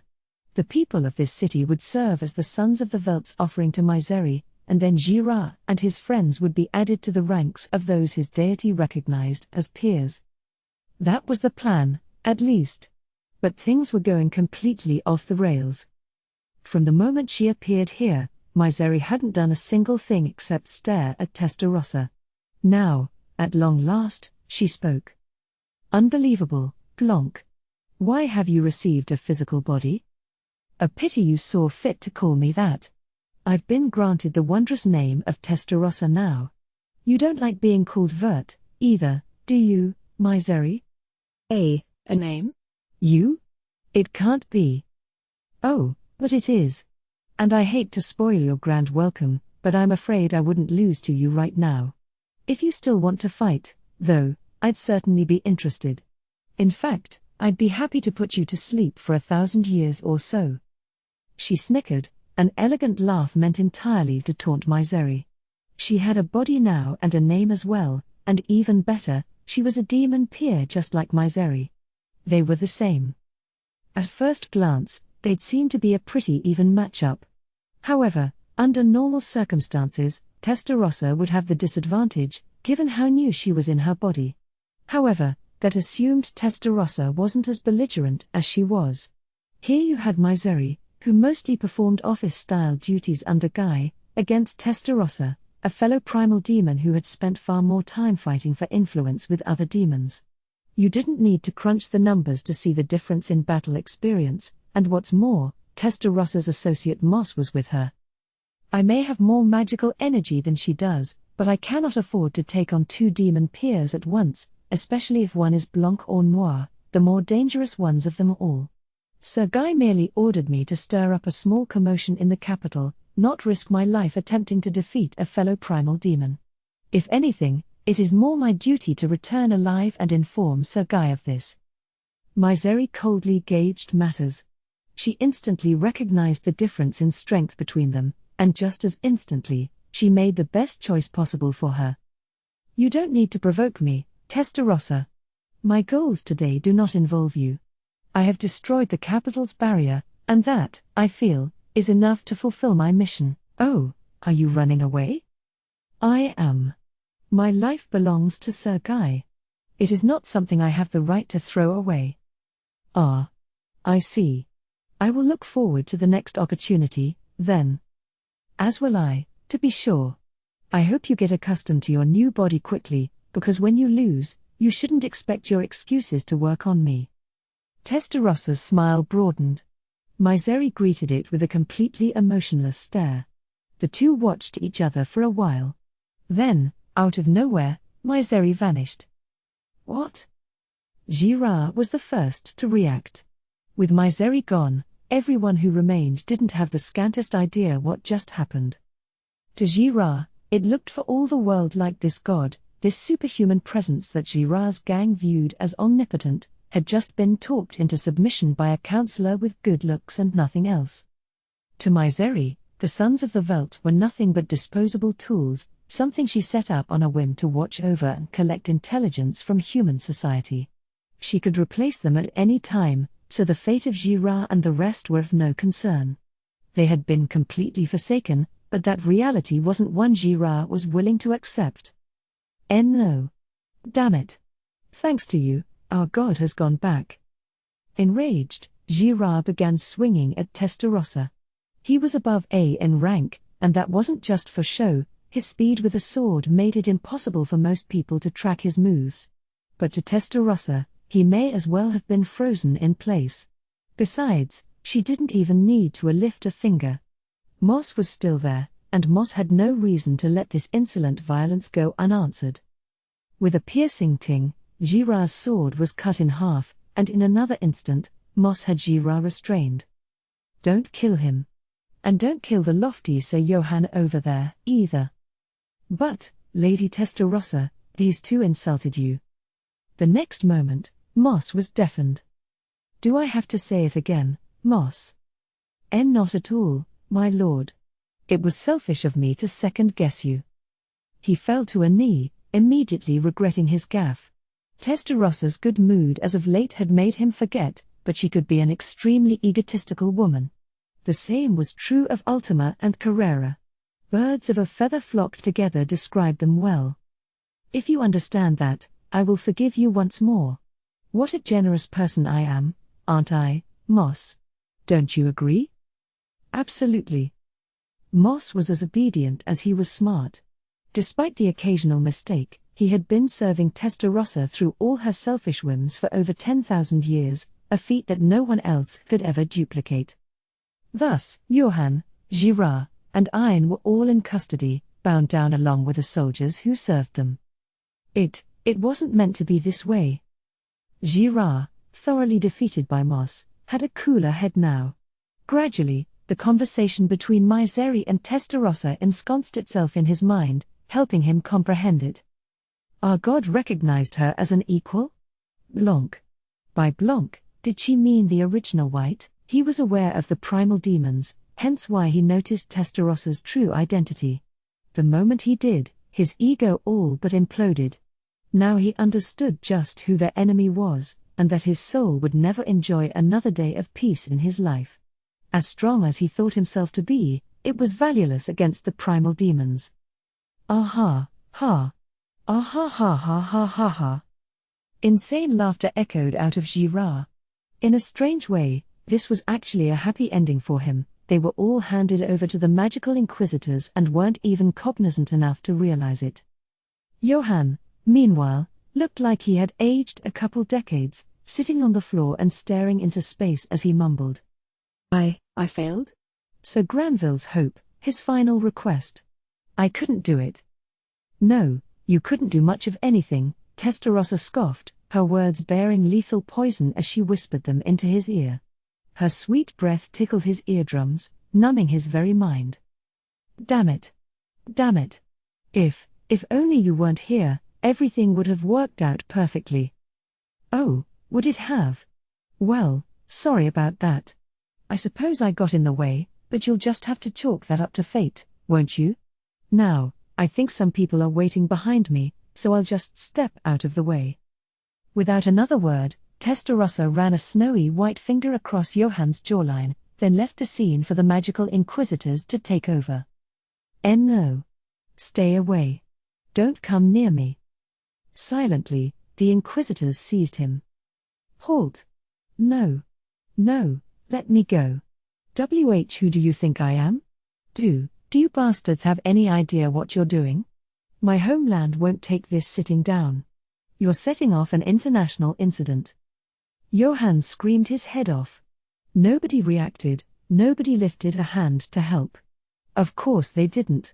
With these many witnesses on hand, Johann was all but assured to face justice. No crying, now. No carrying on. You must atone for your crimes. You'll have friends joining you, won't you? I'm sure it'll be loads of fun. Damn all of you. You accursed demon. I hope you burn in hell. Hee hee. Hee hee hee. Yes. I like that. Ah, why is the howling of the truly lost such sweet music to my ears? But you're cursing the wrong person. Any crimes committed in the council, you realize, are judged in a court of law. And if those crimes include treason, plotting against the state, or other insurrectionist behavior, that falls under the jurisdiction of the Kingdom of Inglesia. Too bad, isn't it? I'm afraid I have no legal right to personally punish you.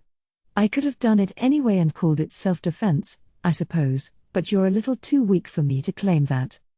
Testarossa let out a blissful laugh as she faced the frantic Johann. Everything she said was in compliance with international law. With the law as her shield, she had cornered Johann with an incontrovertible argument. Thus, Johann was now in custody. And much like old Count Gabon, he would likely be dealt with in secret so that he'd never see the light of day again. When you looked purely at the externals of all this, Testarossa had just banished a demon bent on destroying the kingdom. She had saved the councillors, the council itself, and all of Inglesia, too. To say the least, it solidified her position within the council. Nobody could compare with her in brains and brawn. The chairman wanted her in far more important posts now. Her reputation would be known far and wide shortly. Now Testarossa's rule over the West was complete. Do you think he read all of this? She said to Moss. Ah, we're all dancing on Sir Rimourou's palm, aren't we?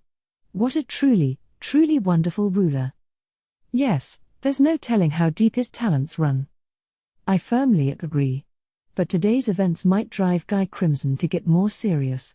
And if he does, we'll have to firm up our powers. No matter the storm facing us, we must show the public that no one shall block the path of our master. I'm glad you understand. May you remain just as diligent going forward. I expect great things from you. And tell Cian for me, won't you? Absolutely, my master. Testarossa gave him a satisfied smile and an elegant nod.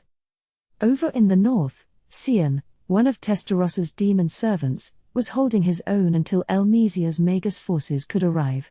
Thanks to Guy not being all that serious about this invasion, the demons saw their position weaken in due time, and in the blink of an eye, they had retreated.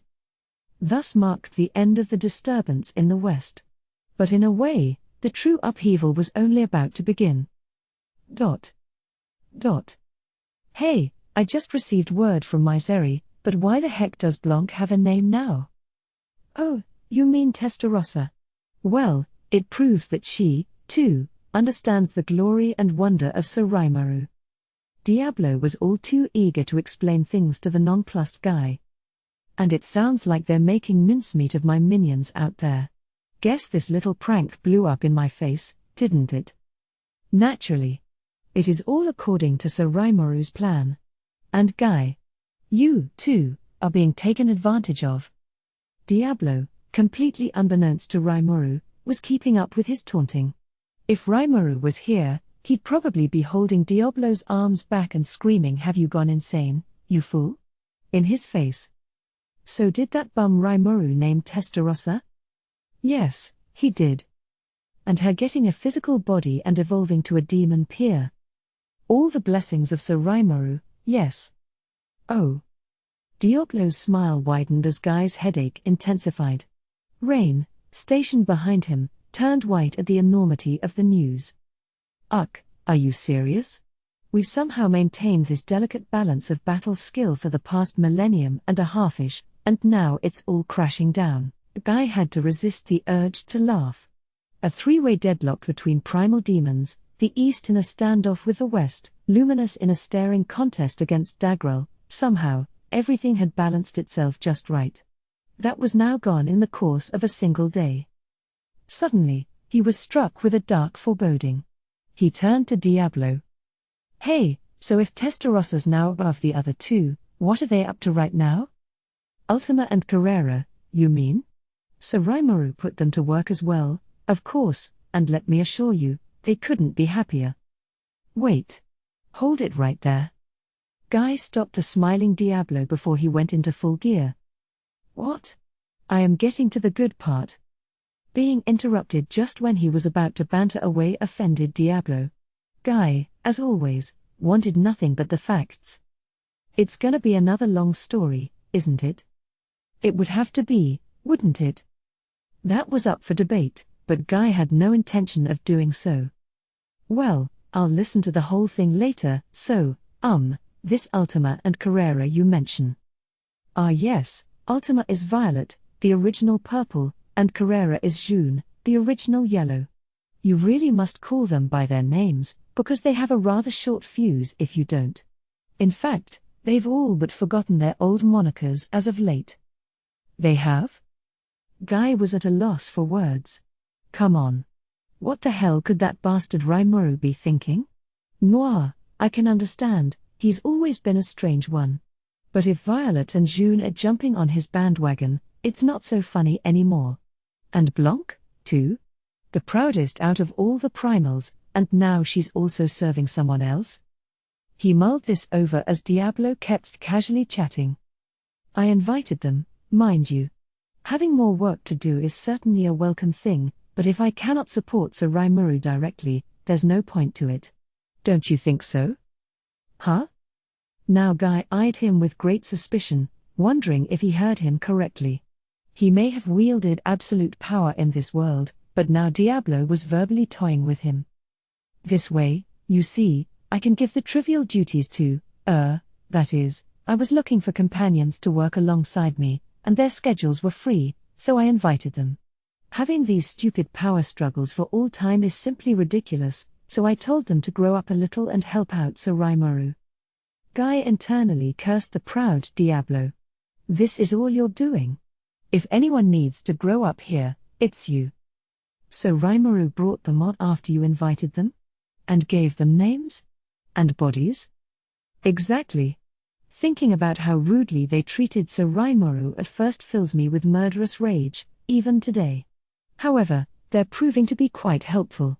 If Sir Rimuru is not bothered by it, then I am open to generously forgiving them." Diablo was strange enough, but Guy knew full well that Rimuru was beyond abnormal.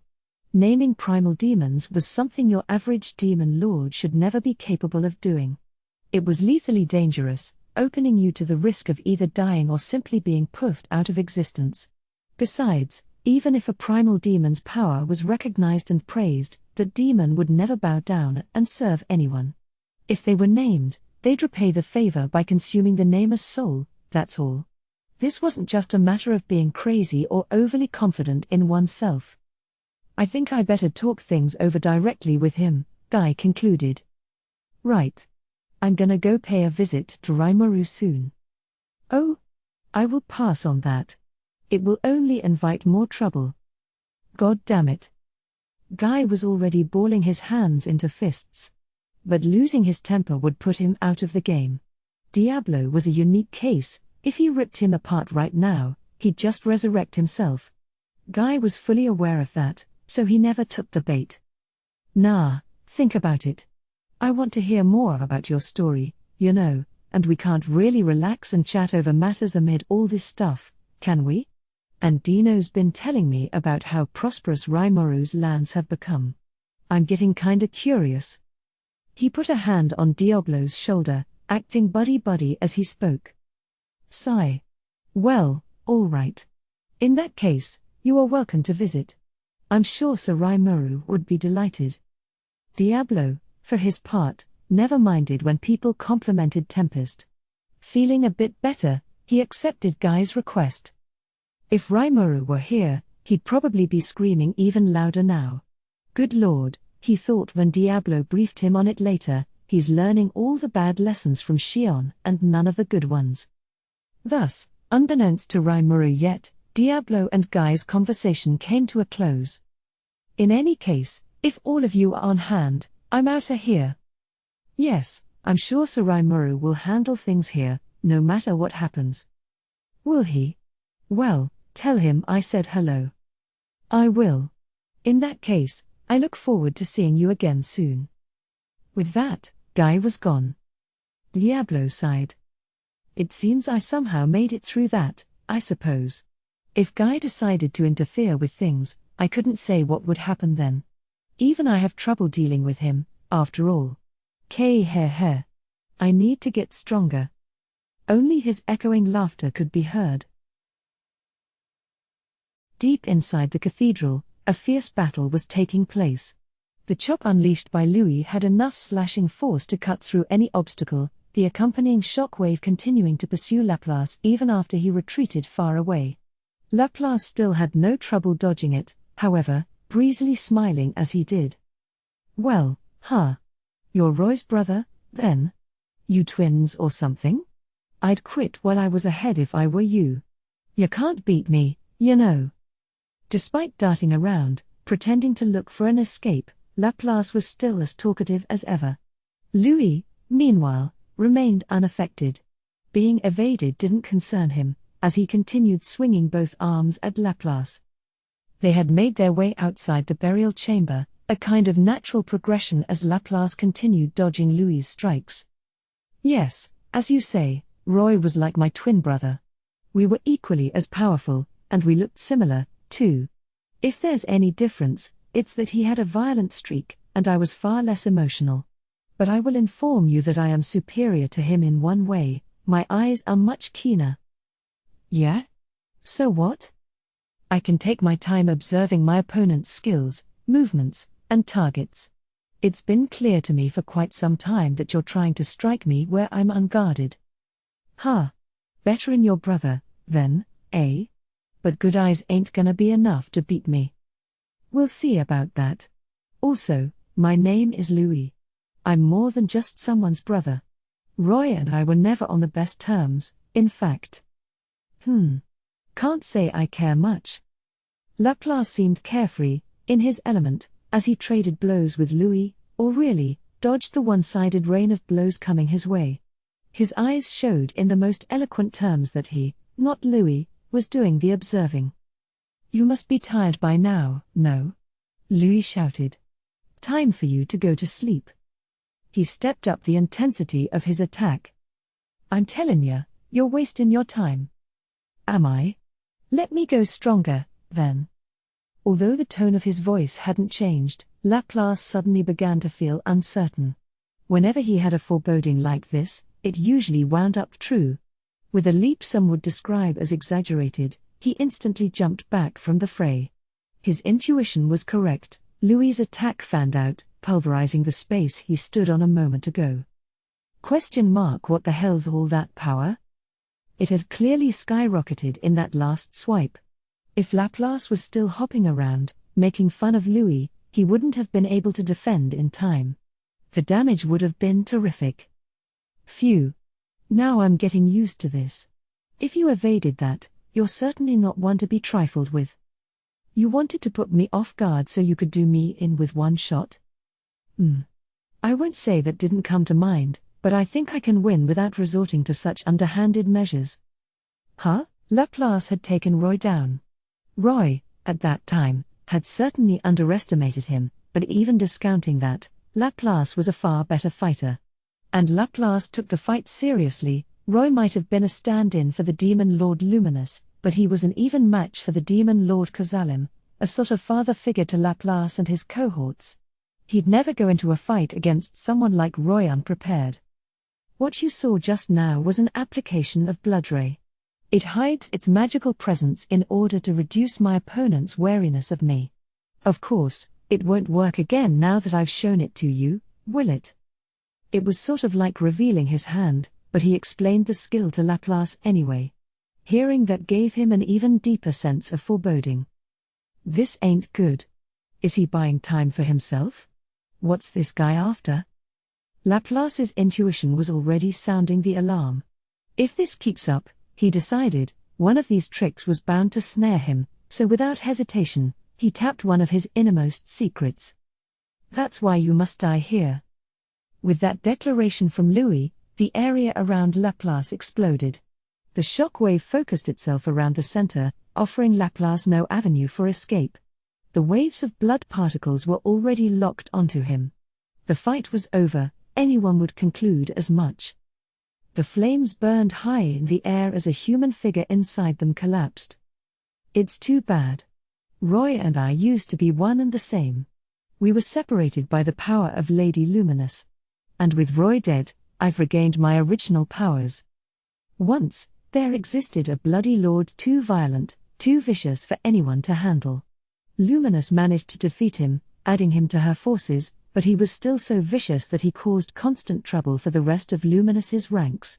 Thus, she split him into two separate men, naming one the Holy Emperor and her right-hand man, and the other her stand-in as Demon Lord. In other words, Louis was complete once more, regaining the powers he previously enjoyed. From the start, no matter how much more powerful Laplace was, he was convinced he could win. And that was why. Whoa. That was really cutting it close. Laplace dragged himself up, a sight that gave Louis pause, a moment's hesitation that Laplace wasn't about to ignore. "Let's go, footman. If this keeps up, you're gonna die." "Ho ho ho. I hate to say it, but it looks like you're right."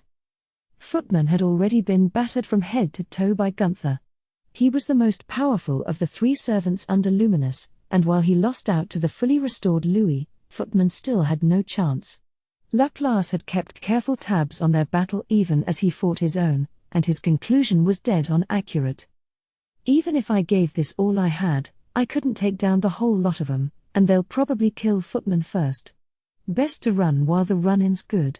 I'd say our diversion worked well enough, no need to expose ourselves to danger over it." So Laplace, shouting out loud to distract Louis, sprang into action. It worked. In another moment, Laplace and Footman were away from this deadly battleground. All that remained in the burial chamber were Luminous and Maria Rozzo. Luminous, perhaps hesitating to attack Maria, had yet to really throw herself into battle. The fact that Maria could keep up with her high-speed fighting was proof enough that she was no fake. It was definitely Maria, the kind, affectionate Maria she knew. Granville must have been preserving her corpse. So this is a death golem using her body, or maybe not. This unconscious shell is a servant generated by Ray's dead necromancy. So he's stooped low enough to tap into forbidden magic? Anyone who's lost a loved one has fostered hope of seeing them alive one more time. But it's a lost cause. Even Luminous could see why Granville would resort to necromancy, but it was all theoretical, something to imagine and not act upon. To someone as far removed from death as Luminous was, she had no way of understanding the true nature of sadness. Maria was a saint for the hero Gren, acting as his servant and confidant. He comforted her as well, trying to relieve the heavy burden of her position. They enjoyed an intimate relationship, one that their then foe Luminous envied. What would it take for Granville to make her a zombie servant? And if she's this strong, that couldn't have been the only forbidden magic he cast. Maria was using a litany of special skills to hold her own against Luminous, including what seemed to be several uniques. Luminous wasn't sure how to handle this, and that made her worry. She is astounding but still weak. I doubt that fool Gren thought she had a chance against me. So why, then? Suddenly, intense anxiety attacked her. Something told her she was overlooking something extremely important. Lady Luminous, the invaders gave us the slip. Louis is currently pursuing them, and I was about to join him. Just then, Gunther came back in to report. The moment his voice trailed off, Luminous saw what was wrong. Something was missing from the chamber. Something vitally important. Now even Luminous's heterochromatic eyes could see it as they followed Gunther's gaze. The coffin of spirit-infused ice, the relic they took such great pains to store here, had disappeared. Luminous fell to confusion, unable to speak or accept this reality. It was something that should never have happened. It threw her, exposing her to Maria's full attack. Lady Luminous. She could hear Gunther's concerned shouting, but she couldn't listen. The pain racking her body was the stimulus she needed to keep a cool head. She appreciated it. The rational part of her brain began to consider her options anew. Calming her desires to scream against it all, she faced up to her reality. No matter how much her emotions refused to accept this, her cold analytical skills gave her the facts. The coffin of ice had been stolen, and that was that. In another few moments, Luminous harnessed the anger bubbling up within her to stab right through Maria's chest. "You would go this far, Granville? You have incurred my full wrath, Gren." With a scream of fury, she unleashed her hidden magic force. In an instant, this unprecedented level of mad tyranny destroyed the burial chamber. A swirl of chaotic magical force pooled around her. She had created a dimension of death, one nobody would even dare approach. "Gunther." "Yes, my lady." "Find them. Find the invaders." "As you wish." There was no need to say more. Realizing Luminous's intentions, Gunther quickly sprang into action. As truly angry as she was, not even Gunther could be completely safe here. If we fail, Lubelius itself could fall. He ran away at full speed, compelled to act. Luminous, left alone, struggled to control her rage. If she made a move right now, her analytical side told her, it would only make things worse. It was natural for her to keep her thoughts separate from her emotions. But even with that, this came as a massive shock. "This cannot stand. We must keep it safe until the time comes, or else it may spell doom for the entire world. And if even I cannot handle the fallout." The Ark was given to her by a trusted friend. Mishandling it could unleash disaster, so she had kept it sealed and under strict guard. Carefully, she analyzed her situation. Only she could undo the seal on that Ark and saw it was a tremendously powerful barrier, one whose holy force could even burn the body of Luminous, the one who installed it. But now it had been carried off. Who could have done it? Anyone capable of taking it away must be at least as powerful as me. Someone classified as a demon lord or better. All the chaos Granville sowed in the cathedral must have been just a diversion. Who would he leave this true mission to? If Granville was willing to offer himself as bait, he must have been sure this person could steal the Ark, a bet that certainly paid off. No. It's too soon to call this lost. Weakness is a sin. Right now. What did Granville want with the coffin? First, she needed to find out. She knew she hadn't told him anything about the Ark. It was supposed to be the most closely guarded of secrets. Not even Gunther and Louis knew any details about the girl sealed inside. And here was Granville, using every card at his disposal. He must have been absolutely resolved in this mission. It was almost eerie to Luminous. His drive to succeed today was malicious. He wanted to get this done, no matter what the fallout was. "All right. First, let's find out what your true motives are." With that whisper, she turned her eyes toward the cathedral. I had gotten my intentions across to Leon. He crossed swords with me, and to the outside observer, it must have looked like a serious sword fight. And it was. If I stopped for even a moment, he'd cut me down. Wait. Did he really understand what I wanted from him? As far as I could tell, Leon must have understood that Granville was behind all this. Now all we'd have to do is this bit of sword sparring for a while, until the time was right, and then we'd be fine. That's what I thought anyway, but Leon was really giving me no time to rest. He was crazy fast. Hinata's pace with a sword was amazing enough, but Leon sure wasn't any slouch. Like her, he was a traditionalist with the sword, showing off a beautiful stance. Since my education from Hakuro, I had begun to teach myself a thing or two. I fight with more than just a sword, so I can't really help it. With Raphael watching over me, I'm pretty sure I'm not doing anything that'd hurt myself, at least. But enough about that. We were talking about how sharp his attacks were. I thought he was really out to kill me, but his face had almost no expression on it. It was hard to tell whether he really meant to harm me. I began to grow a little worried about trusting him. Understood. There is no problem. Using predict future attack to synchronize our plans. That was a relief, then. I would just keep leaving this to Raphael's auto battle mode. But that wasn't my only concern. For a while now, I'd been detecting rumblings underground. I thought the bedrock might be moving, such was the enormity of the shaking. It's probably the work of Luminous, I thought, a figure who still wasn't present. We've had problems up here, she had problems down there. This sure wasn't your run-of-the-mill scandal, no. I was definitely an involved party at this point, and if it was anybody but me, it had probably become a huge diplomatic fight, not that Luminous would care, but regardless. Shion and Ranga were still struggling against the insectoid Raziel. Hinata seemed to be keeping it even with Granville, but I had the impression that Granville hadn't tapped his full skills yet. If that fight dragged on, I had a feeling Hinata would be at a disadvantage soon. So no, things weren't really going swimmingly for us. I wasn't even sure what I should try to wrap up first. But as I analyzed the battle, I suddenly detected a huge burst of magical power from down below. That was Luminous, for sure. The cathedral's flooring flew into the air, opening a circular hole 6 or so feet in diameter.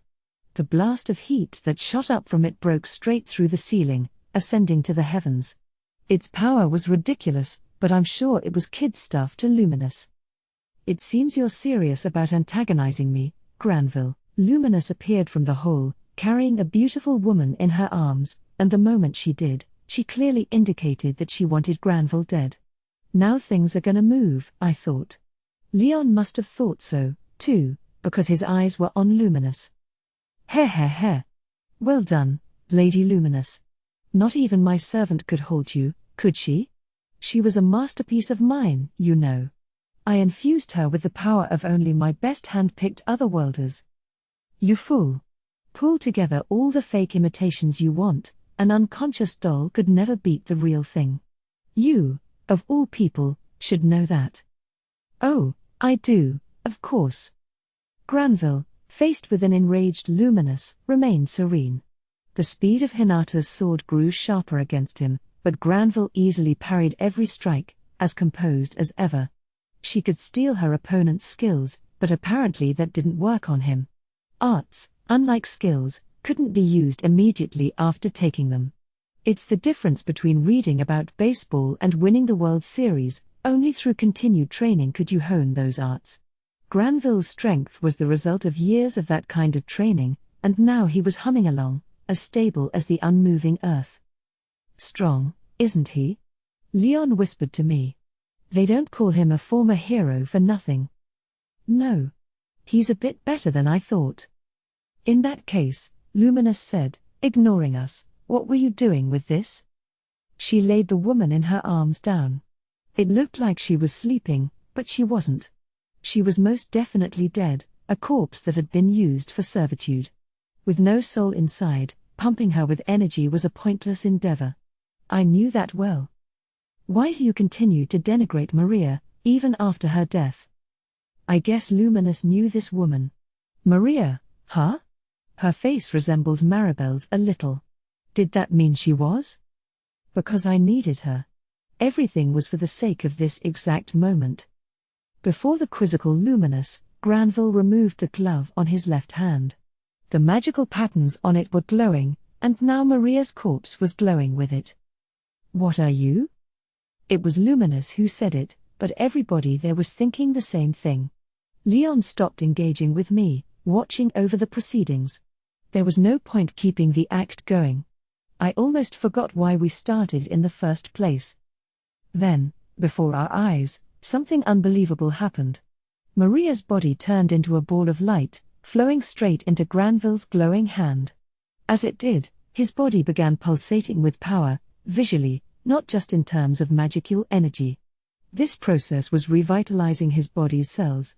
His white hair turned a shining blonde, his withered skin regaining its youthful luster. There, in front of us all, was Granville Rotso from his younger days, the hero of years past, his eyes dead sharp. You took all the love energy I gave you and injected it into Maria. Granville nodded at Luminous. Love energy, if I recall correctly, is a type of energy meant to retain one's youth. So he mixed that with some other powers to rejuvenate himself, and the result is the Granville we're looking at now. Lady Luminous. Or how about I just call you Luminous? I still need to settle things with you. I realized some time ago that I can't die until I do. Now that Maribel is dead, my ambitions have been crushed, but still, above all else, this is what I desire. You. Don't toy with me. Luminous and Hinata both responded simultaneously. The young Granville turned toward Hinata. Ah yes.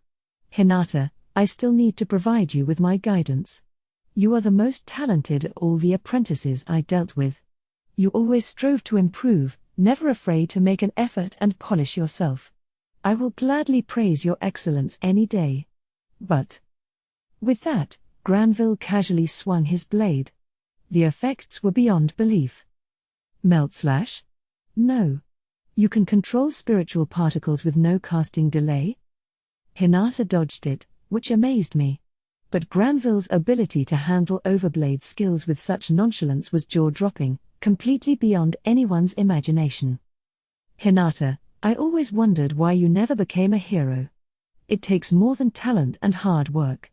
Unless you have the love of the elemental spirits, you will never qualify to be one. But you had that love, and yet. Well, sorry.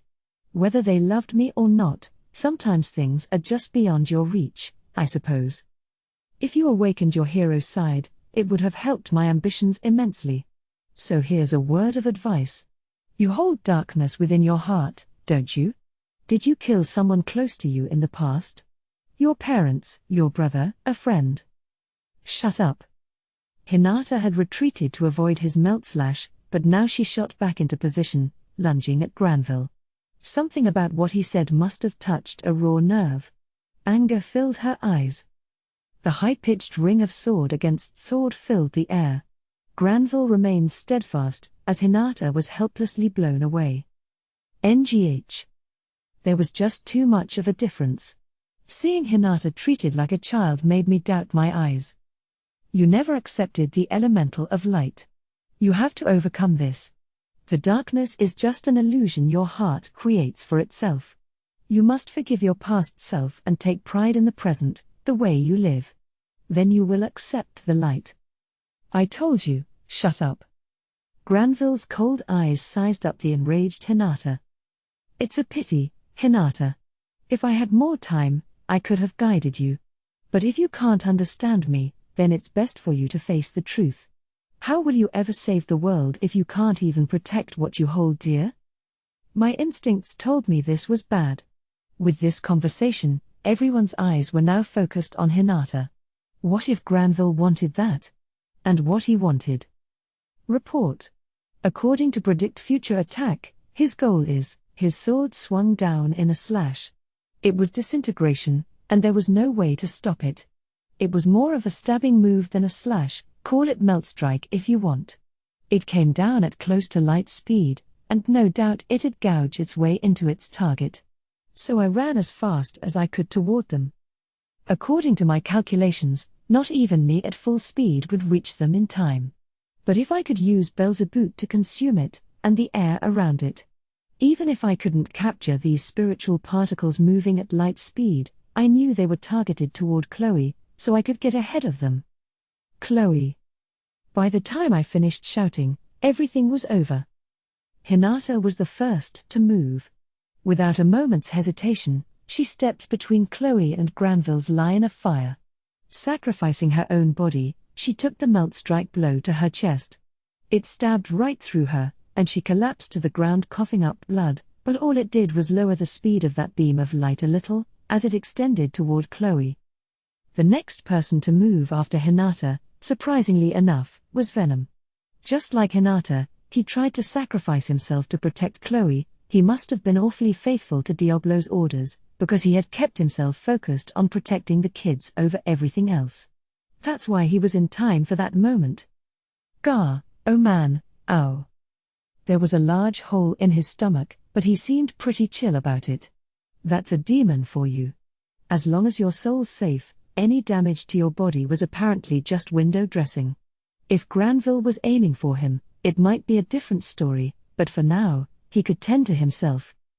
Then, Thanks to the minuscule amount of time Hinata and Venom brought for me, I made it over. Consuming the air in front of Chloe, I all but instantly teleported in time. Now I just needed to activate Uriel's absolute defense to protect Chloe. Huh? Mr. Tempest? Miss Hinata? No offense meant to Venom, of course, but Chloe was focused solely on Hinata. That was understandable. I was worried for her, too. Luminous ran up to Hinata, gauging her wound. Miss Hinata, don't die.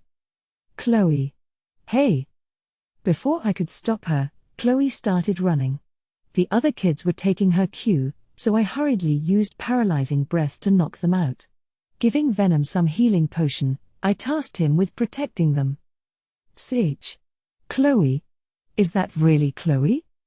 Leon was acting incredibly suspicious, but that'd have to wait. Chasing after Chloe, I ran up to Hinata, keeping a careful eye on Granville as I sized her up. Whoa, look out. Hey, Luminous. Silence. The spirit particles are eating into her fast. Too fast. Her physical wounds were now healed, but Hinata was growing weaker by the moment. The melt strike particles were destroying her spiritual body, and in time, they'd start whittling down her astral body as well. And at that point, not even Hinata could. Just then, Hinata barely opened her eyes. Gee, good. Good, Hinata. You gotta stay awake for me. No, Lady Luminous, Herc. Oh man. Hinata was in serious trouble. But not even Luminous, much more versed in holy magic than I was, could rescue Hinata from the brink of death. That's how fearsome Granville's strike was. Sage Chloe, I'm glad you're safe. Even with blood flowing from her mouth, Hinata tried her hardest to sit up. Her will was like steel. I'm sure she couldn't see any longer, but her lips were still taking the form of a smile.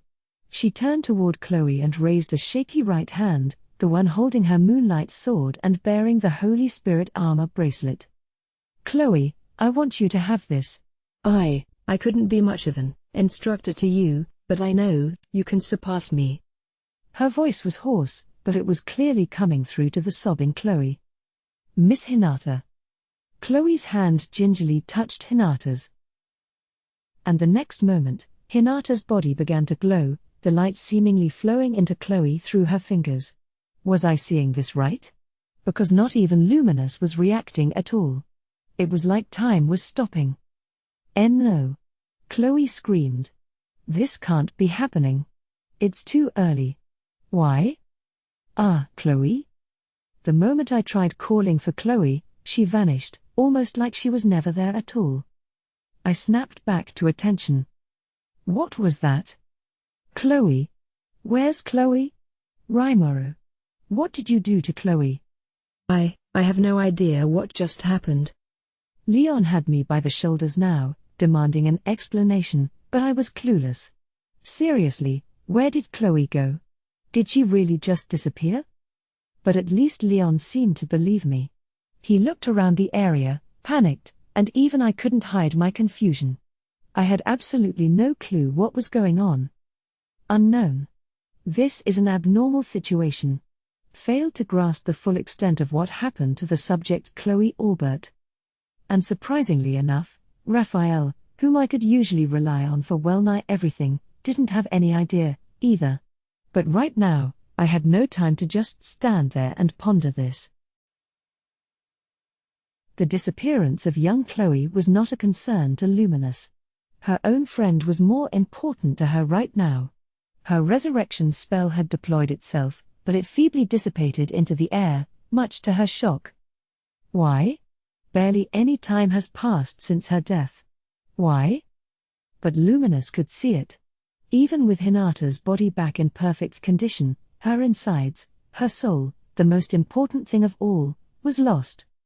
Hinata, forgive me. I was here for you, and still you had to endure this. A single tear fell from her eye. It was greeted by a boorish voice interrupting her.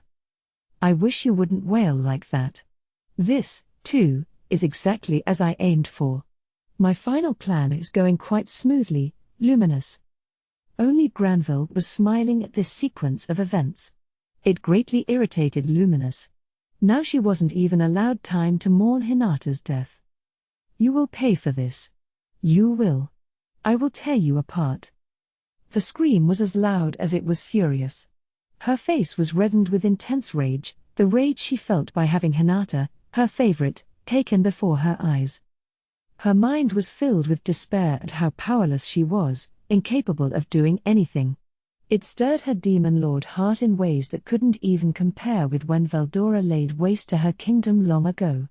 The emotions stimulated her mind, like ripples on the surface of a cup filled to the brim with water, and the trembling force on her previously suppressed emotions caused a change inside her. The world language echoed, like a bell calling Luminous to the loftiest of heights, like none that even her almost limitless abilities had taken her. Confirmed. Conditions met. The unique skill Lust has evolved into the ultimate skill Asmodeus, ruler of Lust. At that moment, the massive power within Luminous evolved into even more intense, vicious heights, into the realms of the ruler of the skies. Asmodeus, the evolved skill she just gained, held sway over life and death itself. The powerlessness she felt at Hinata's death was exactly what awakened Luminous to it. But she did not react. Now, her instincts told her, even this ability would be meaningless. It doesn't matter any longer. It's too late. I was useless right when it counted, and it doesn't matter to me anymore. All but ignoring the world language, Luminous continued to seethe with rage. "So you wanted to settle matters?" "Yes, Luminous. You've evolved, haven't you? I hadn't anticipated that, but it's a fine thing to see." Her blue and red heterochromatic eyes blazed as they stared straight at Granville, full of hatred. Suddenly, the disappeared girl flashed into her mind, but she banished any sentiment from it. "This wasn't what I heard would happen, but that no longer matters. Prepare to face the afterlife, Granville." And so open battle began between Luminous and Granville, the culmination of a rivalry that had lasted over 1,000 years. All I could do was watch as Luminous treated Hinata's mortal wounds. The resurrection spell was administered perfectly, but had no effect. I couldn't believe it. As long as the soul was intact, resurrection should also work, restoring the spiritual and/or astral bodies as needed. So what went wrong? Understood. The soul of the subject Hinata Sakaguchi appears to have vanished. It is impossible to restore lost data particles by any method. Her soul's gone? No, I knew it. That was the second time Hinata fell, so I could tell the difference all too well, and I was sure Luminous did, too. But a soul would normally never fade out of existence this quickly. I supposed we were holding out hope that we had just lost sight of her soul by some mistake, but that was a fruitless dream. I didn't think Luminous would be this thrown by it, though. She and Hinata must have been closer than I knew. And this was my business, too. I started to think about why this was happening, which made it hard to collect my thoughts. Now wasn't the time for regrets. This wasn't what I heard would happen, but that no longer matters. Prepare to face the afterlife, Granville. With Luminous's scream, I realized just how out of it I was. Spacing out in battle. What was wrong with me? That's just asking to be killed. I had to save my sadness for later and do everything I could hear. Luminous's words seemed odd to me, but I could think about what she meant later. I had calmed down. Things hadn't been settled yet.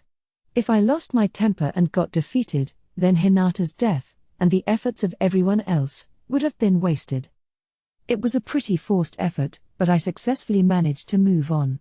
If Luminous's scream had come any later, things probably would have gotten even worse, because the next instant, the whole cathedral was engulfed in a massive explosion. The light and shock wave from the blast burst out from the entrance to the middle of the site. Its speed was intense but still yawn-inducing compared with the speed of light. Keeping my mind cool, I stepped up to protect the children and musicians. I turned an eye toward Shion and the others out of concern, but Diablo, who had returned at some point, had put up a protective barrier for them. Sorry I'm late. No, I'm just glad you made it, I said, thanking Diablo. However, the real surprise was Xion. Ranga had noticed both the explosion and Diablo, but Xion still seemed to be entirely focused on the enemy in front of her. Her expression was terrifying, her face flush, as if intoxicated by the blood around her. It was oddly kind of alluring, albeit definitely improper for a battlefield, but well. Despite being on the defense before, it looked like she was holding her own, which was good. I think I'll leave Raziel to Xion and Ranga for now. I examined the cause of the explosion. The first thing that struck me was a gigantic aura, an evil presence, one that felt like your spine was freezing solid. This was more than just a bad feeling. It was an intense pressure, like the sky was falling down on you, although didn't it feel a bit like the high-level elemental spirit that fused with Chloe? It resembled that but seemed a little different as well. The sheer size of this presence reminded me of what I felt with Chloe back then. Report. The object is a material body. Unusual amount of existential energy detected. Its maximum level is equivalent to that of the subject Veldora. Great. We've got a monster here. At least Raphael could measure it this time, although that didn't calm my nerves much. If this was operating on sheer instinct like the Chaos Dragon, I could deal with that, but if it was sentient, I was screwed. Especially if it actually had battle experience, just imagining that scared me. I'd lose without a fight then. We're talking energy several times my own, and either way, I had a feeling I'd have to deal with it. Would this be enough to be considered dire straits by this point? Then the smoke cleared, revealing an incredibly beautiful woman, naked as the day she was born. She stood there, eyes closed, her lustrous dark hair fluttering as she shone in a silvery light. It was like something out of a fantasy, and I was immediately smitten. But now wasn't the time to stop and stare. Are you the one who took my ark? And you've even undone my spiritual seal and awoken Chronoa. Luminous was now shouting at a much more familiar figure who just entered the scene. It was Yuki. So he's in on this, too? Part of me still wanted to believe in him, but I guess Raphael was right after all, and given the choice, I was always going to trust Raphael first. I thus felt no surprise at all as I turned my icy gaze to Yuki. So you're involved in this? Oof, guess you know, huh? But that works, too, so. He spoke entirely off the cuff, not being shy at all. I was dealing with the real Yuki right now, no doubt, but he's a lot more shameless than I thought. Behind him were two unfamiliar people wearing masks, an asymmetrical one leering at me and the other one looking angry. I assumed those were Laplace and Footman from the Moderate Jesters, and although I had a hunch about it before, I guess they really were linked with Yuki. So you're Luminous? My name's Yuki Kagurazuka. It's an honor to meet you. Silence. How did you undo the seal? Well, about that, I've got this really unique thing called anti-skill that lets me cancel any type of magic or special skill. I see. Rather daring of you to reveal that. Luminous shot Yuki a look full of loathing, although her senses were still firmly attuned on Granville. They were in a dead heat, and neither of them could afford any false moves. Granville himself was also eyeing the dark-haired girl, even as he dealt with Luminous's attacks and fired back with his own. Duels between two experts like this went far beyond the realm of mere skill. Yeah, well, Rimuru already knows, so there's no point hiding it. But I want to ask you something, too, well, not you, but Granville over there. Heh. I can guess what it is, but go ahead. Yuki sounded casual, but his eyes were surveying the area around him, never resting. As long as Leon and I had freedom of movement, he knew he couldn't escape too easily, assuming he planned to, that is, but I'm sure he did. I really had no idea why he was even showing up at this point. Something told me he didn't anticipate this turn of events. With as many question marks as there were, moving around would be dangerous. I'd have to figure out from Yuki and Granville's conversation just what kind of situation we had fallen into. So about the hero I heard was sealed inside that ark. I mean, controlling her turned out to be super easy. The seal just came right off. What's the deal with that, Granville? Hero? That girl's a hero? This was making even less sense now. Why would a demon lord keep a hero sealed away? And given how much Luminous seemed to care for her, this wasn't any kind of normal sealing. You are right. Because this is both a hero, and not a hero. Right now, that child is a personification of evil, by the name of Chronoa. It was Luminous who answered Yuki, her voice filled with intense rage and a surprising fretfulness. Calling this girl Chronoa a personification of evil sounded pretty foreboding to me. She must have been something really dangerous. Heh. You did very well, Yuki. Not even I could dismantle the elemental seal on that Arkansas. That's why I took advantage of you. Now that she's released, nobody could ever defeat her. Attention, demon lords. Attention, servants of evil. All of you will die here today. Granville erupted into laughter as he shouted. Awfully kind of him. Revealing everything without prompting like this sure helps me a lot, not that it makes this situation any better. Wow. Guess I lost this game of wits, huh? You sure got me good. Yuki sounded surly about it. Sooner or later, though, this stalemate had to end. And now, with a relaxed motion, the dark-haired Chronoa started moving. With a light shake of her head, her eyes opened, and that was the signal for the free-for-all to begin. I could ask Luminous what she knew later. For now, I had to survive. Diablo, handle this area for me. Yes, my lord. It looked like he wanted to say something for a moment, but he meekly agreed, perhaps sensing the atmosphere. He probably wanted to fight, I think, but now wasn't the time for a back-and-forth conversation. I wasn't going to change my mind, and I'm sure he knew that. So that just left one question: what would I do now? Luminous and Granville were at a stalemate. Shion and Ranga were fighting hard against Raziel. Yuki's group was trying to escape, and while I didn't plan to let them, they were much less dangerous than Chronoa. I couldn't just leave them be, though, which posed a difficult issue. They might stab me in the back, and forget about us fighting together here. Leon, meanwhile, had been acting like he was in his own little world for the past while. I honestly couldn't put much trust in him. Thus, I had few allies and lots of enemies. It was a disastrous situation, way too difficult to handle. Chronoa's eyes were open. She looked naked to me before, but now I realized she had a single bracelet around one wrist. It was glowing, emitting black particles that wrapped around her body, a system something like Hinata's Holy Spirit armor. Her armor, however, was pure black and much sturdier than what Hinata wore. Next, Chronoa summoned a single sword, a beautiful rapier not unlike Hinata's Moonlight, albeit with a jet-black blade. Report. Although its shape is identical, its latent statistics are incomparably higher. That sword and armor were both apparently way better than Legend class. Her sword was as strong as mine, or maybe stronger, which meant it was God class. I guess I could no longer be optimistic. It wasn't just a matter of knowledge, she may have even had me beaten in skill, and I had a feeling her weapon could penetrate all my defenses. This was seriously becoming a do-or-die situation. Report. The hostile subject Chronoa is. I know, okay. I didn't need Raphael's analysis to understand how scary this girl was. Following my instincts, I deployed absolute defense and commenced evasive maneuvers.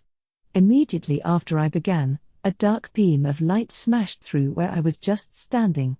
It continued in a straight line, demolishing all obstacles it hit along the way.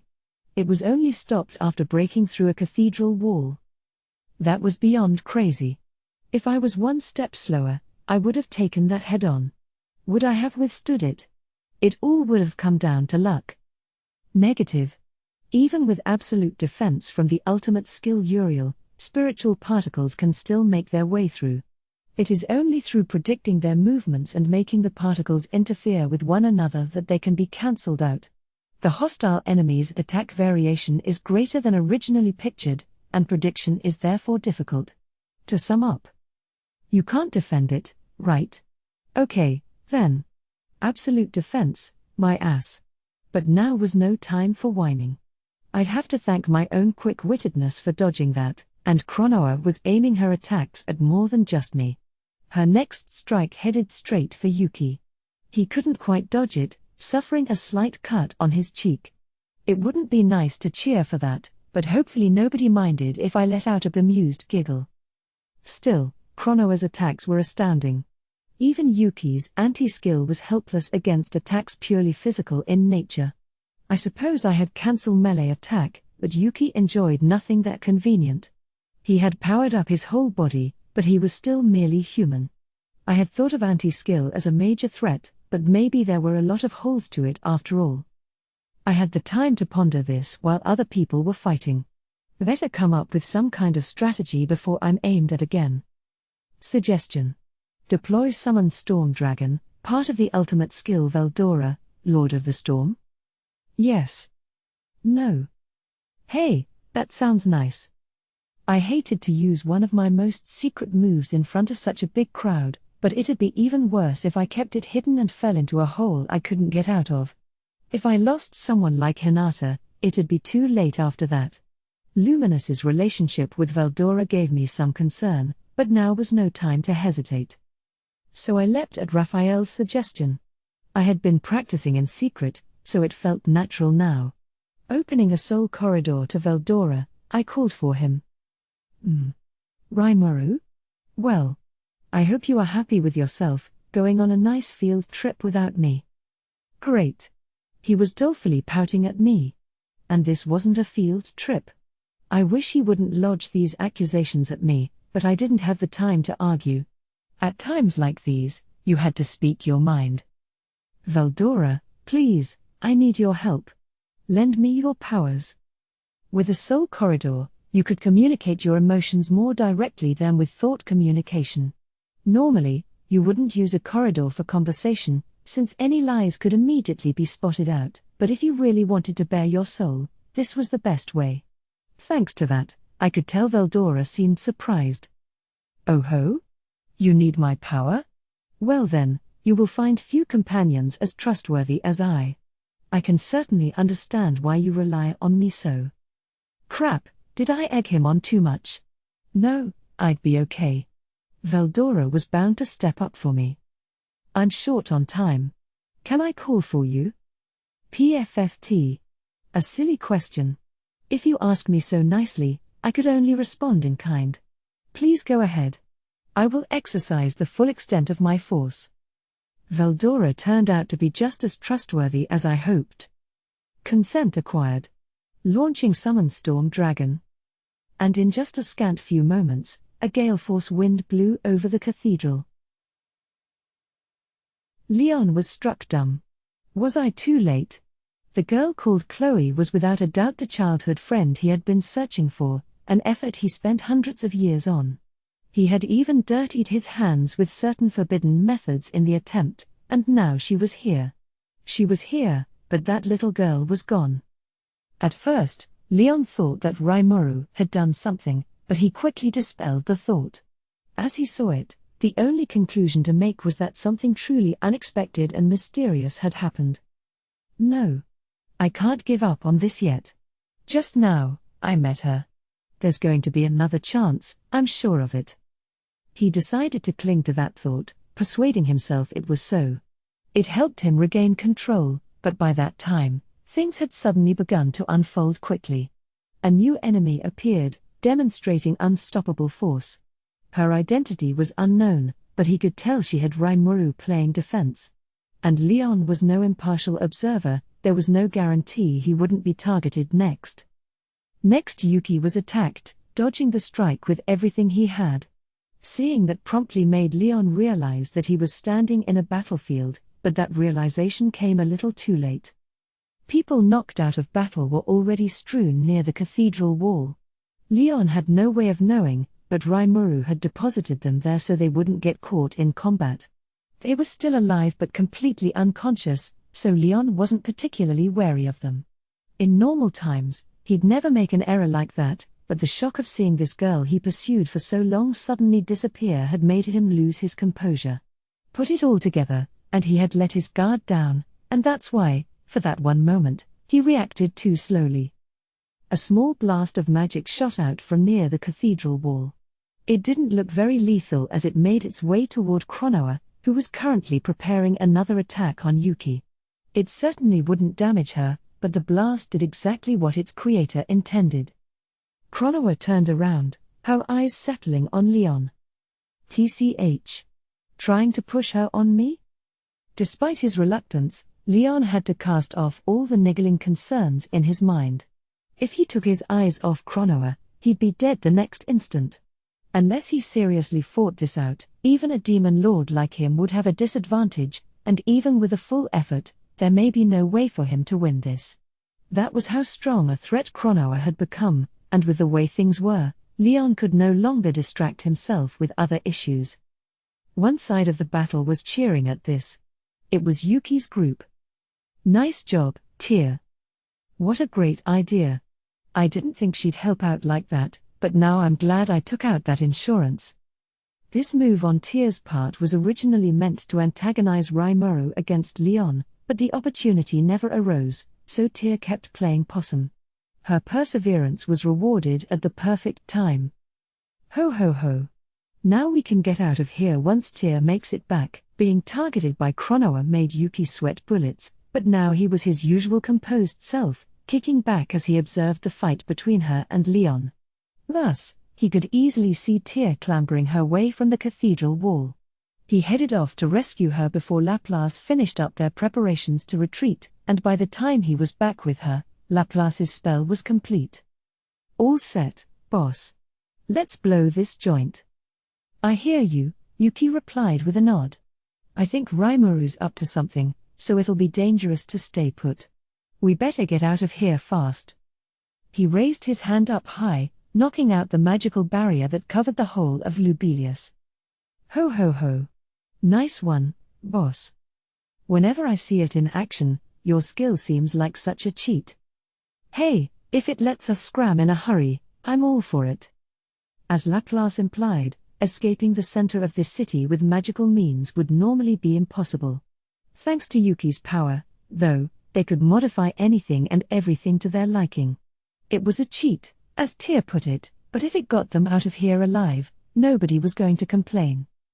I dunno who's going to survive this, but whoever it is, I'm sure we're gonna be enemies next time we meet. Anyway, good luck, guys. With those final words, Yuki and his team left the battlefield. I could see Yuki and his cohorts escape. I resented that.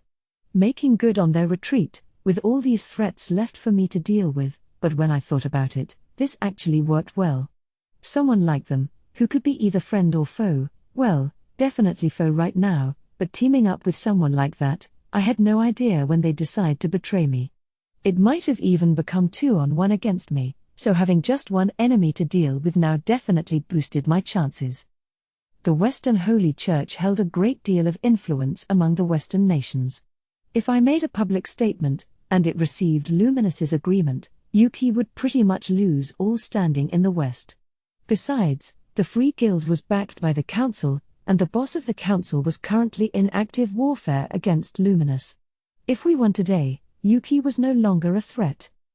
Convincing myself that his escape wasn't worth feeling down about, I sized up the enemy in front of me. Rimuru, is that not the hero who sealed me away? Veldora asked. Seems to be. Ah, I see. She is not masked, but the area around her lips is identical. I see my eyes do not deceive me. Beautiful, is she not? Veldora's speech accelerated as he bragged about her. Now really wasn't the time for this. I wondered if a true dragon even knew how to assess human beauty. It certainly lent more credence to the theory that Veldora lost after falling for her good looks. I agree with you, but right now she's our enemy. Luminous sealed her away, I guess, but she's out of anyone's control right now. I think she was meant to be insurance against you, so do something about this. How rude of you. Why are you ordering someone as irreproachable as me to do something? Who do you think you're talking about here, man? I almost had to applaud his audacity.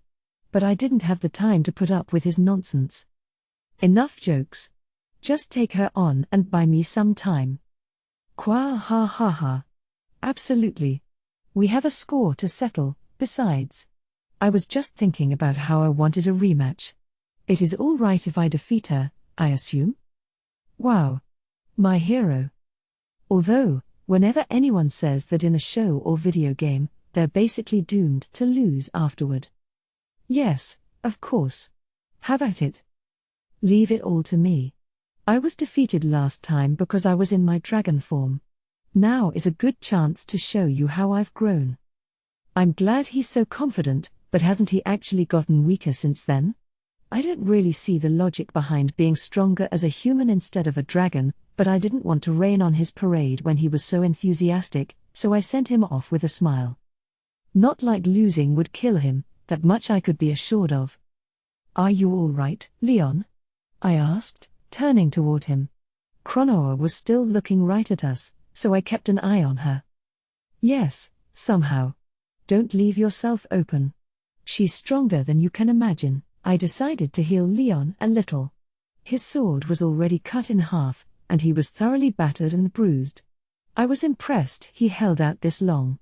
Thanks to his efforts, I had enough time to successfully summon Veldora. I realized that the moment I saw her. You saw how wary Luminous was. I'm not expecting this to be an easy win. That was why I broke out Veldora, one of my last resorts. And so you called for Veldora? I won't ask how you did that, but having you as an ally is certainly reassuring.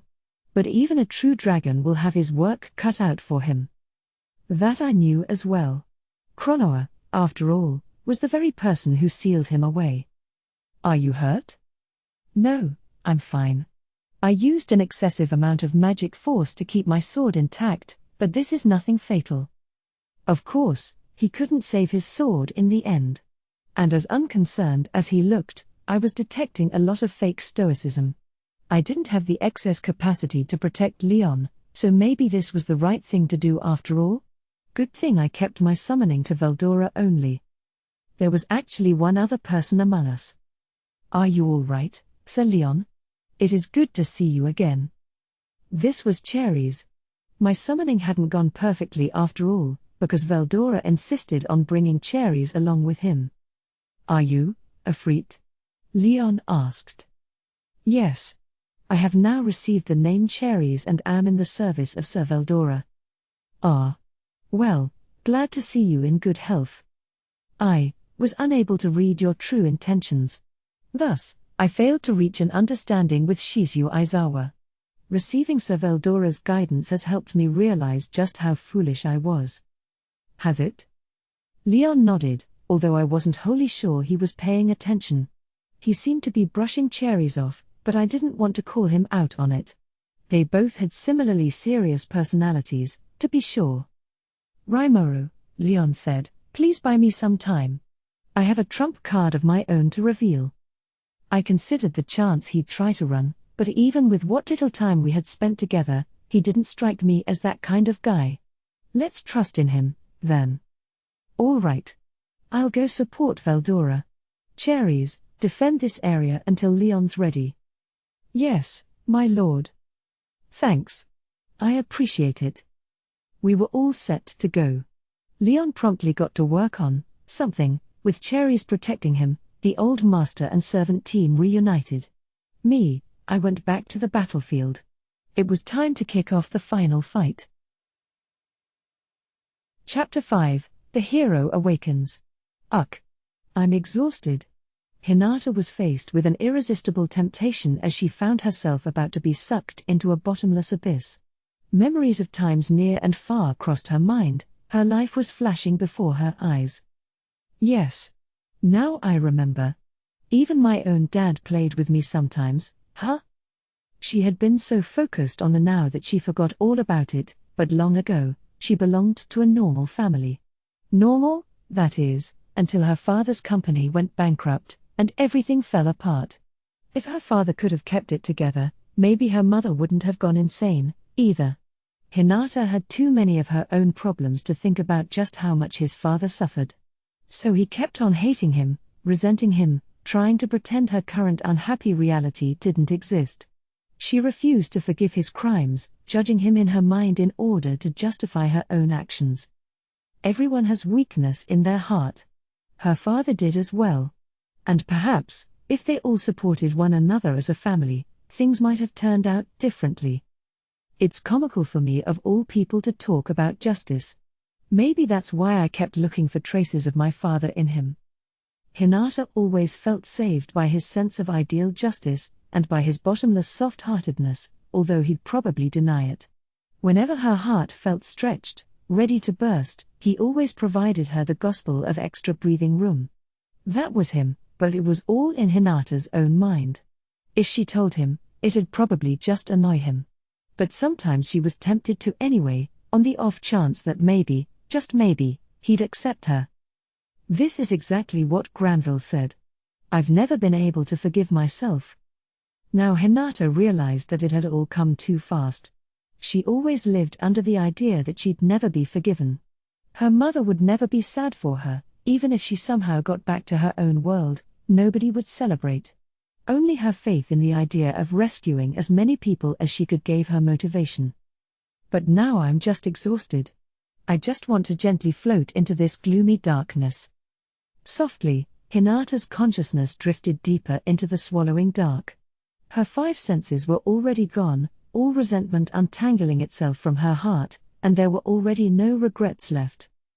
Don't fall asleep. Hinata's consciousness awoke to the piercing scream. Was that Chloe? The thought called Hinata back to reality. But this wasn't reality, it was a very strange place to be.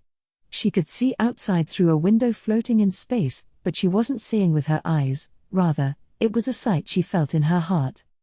That's 'cause you're inside me, Miss Hinata. Before she could ask Chloe's voice what she meant, Hinata recalled the situation she was in. Oh. Right.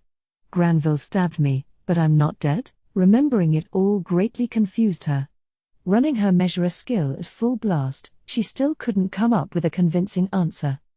The fact that she could tap into her skills at all was incredibly odd. I'll explain everything, so do your best to stay conscious for now. I also want you to sync up with me. Sync up? Yes. Can you see the light? Guided by Chloe's voice, Hinata focused her consciousness. In another moment, she came across a small point of light. Right. That's it. She, or her consciousness, although it felt like she was moving her body, headed for the light. And then, the moment she touched it, her consciousness was greeted with a dazzling rainbow of colors. After a few moments. Are you awake? Where am I? Good, you're stable. So Miss Hinata. Just Hinata is fine. Oh, okay. So anyway, Hinata, you were inside me, or my soul.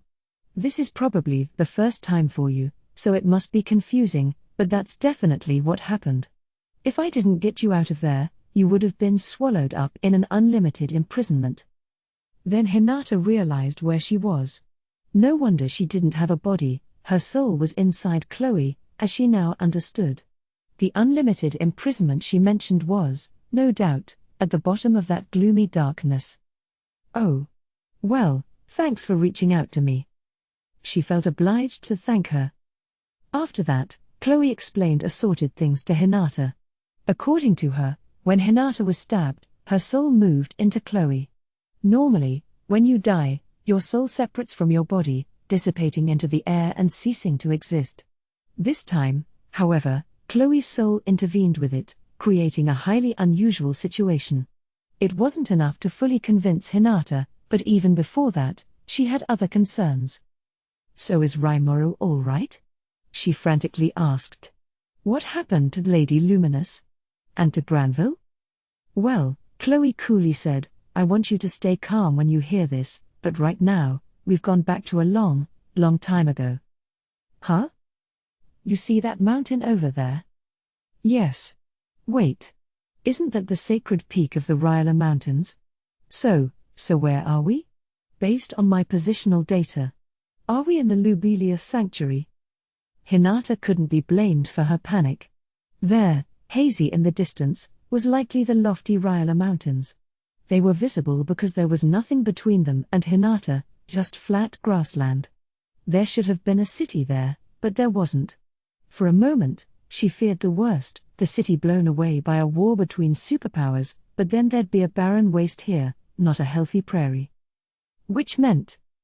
I know this is hard to believe, but I swear I'm not lying at all. Chloe had to be right. This would eventually become a sanctuary, but now they were in a time far before the founding of Lubelius. Hinata had heard that Luminous moved to this land over 2,000 years ago. Are you kidding me? She understood it was the truth, but she still had to say it. It was just so crazy, but then a question arose in her mind. Chloe, why are you sure this is the past? That felt important to ask. Assuming she was willing to accept that this was time travel at work, why did she know they were in the past? Maybe this was far in the future, long after their nation fell. There wasn't a single other person in sight nor any buildings or ruins, so perhaps the past was more likely, but maybe the ruins were buried deep underground by now. It was impossible to say for sure. But Chloe was confident as she smiled at Hinata. It's simple. This isn't the first time I've been here. My power keeps going out of control, you see, so I get sent back a lot, back here, too. So I remember it. Hinata had no idea what to say. Slowly, she mulled over Chloe's words, gradually accepting them. Mind explaining what's going on in more detail? She asked in a somewhat threatening tone. Chloe's story was truly surprising. It turned out her skill involves time travel of a sort because Chloe herself didn't understand it too well, either. Apparently, she couldn't trigger it at will, the best she could do was recall events that happened in her past. But you couldn't underestimate it, because past here meant the past that Chloe herself experienced, and since she was a regular time traveler, this past included events from the future. Unfortunately, these memories weren't perfect recollections. There's always an element of vagueness in people's memories. For many, it's hard to remember exactly what happened when, and if you're talking about memories from over 2,000 years ago, of course it'll be a tad garbled. So how did you discover this ability? Hinata asked. Chloe hesitated a bit before replying. When Mr. Tempest rescued me. He took Alice and me and everyone else to the dwelling of the spirits to stabilize us. Then I had a spirit planted inside me, but...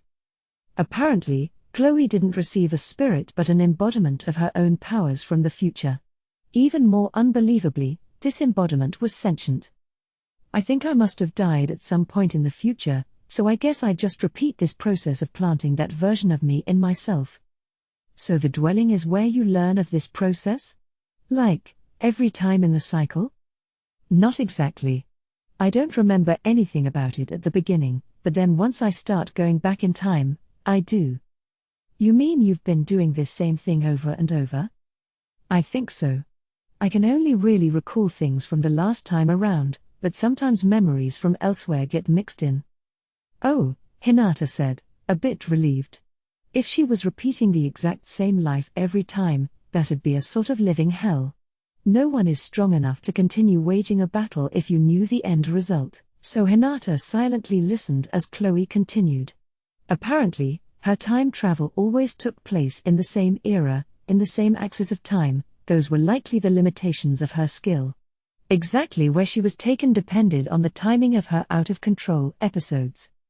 In the previous cycle, Hinata apparently died in the forest of Jura. Mr. Tempest had died, and Veldora got revived. Huh? Rimuru died? Who did it and how? He's practically unkillable. Well, with this cycle, my memories between when I received myself in the dwelling and when I get taken to the past are working out pretty differently. In fact, this is actually the first time Rimuru was still alive when it happened to me. Hinata found the sudden shift from Mr. Tempest to Rimuru pretty funny, but she didn't point it out. Instead, she lent an ear to Chloe as she recapped her memories up to her last visit to the dwelling. During the last cycle, after rescuing the children, Rimuru used spatial motion to return to Tempest. He didn't run into Hinata, missing her by only a few seconds at most. By this point, he had beaten up a lot of the otherworlders who came to Tempest, showing the nations bordering the forest of Jura that he was no one to mess with. When the danger Rimuru posed became common knowledge, The other nations of the world all but froze in place. The kingdom of farmers was still around, waiting for their opportunity to strike. Some sort of incident took place among the 10 great demon lords as well, but all Chloe knew were rumors that something might have happened. As Rimuru cemented his friendship with Grand Master Yuki of the guild, he began to exercise his influence on other nations, but apparently it was rough going, thanks in no small part to Pharmas's interference. But Rimuru didn't give up, trying out all sorts of strategies. The children's school was one of them, a place in Tempest where Chloe and the others could get an education alongside monster kids. Suddenly, though, everything changed. At the behest of the Council of the West, Hinata led a suppression force to attack Tempest. I did that? Yeah. It was pretty scary, Hinata. Oh. Sorry, I guess. No, it's okay. You guys kinda made up after that, so. According to Chloe, Hinata and Rimuru staged a duel that ended in a draw, and when the children, Chloe in particular, intervened to plead Rimuru's case, Hinata put her blade away. So you said I'll keep an eye on you and made nice with Rimuru. Sensing something strange with Tempest, Hinata apparently kept up her own investigations of the country. As she did, she exposed the assorted nefarious things Farmers was up to, and that made her begin to trust in Rimuru. 5 years passed. Rimuru remained leader of the Forest of Jura, never becoming a demon lord, and his days were as busy as ever. Thanks to making peace with Hinata, he was on good terms with Lubelius. Luminous took a liking to him for some reason, which helped preserve the peace. Chloe also grew, becoming stronger and befriending the demon lord Milim as she paid regular visits to Tempest. But that peace came to a sudden end on the fateful day when the Empire invaded. You know, I already liked Rimuru a lot by then. I didn't want him to go off to battle, so I begged and pleaded with him. The Empire's so big and strong, they had all these scary weapons, and I didn't think we could win. But Rimuru just smiled at me and said, "Don't worry. I'll take care of everything." I'm sure he was just as scared as me, but he tried to play it off, and he gave me this mask. You mean Shizu's? That's right. I gave it to her. This was an event that happened in the future, but paradoxically in the past as well. It was a precedent that had a knack for occurring repeatedly, as Chloe put it. So Rimuru set off for battle. He never came back, and soon the nation of Tempest fell. That was thanks to the suddenly revived Veldora, who flew into a murderous rage.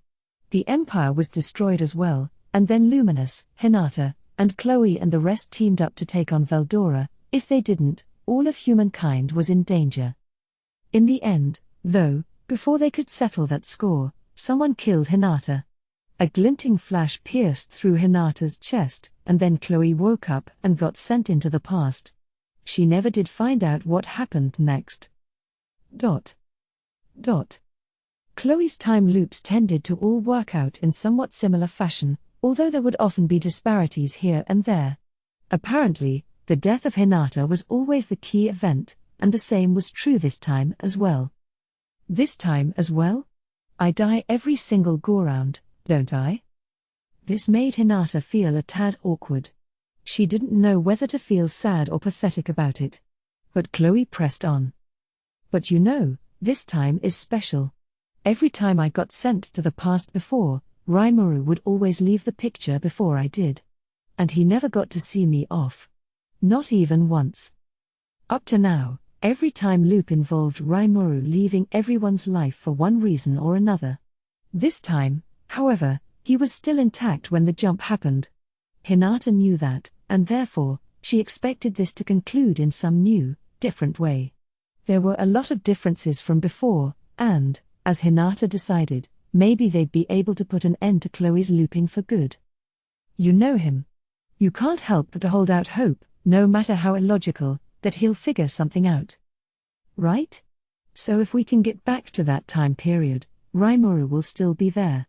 This time, I'm sure we can all survive, and we need to figure out who keeps killing him and you. They could hold out hope for the future. Hinata thought so, too. It sounds like a lot changed with this loop. I wonder what caused that? Well, to tell the truth, I actually remembered a couple things from my future self at the dwelling of the spirits. That's why, over at Inglesia, I pleaded with him and kept him there for a little bit. And then I got this. Chloe took out the mask, seemingly from nowhere. So you got it again, this time around? Then maybe there's a way for you to reach that future. Hinata's attention was also on the mask. Since her death apparently happened under different circumstances, there may not have been any time for Chloe to receive the mask. If so, there may not be any mask for Shizu to receive this go-round, but if Chloe already had it, that wasn't a concern. Very shrewd of her, she thought as they worked out their next move. Trusting in Chloe's words, she decided to place her hopes on the future. Also, whispered Chloe, let me just say this one thing. I really love you, Hinata, but I won't let you take Rimuru from me. Huh? Some battles a woman will never give up on, you know. Alice said so. Hinata smiled at her. She really is still a kid, huh? I mean, Rimuru and me? There's no way that could ever possibly happen. She chuckled, even as the thought of it possibly happening haunted her. Did that upset you? No. Not at all. But we need to get moving. Confronted by Chloe, Hinata decided to change the subject. Thinking about it, this girl's retained over 2,000 years of memories and experienced them again and again, right? I was tricked by her looks, but maybe I was wrong to treat her as an innocent child. Hinata had finally reached the truth, and so began their strange journey. The first thing they did was travel to find Luminous, one of the few acquaintances of theirs who'd be alive in this era. Chloe immediately started walking. You know where she is? Yeah. This really huge war, like, crazy huge, had just started, so I went to watch it. Veldora, right? Right. Rimuru introduced him as his friend in this cycle, but he was definitely an enemy the last time. It looked like he was fighting someone, so I wanted to lend a hand. Oh. That was Luminous he was fighting, huh? Yeah. So this time, I want to come a little early and help everyone escape before Veldora starts going nuts. I want to win Luminous's trust and get her to work with us. Chloe sounded remarkably determined. She also had a great sense of direction, unlike Rimuru, so she headed for her destination without any help from Hinata. Before long, they arrived at the Demon Lord Luminous's castle. So this is Nitro's castle. No wonder Lady Luminous was so proud of it. It was beautiful, an entirely artificial structure that also boasted the splendor of a natural fortress. Thorn-like protrusions were visible across its edifice, serving as standby posts for the castle lookouts. They quickly spotted Chloe, a small herd of vampires bustling over to greet her. I'm here to see Luminous, she said to the soldiers surrounding her. Please take me to her. Hinata was shocked. Whoa. You think you can just walk up and demand to see a demon lord? Chloe paid the frenzied advice no mind. It's okay. Luminous is my friend. But that's not until after you save her from Veldora, right? She doesn't even know you at this point. Only then did Chloe realize she was mixing up her memories a little. Oh. You're right. I've repeated this so many times, I guess I thought that part was done. And come to think of it, I always do start with you getting angry at me every time, Hinata. I knew it, Hinata thought as she feared for their future. Yes, Chloe was certainly used to this. Perhaps, since Hinata was experiencing this for the first time, she'd handle this with a little bit more carefulness. So she suggested that she could serve as leader. Listen, Chloe. I'm going to give you advice, but don't reply to it right away, okay? Don't talk until I'm done telling you what to do. All right. That's probably a good idea. If I say something weird, I might wind up changing history. Hinata was relieved to see Chloe readily accept the offer. At the same time, the portent behind what she said made her blood run cold. Wait a second. She's right, isn't she? If we do something wrong, it'd mess with history itself, right? We're connected to a pretty hopeful future here, but one mistake, and we could screw up the whole thing. Now she was extremely grateful for intervening before Chloe did anything rash. They had already messed this up big time, but at least they wouldn't be stacking up more disasters on top of that. They were still okay, she thought. Soon, they were brought to Luminous. It wasn't easy, of course, but Chloe quickly talked the guards down, never taking no for an answer. Do you remember what I just told you?" Hinata asked, quivering as she kept her anger at bay. "It's fine," Chloe breezily replied. "I've been through this once before, where I pushed my way in to warn them about Veldora's attack. No shyness here, for certain." If this had worked before, Hinata wasn't going to ask any more questions. "We're still good. We should be all right. But I think we'll need to make sure we're on the same page." Hinata internally sighed, bringing a hand to her forehead. "So you say that evil dragon will come here soon?" "Yes. I know you're really strong, Luminous, but you can't beat Veldora. He's going to destroy this whole castle, so I want you to evacuate as quickly as you can." Hinata was nervous. Was this really all right? After gauging Luminous's personality, her measure skill indicated that a straight approach was the correct one, but not on everything, of course, or on the really important parts. I don't know you well enough to believe you. Do you have any sort of evidence?" Luminous sounded a bit friendlier now, but they couldn't rest easy yet. This was a performance, one meant to cast off any fools wasting Luminous's time. Hinata knew that quite well, so she quickly gave more advice to Chloe, asking her to confirm what era this was and pooling their knowledge together to calculate exactly when Veldora would attack. "Well, it looks like Veldora will be coming here no sooner than 2 weeks from now. Once fall arrives, for sure. So be on the lookout, all right?" Luminous was no idiot. She could analyze Chloe's pulse and other factors, trying to determine whether she was lying. This could just be a concocted story, but someone like Chloe who could talk her way through the castle guards seemed unlikely to try anything that foolish. In the end, Luminous saved her decision for later and offered Chloe lodging in the castle. Then, in another little while, Veldora came. Luminous fought bravely, Chloe attempting to join in before Hinata stopped her. "Listen.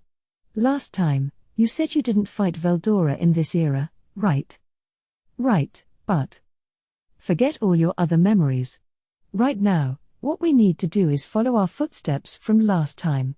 In order to win Luminous's trust, we need to talk to her about the future, but don't talk about the future results from this time around. If we just retrace the route we took last time, we're bound to reach the future from the current cycle." It was important enough of a point that Hinata said it twice. Chloe, taken in by her force of will, nodded her approval. She understood it well. If they told Luminous about their memories from the current loop, how Granville betrayed them, for example, Luminous would no doubt kill Granville right that minute, and Chloe and Hinata would lose their link to the future they came from. Both of them knew they had to avoid this at all costs. Thus, while Veldora destroyed the castle, Chloe's timely warning kept human casualties quite low. This was the same as the history Hinata was taught. Given Chloe's apparent clairvoyance, Luminous enthusiastically trusted her. The two of them became friends, and right now, they were seated facing each other behind closed doors. "So you're telling me, Chloe, that you've traveled through multiple loops in time?" "That's right. My memory extends approximately 2,000 years into the future. Would you like to hear more?" "Of course. Go ahead." With Luminous's permission, Chloe gave her story, internally discussing it with Hinata as she did. For the next 2 millennia, she will be a hero, and at the end of those 2,000 years, a slime by the name of Rimuru will make his appearance. This Rimuru will perish in battle, and then Veldora will be unleashed. Before that point, Luminous will befriend a woman named Hinata, but she, too, will be murdered. Neither Chloe nor Hinata knew who was behind these deaths. Chloe couldn't give all the details, but she described their deaths as much as she could. I see. And you want to change that future for you both?" "Not change, exactly. I want to retrace my previous steps through time, as much as I can. If I do anything too big that changes a lot of things, I think I'd wind up in a completely different future." Yes, I can imagine. Certainly, I have no qualms with the future you describe. I doubt I'd take the death of this Hinata too well, but otherwise, it sounds fine to me. After all, how much can I ask for from a friend I haven't met? Luminous smiled. Luminous. Thank you. I'm truly happy you said that. Given her unfriendly appearance, it may have been a little hard to believe, but Luminous was actually a very gentle woman. Hinata knew that well. Then I promise I will cooperate with you. Roy can be a handful, but you will have nothing to worry about from the others. I will inform them all that you are my friend, Chloe. Now, what are you going to do next? Luminous's sharpened eyes descended on Chloe. Well, the same thing I always do. I'm a hero, and I have to help people in need. That right-minded answer made Luminous flash a beaming smile. Will you, now? Well, how nice. I'm curious to see how your fate will affect others. But what will you call yourself? Chloe and Hinata froze for a few moments. You probably shouldn't go by the name Chloe. Yeah. My friend Leon's bound to suspect something. Even discounting that, Chloe wasn't known as a hero yet. She gave her real name to Luminous, but it'd likely be safer to keep it hidden from the general public. What should I do? Chloe asked Hinata. What do you usually do here? I don't have any real script. Usually, I guess I just kinda leave at this point without giving a name. Hinata was just about to say well, just do that, then before she stopped herself. For some odd reason, she remembered something Rimuru once told her, specifically, his anecdotes about running into trouble after naming certain monsters. So she just suggested the first name that came to mind. Well, in that case, given your time travel skill, why don't we combine Chloe with Cronus, the overseer of time, and have you go by Chronoa? And not, Chrono or something? That's too close to your own name. You might blow your cover, depending on how people pronounce it. Oh. Good point. Okay, Chronoa it is. Hinata had held an emergency conference in her mind, accelerated by her measurer skill, and together they had come up with a suitable alias. I will go by Chronoa. It looks like it'd be better if I didn't throw my real name around in public. So from this day on, I'll call myself the hero Chronoa. This would mark the first time the name Chronoa was recorded in history. Abandoning the ruins of their castle, Luminous and her followers sought out a new land. Chloe, naturally, accompanied them.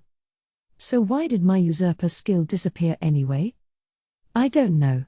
Every time, though, your powers wind up integrating with mine, so, Chloe fell silent, seemingly finding it awkward to say. It gave Hinata a vague but decent idea of how her end would come. Well, all right. I guess it turns out the same regardless, it's just a matter of timing. But if naming you took away one of my own powers, I guess Chronoa has some kind of monster aspect to her, doesn't she? Hey! That's kinda mean, don't you think? Oh, I'm sorry. I meant nothing by it. You can be real nasty sometimes, you know. No matter how pretty you are, you're never gonna attract anyone with that attitude. Ah, knock it off. I'm dead anyway, so it doesn't matter. They kept bickering as their journey continued. Once she left Luminous's side, Chloe began making a name for herself as a hero, just as she promised. Time passed, and then they reached a point 300 years before the last leap backward, just before the moment Veldora was sealed away. As per usual in her long voyage through time, Chloe had picked up skills like absolute severance and unlimited imprisonment. Hinata, meanwhile, supported her inside her body, using her measurer skill to help out. So it was with a less than enthusiastic tone of voice that Chloe met with Luminous again and said, "Okay, I'm gonna go seal Veldora away." "Ah yes, you did mention that long ago, didn't you? But are you sure you can do that?" Luminous looked worried. Unlike before, she and Chloe were now fast friends. "I'll be fine. I have Hinata with me." She had told Luminous, and Luminous alone, about Hinata. The Demon Lord readily accepted her. "Very well, then. But don't push yourself." She'll be fine. I'll be the one taking on Veldora. What? This was news to a surprised Chloe, even though the unconcerned Hinata made it sound like settled business. I've already fought Veldora once. And when I did, Hinata recalled how it went. Qua ha ha ha. How weak. You call yourself the defender of humanity? Do not make me laugh. Ah ha ha ha, can you no longer stand? It serves you right, for I will never taste defeat. Now to put an end to this, for I am a busy dragon. It was a pretty humiliating memory. A lot of stuff happened between us, so I really want to kick his ass, or I'll never be happy. She meant it. Chloe could tell by the tone of her voice, as could Luminous. I understand all too well what you mean. I was hoping to bring that lizard to tears myself. Back in our fight, I managed to get him to reveal the scope of his powers. I'd like a chance to take advantage of that. Both Hinata and Luminous were enthusiastic about delivering Veldora his just deserts.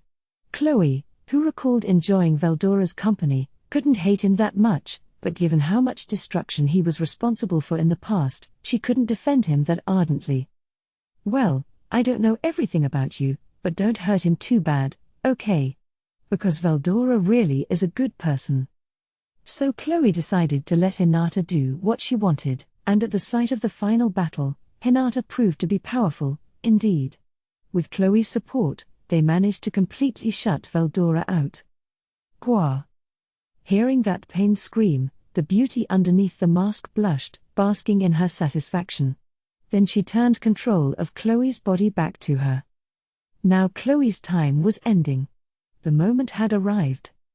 I didn't tell you this until now, but I think I'm gonna disappear soon. What are you talking about, Chloe? Luminous asked. What do you mean by that? Well, Chloe began to reveal what she'd kept hidden this whole time. It was, in effect, what Hinata had secretly been surmising. Before much longer, Leon, the Leon that Hinata knew of, would appear. It seemed, apparently, that Leon and Chloe came to this world at the same time, and therefore you'd have the rather odd situation of two Chloes existing simultaneously. If advanced theories about multiverses were true, and there are parallel universes for every plane of existence, then maybe two Chloes at once would be all right, but what if there weren't? Chloe's time travel skill was an aberration. Maybe there's no such thing as being too weird and outrageous to be allowed to exist, but the idea of multiple worlds being born was a little too far out there for Hinata. Instead, the idea of the world being remade was more tangible. Otherwise, you'd have multiple versions of yourself across multiple worlds, and everything Hinata and her friends were doing was inherently pointless. The idea that she'd find salvation in some worlds and doom in others wasn't something Hinata was willing to accept. That's why she wanted to end Chloe's looping and save the world for good this time, even if meant sacrificing herself along the way. There was a problem, though, one that Chloe was expressing right this minute. But I guess my reasoning was sound after all. It seemed, once everything was said and done, that the one single world theory was correct, and the world thus would never allow contradictions. Well, not quite. It's not that contradictions are verboten, it's that anything that causes the world to unravel is. But if you have enough power to force the issue, you can shove in any paradox you like.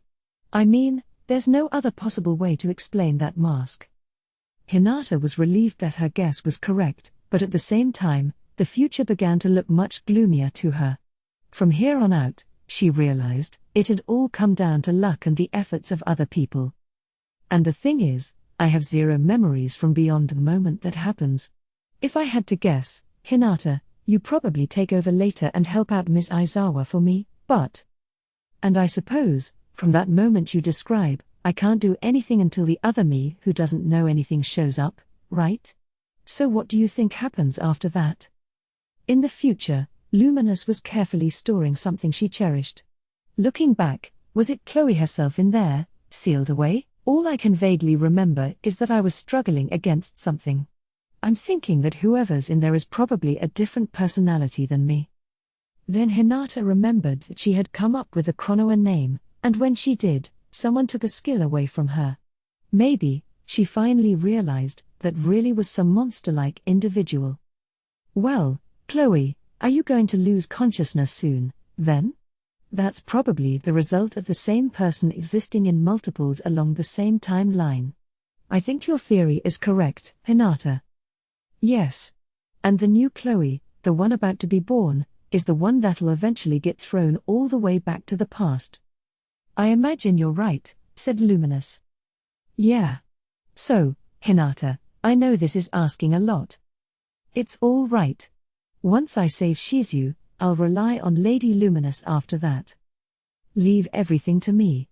I can use my spiritual force to create a compartment, an arc, if you will, to isolate you from the present age, Chloe.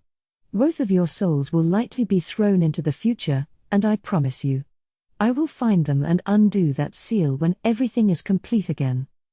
Chloe, Hinata, and Luminous's hearts were one in that moment. And with that, they left Luminous to handle all their futures. With Chloe's consciousness now gone, Hinata was by herself. Now that her theory was proven correct, Hinata was racked by intense anxiety and pressure. The anxiety was over being left alone. The pressure came from this intense something within her, attempting to take over her body from the inside. Once Chloe, the main Chloe, disappears, I'm sure Chronoa is going to wreak havoc. But I didn't expect this much havoc. Despite her astonishment, Hinata's iron will beat all that anxiety and pressure down. She rescued Shizu from Leon's castle, safely turning the mask over to her, and once this mask of unknown origin was out of her hands, that marked a great mountain Hinata had overcome. It almost felt nostalgic to her, traveling with Shizu, although Hinata never revealed it. But that era, too, ended. The day of their separation was here.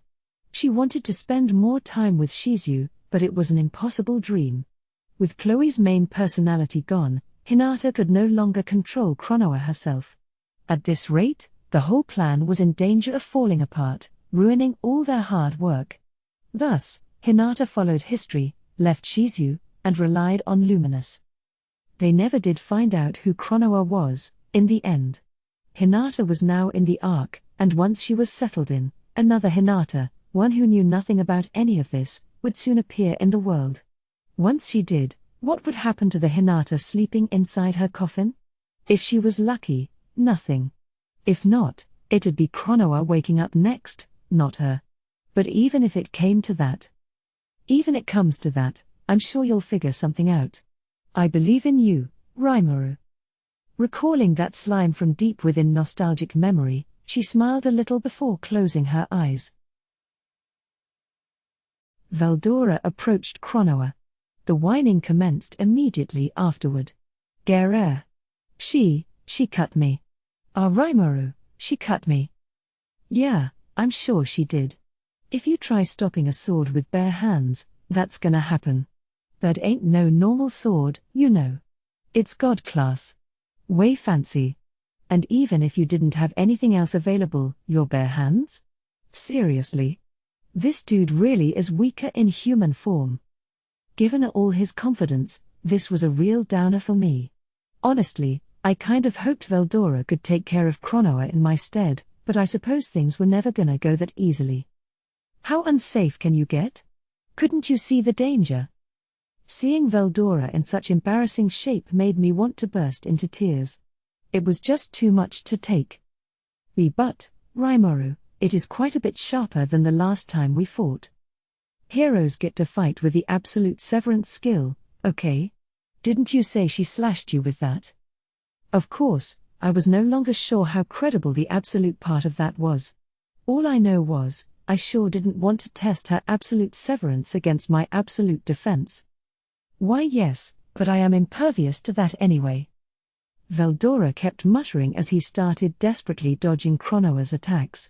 She got a stab in now and then, but he seemed on top of things still, which was good.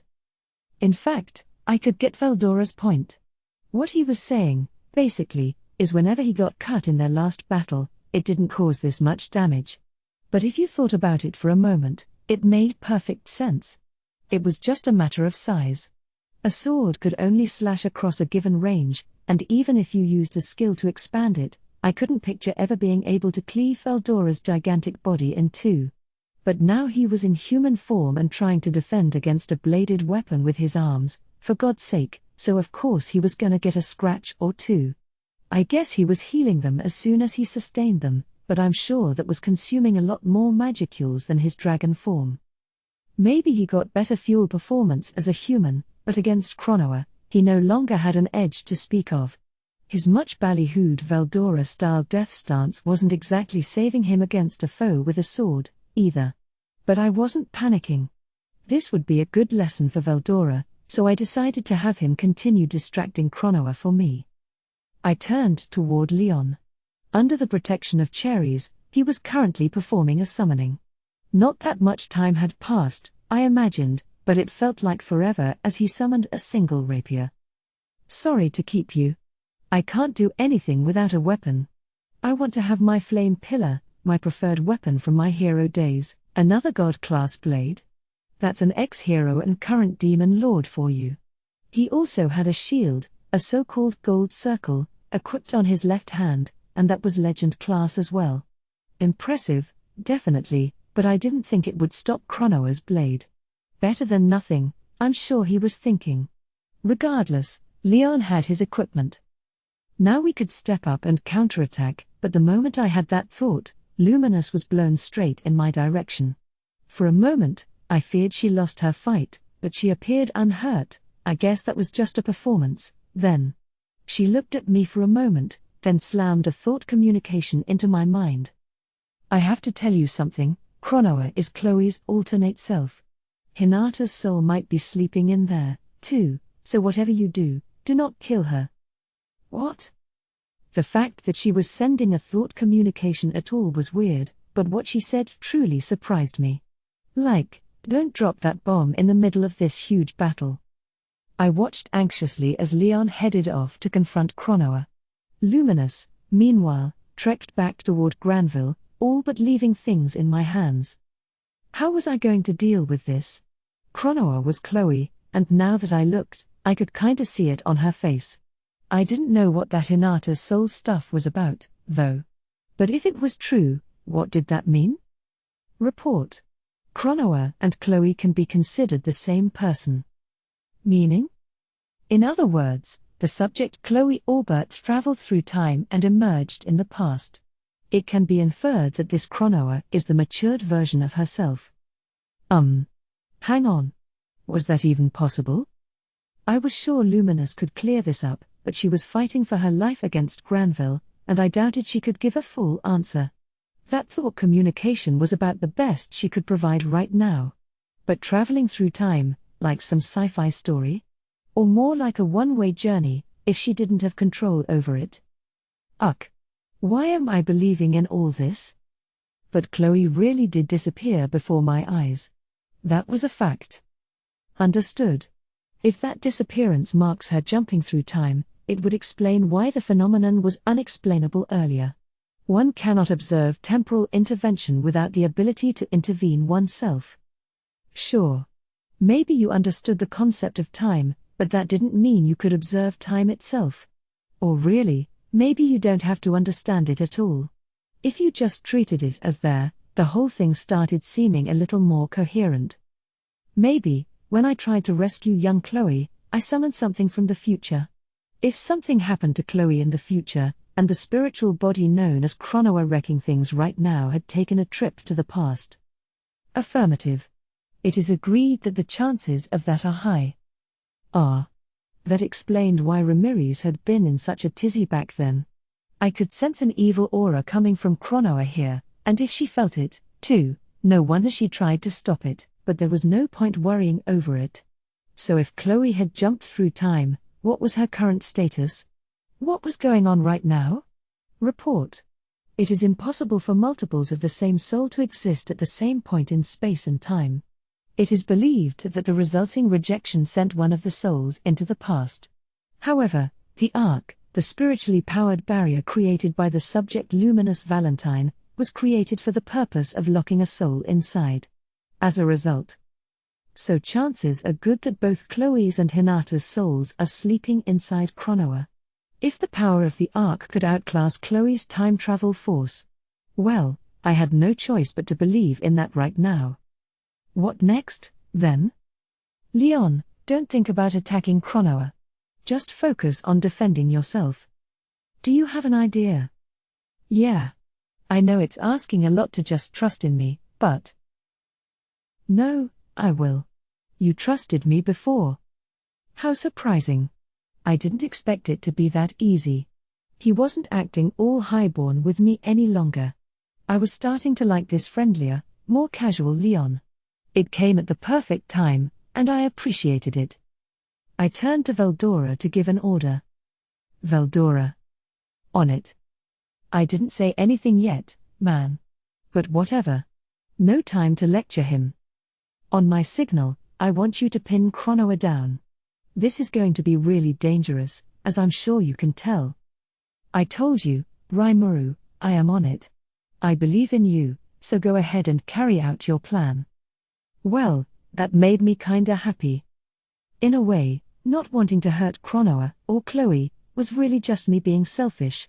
I was acting entirely on supposition, guesswork that could have been wrong for all I knew. Besides, having such a sunny view of things in front of this overwhelming opponent was practically suicidal. Still, if there was any kind of chance, I wanted to bet on it. Sorry. Follow my lead. Qua ha ha ha. Not to worry. It's hardly the first time. I have some concerns of my own, and I wish to confirm them. That is why I am working with you. Nothing more. So maybe Leon noticed, too, not just Veldora, that Chronoa was Chloe.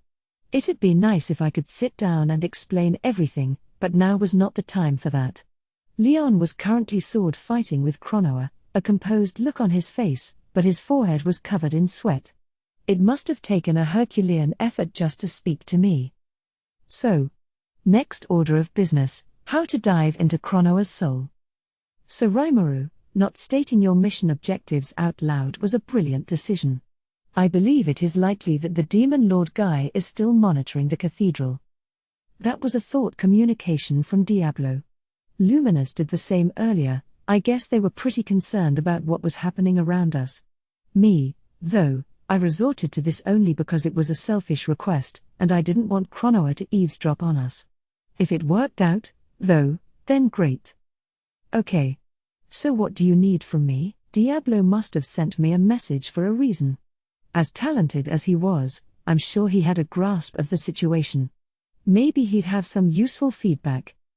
So Rimuru, I believe it's possible for you to intervene with people's souls and send messages directly to them. However, I can think of an even surer way. What's that? When your material bodies make contact with each other, you can use your spiritual body to go inside. Then, when your astral bodies make contact, it is likely possible to directly interact with your partner's soul. Whether that was possible or not, it sounded incredibly dangerous, didn't it? Like, to the point where I might never come back. I was planning to stick with thought communication, but was that a bad idea? Understood. The subject Diablo's suggestion has a higher chance of success. However, the amount of danger is incomparably higher. And that was why Raphael didn't bring it up before now, I guess. Diablo, thank you. But let me just say one thing. What is that, my lord? You are giving me far too much credit. K. No need to be modest, my lord. I'm not, dude. If I wanted to help Chloe and Hinata, I needed the option that gave me the best chances. Safety first was my motto, but only depending on the situation. I really needed to teach Diablo more about how I'm not all that great, in the end. I guess he met Guy, judging by that offhand comment he made, and I hoped he didn't say anything weird to him. If he started bragging about me like he usually did, that was bound to draw Guy's attention. Better warn Diablo against that, too. If it is possible, I think it would be good to do, something to stabilize the opponent's mind. Good fighting to you, Sir Rimuru. Diablo's trust weighed upon me. Right now, though, I'd have to thank him for giving me a decent strategy. But how would I calm her down? If I could do that, we wouldn't have to deal with all this. Was there some helpful item that'd do the trick? How about that mask, then, Sir Rimuru? The suggestion came from Cherries, currently devoted to supporting Leon. I guess he saw what I was about to try, too. Really smart guy. Too much so, even. The mask? Yes. It was powerful enough to keep me at bay, so perhaps it would calm her as well? I see. He was smart, but apparently he didn't notice how I was trying to keep us from being heard. But that was my fault for replying to him. The mask, though, huh? I gave that to Chloe, if I recall. So where was it now? Hang on a second, that was an old memento from Shizu, and I repaired it at one point. If I gave that repaired mask to Chloe, then maybe it had somehow made its way back to Shizu. So wait. Where did that mask come from, then? No. I can't think about that right now. The big question is, can I replicate that mask? Understood. Create a copy of the Mask of Magic Resistance? Yes. No, that was a yes. And I had to hand it to Raphael. It made that copy without any problem, looking and functioning exactly like the real thing. Maybe this would help Chronoa chill out. I took out the mask, showing it to Cherries with a grin as I thanked him. Then I focused my mind on Chronoa. I had the basic outline of my plan set. Now I just had to psych myself up enough to execute it. Leon and Chronoa were still dueling, Chronoa pushing him around and Leon sticking to defense, and getting himself more and more wounded. Even someone with his strength had a hard time against that woman. He was bound to lose sooner or later, but that was only true if I did nothing. Now, Veldora. The moment I shouted it, I made a beeline for Chronoa, mask in hand. And then, just as I pushed it on her face, my consciousness was consumed by darkness. An explosive blast from Raziel, taken point blank, just blew Shion and Ranga through the wall and outside. Raziel calmly walked in their direction. Their opponents, waging a pitched battle up to this point, were bruised from head to toe. But Shion was still calm, her emotions unwavering as she faced up to Raziel like nothing was amiss. She looked dignified, not at all on the verge of collapse, perhaps an expression of her own personality. Behind her, Ranga was groggily coming to his feet, steeling himself anew. He didn't have Shion's ultra-speed regeneration, so the damage he took slowly accumulated over time. To his credit, though, he boasted a host of resistances, enough defense to cancel out your garden variety physical or spiritual attack. With Ultra Instinct, part of the King of Mage Wolves package Rimuru gifted him, he also had evasion skills that bordered on predicting the future. Getting beaten up in such a one-sided fashion would normally be unthinkable, especially when teaming up with Shion against a single foe. But one look at this scene, and it was obvious just how dangerous Raziel was. Shion took a step forward, covering for Ranga. Ranga, you can sit this one out. Don't be ridiculous, Shion. He is strong. If we work together, and this is the result, going it alone is hazardous. It's all right, Ranga. I think I'm grasping him a little now. I want you to stay there and build up your strength until I give the signal. With that, she readied her sword in front of her, not waiting for a response. It was a beautiful stance, her core oriented straight toward her foe. Impressive. None of the demons could trade blows like this with me. Raziel seemed astonished. But compliments from someone without a scratch on him did nothing but humiliate Shion. Silence. I'm gonna rip that cockiness out of you with my bare hands. With that shout, Shion went on the move, holding her sword up high and swinging it down like the demigod-like ogre she was. It seemed like a slapdash move at first glance, but it was performed with a flawless, flowing stroke. But Raziel didn't flinch. A sharp sound reverberated as the exoskeleton that protected him deflected the blow. As an insectoid, Raziel was covered from head to toe with armor harder than steel, giving him matchless strength without extra weapons or armor. Even all the magic Ranga lobbed at him harmlessly bounced off the surface. The exoskeleton generated some kind of special force field that nothing worked against. Parrying Shion's attack with his left arm, Raziel used his momentum to throw a punch powerful enough to crush rock. A regular human being would be torn limb from limb. Xion, before now, wouldn't have thought twice about taking the blow. In her mind, either she'd withstand it or die, one of the two. Now, though, Xion was more mature. Perhaps instructing others had in turn taught her how to keep an eye on the big picture. If she died here, it'd put her whole side at a disadvantage. Even if she couldn't win this, if she could stretch this out long enough, someone was certain to help her. She could believe that now, so instead of blindly seeking victory, Xion's focus had shifted more toward survival. She also had good reason to give Ranga some rest. If she forced him right now, he might be too tired to move later, so she resolved to bear the full brunt of this, while she was still able. Of course, that wasn't the only reason. Now to earn my victory and win Sir Raimuru's praise. On the inside, she was defiant enough to entertain the thought. Survival came first, but she wasn't giving up on victory, either. This growth on Xion's part had given her more mental leeway to work with. This leeway, in turn, was accelerating the blooming of her still untapped talents. Now, her whole way of fighting had changed. She was faithful to Hakuro's teachings, relying more on skill and brute force, and in battle with Raziel, she was polishing that even further. That explained the beautiful, traditional moves she exhibited now, like a master sword fighter, real technical skill, in addition to her irrational violence. The results. A shockwave of force shot out from Xion's sword as she hammered it down, leaping at Raziel. It was little more than a smoke screen to him, of course, but with that moment's distraction, Xion closed the distance between them. With a flowing movement, she unleashed her attack. Raziel parried it again, but he could feel his arms starting to go numb. Xion's skill had just ratcheted up, somehow, even in the middle of battle, she was constantly growing. Not yet. I'm not done yet. That strike just now had the effects of her unique skill Master Chef attached to it.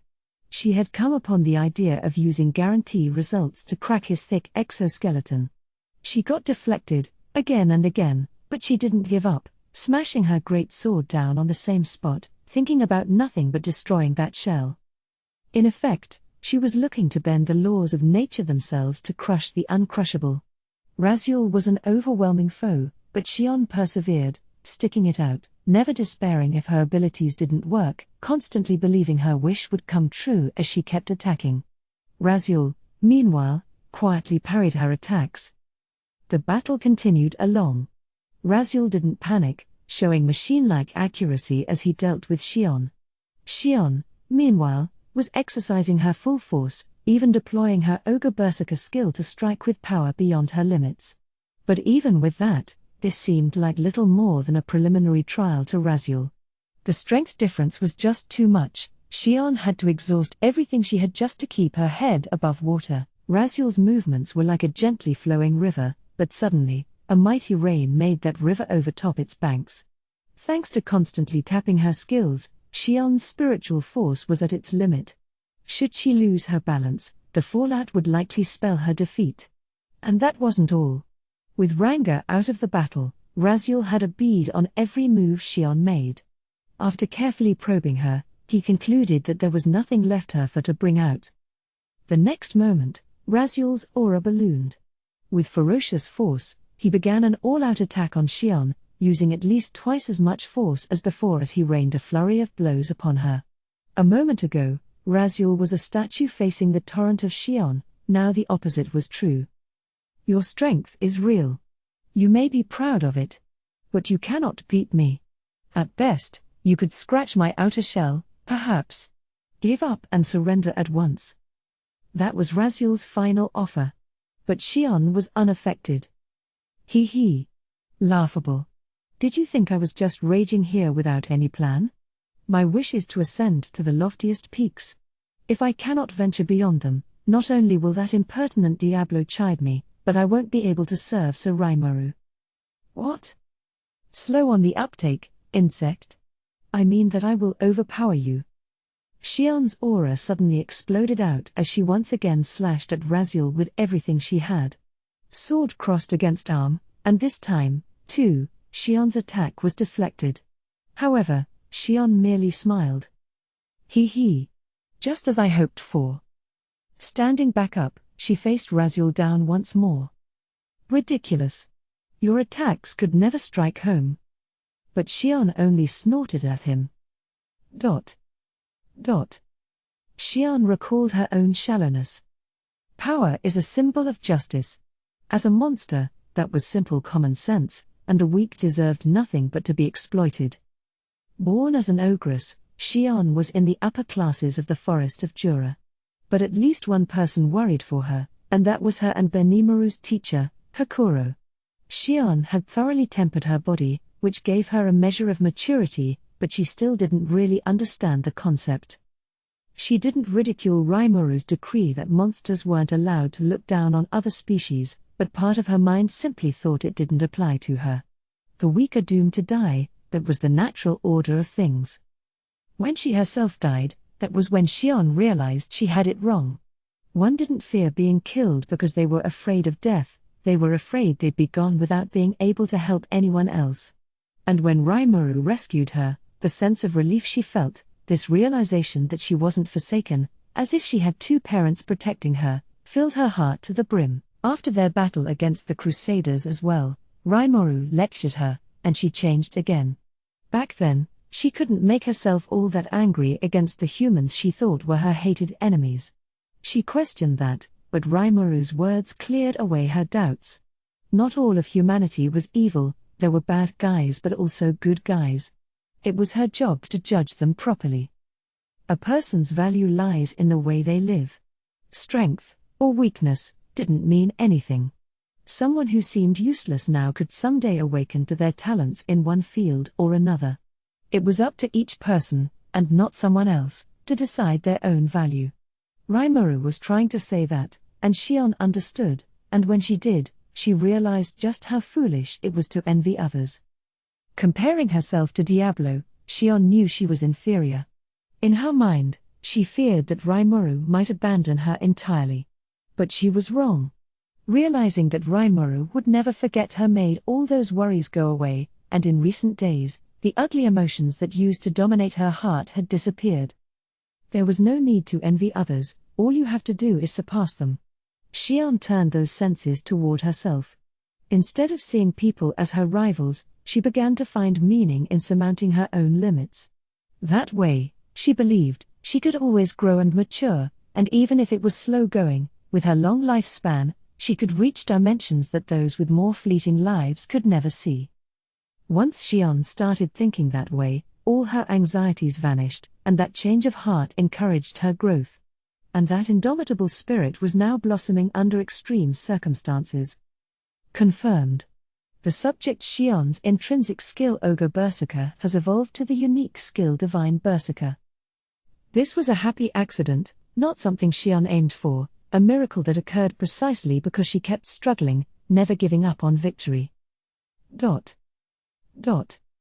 Let me tell you something, the goddess of victory always smiles upon those who never give up. Here we go, divine release. Without a moment's hesitation, Xion tapped into the freshly transformed unique skill Divine Berserker.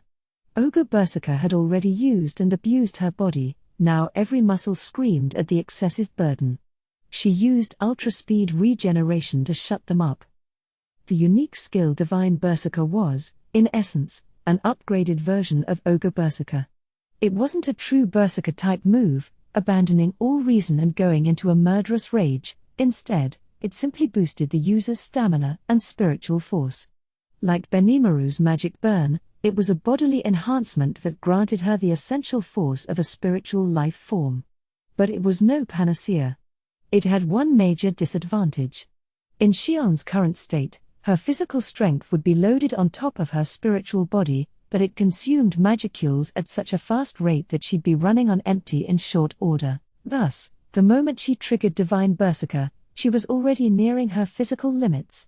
Xion was in this to win it, she had to settle everything with the next strike. What is that power? It's coming for me. Under the influence of Divine Berserker, an eye-watering mystical force flowed out of every pore of Xion's body. At the same time, it honed every one of her senses, letting her feel just how much power was surging within. Now, Ranga. Yes. Xion lifted Gariki Maru version 2 high with both hands. A blast of dark lightning charged up by Ranga descended upon it. He had waited for the right moment to unleash it, and it was the most powerful force he was capable of right now. Ranga believed in Xion, even if that lightning damaged her, if that was her will, he wouldn't hesitate to act. You impudent. My shell. Xion had no time for Raziel's words. Chaotic fate. Her will now had the power to alter the results of every type of natural phenomenon. She threw all of it into her lightning-infused sword, thrusting it downward from on high. Raziel's exoskeleton had blocked every attack from Xion. On his left arm, there was but a single scratch. However, that was all Xion needed. If something had worked before, even a little, she could utilize optimal action on it. Combining that with guarantee results to guide her hand was the true worth of her Master Chef unique skill. With a flash, the broken blade flew into the air. Xion's sword had finally been smashed into 2 pieces. But it was Raziel who fell. His left arm was severed, a large gash cleaved open from the tip of his shoulder down the center of his body. The ruinous lightning that slammed its way through promptly fried all his major organs. Now the battle was over. Raziel crumpled into a heap. He understood he would die soon. His eyes swiveled up to Granville, still fighting against Luminous. Forgive me, Gren. I'm taking my leave before you. We will meet again, at that promised land. The light faded from those eyes as his life functions failed him. Xion and Ranga had secured their victory. Seeing Rimuru apply the mask to Cronoa, Luminous all but hoped it would win the day for them. This was a risky wager. Once again, Luminous had bet everything on Rimuru, who had earned Chloe's and Hinata's trust. Luminous had pretended not to know anything about him, but given everything Chloe and Hinata said about him in the past, she was worried. She only joined the last Walpurgis because she heard Rimuru would be there. Him becoming a demon lord wasn't at all the story she heard. Even when discussing matters with Hinata, she continued to feign ignorance of the truth. But as Chloe's story gradually inched closer to reality, she stopped having any doubt about it. That was why Luminous was never hostile to Rimuru from the start. Still, recent events hadn't turned out at all like how the Chloe and Hinata of the past put them. Things were starting to get inconsistent, and that scared Luminous to the core.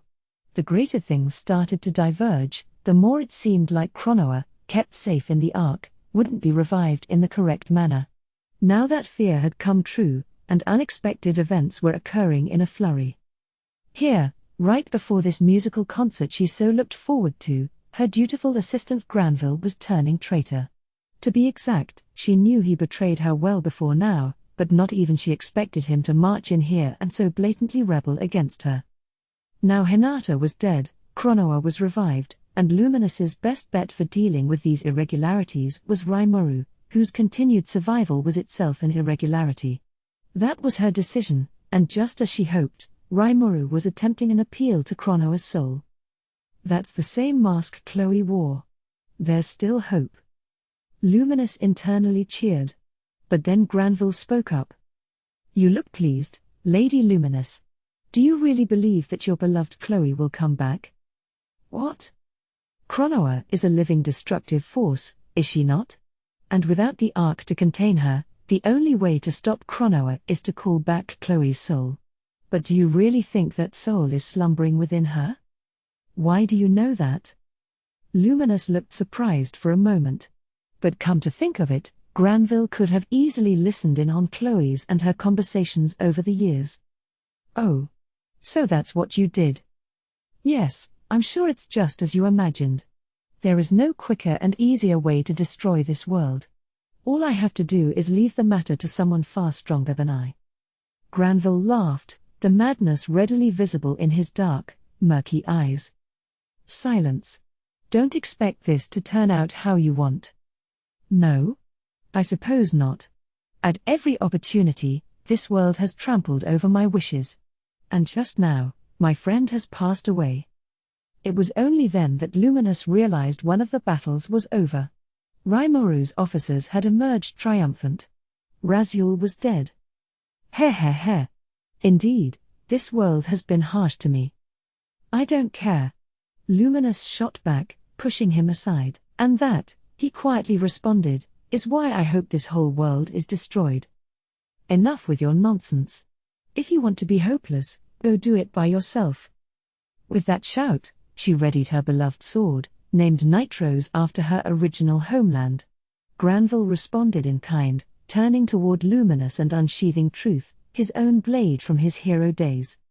Both weapons were God-class and boasting equal capabilities. And then... Hopeless? No, I am not hopeless. In fact, right now my heart is filled to the brim with hope. As he made the declaration, the energy being released from Raziel's body flowed its way into Granville's. It was both his strength and his very soul. Now he had the powers of Maria, Raziel, and himself pulsating within his body, creating a new hope for himself. Confirmed. Conditions met. The unique skill Nefarious has evolved into the ultimate skill Sariel, Lord of Hope. Granville, too, was reaching dizzying new heights in this battle, the ultimate peaks, mountaintops that only the chosen can reach. The ultimate skill Sariel, Lord of Hope, much like Luminous's Asmodeus, worked in terms of life or death. Now they were fully an even match.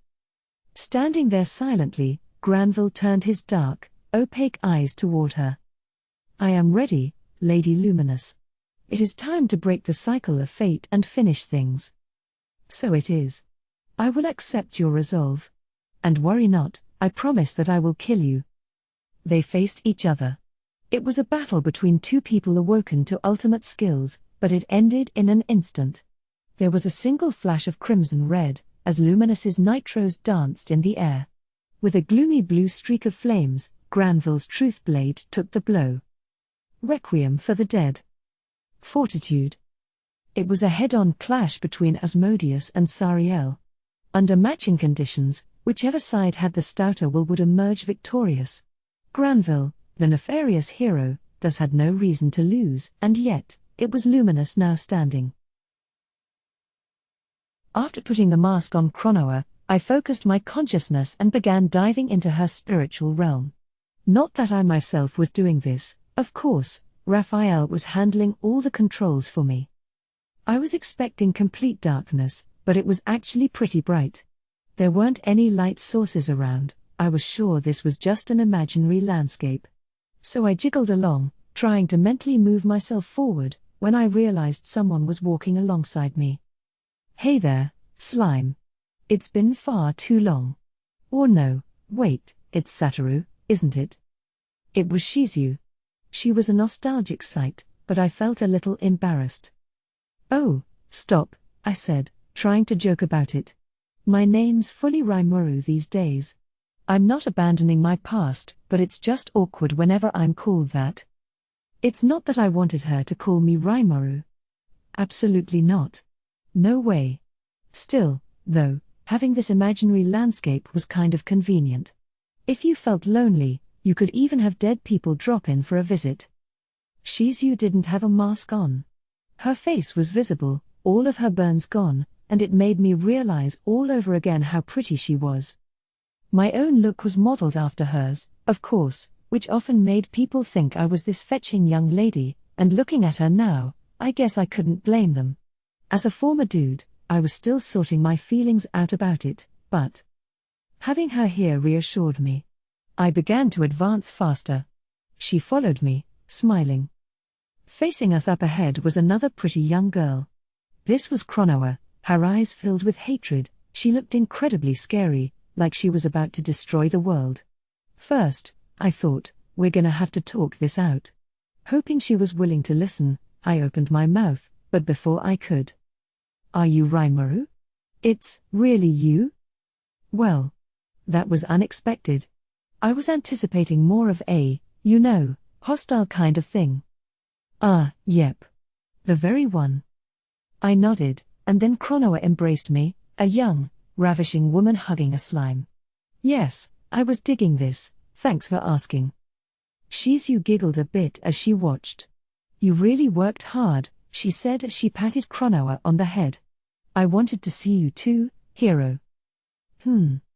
Was it really all right for this encounter to be so, heartwarming? I could still feel intense warfare going on outside, but right now, this was making me feel all warm and fuzzy. So you're Chronoa? Looking at her, I was starting to think Chronoa was just Chloe grown up. They really did look alike. Yes. My name is Chronoa, an embodiment of corruption, shut inside Chloe. At the same time, I'm kind of her alternate self. If Hinata didn't name me, though, I don't think I would have had sentience like this. Oh. I see.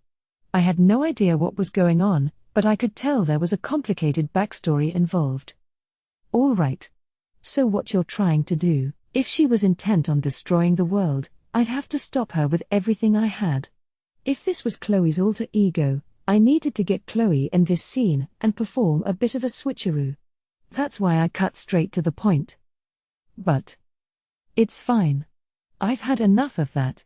You're safe, after all. Chronoa was perfectly calm and casual, even though it kind of gave me the creeps. I had been through all kinds of tough scrapes by now, and I survived them all. If you wanted to put me in even more danger, I'd have to say no thank you to that. Well, sure. I've always been safe, so. You say that, but you sacrificed yourself to save me. Now Chronoa raised her voice. Sacrificed? I wasn't sure what set her off, but maybe I ought to just apologize. Ha ha ha. Sorry. I'll be more careful next time. Really? You promise? So I promised Chronoa I wouldn't do anything reckless. I was totally lost here. It's not like I was trying to be reckless. But hang on. If Chronoa had memories from the future, was she talking about something coming up for me? That possibility is likely. Or, man, really? That sucks to hear. Or actually, maybe the other way around. I have to be glad I heard that. I swore not to pull any reckless moves, no matter what. I waited a few moments for Chronoa to calm down before dropping the big question. So speaking of Chloe, do you know where she is right now? That, and was Hinata here, too? I was in a rush, but I wanted to proceed with caution.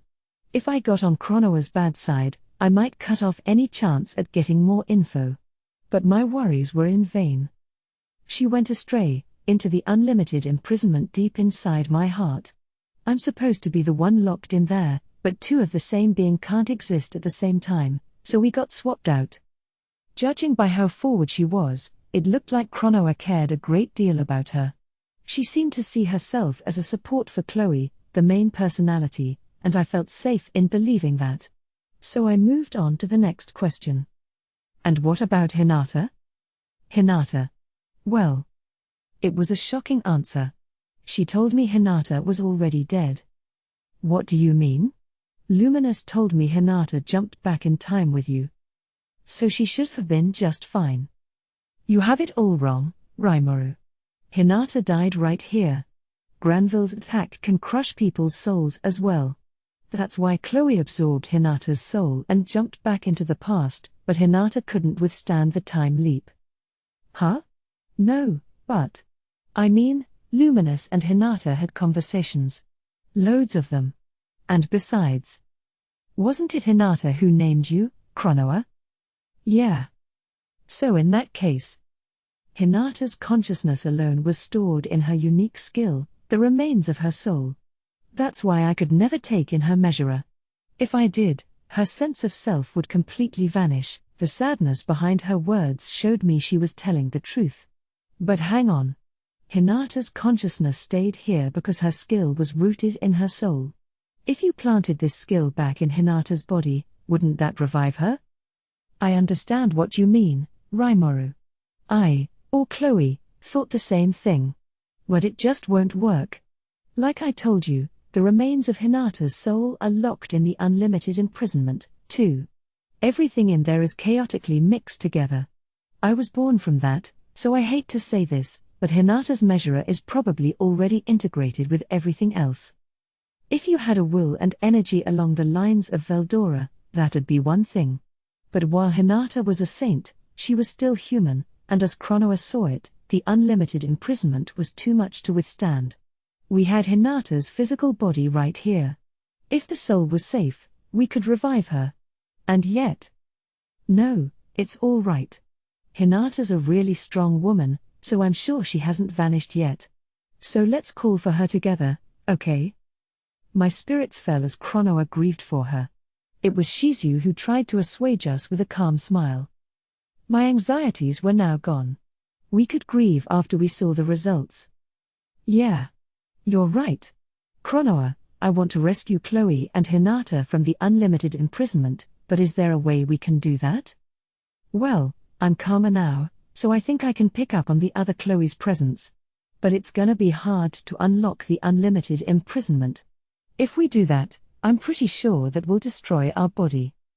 When I asked what she meant, she explained that the unlimited imprisonment held all of their vast amounts of energy. I had forgotten that it was Chronoa here controlling the younger Chloe's powers.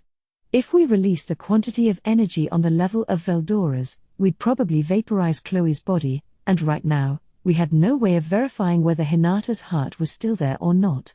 We'll just have to trust in Shizu's confidence for now. So if I wanted to nimbly control the unlimited imprisonment's energy while extracting Chloe and Hinata from there, could I use Raphael to intervene with it, maybe? Like, just probe around inside without breaking the whole thing open? Negative. As it stands currently, this is not possible. We do not have access to the data particles, the smallest unit we can interact with. Raphael could unlock the unlimited imprisonment as well, but since we couldn't access the information inside, that was all it could do. Veldora, who came back to life all by himself, was apparently a unique exception. All right. In that case, let me reassign that access. You have my permission to do whatever you want, Rimuru. Huh?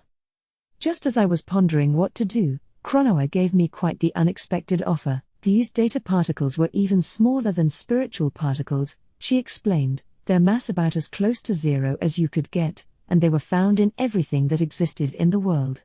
It was possible to observe data particles, although it was limited to spaces like inside my stomach and Chronoa's unlimited imprisonment. They were the units Raphael apparently worked with when organizing my skill sets.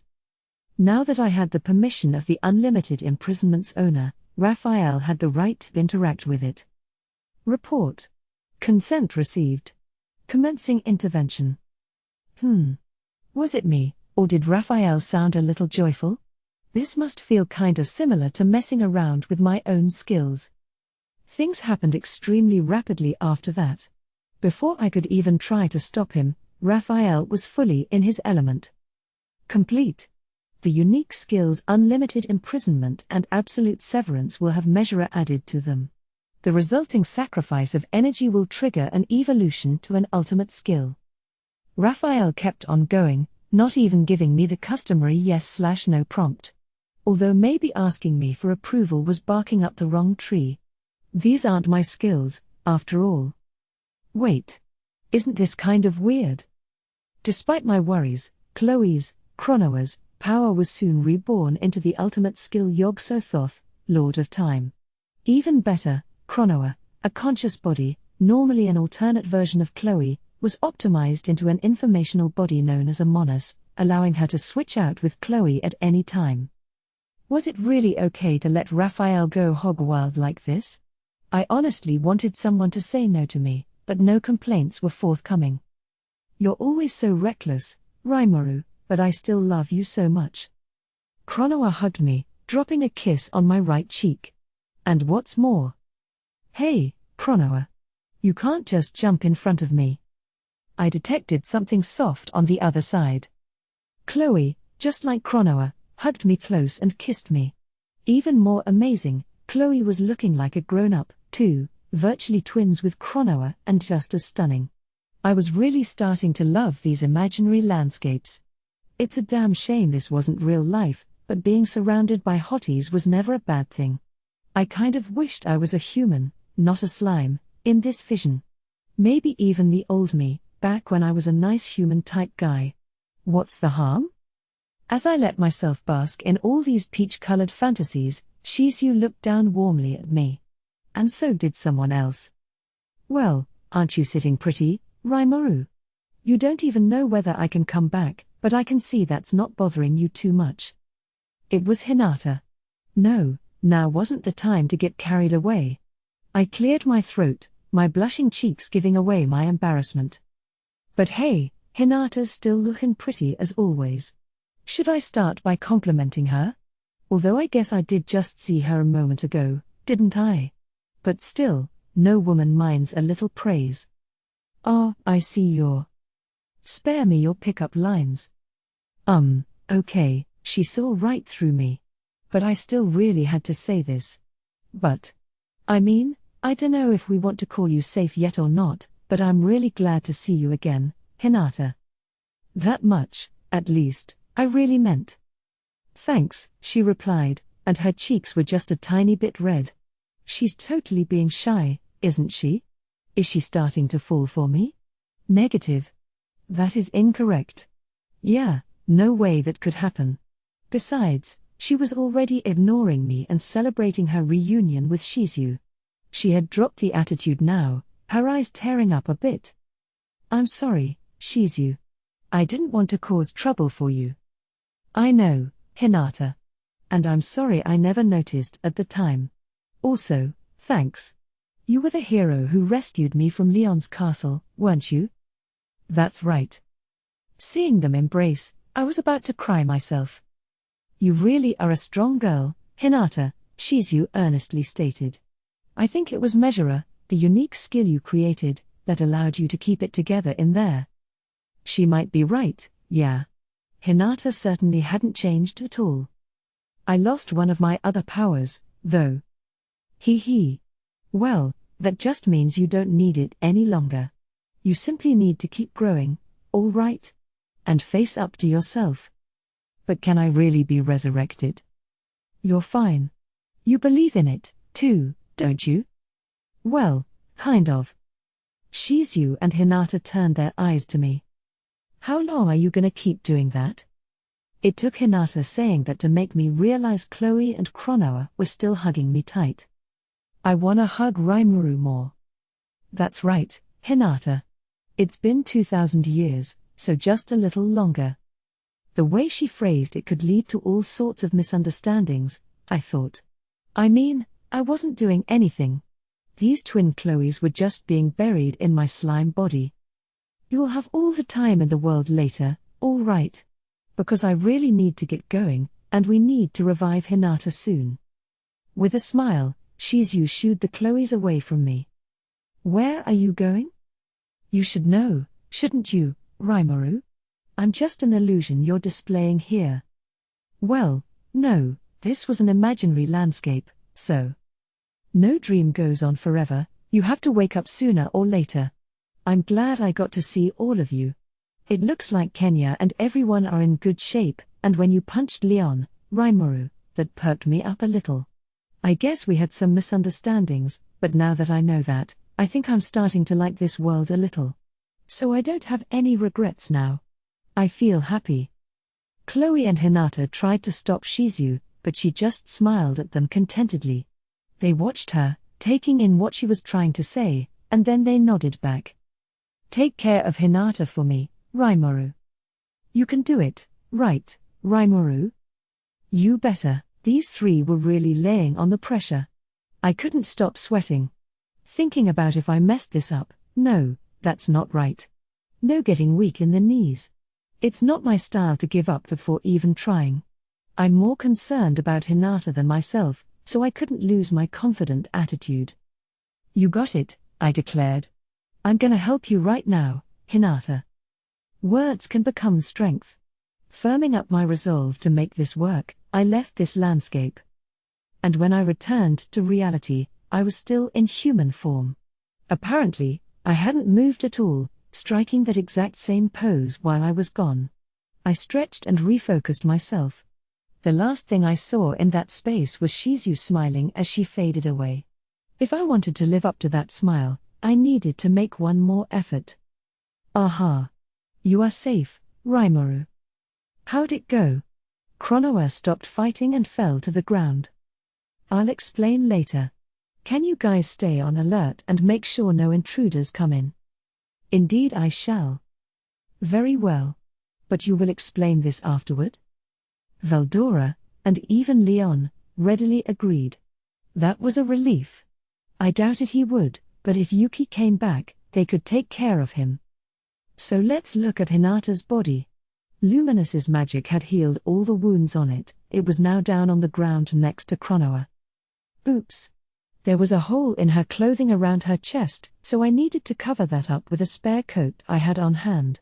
It's these little acts of kindness that make a considerate man like me so appealing.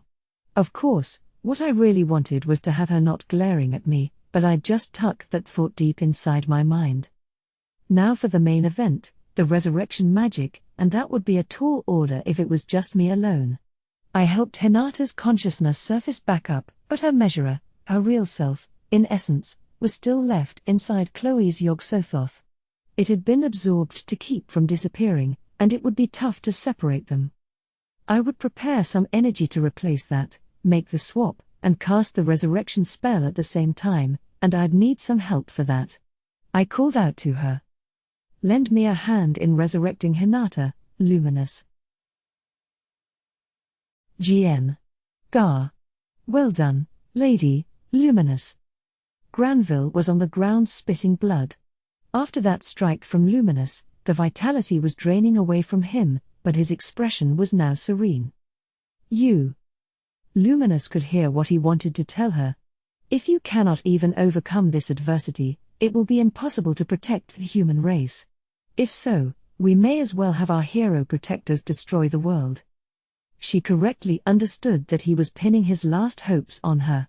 She was prepared to accept that, and as proof of that, and to show her response to his feelings, she had faced up to Granville and struck him down. Now she could understand his emotions all too well. Granville didn't want to see Chronoa go berserk, he wanted her awakened correctly, so she could give hope to humanity. His awkwardness about it was still there, after 1,000 years, and it made Luminous feel a little lonely. My hopes are nothing compared with the heavy weight of time she bears. With her joining you, and the demon lord Rimuru. In this world without mercy, justice without power backing it up was meaningless. Even someone with Granville's strength was left to wail at his own feebleness. Just then, Luminous heard Rimuru's voice. He wanted to resurrect Hinata, and that meant he successfully awakened Chronoa, or Chloe. I knew I could rely on him. He actually did it. She offered him praise, if only in her mind. You have fulfilled your role well enough. Allow me to handle the rest. Just sit back and relax. With that, she turned toward Rimuru. Her strike was a fatal one, but even before it came, Granville had exhausted all of his life force. He was well past his natural lifespan, and not even Luminous could lengthen it any further. That wouldn't be the case if he were turned into a monster, but Luminous knew well that he didn't wish for that. Before you go, one more thing, Lady Luminous. What? I want to give my hopes to her. Luminous hesitated for a moment. She wasn't sure whether to allow it. There was always the danger of Granville trying something. But she decided to hear him out. That was her softer side, and her more generous one. All right. Bliss. Taking the hand Luminous offered, Granville shed tears of gratitude. Even as he did, his body began to glow and turn into tiny balls of light before dissipating. Sleep well. As if guided by Luminous's voice, the former hero who fought for years upon years was released from fate and scattered across the world. Right. Here I am. The pompous words could only have come from Luminous. She had just waged an epic battle, and there wasn't a single tear in her clothing. She must have won big, which made sense to me, but I really wished she could have come sooner. What? Is there a problem? No, nothing. I couldn't will myself to yell at her about it. It must be my classically Japanese don't rock the boat attitude coming to the surface. But enough about that. Let's go save Hinata. I'm going to intervene in Chloe's unlimited imprisonment, so I want you to retrieve Hinata's soul while I do. If there's not enough energy, don't worry about that. I'll handle it. I appreciated that. Luminous really is a talented lady. So we got right to work. I held my hand aloft over Chronoa's inert body, pointing out the location of Hinata's soul to Luminous. With a skillful touch, she immediately began performing some kind of action on her, magic or a skill, probably the latter. Rebirth. She set off her power. And since I was next to her, I realized, her skills were far, far above mine, at a level as high as the sky. I could never imitate that. Analyze and assess failed. The skill is equivalent to an ultimate skill. Yeah, I thought so. I mean, with Luminous, that's par for the course. It's why I felt safe letting her handle this. Chronoa's and Hinata's lifeless bodies were before us. The pieces of Hinata that had assimilated with Chloe's soul were gathered together in the form of Measurer, her unique skill. Luminous used her powers to reach the soul I disassembled from that mass for her. Carefully picking it up, she injected a concentrated measure of energy to replace it. This was far more energy than what we were taking out, but it was probably necessary. As I watched, she then put her hand above Hinata's body as she returned her soul to it. Immediately, the shine returned to her hair, her cheeks reddening as her heart began to beat anew. Then Hinata opened her eyes, her throat a little raspy but otherwise in good health. We did it. Hinata was revived. And with the foreign matter removed from her body, Chronoa was also back in normal shape. She was beautiful before, but now Chloe's soul seemed to have a divine aura. I hardly believed it was human. She opened her eyes. So will we have Chloe here or Chronoa? Rimuru. That sounded like Chloe.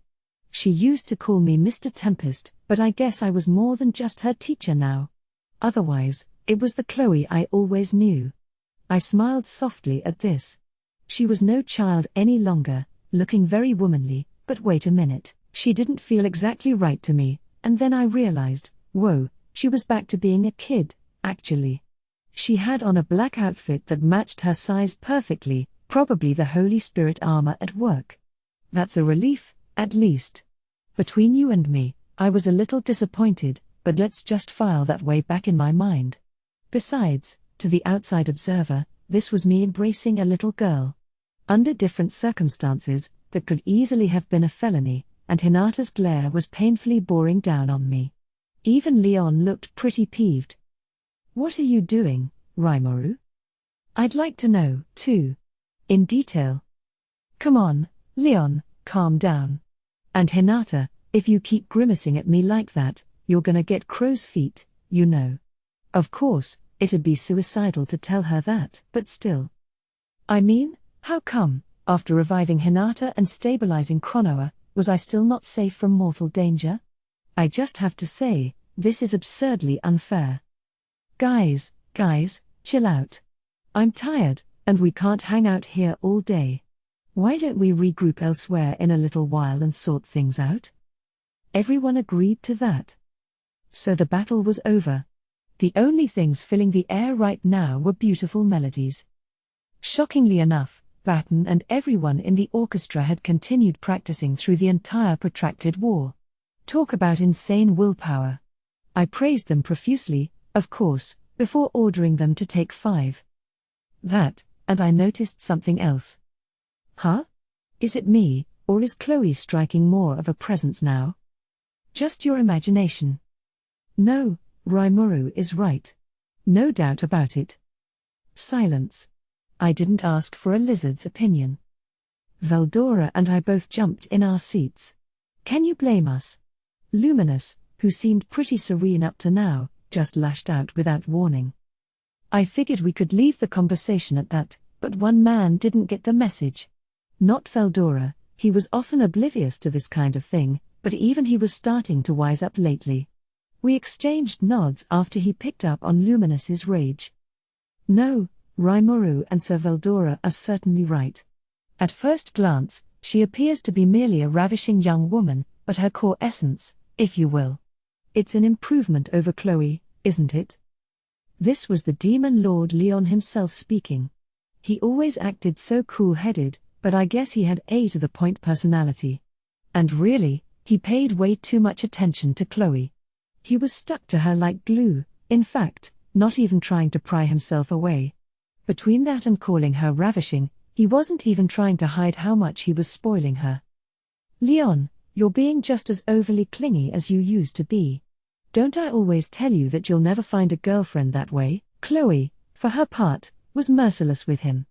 I have to say, Leon did a hell of a lot for her sake, but I'll refrain from commenting further. It's a little painful to think about. Though really, despite his cool demeanor and good looks, Leon's kind of an unfortunate case, isn't he? Ramirez called him a crybaby, and now I was thinking about being a little nicer to him. After admonishing Leon, Chloe looked around the chamber. Well, looks like everything worked out okay, so I wanted to let you all know, I feel like I've truly awakened as a hero now. Looks like the egg inside me, along with the one Hinata had been keeping warm, sort of combined into one. Don't tell anybody, okay? She smiled a little. I was surprised, and then I remembered something important. Chloe. That's far too delicate a topic to. We had to watch our mouths, Guy may be keeping an eye on us, after all. So I hurriedly tried to deflect the conversation, but I didn't need to worry. Oh, it's all right. I don't think anyone's looking at us. Chloe declared us to be safe. And at this point, Chloe wasn't the little girl she seemed to be. All children grow up over time, leaving their parents' protection and setting off on their own. I was happy to see her mature, although it made me feel a tad lonesome. Then I suddenly realized just what we were witnessing. This was the birth of Chloe Orbert, the true hero, wasn't it? Hinata and Chloe hadn't completely separated. The hero's egg that Hinata had begun nurturing at some point was still left inside Chloe. Now she was one woman with two eggs, an impossible miracle that led to a hero like none other awakening. Or maybe not. This wasn't a miracle, some surprise that occurred out of nowhere. With Chloe's unbending will, it was only natural that she made this happen. Despite the infinite, repeating cycles of death and birth, Chloe had overcome them all and still maintained her straight-minded, innocent pureness. That sheer will, powerful enough to push aside all hopelessness, was what engineered this miracle. Only then did I see, from the bottom of my heart, just how great she was. I had to speak up. You really worked hard for this. I could learn a thing or two from you. From now on, I swear that I'll never give up, no matter what. I meant it. You got it. Seeing Chloe smile and nod at me, I made a second promise to myself. From now on, I'd never let anything cloud that smile of hers. Certainly, I couldn't be rosy about everything ahead. I knew that some force out there wanted me dead, and I naturally had to consider my response. Right? Affirmative. You must take every possible precaution. These events made me realize that if I'm defeated, it's no longer exclusively my problem. Once again, I resolved in my mind to never show any mercy to my opponents. It's important to understand the principles of other people, but if you wound up making sacrifices after overvaluing them, that's putting the cart before the horse. I will take any measure for the sake of victory. I made a secret promise to myself as I returned Chloe's smile. Epilogue, to the Promised Land. That night, we did a quick comparison of notes, planning to discuss the finer details on another day once things calmed down. From Leon, I learned of his relationship with Chloe. They were once childhood friends, apparently, and practically raised like brother and sister, but he wouldn't go into further detail. Chloe probably forgot all about it, so it was kind of a mystery, although probably not a major one. As cool as Leon was, there was no end to his doting on Chloe. His dedication was on an even more dangerous level, I think, than Thrainey's devotion to Ramirez. He'd continually say stuff like "I swear my allegiance to you" with a straight face. I'm sure Chloe would laugh it off and say "I'll pass," though. Speaking of Chloe, it turned out that she could take the form of an adult woman, too. Chronoa's consciousness was alive and well, and they now enjoyed a rapport like what Raphael and I had. They could therefore easily switch between who controlled her body, and whenever they were in a serious fight, Chloe could merge her consciousness with Chronoa to return to her true form. Of course, staying an adult all the time would probably confuse the other kids, so she told us that she'd stick with being a child for now. Luminous, meanwhile, told me about Granville. I suppose it was the loss of his wife that truly drove him mad. And when Maribel, his final hope, died, he went crazy all over again, but then, I believe, he regained his sanity. Serious, sincere, but also awkward and clumsy, that's how you could suitably describe Granville Rotso. When his wife, Maria, died, he had a breakdown over being unable to protect his beloved. He pinned all his hopes on Maribel, but then she took me on and lost. I'm thinking that Yuki may have killed her, although I don't have any real proof, but to Granville, the reason didn't matter. What did was that Maribel was dead, and the loss actually made him regain his sanity. Talk about ironic. And when he regained his marbles, he came up with his plan to awaken a true hero, a strategy that threatened to destroy the world if it failed. But Granville made the decision, and he really resolved to it. That much, there was no doubt about. A hero, of course, wasn't some infallible golden child. Anyone could become prejudiced, or insane for that matter. Granville had a lot of love for the human race, and I'm sure that's why the backlash from the loss of his sanity was so great. And it's not like this couldn't apply to me. What if I lost someone I loved? I recalled the heartrending sense of loss I felt when my fellow countrymen were mowed down. It's not just some dumb thought, no. I think, just a little, I understood Granville's feelings. The next day, we held that international concert. It took place outdoors, behind the now thoroughly destroyed cathedral, in front of an audience arranged in neat rows. Beautiful, melancholy music echoed high into the sky, a kind of funeral march, sent out to those we entrusted with our hopes for the future. I had a dream. A very strange dream. In it, I was this very selfish little girl. Maria, now awake, looked at Gren and smiled. Was it fun? Yes. Very much so. They looked at each other and grinned. Odd, isn't it? Why couldn't I trust in that slime? That's a tough question. I'd like to say because it was a dream, but that's not a very elegant answer. I'm serious. Ha ha ha. Sorry. Well, like you say, Maria, if we accepted and trusted in everything, it'd be a really beautiful world. But we all have our cowardly side. We're afraid of people who live under different rules than us, afraid they might stab us in the back. Even worse, if you don't distrust anyone, people might say you have an innocent heart, but it certainly doesn't bode well for a career in politics. The thing any leaders asked for is to be more watchful of others than anyone else. Maria scowled at this. Uck. Are you saying there's no hope for any of us to truly understand each other? Well, I don't like that. I don't like it at all. So I'm gonna start believing next time. In your dreams, right? Right. But if I have the same dream again, this time I'll definitely believe in that slime. I think we could really be friends. Oh? Yeah, I'll bet. Gren gently nodded at Maria's words. So, Gren, what kind of dream did you have? Me? Well, Gren had a very long, and very sad, dream. But right at the end, he saw the light of hope. It was a nice one. A very nice one. Oh, that's good. Because if you're happy, then I'm happy. Me too. If it'll make you happy, I'll climb any mountain for you. If I'm here, and you're here, and we can live out our days in peace, then every day will be fun. Indeed. And we'll have kids, and our family will grow, and then we'll be happier than ever. We certainly will be. Gren gave Maria a gentle hug. They could hear a beautiful melody. It was their signal to depart. Well, we don't want to leave Raziel waiting. Want to get going? All right. Did you forget anything? We can't come back here, can we? No, I'm all right. As long as I have you, I don't need anything else. So they walked off, hand in hand, toward the promised land where everyone was waiting. Afterword. Long time no see, guys. This is Fuse. I know I kept you waiting a while this time, but Volume 11 is finally here. This volume, too, is an almost completely separate animal from the original web novel.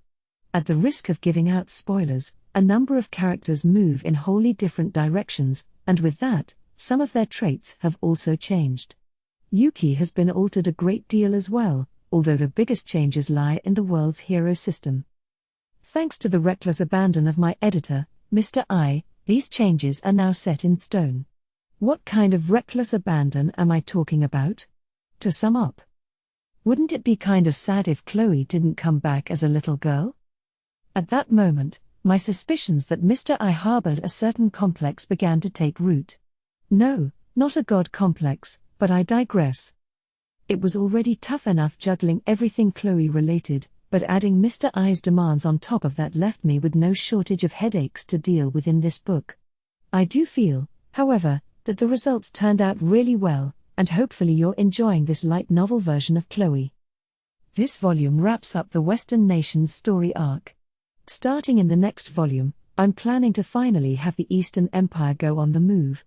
There'll be new characters debuting, and I think it'll really expand the slime universe. Here's hoping you'll keep joining me along the way.